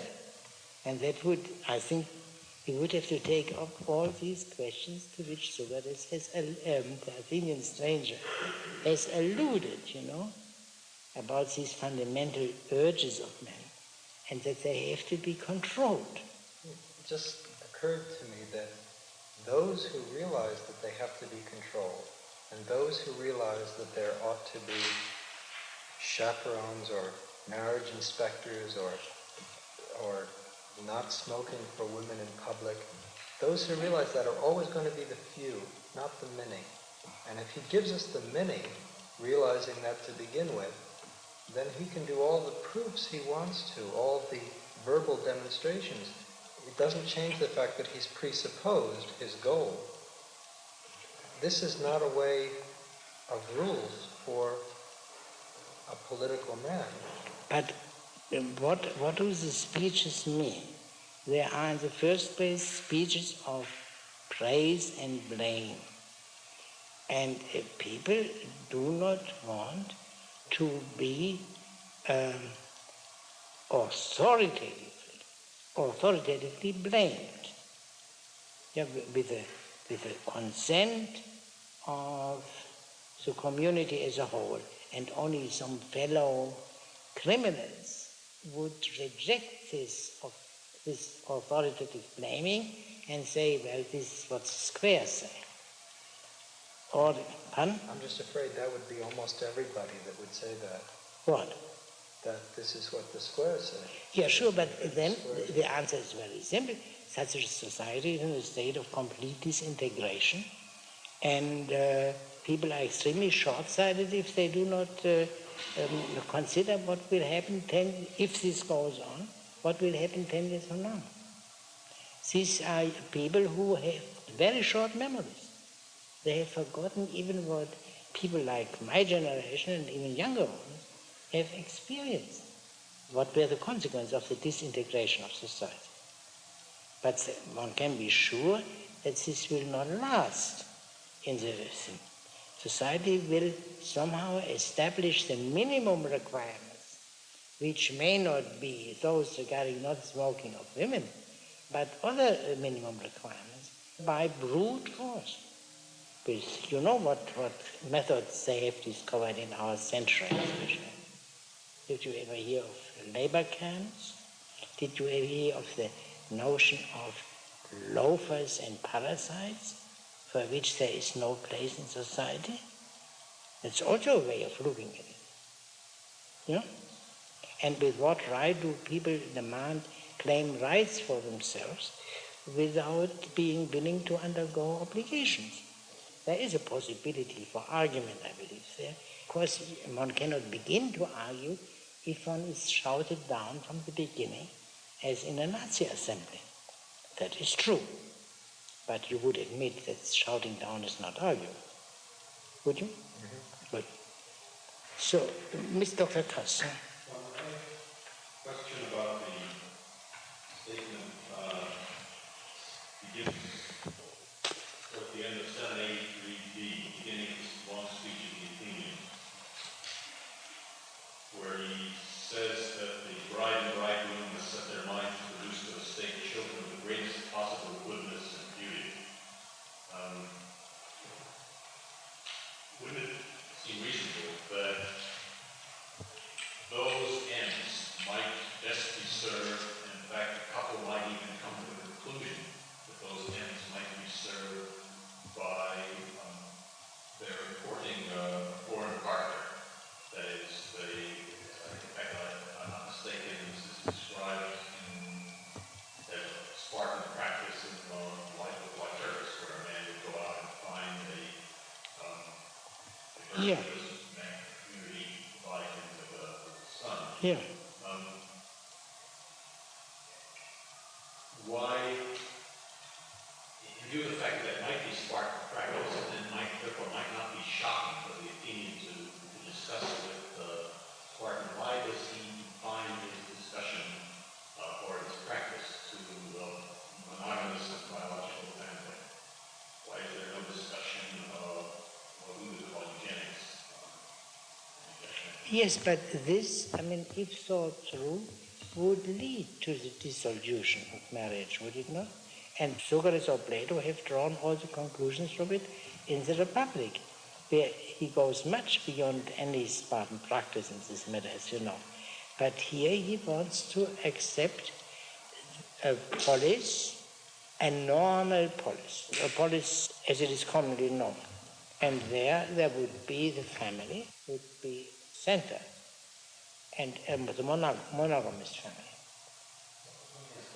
Is this a concession to what is possible, or is this what you would say is in terms of, well, I'm sorry, is the monogamous family a prerequisite for a polis?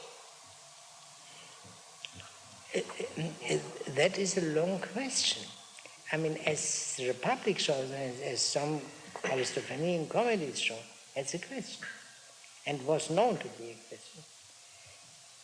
But what is the difference between the best regime of the Republic and the best regime here, or in practically any other place? Answer: no communism. Private things.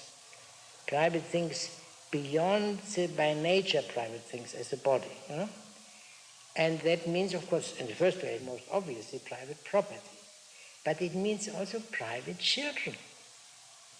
So that a father is sure that these are his children, especially his son, to whom he will give the plot, the family plot. And how can he be sure of that? Within the limits which we must, of course, recognize, if he doesn't have a wife of his own.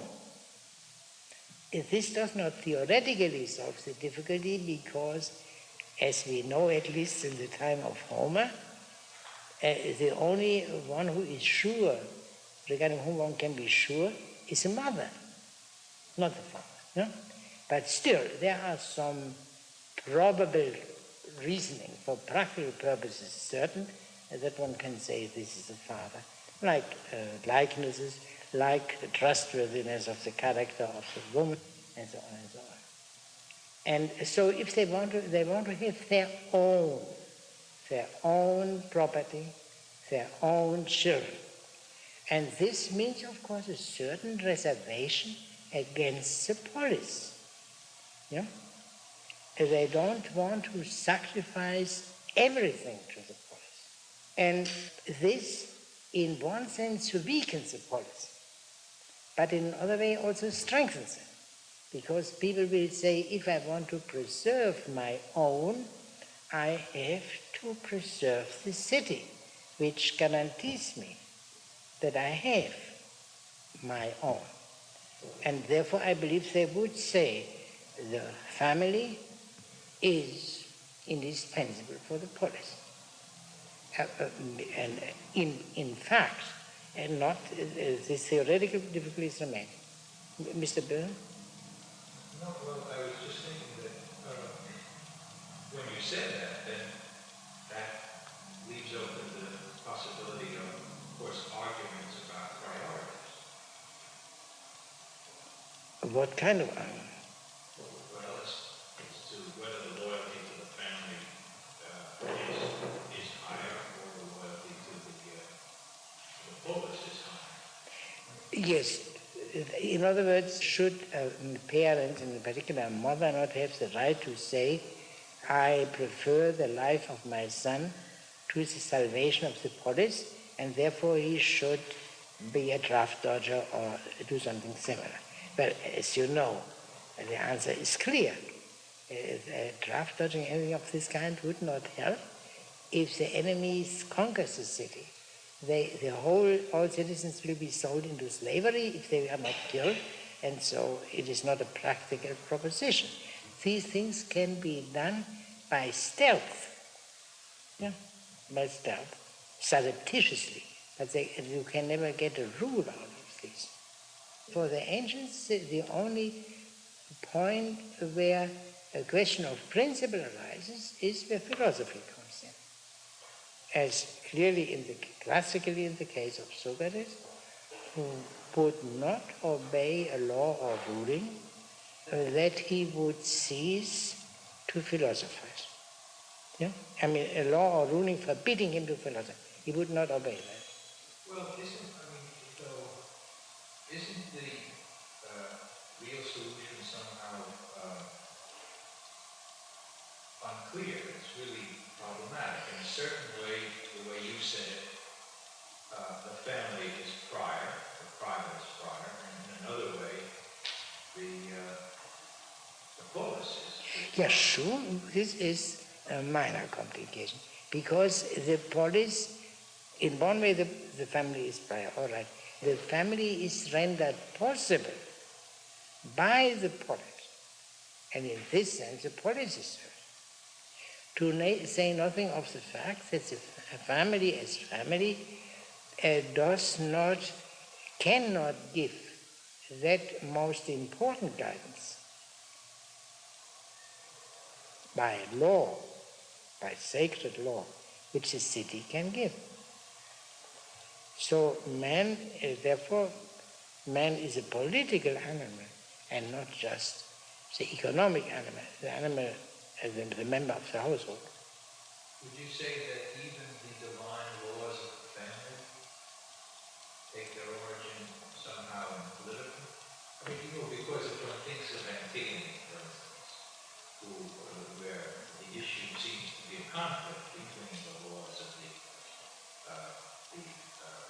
city or rather the gods of the city and the gods of the family, the gods of the underground and the gods above.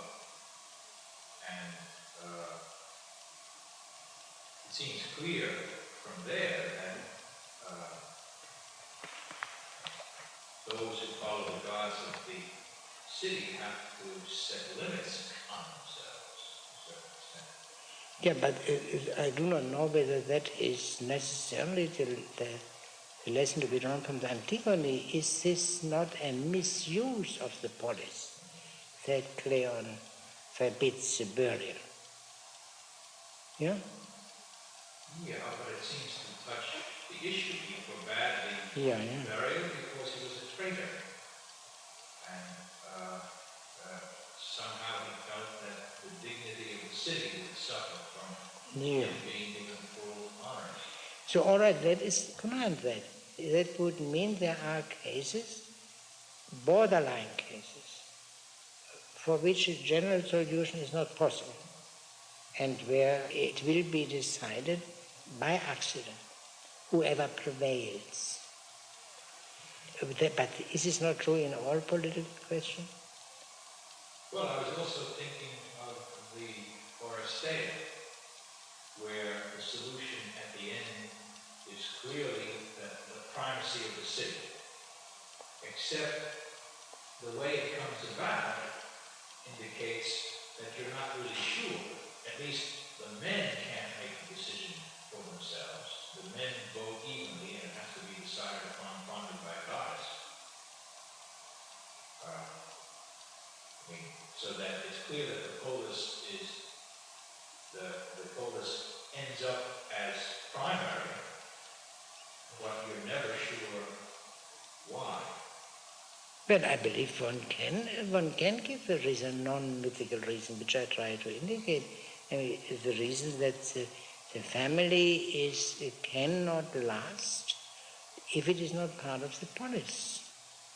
Then some cyclopic existence is possible without the polis, but then all higher things in men will be prevented from coming into their own if there is not a society of sufficient size and sufficient strength.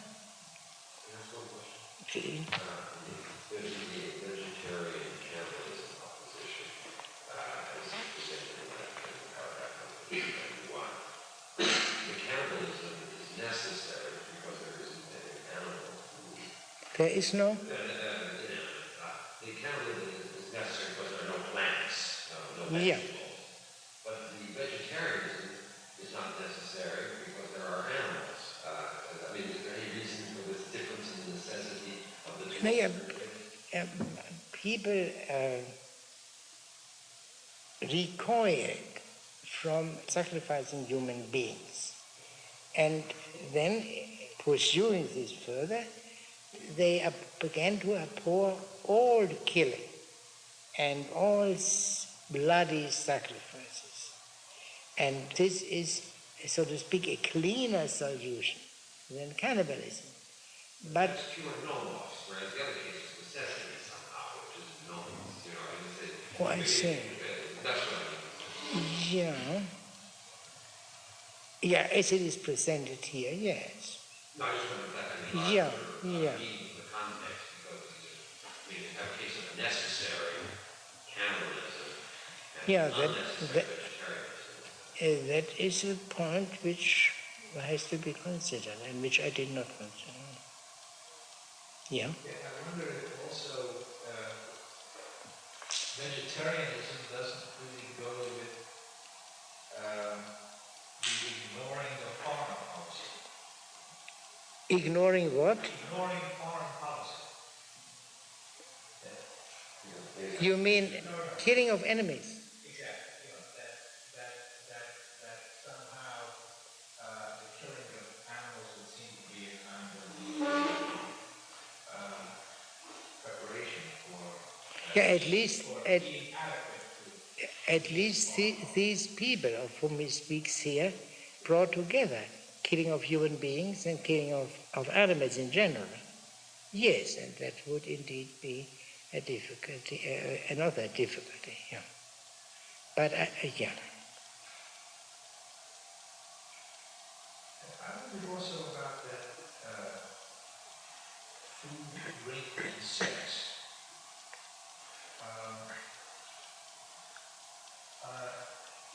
they don't really seem to be the crucial problems that Wilhelm's has to concern itself with so much, do they? But are they not the basic desires? Sure. And can they not, when not guided, lead to terrible things such as cannibalism and incest and so on and so on? So this is surely a task, an important task of the legislator to take care of them. It is not a whole task, but it is nowhere said that's a whole task. No, but as someone else has said, pride really is somehow the key problem for civil society. Pride. Control of pride. Yes, but for example, if you think of the crimes committed from sexual passion, then you would have to say, as this individual also, to whom you refer, also would have said, that such infatuation is also a form of pride. Yeah? But that would probably be a bit forced. Yeah, for example, if someone is passionately in love, in bodily love with his mother, I have heard that they talk a lot about this nowadays. Yeah? And what is there of pride? If you look at the phenomenon itself, Hobbes might conceivably say that this is a form of pride. Rousseau does say that all love is amour. Pardon? Rousseau does go so far as to say all love is an amour. Yeah. All love, yeah. You mean because it is directed towards this single woman? Exclusively. Yeah. As distinguished from vaga libido. Yeah. I wonder, maybe it's no answer to this question, but I wonder how Plato takes position in one word of dissolving a family in republic and builds around that the polis is kind of strong, is supposed to be strong polis, and on the other hand, he takes a position of private family and builds around that again the state. I mean, to answer, you have to read republic, you have to read law and see this difference, but apart from that, it is kind of bewildering that two opposite views are presented with the same conviction. Yeah, but here for the state, you have to keep family. But there for the state, you have to dissolve family. But did he still? This is, I believe, not an unsurmountable difficulty.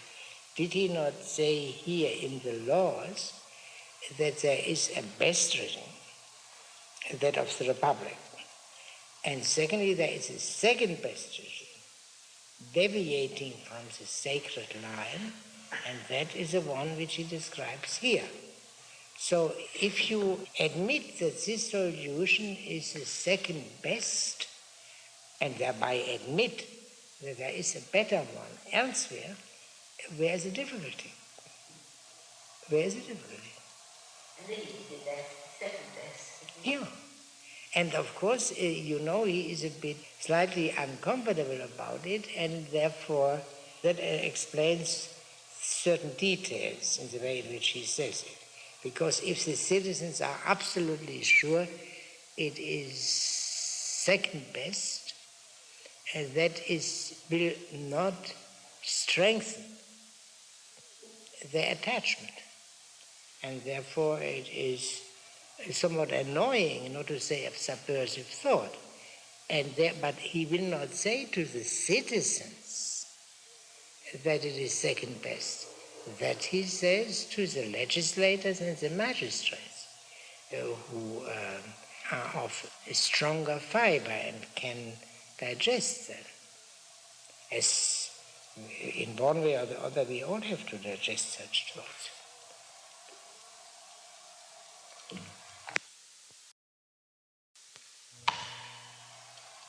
Yes, well, I thought we should briefly consider what is the main thread of the argument of the first 6 books. And I would say there is a distinction made, intimated, and then deliberately blurred. And that distinction is that between the polis and philosophy. This must, of course, be properly understood. Philosophy is very rarely mentioned in the laws, not a single time hitherto. The laws are the only Platonic dialogue without Socrates. The laws are the sub-Socratic dialogue. So it's no explicit mention of philosophy, but it is there. The explicit distinction is in the first place that between law and intellect, between nomos and nous or nous. They are brought together all the time and yet distinguished. Now, the way in which we ordinarily understand such statements is this, that the nous, the intellect, is the ideas to which the laws are approximations, more or less close. But this has a difficulty because there is an essential difference between any approximation to the ideal and the ideal. What is the X that accounts for this unbridgeable gulf between the approximations, however close, and the ideal? And secondly, the intellect, called here the ideal, is not an ideal, but the reality.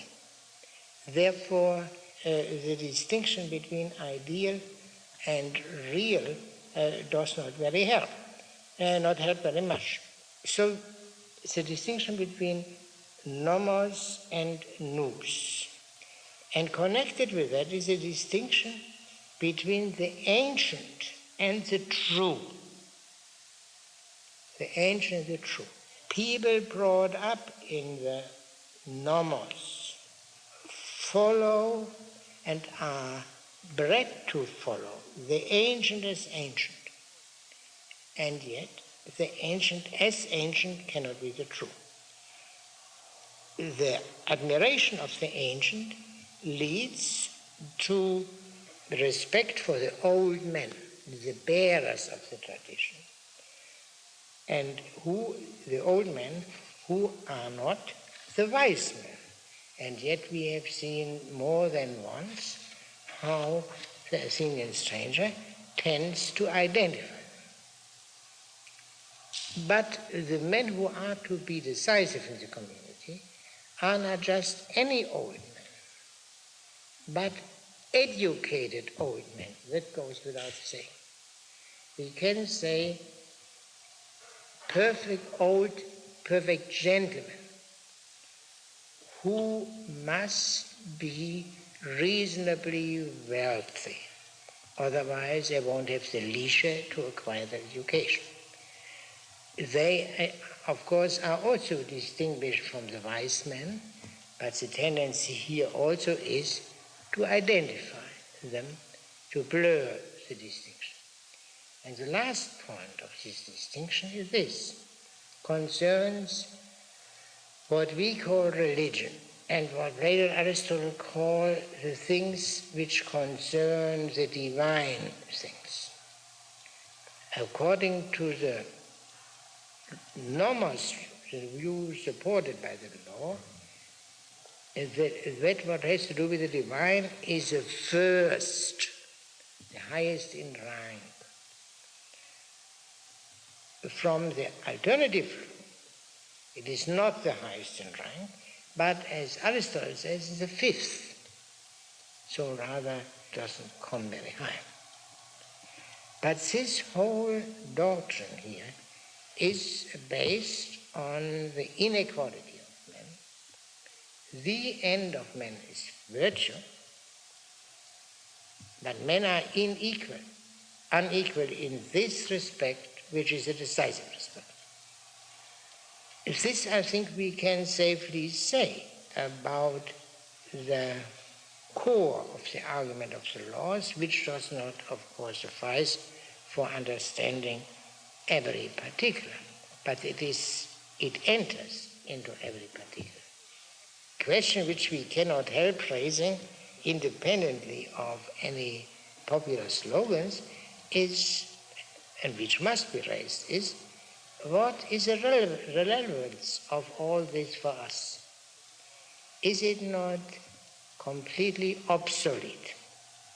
Do we not live in modern times in a society in which the polis or its successor, the state, is in harmony with philosophy? Philosophy being a part of the many cultural activities which go on in the state and are protected by the state. Does this whole issue as seen by Plato not disappear? Let us take a look at communism. There is here perfect harmony between philosophy and the polis. Philosophy, of course, is not what Plato understood by philosophy, but what Marx sometimes called social physics. But then, in the course of the argument, we come across the identification of the will of the proletariat as the most progressive part of society with the will of the Communist Party, an unevident identification, an imposed nomos law. This alleged harmony is prepared by an older view, stemming from the 17th century, according to which science is for the sake of power, scientia propter potentiam. And that means, if we retranslate that into Plato, the highest is by nature in the service of the lower. Whereas according to Plato, such service of the higher to the lower is indeed the essence of the city, but nevertheless against nature. And I believe that this is a crucial preparation for bringing about the view which we observe around us today. So, would you like to discuss this point? What did you say about the relation of the ancients, not the older people, but the ancients to truth? Did you mention that? The ancients to truth? You mean the guarantees, the old men? No, in ancient times. And I don't know what it Yeah, I spoke of that, sure, but what I think I have here, I said nomos nous, and then palaion aletes, the ancient and the true. What is the relation? Intellect and truth belong together, just as law and the ancient belong together. The law and ancient, Yeah. That's what I didn't understand. Yeah. That is so. Surely that has today, and no one thinks in these terms anymore. And this is of no immediate political importance whatever. But the question is whether what we accept is not concerned with identically the same question, answering the question differently on the basis of a premise which is not evidently correct. So, theoretically at any rate, this is very relevant. For example, that science for the sake of power, that's one way of putting it. As distinguished from the older view, that science for its own sake. Did I understand you correctly? I thought you were saying that, in a way, the fundamental relevance is that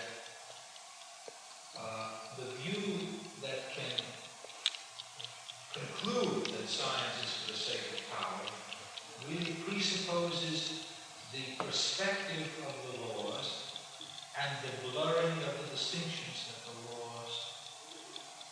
Well, we don't. You mean of the Platonic books, the laws? Yeah? That is not necessary to bring in, but. I thought that was what brought together the. No. I tried first to sketch this fundamental distinction, which is intimated but at the same time blurred, and then raised the question: is this not just ancient history?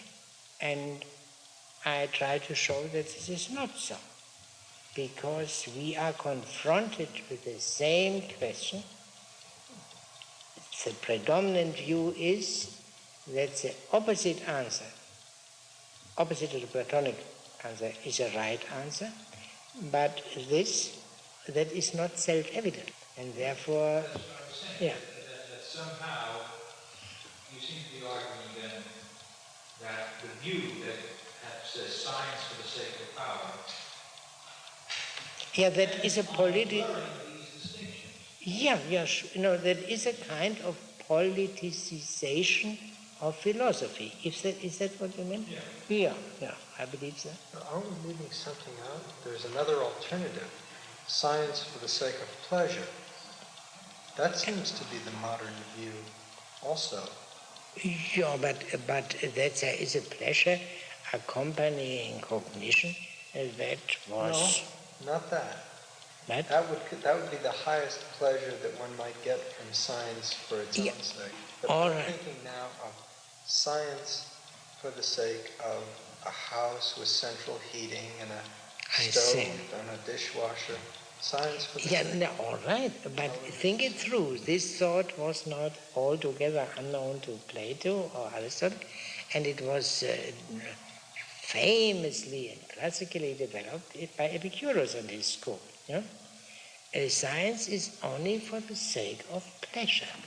Yeah, but not this kind of pleasure. He thought of the pleasure which we derive from the liberation of our mind from superstitious fears.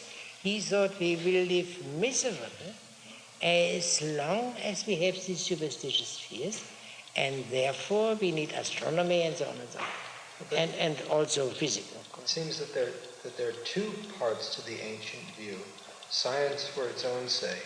Doesn't make any difference, because in the second case, if you say science for the sake of pleasure, the question is what kind of pleasure? Yeah, but then there's a modern kind and an ancient kind. Yeah, just as in the other case, I mean, say Bacon or Hobbes to Epicurus, yeah, that is the same relation as that, say, of Descartes and Leibniz to Plato Laws.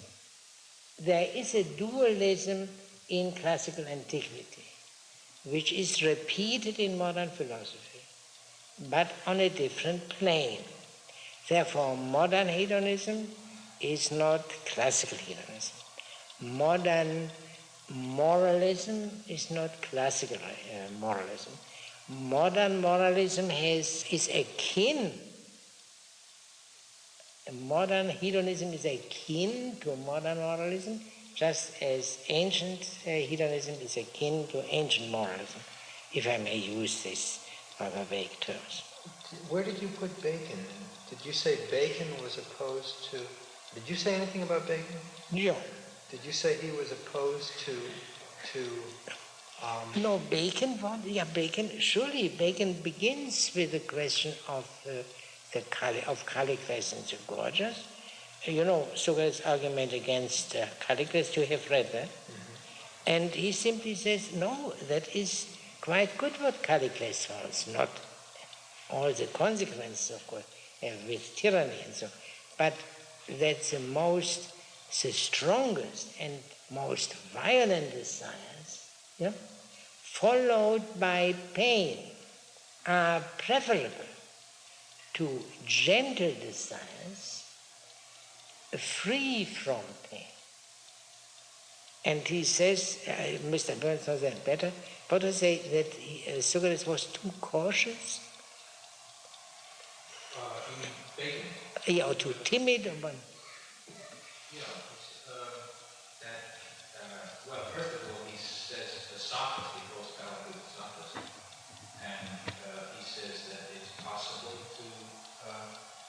have more pleasure if you take your pleasure mixed with a little pain. He uses the example of diamond cutters who will sometimes get a very large, beautiful stone by allowing a small flaw to remain. Yeah, but the point is that from Bacon's critique of Socrates' point, there follows the use of science for the increase of pleasures, not the pleasures inherent in knowledge or necessarily accompanied, but ordinary pleasures, say more pleasant houses, better air conditioning, and so on. It seems that that's the way that Adam Smith looks Yeah, at it that's too. very late. Yeah, but I'm thinking now of the most extreme modern as opposed Sure. to Epicurus. Yeah. But isn't in a certain way crucial thing about this project that, in a way, the more secret part of that teaching, and namely that Bacon thought by this means the philosophers would truly rule. You mean they would rule by procuring the pleasures which they would like to have? Sure. But that confirms the Platonic analysis, doesn't it? For Plato, Plato's view, it is stated in the Crito very ruthlessly, there is no common deliberation between the philosophers and non-philosophers, given the fundamental difference of their ends. Now, if the ends are identified, as they are by Bacon, then of course there is common deliberation, and only the philosophers prove to be better deliberators than the non-philosophers. That is, there is no conflict between philosophy and society anymore. Cannot be. Well, in actual practice, it took quite some time until this harmony was established, and it has perhaps never been fully established. I think even Sabine, a famous historian of political thought, wondered occasionally whether there was ever a society which permitted the writing or publishing of anything. And I believe, with the possible exception of the Third Republic and the Weimar Republic in Germany, that may be true. Surely not the Anglo-Saxon countries. Only now they are catching up, yes. Yeah. And the question is how long? Sure. But you want to say? Yes, you were talking about Plato's principle that the surface of the higher and lower is contrary to nature. And I'm thinking in terms of the argument of the Republic, where the philosophers are compelled to rule. Yeah. Does this suggest that because the Republic is unlikely to be actualized, and it isn't really a serious problem, or does it suggest that there is a tension between the demands for justice and the demands for wisdom? Well, would not the mere use of the word compulsion seem to prove that there is something which is against nature? I mean, I know that is more complicated because in the Republic, as you know, also the ascent to the light is presented as due to compulsion, contrary to what Plato or Socrates suggest elsewhere, namely that there is an eros for the truth, i.e. something which doesn't require compulsion. But surely in this thesis of the Republic to which you referred, taken by itself, would prove that there is a higher, the philosophers who live in the islands of the blessed are perfectly happy there, are compelled to do the dirty work of administration. Yes, but I meant sort of specifically in terms of the desirability of that coming about. Yeah, because for the future philosophers and so on, that could be, but it would be a noble duty. Yeah, let's say. But a duty is still a duty. It is still something which man does not naturally desire. Well, in that sense, then tools would be higher than philosophy. I believe, from Plato's point of view, nothing. Well, but what I'm saying is, if it is desirable that the philosophers be compelled to rule, then they're not going to have much time to do philosophy. Yeah, well, it is limited. Well, he is very nice to them. He limits that in time, for quite some time they can indulge their true work, but then they must go down to the cave again. Yes, this is one, but apparently this is what Plato thought would be the imaginably best solution of the difficulty. I say imaginably a best solution, not the possibly best, because it is not possible. But one could play with this as a kind of, it would be wonderful to have it that way. And one could, of course, also raise a question whether it would be so wonderful. But why are they in the Republic? Why are the philosophers compelled to serve for this life? Because they would be the best food. No, there is money. Oh, I mean, besides the fact that they didn't do ability? I mean, you're saying why are they compelled or why are they lost? Why do you say? Why do you think they're compelled to the Republic?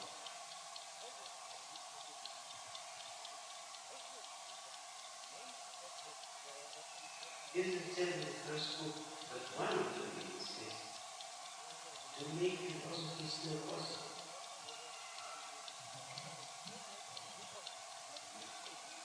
But I think the explicit reason is given is this, that they have owed their whole education to the polis, and therefore they owe the polis a compensation, service not merely as young men in the army, but as rulers. That is, I believe. Yeah, there's an argument somewhat different, I believe. Yeah, but it's going to, you mean with Glaucon, this brief intermezzo. Yeah.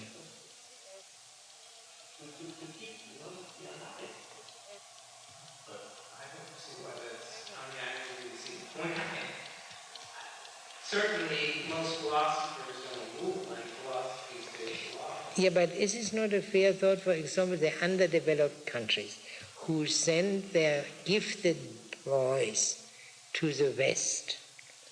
I know one of them, and they, but I won't mention his name, with the understanding that after they have acquired all the intellectual virtues available in the West, they will, of course, pay back their home country by returning.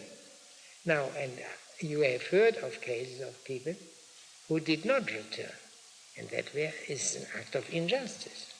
And the same would apply with the necessary modifications to the philosophers in the Republic. But the simple response that you have to get from the perspective of the Platonic world, Socrates was put to death by the city. This is the only city where Socrates was put to death. Because he would be the judge.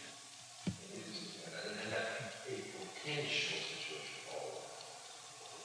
The question, by the way, that is a question which one must keep in mind for the second half of the laws. We mentioned it occasionally, already before, what would have happened to Socrates in the Cretan city if he had been accused of impiety. Would his fate be the same as in Athens or not? Also, what would be understood by impiety there, as distinguished from what the Athenian laws?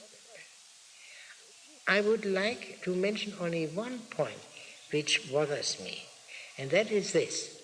This core of the argument which I sketched was the doctrine of the essential relation of philosophy and the city, of two different human possibilities.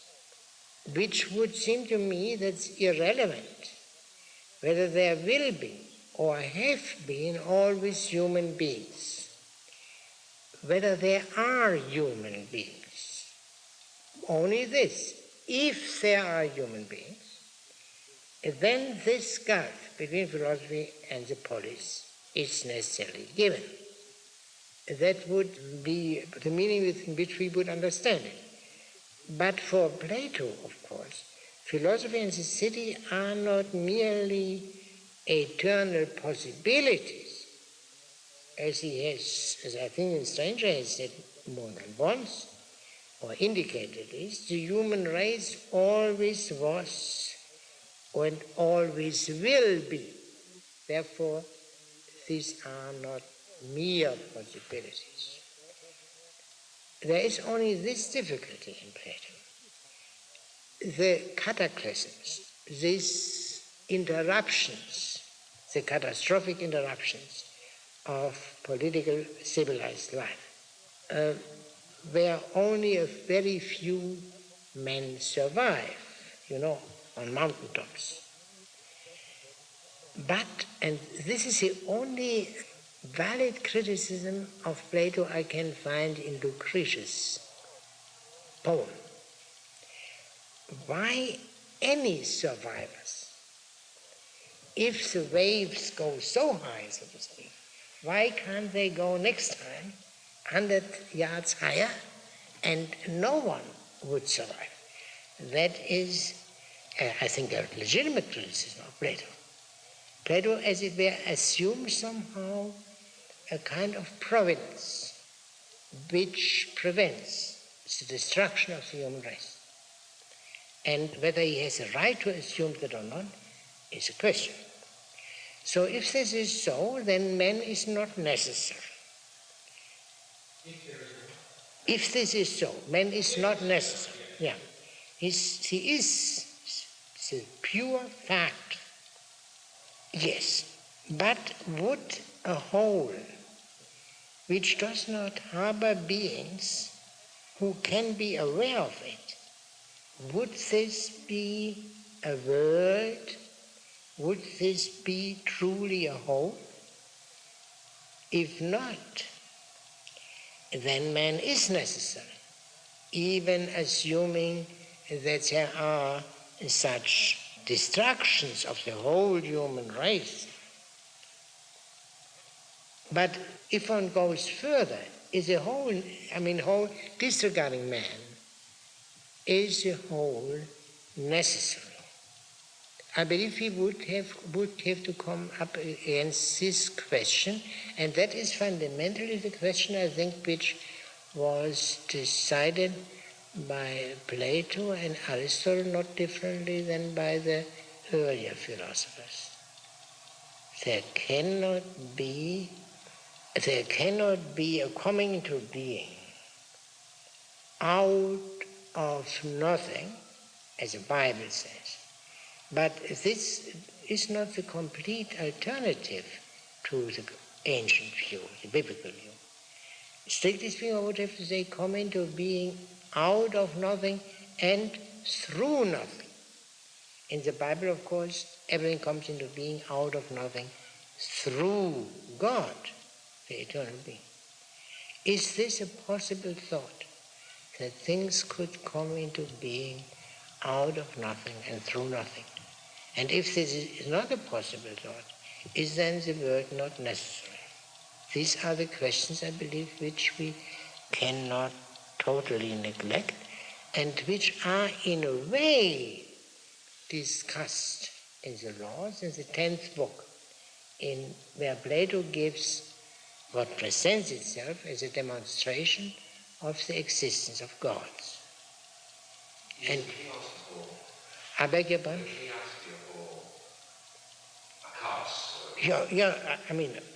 Yeah, sure.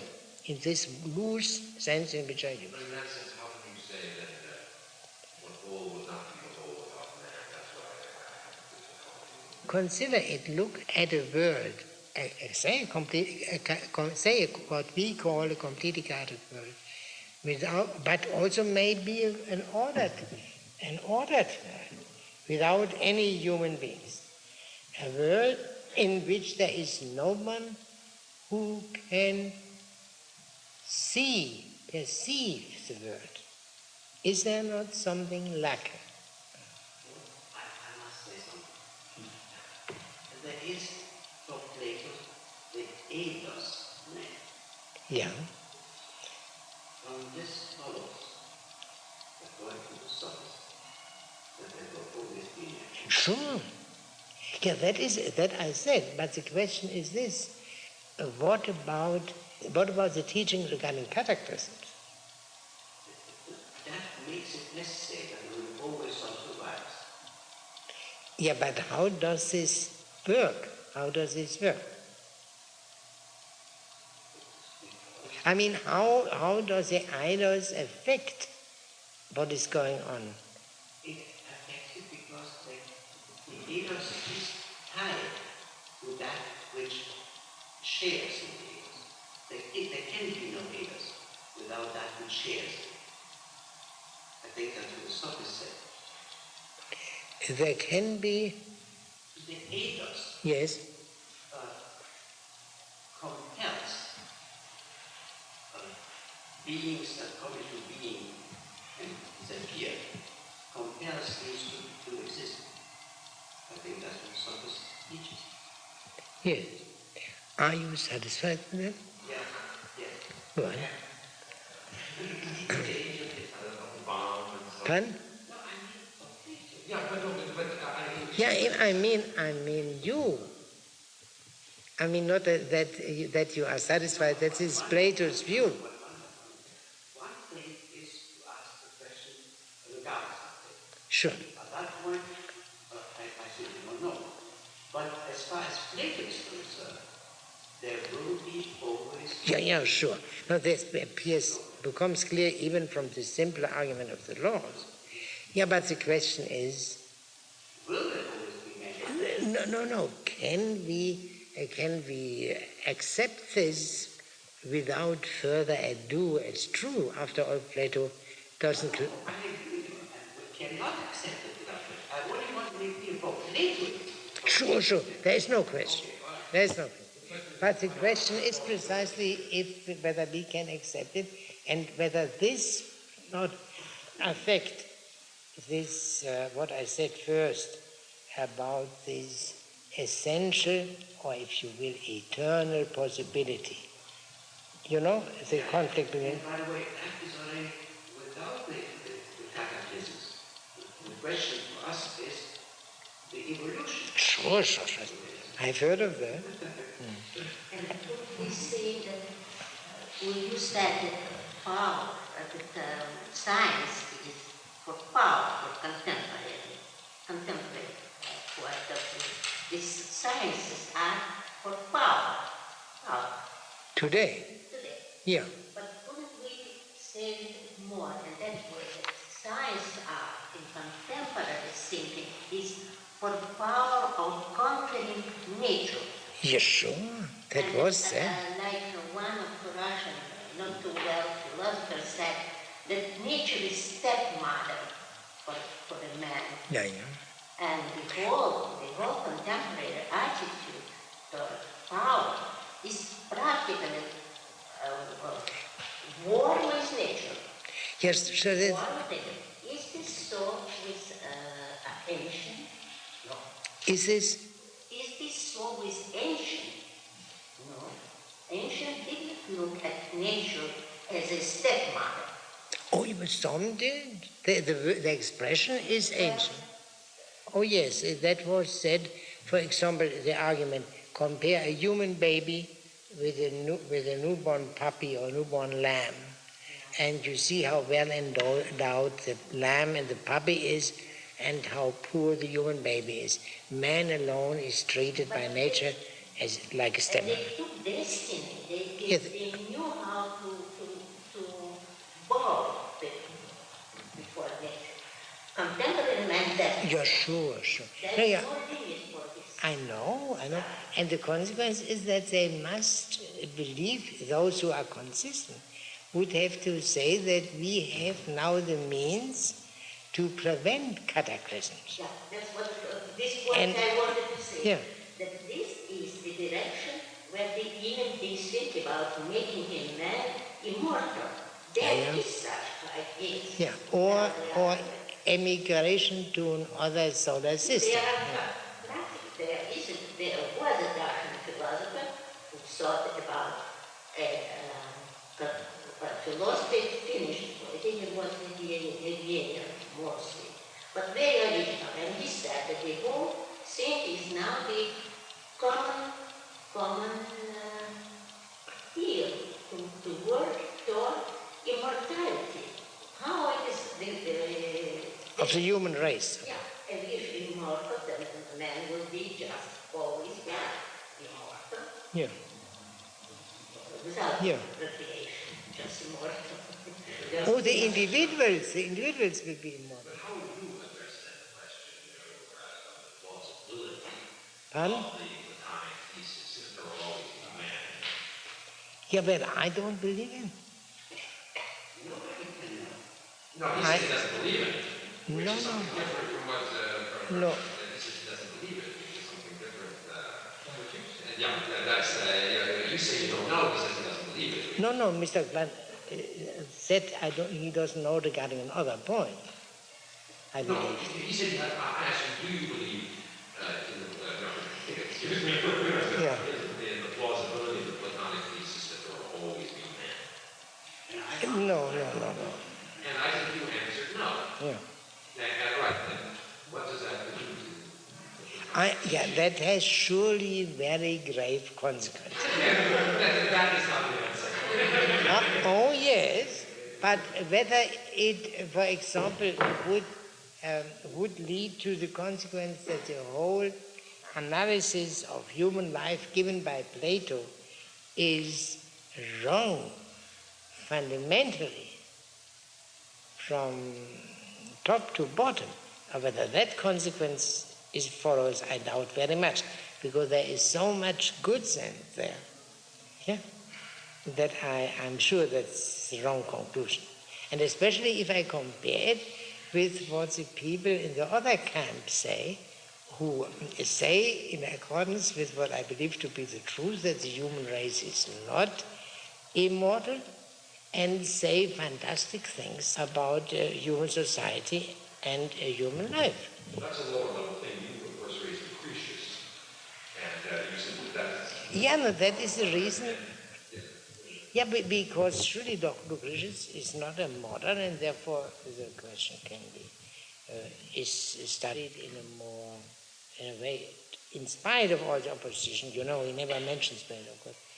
In spite of all the opposition, still it's on the same plane. Why couldn't the answer is let's not forget one thing about this. That Plato, I now do something. Imagine Plato, and you will ask Plato, one question.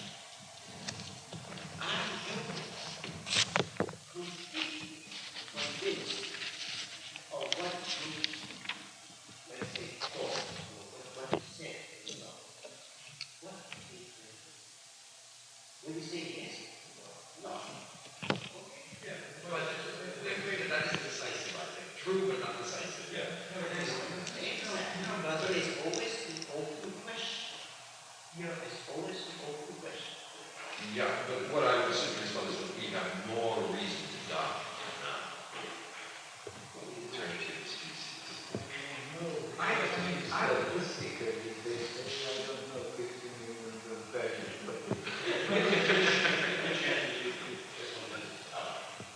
Yeah, but there is.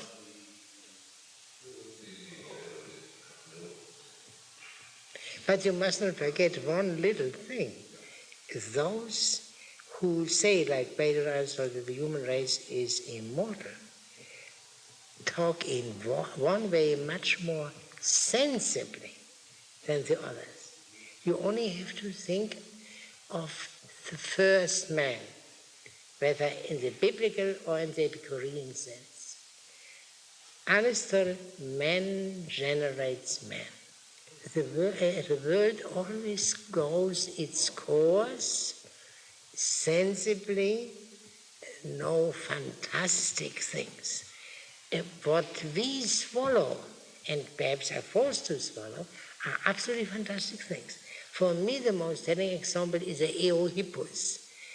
When I see such a herd of horses of the size of rats, I have a physical revulsion, which I have in no other case of breeds of beings which I know. And I suppose every one of us has such feelings sometimes when confronted with paleontological data. No, but the main point is that the coming into being of man out of non-man is unintelligible. Sure, there's no question that that's the great strength, but we had to Wait, wait for I'm our sorry. figure. I Yeah. didn't understand that. What, the coming into being of what?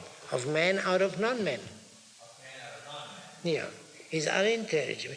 You can make it clear to you have a herd of apes, and suddenly by some mutation one of them is a human being.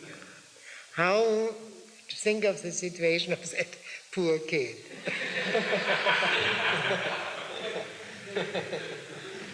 No, but it still seems to me that there's a question that one has to raise to Mr. Klein, and that is, if it is the case that there's no, why couldn't Plato deal with the possibility that if you take the statement, there's no eidos without that which shares in it. Therefore, if there's nothing that shares in it, then there's no longer an eidos. No. Inherently. By the way, what I just said about Plato is not happening to answer. I was going to say, yes, this is so. No, I'm sorry. Why? Sure. Why must the eidos be eternal? But that's what the eidos means. That's what the eidos Why must it? Well, that's what the eidos is. No, an eidos is the looks of something. But the intelligible looks of something. But the point is, the eidos is only there because it is always as opposed to anything which comes into being in that. Yeah, but we come to the eidos as an underpinning to make intelligible what comes to us first. Sure. Then we will pleasure in your thinking. What? If you do this thing, that's not pleasure. You can say it is your Well, right. yeah, but I haven't. It's too long, but could you in a short statement say why that's necessary? Well, look, everything depends on apart from the reserve, but ultimately there is a question, an open question. All that is ever said by Plato and about Plato is the assumption that there is something which is old. Now, what you can say, well, is that an assumption? Sure, and Plato did certainly say, yes, let's not forget that the Academy later on became essentially skeptical of this. And that is not simply because people change, because this is basically. Yeah, we're full awareness of that. Nonetheless, one does have to think of the alternative.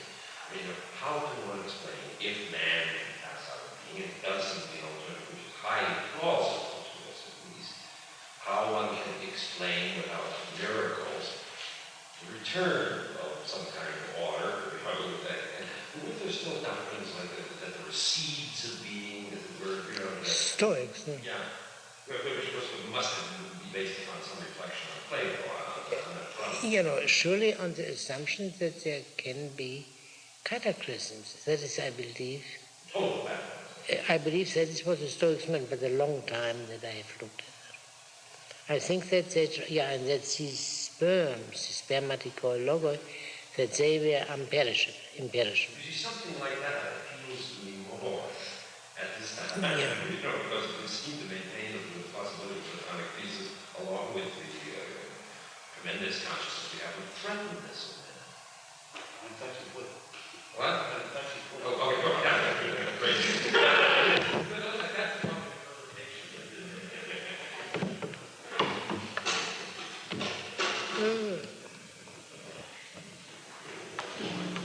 Thank you very much.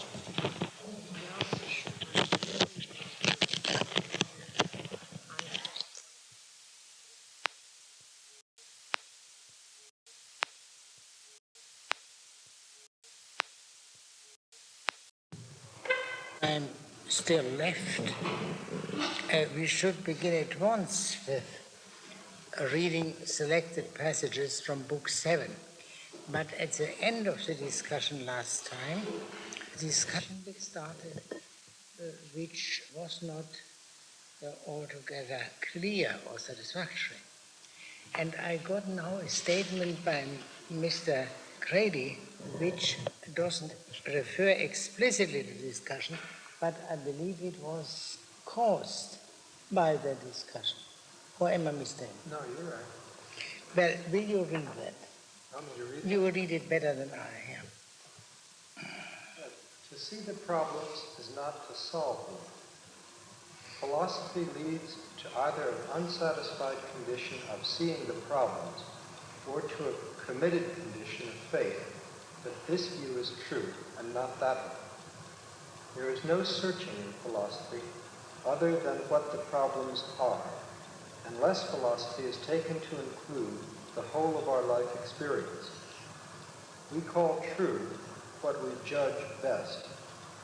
Reason is of little use in the formation of our basic view.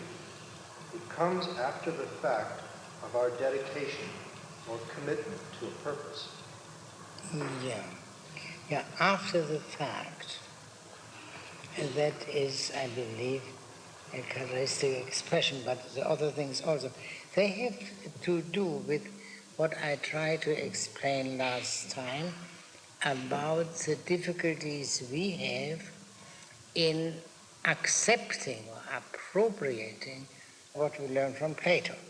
I will try to restate what I said with a hope that it is a bit clearer. Now, Mr. Klein, as you may remember, reminded us of the fact that the Platonic school, the academy, was first dogmatic and then skeptic. And from this he inferred rightly that Plato was not a dogmatist nor a skeptic, but something else. And that something else is not so easy to determine. There is a saying of Pascal, which I believe is very appropriate. We know too little to be dogmatists and too much to be skeptics. The Platonic view, somehow between skepticism and dogmatism, may remind one of Kant's critical philosophy, which is also neither dogmatic nor skeptic, but there is this great difference. In Kant, one can say we have a sphere which is potentially of the greatest clarity, the phenomenal world. And then there is a sphere which we must assume and which is absolutely dark, except on the basis of morality. Now, for Plato, if one wants to apply this distinction of Plato, one would say, for Plato, the phenomenal is never so free from obscurity as it could be in Kant, nor is the noumenal as inaccessible and lacking clarity as it is according to Kant.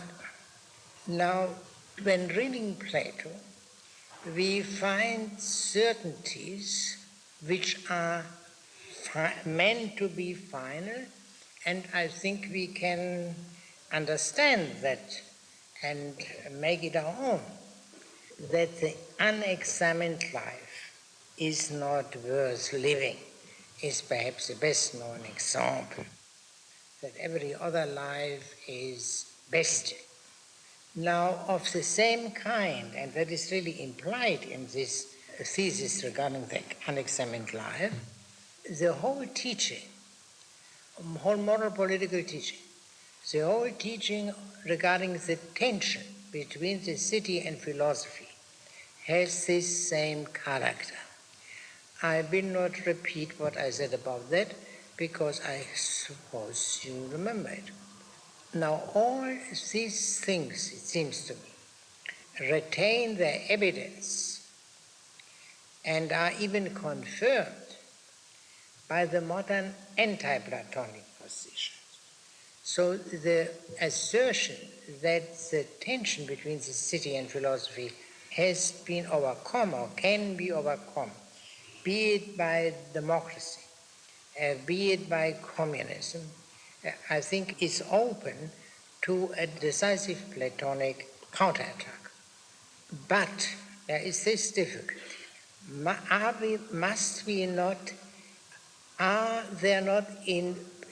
these moral political teachings in Plato not inseparable from what is called his metaphysics, which metaphysics lacks the evidence of his moral political teaching? Must not, therefore, the moral political teaching of Plato reinterpreted from a non-Platonic point of view, and that's to say, it is of course no longer the Platonic doctrine. Now, if I limit myself to the example, that is more than an example, of the relation between the polis and philosophy, this one can say, and remaining relatively close to what Plato suggests, the two fundamental possibilities of man. Meaning, if there are men, and as long as there are men, there is a fundamental tension between the polis and philosophy. But according to Plato, there is no such if or as long as the human race is eternal, as we say, sempiternal might be better. Now, this, regarding the sempiternity of the human race, is not credible to us for reasons which seem to be good enough. And therefore, the sempiternal beings, which Plato calls ideas, are replaced by sempiternal possibilities, traditionally called essences. And in this way, of course, one can maintain the Platonic assertions by speaking of the essence of the polis, the essence of philosophy, the essence of man, and essence not meaning idea. But are the essences not in need of support by beings, say by the divine mind, or as we have heard it in our century, the pure consciousness as the absolute being? Yet, if there is no pure consciousness distinguished from the human consciousness, and if the human race is not sempiternal, and if in addition there is no eternal superhuman being, the essential eternal possibilities or necessities are based on or derivative from the non-eternal mortal human race. And there is a wholly un-Platonic cleavage between the highest and the sempiternal. The highest is essentially short-lived, absolutely against Plato. But the short-lived, a short life may be a few thousand years, that doesn't make any difference. but short-lived is as such changeable, and hence the alleged sempiternal is changeable. And that is the meaning of what we hear all the time of the term history. That Plato's fundamental defect, and of course that of Aristotle too, is the unawareness of history in the radical sense of the term. That the highest principles themselves are, quote, historical. If this is so, philosophy changes its meaning radically. It can no longer be what it was from Plato's point of view, ascent from the cave to the sun, for the simple reason because there is nothing without the cave. And therefore one cannot strictly speak of the cave. And in particular the Platonic view of the tension between philosophy and the city, which is implied in the symbol of the cave, becomes untenable. This is, I think, the difficulty which we must face, that it is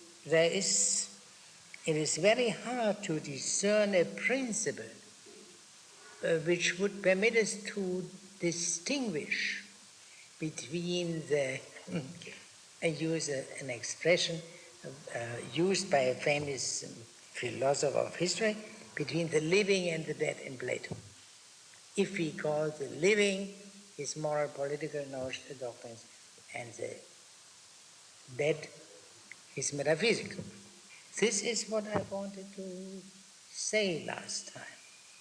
And I think we must be, I don't say that we must reach a decision about it, but we must be aware of that. I would be glad if we could have a discussion of this. So Mr. Klein was very right last time when he referred to the idols, to the idea as the true being. But the question is, can we accept them? And if we cannot accept them, we cannot leave it at picking out, as it were, some golden sentences from Plato, which may serve as a vehicle to sail through life, because they are so evidently sound, like the unexamined life is not worth living, or death is not the greatest evil, and such other things which have been said also by other people, but which were said probably by Plato with more effectiveness than by other people. That, I believe, is the difficulty which we should not completely conceal from ourselves, and especially not if one is impressed, as I am impressed, by the reasons of what Plato says about the political moral problem. Mr. Burns. I didn't quite follow the argument that led to the statement that the highest would be short-lived. Yeah, well, it all the highest exists only in man. I beg your pardon? Was the assumption that the highest exists only in man? It's just that you went too fast. No, the starting point is this. One can restate these main points I was trying to make in quite a few of these meetings by speaking of essential necessity and ultimately of essences. But this is not a Platonic notion. It came out of Plato in a roundabout way, perhaps around 900 of the Christian era. But it doesn't exist in Plato. In Plato there are no essences, but ideas. The question is this. In Plato there is the ideas, and in particular the idea of man. Yeah. And therefore the human race is always. But if this is not credible, what follows from that? if we speak of essences, must we not have some support for the essences, as they were found traditionally in the divine mind, as a top, as a place of the ideas, or as the absolute consciousness in modern idealistic philosophy, which was then described as the absolute being. If these things are not acceptable to us, both ways of finding support for the essences, what do we have? Then their support must be the human mind, the human consciousness, which is as little as eternal as the human race. And then the highest is not sempiternal, contrary to what surely Plato and the biblical tradition always taught, and perhaps everyone with the exception of Lucretius. And for us, I think we learn this from childhood, and therefore we don't see any difficulty in that. But it leads to it forces a complete reinterpretation of philosophy. And therefore I like the sentence of Mr. Gary, because in a way this is a consequence what he says there. There was a word, perhaps I misinterpreted. A reason comes after the fact of our dedication or commitment to a purpose. The primary fact is a human decision, a human decision, and that lays the foundation for everything else. And that is also called, for not accidental reason, historical decision. Well, how can I illustrate it best? Thank you. How can I illustrate it best? Because these things, I believe, are taught in schools in all places except St. John's. Yeah? That this is all Greek, for example. Yeah? Greek. And it is essentially Greek. And naturally, we are not Greeks. And we are human beings. But human beings somehow formed by the Greeks. And what we can do and must do to understand ourselves is to understand these our formers, and therefore especially Plato.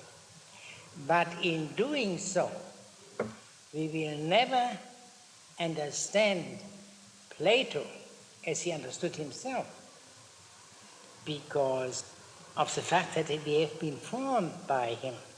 That's impossible. There is not in any relevant sense that which is common to all men. That is what this modern school says. I can also illustrate it as follows. If there is something in Kantian language, something like a system of categories, there is not the system of categories. There is a variety of systems of categories belonging to different epochs. And we are bound by that system of categories which determines our epoch, either the one which is already here or which is in the process of becoming. And the Platonics are indispensable for our self-understanding, but they cannot possibly be ours. This is a priori certain. Wait, isn't there a difference between talking about understanding Plato the way he understood himself versus believing what Plato says the way he believed it? Yeah, well, you mean, I say we all agree that for Plato the ideas are the core. We could understand it. Yeah, we can understand it. And then, but that doesn't mean that we believe it. That's what I mean. Yeah. Yes, but the question is, if we do not believe in it, shall we not be forced to reinterpret it in order so that it makes sense to us? Must we not raise a question, which of course was raised in classical antiquity as well, how did Plato come to make this also in antiquity paradoxical assertion? But it is in a different way in which we raise this question. Do you think that we would somehow modify his understanding in order to achieve an understanding like his if we didn't have the belief that he had? Yes, in a way, yes.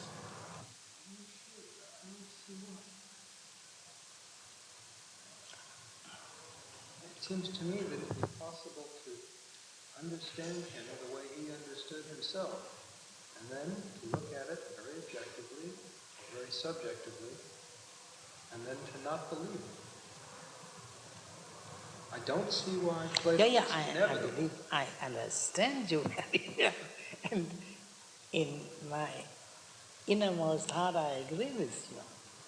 But I try to understand the very powerful resistance to that with which we are confronted. I mean, I'm not speaking now of what some man who writes a history of Western civilization says, but what really serious means. Yes. My question might be out of line. Does your account take on the idea that you've given today in sketchy form agree with what you've written in places that some of the ideas are permanent problems? Yeah, but that is what one can say from Plato's point of view, so to speak, although Plato doesn't speak of problems there, but one can say that. But the question goes, no, what I meant now was not the same. I don't see that was almost what I was going to ask too. And I don't see how even the possibility of the disappearance of man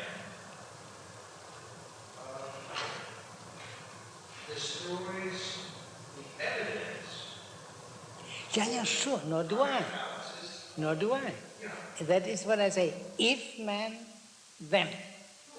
Yeah, but that is, however, not as the way in which Plato understands it. Because there is no such if, then, but man is always, and therefore no if. Yeah, but if you interpret the ideas as fundamental problems. Yeah, but problems are not the same as possibilities in this sense. You know, are not the same. And there is perhaps a certain danger in speaking of the ideas as problems if it leads to this consequence. It is good in one sense because it indicates that the Platonic ideas and his presumed knowledge of them does not have anything of a textbook character, but is something which requires ever-renewed investigation. That is true. But if we mean by problem something which is not a being, then we go away from that. And that is obscured by the expression problem. Okay, yeah, sure. So then, I think the position that I wanted to ask about was, let's say, permanent possibilities. Yeah, but that is not, the ideas are not possibilities merely. That is the interpretation of the ideas as essences, which is not Platonic, which perhaps came out of the confluence of Plato and Aristotle in later times. Yeah, but what I don't see is how that interpretation, or rather, what is the fundamental flaw, or why is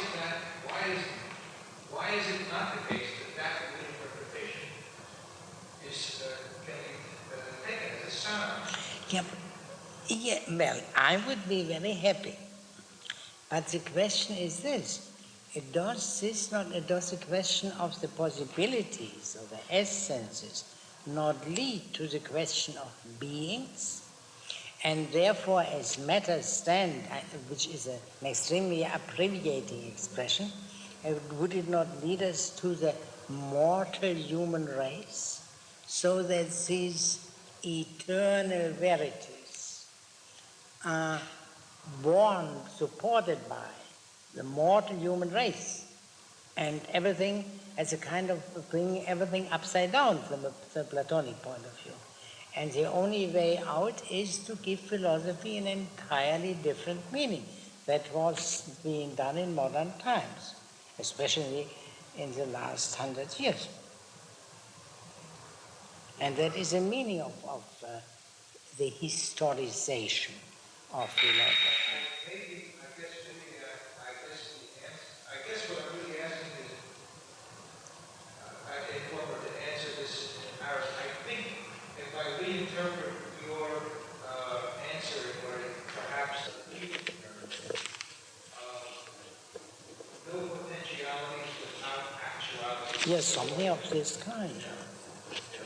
So that if one wants to think of the heyday as fundamental potentialities that can be realized when the material is there, but not when the material is not there, there still has to be some support. Yeah, that is, I think, a point which one has to consider. Yeah. I'm reluctant a bit, I think, to enter this remark, but it seems to me that you've set up at least one opposition to the serious consideration of the truth of these books, namely the opposition of historicism.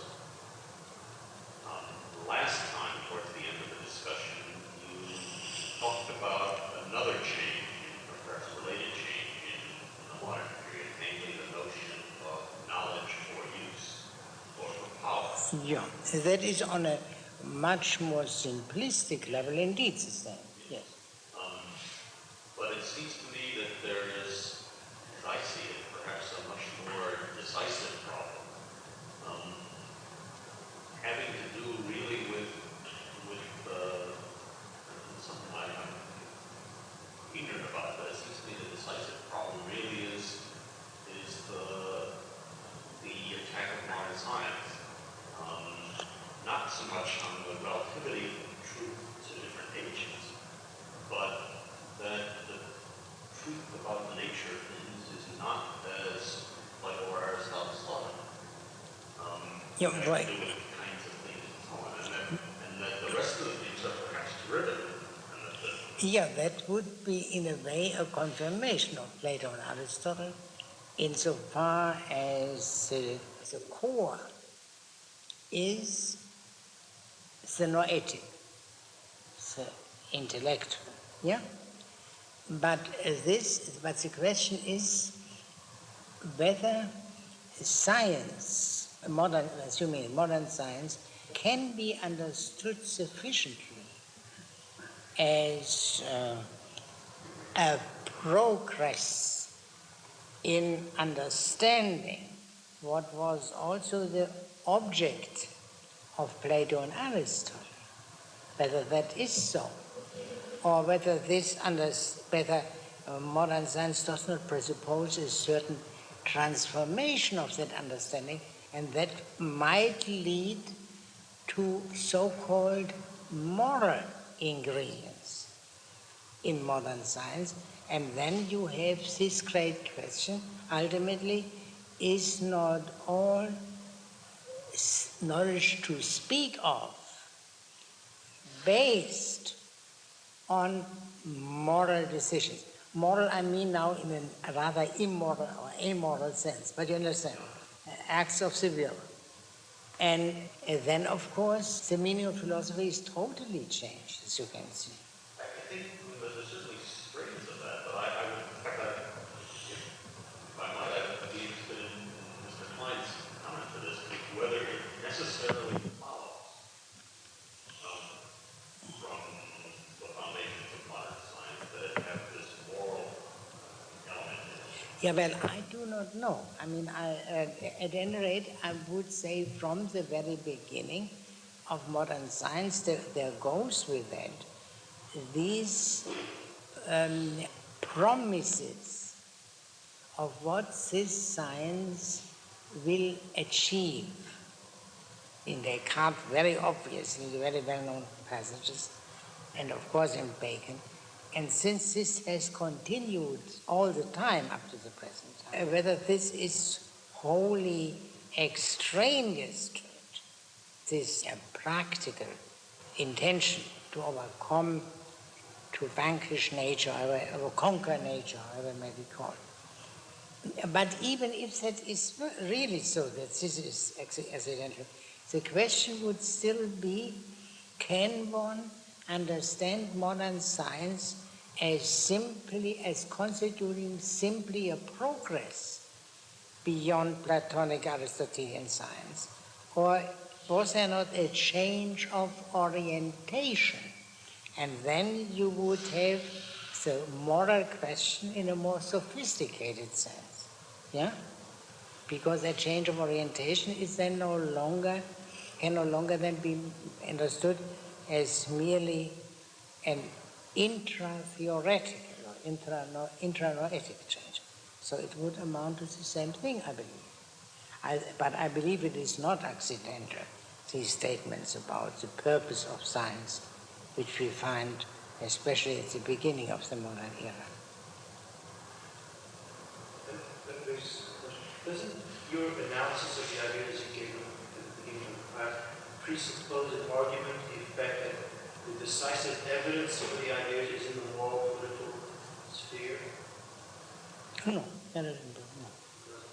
No, I did not do that. Yeah, I mean, that is very plausible. It's so easy for us to understand, what he says about ideas when you think of justice or something of this kind. Yeah?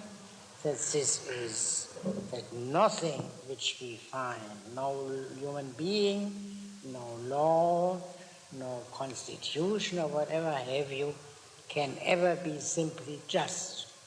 And since we mean something by speaking of justice and discover in all these cases, in the individual cases, that they are imperfectly just, we are on our way toward justice itself.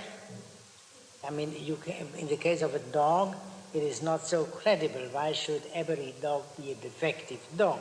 That is at least not so simply clear as in the case of the virtues, or for that matter of the mathematical terms.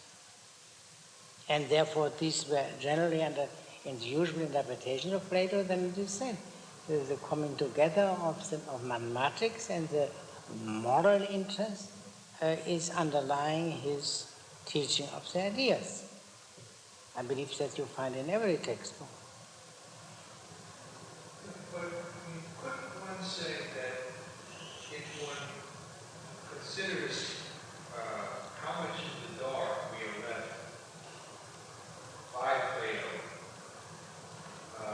in regard to the problem of participation, in what way things participate, sensible things participate in the isn't this a rather strong indication that the skeptical interpretation of Plato is,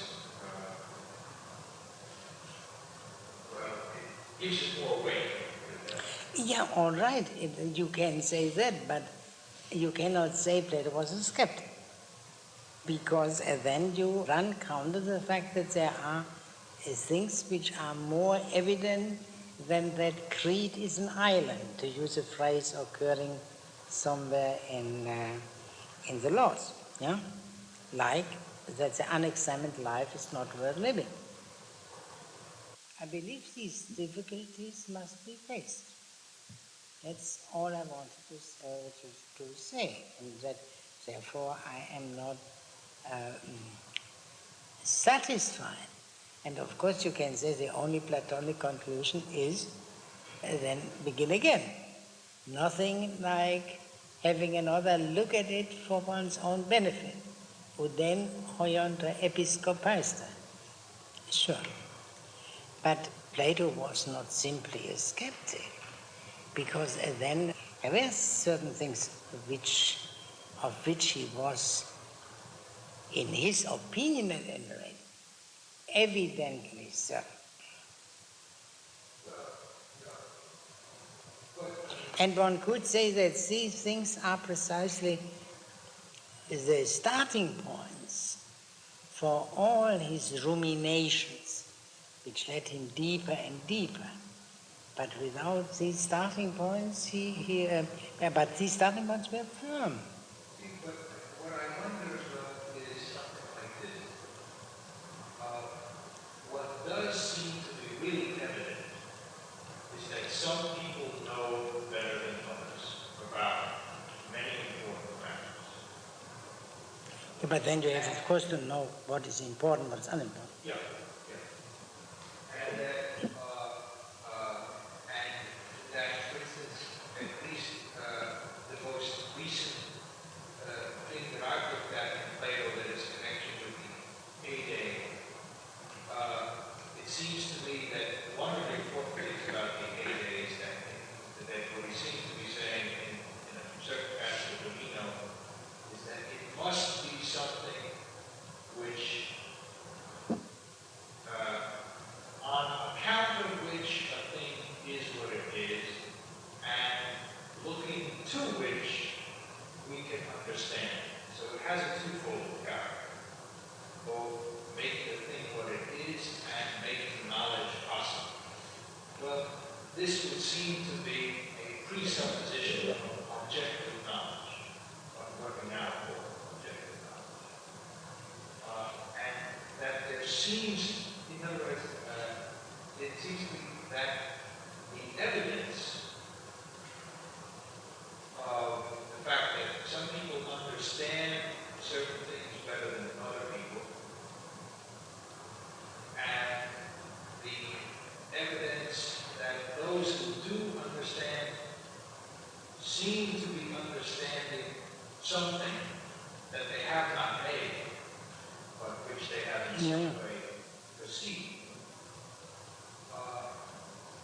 Those are facts that would seem to be more evident than what one has to assign as the presuppositions of those facts. All right. Something of this kind, I believe I also said, that there are certain verities which impress themselves on Plato and which impress themselves on us when we read them, but they lead to infinite consequences. And there is where the difficulties come in, not only in our understanding of Plato, but in particular also in our ability and perhaps in our ability to go along with him, to follow him. But perhaps it is wiser we turn now to the seventh book, if it is all right with you, unless you would like to continue that. I only thought we should make clear to ourselves the limits of what we can possibly clear up. So we have read Book 6, and the second half of Book 6 deals with the laws, and we can say it deals with the laws, with the marriage laws, and everything connected with the marriage laws, and ending with the procreation of children, because that is the purpose of marriage. And then, naturally, after the children have been procreated, their upbringing or education, and that is the subject of Book 7. Yeah. Perhaps we read, there is so little time left. Let us see at the beginning. Yeah, there is first a discussion of gymnastics, and then a discussion of music in the wide Greek sense of the word. And here, in that connection, he repeats what he had said formerly. One should find the right kinds of dances and songs, and then consecrate them. And then they must never be changed again, omitting now what he had then said, namely that one must first examine the things to be consecrated, whether they are worth to be consecrated. This is here dropped. Yes. Now I think we turn right away to 803b. Do you have that? Yeah, here. Yes, at this passage. Did you tell them on which page? 53. Yes? And notwithstanding that human affairs are unworthy of earnest effort, necessity counsels us to be in earnest, and that is our misfortune. Yet, since we are where we are, it is no doubt becoming that we should show this earnestness in a suitable direction. But no doubt I may be faced, and rightly faced, with the question, what do I mean by this? Finance, certainly. Athenian, what I assert is this, that a man ought to be in serious earnest about serious things, and not about trifles, and that the object really worthy of all serious and blessed effort is God, while man is contrived, as we said above, to be a plaything of God, and the best part of him is really just that. And thus I say that every man and woman ought to pass through life in accordance with this character, playing at the noblest of pastimes, being otherwise minded than they now are. Finance. Let us stop here for a moment. So the human things are not worthy of seriousness, because man is not worthy of great seriousness. Only God is, because man is only a plaything of the God. Formerly he had said a plaything of the gods, now he says a plaything of God in the single. Hence, man's play is the opposite of seriousness, must be as noble as possible, because it's the best he can do is to play and not to be serious. To be serious because serious, there is nothing in man worthy of seriousness. Now how does he go on from here? Finance, how so?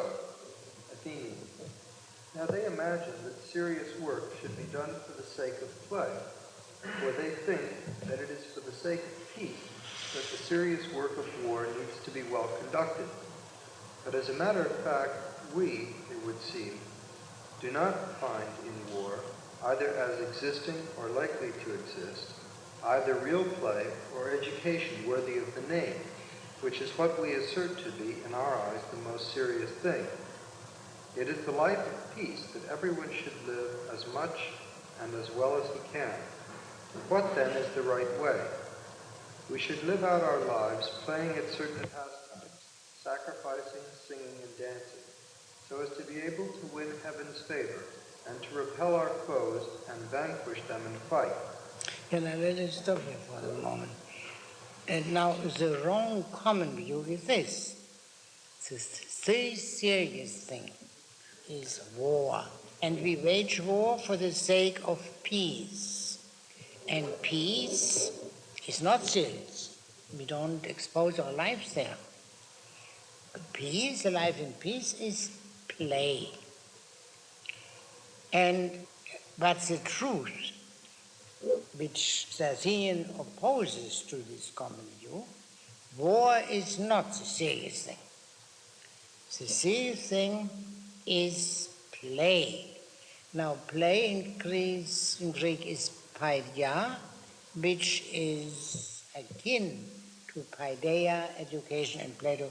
That's a pun which Plato very frequently makes. So the serious thing is education.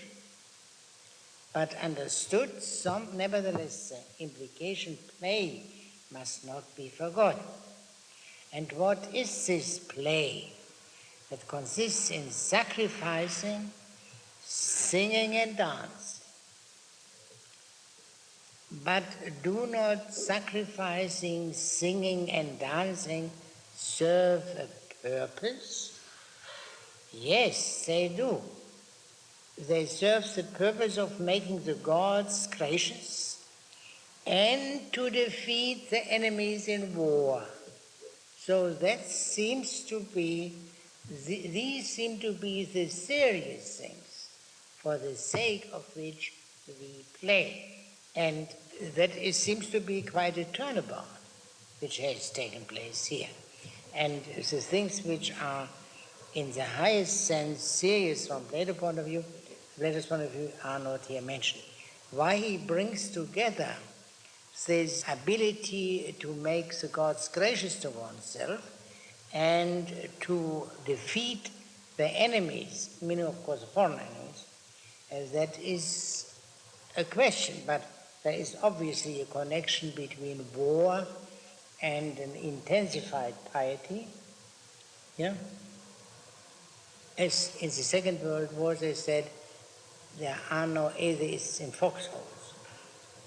And Xenophon says of a man who was a blasphemer or a terrible fellow, he says he never sacrificed and went to divined except when fighting. Just as Xenophon himself, who is famous, for his description of sacrifices before battles. But that is a hard question. But it confirms somehow, I believe, the view, which is not diametric, not immediately visible, that the human things are not serious, because that are the most serious purposes which man can have, it seems. Yes? This might be too fanciful, but is this relationship between peace and war confirmed by the relationship of the Republic and the Critias? That is, to see the city at work, we have to see it at war somehow? Yeah, well, the subject, peace and war, has more than one, has quite a few facets. And Plato abstracts from these in this world and from those in that world.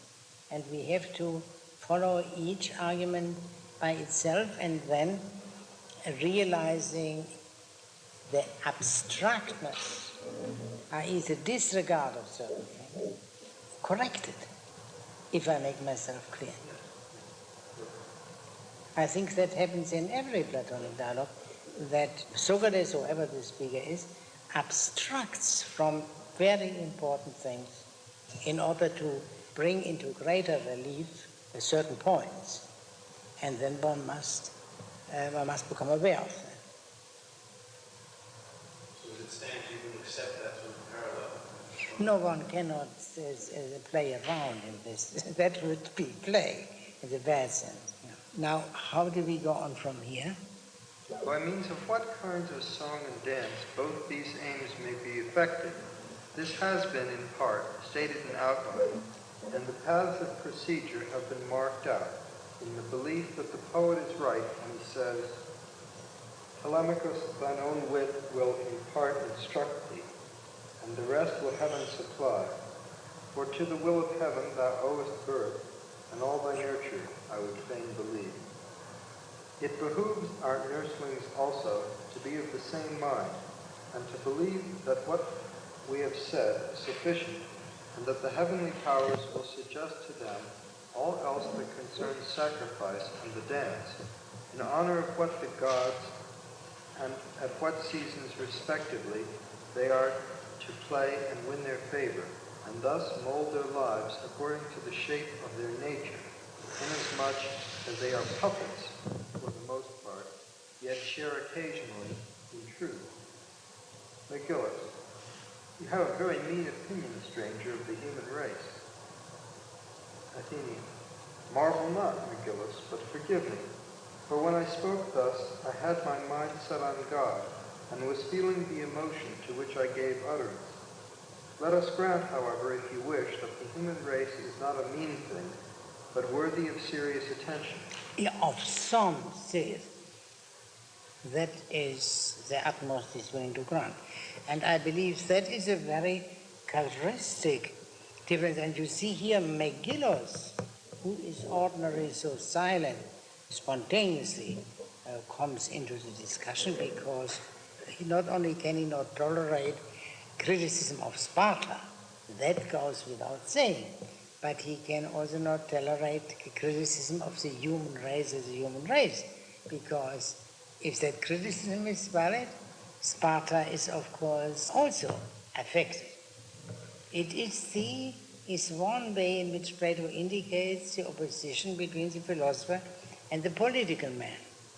The political man must take the human race very seriously, and the philosopher can take it only somewhat seriously. And that, I suppose, is intelligible. Yes? Mr. Strauss, do you think there might be any connection between his Socrates saying, "Nay, Talmazes, do not wonder," and the fact that philosophy begins to wonder? Not necessary. That is, I mean, that one must not overdo this remark about Talmazes as the origin of philosophy. Yeah? Yeah, but it is almost the same, because the laws say Socrates too. Yeah, sure. No, I have no doubt that it could be, but no, Gilles is surprised, isn't he, that someone in his senses and so on, such a reasonable man as an Athenian stranger can say this so, but says what he said, and then he says, don't be surprised, Megillus, I looked away from men toward the God, and then naturally men appear to me a rather negligible being. But I will grant you this much. Man is worthy of some seriousness. If he would not grant that, his whole conversation wouldn't make sense. Even the fact that there seems one's attention is called to the word Talmazes, even from what comes earlier, the puppets.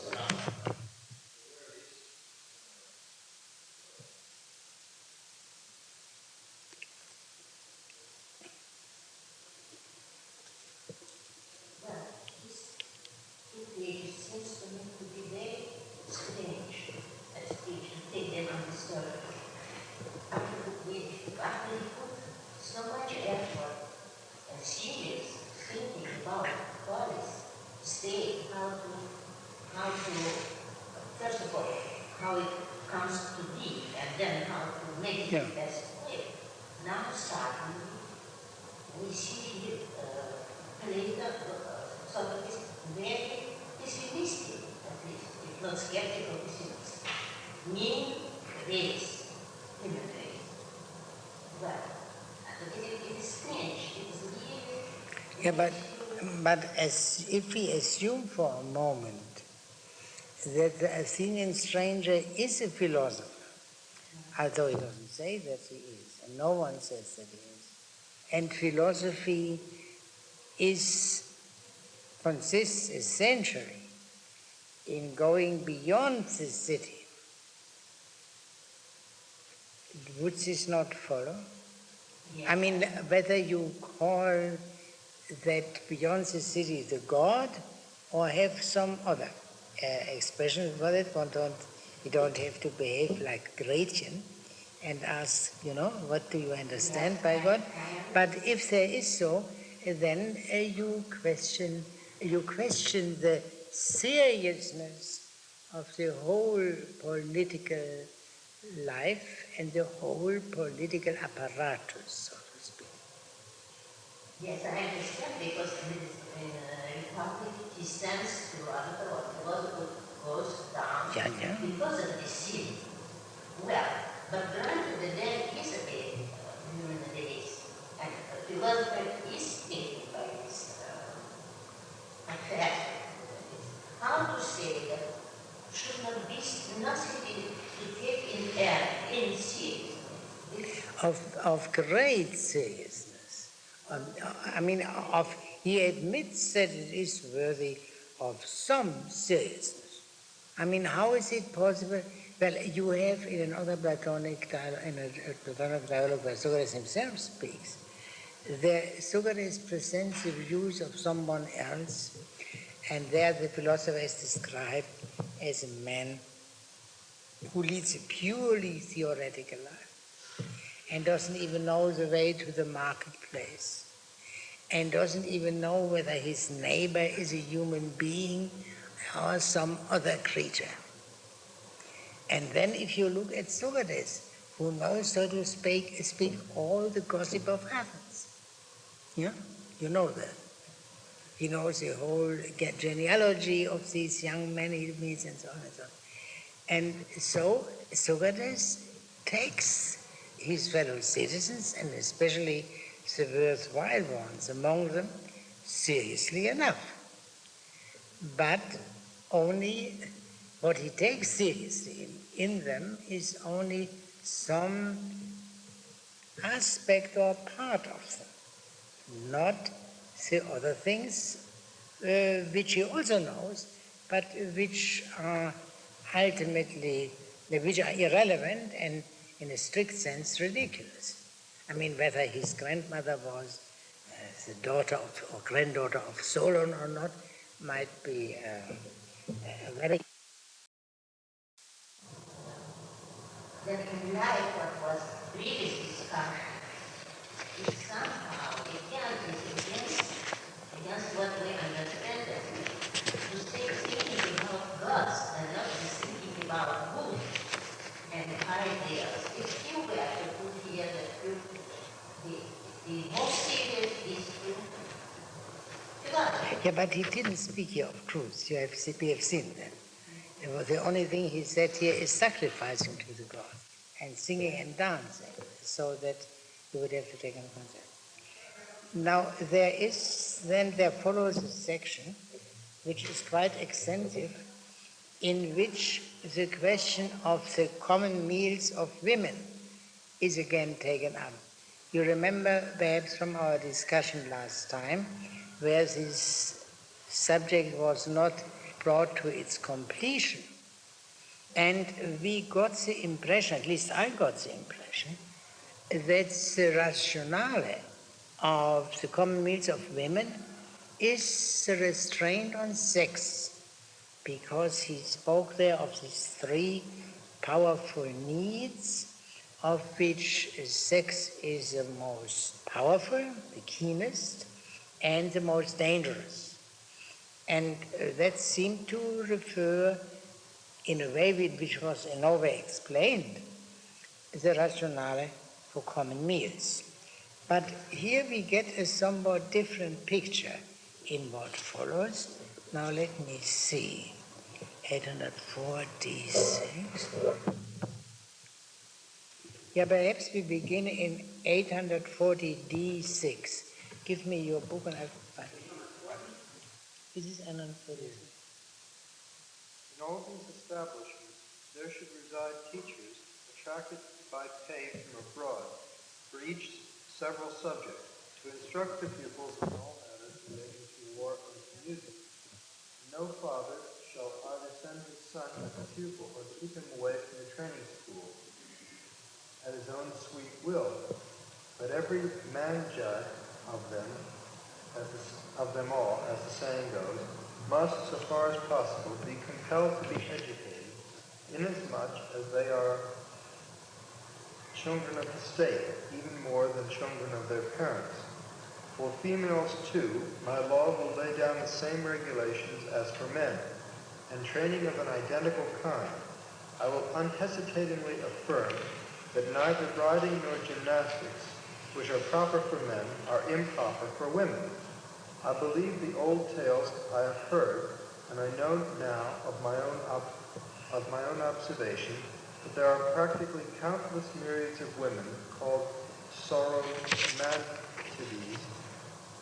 in the district of Pontus, upon whom equally with men is imposed the duty of handling bows and other weapons as well as horses, and who practice it equally. In addition to this, I allege the following argument. Since this state of things can exist, I affirm that the practice which at present prevails in our district is a most irrational one, namely, that men and women should not all follow the same pursuits with one accord and with all their might. For thus, from the same taxation and trouble, there arises and exists half a state only, instead of a whole one, in nearly every instance. Yet surely this would be a surprising blunder for a lawgiver to commit. Yeah, these thoughts are of course familiar to you from the Republic, and in the sequel he speaks that's the example of these Sauromatians in the north, where the women participate in all these warlike exercises, show the possibility of its being done. The possibility which was left hanging in the case of the common meals of women. And now there is only one step from here, from military exercises for the women to common meals for women. And therefore this seems to be now the true rationale, the military activity of the women, that the whole city is capable to take care of itself, especially in an emergency. Now, I do not know where this other passage is. At any rate, the point which he makes here, I cannot find it at the moment. I'm very sorry for that. But the main point which he makes is this: what happened in such a city like Sparta or any other Greek city, where the women, in case of a great danger to the city, do not fight for their young as every hen would for her chicks, but they run into temples and pray. So in other words, the common meals would here rather serve as an antidote to what one could call womanish piety. And you know, he had spoken of the weakness of women, and this kind of piety could very well be called weakness. And we know some examples of that from our own time. The common meals of women have nothing to do with sexual restraint. That is a strange and paradoxical point which, at least as far as I have seen hitherto, and sexual restraint will be taken up only in Book 8, and that is a very complicated point which I hope we can discuss next time, and where it is made clear by the example of incest that the legislator can impose the severest sexual morality if he gives it what we now would call a religious basis. Just as almost all people refrain from incest because it is regarded as a terrible sin, in the same way they can be held back from pederasty, adultery, and I believe also ordinary fornication, if this is impressed on them that it is a terrible sin. So that it has nothing to do, the common meals don't come in there. That I believe is one of the threads of this argument. This passage I see now in 813, if you will be so good, 13 towards the end. Yes. 87. We are establishing gymnasia and all physical exercises connected with military training, the use of the bow and all kinds of missiles, light skirmishing and heavy armed fighting of every description, tactical evolutions, company marching, camp formations, and all the details of cavalry training. In all these subjects, there should be public instructors paid by the state, and their pupils should not only be boys and men in the state, but also the girls and women who understand all these matters, being practiced in all military drill and fighting, while still girls, and when grown to womanhood, taking part in evolutions and rank forming and the piling and shouldering of arms, and that, if for no other reason, at least for this reason, that if ever the guards of the children and the rest of the city should be obliged to leave the city and march out in full force, these women should be able at least to take their place, while if, on the other hand, and this is quite a possible contingency, an invading army of foreigners, fierce and strong, should force a battle round the city itself, then it would be a sore disgrace to the state if its women were so ill brought up as not even to be willing to do as do the mother birds which fight the strongest beast in defense of their broods, but instead of facing all risks, even death itself, to run straight to the temples and crowd all the shrines and holy places and drown mankind in the disgrace of being the most craven of living creatures. What was Claudius saying? By heaven, stranger. Yeah, by Zeus. Yeah. By Zeus, stranger. If ever this took place in a city, it would be a most unseemly thing, apart from the mischief of it. Yeah. So this oath is the first oath since 720 E. That's to say, for 94 of the Stephanus Page, not a single oath.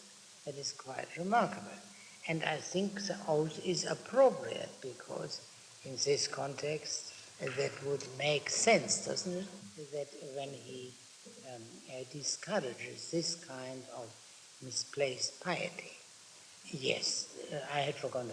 Now, and then there is a passage which is was often being quoted and is surely very beautiful. Will you give that a minute? I can find it.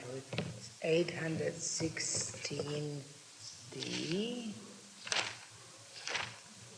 So he is still speaking about education, music education, and in this context he naturally touches upon comedy and tragedy.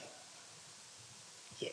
What concerns the actions of fair and noble souls in the matter of that kind of choristry which we have approved as right has now been fully discussed. The actions of ugly bodies and ugly ideas, and of the men engaged in ludicrous comic acting in regard to both speech and dance, and the representation given by all these comedians, all this subject, we must necessarily consider and estimate. For it is impossible to learn the serious without the comic, or any one of a pair of contraries without the other. If one is to be a wise man, but to put both into practice is equally impossible if one is to share in even a small measure of virtue. In fact, it is precisely for this reason that one should learn them, in order to avoid ever doing or saying anything ludicrous through ignorance when one ought not. We will impose such mimicry on slaves and foreign hirelings, and no serious attention shall ever be paid to it, nor shall any free man or free woman be seen learning it. And there must always be some novel feature in our mimic shows. Let such then be the regulations for all those laughable amusements which we all call comedy, as laid down both by law and by argument. Yeah, well, what is the crucial part of the law? Is comedy simply forbidden? No, it's just not given permanent forms. Yeah, but is it forbidden? No. No. Of course, no self-respecting man will be a comic actor, but that has to be done by slaves and resident aliens. But these are, of course, necessary so that people see what is ludicrous and what they must not. Why isn't it given forms like the music of the flute and the music and the poetry and the dancing are all given and consecrated in certain forms, and this is specifically said to not be given forms. It's always different, always a novel. Yeah, that belongs because it is such a low thing that in these matters the poets and the producers may follow their natural bent. I can give you a better reason. Did you ever hear the expression stale joke? Yeah. Yeah. So in other words, if the same joke is always repeated, it is no longer a joke. You don't laugh about it anymore. But if it is a grave thing which is presented, say Hamlet, it can be always, yeah? So that has to do with the good-for-nothingness of comedy, that change is here permitted. And that has two sides, but we limit ourselves to that. And now we come to tragedy. Yes? As to what are called our serious poets, the tragedians, suppose that some of them were to approach us and put some such question as this: O strangers, are we or are we not to pay visits to your city and country and traffic in poetry? What have you decided to do about this? What would be the right answer to make to these inspired persons regarding the matter? In my judgment, this should be the answer. Most excellent of strangers, we ourselves, to the best of our ability, are the authors of a tragedy at once superlatively fair and good. At least all our polity is framed as a representation of the fairest and best life, which... Yeah, but it is an imitation of the most beautiful and best life. Yeah? Yes? Which is in reality, as we assert, the truest tragedy. Thus we are composers of the same thing as yourselves, rivals to yours as artists and actors of the fairest drama, which, as our hope is, true law, and it alone, is by nature competent to complete. Do not imagine, then, that we will ever thus lightly allow you to set up your stage beside us in the marketplace and give permission to those imported actors of yours, with their dulcet tones and their voices louder than ours, to harangue women and children and the whole populace, and to say not the same things as we say about the same institutions, but on the contrary, things that are for the most part just the opposite. In truth, both we ourselves and the whole state would be absolutely mad were it to allow you to do as I have said, before the magistrates had decided whether or not your compositions are deserving of utterance and suited for publication. So now, ye children and offspring of the muses mild. Yeah, of soft music. Soft muses. As distinguished from the severe muse philosophy. Yeah. Do ye first display your chants side by side with ours before the rulers, and if your utterances seem to be the same as ours, or better, then we will grant you a chorus. But if not, my friends, we can never do so. Yeah, so that is the point. So what is the law regarding tragedy? Is tragedy permitted? On approval.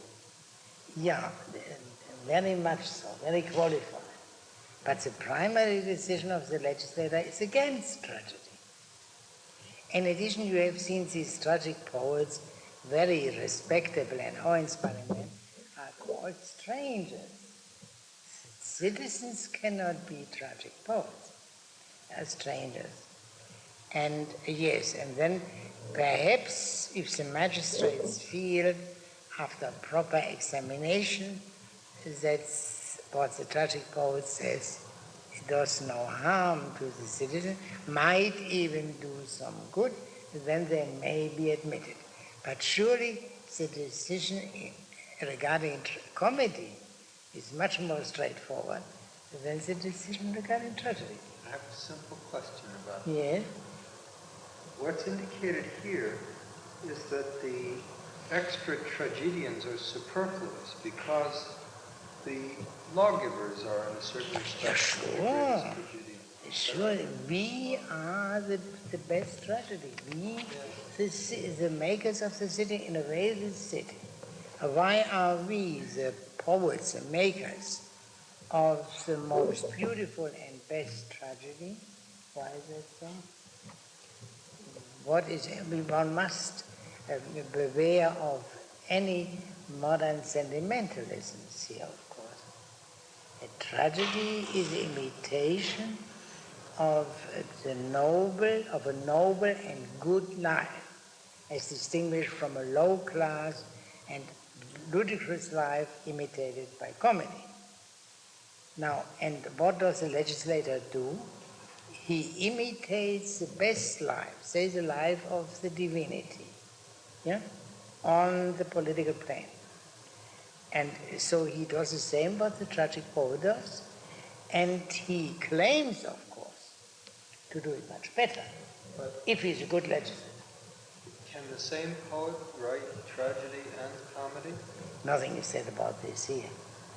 Well, I realize but we that. cannot forget that. But there's certainly a question raised. If the extra tragedians are superfluous to the city, why are the comedians not superfluous? You have been told. These are such fine and respectable gentlemen that they would never know the improper and ludicrous if it were not pointed out to them. So then we are told definitely that the same poet cannot write both tragedy and comedy. Because that is not said. You can infer this. Yeah. But you must not, that one could answer you on a few levels. For example, that this is not Socrates, but that stranger, and that he is not talking at a banquet in Athens, but a purely vicarious banquet, you know, in the first two books, when they talk about wine without drinking it, with two auditorians. And in this perspective, the whole question of tragedy and comedy looks different than when Socrates, in a very advanced stage of the debauchery, says this to a tragic and comic poet. Isn't he right then and wrong now? That I wouldn't say.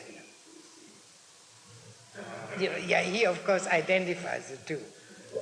That is, I think, a venial sin. Well, they're both philosophers. Now, wouldn't we say that Socrates, the philosopher then, is right, and that this man, the stranger, the philosopher here... Yeah, but we would first have to understand what Socrates meant in the banquet.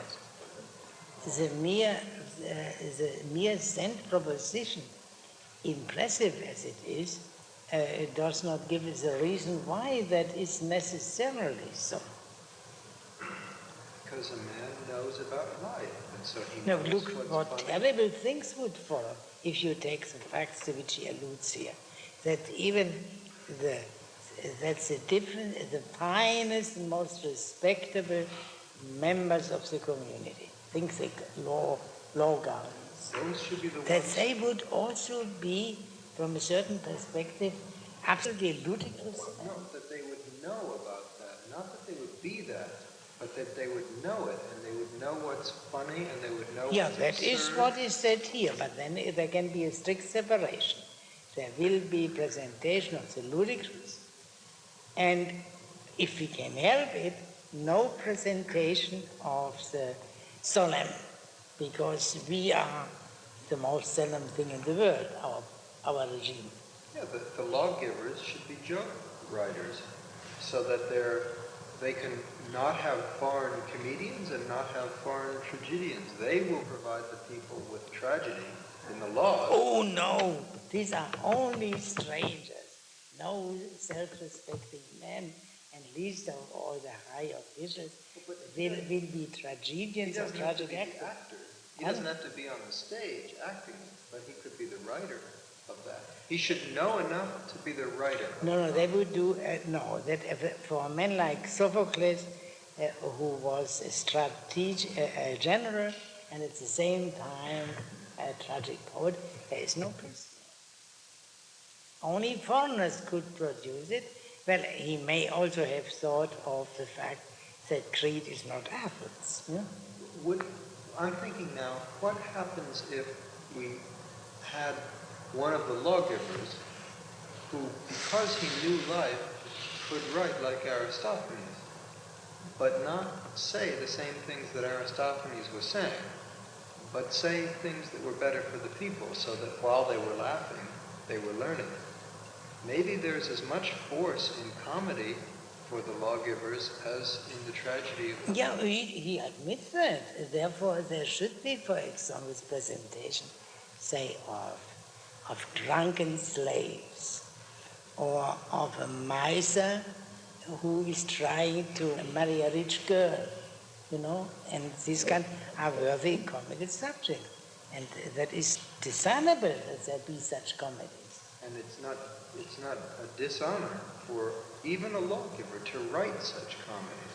Maybe to act in them, yes. Yeah, well, that is, one can say, yeah, that is, but it is also important that the Athenian stranger does not go into that question. Who writes the comedies? Oh, I see. Yes, I think he could not. That would be impractical to have the grave statesman write comedy. Yeah?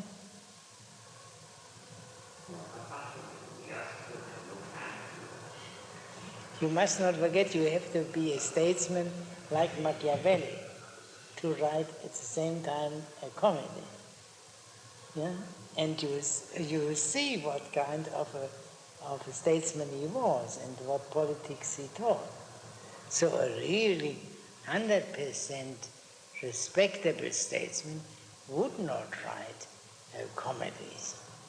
Although he would tolerate a mild sort of comedies, yeah, drunken slaves and the misers, and I don't know what else might Maybe be. he should censor the comedies just as he censors the tragedies. I have a feeling that although he regards them as perfectly ridiculous, not everyone does, and most people can't tell the difference between a comedy and a tragedy and something that's meant Yeah, to be well, I believe that today it is probably hard to distinguish. Is ganz more comical or tragic? And that is, I think, a high piece. Yeah. And we can talk. But in former times one could distinguish it quite clearly. Yeah. No, but I believe, is it not very amusing to see, without going into any deeper thing, that in this book, so much characterized by gravity, comedy is permitted, and tragedy is almost forbidden. That, I think, that shows the common move of the same man who wrote the other books.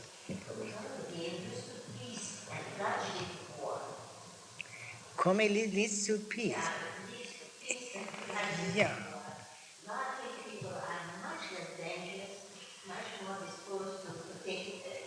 Yeah, but how strictly does he disapprove of laughter, especially of excessive laughter? He also disapproves of excessive weeping. So that is not, will not do. But I think it is truly a very characteristic passage here.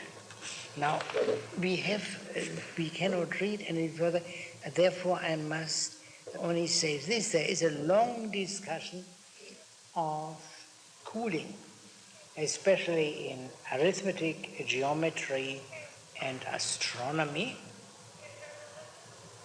And these are the higher than gymnastic and music, so forth. And then the last subject discussed, which in the Republic, as you will remember, is dialectics, is here hunting by an obvious quid pro quo. Dialectics being a kind of the hunting par excellence. And there are detailed discussions of which kind of hunting are permitted and which are forbidden. Only those which keep you on your toes all the time and are dangerous. Impossible is such thing as fishing, because it can go together with absolute laziness. You don't do anything and wait until it gets paid, and so. And then there is another point, this was earlier, which I found wonderful reminding of the good old times about sleep in general. Sleep is absolutely to be kept to the minimum, and the difference between the mistress and the maids is that the mistress, of course, has to be up first and has to awake the maids and not the other way around. And that leads naturally to the interesting question having to do with the limits of legislation. How can this be enforced? Because neither the maids nor the mistress would denounce each other to the authorities if they would stay in bed indefinitely. And so one has to leave it at exhortation.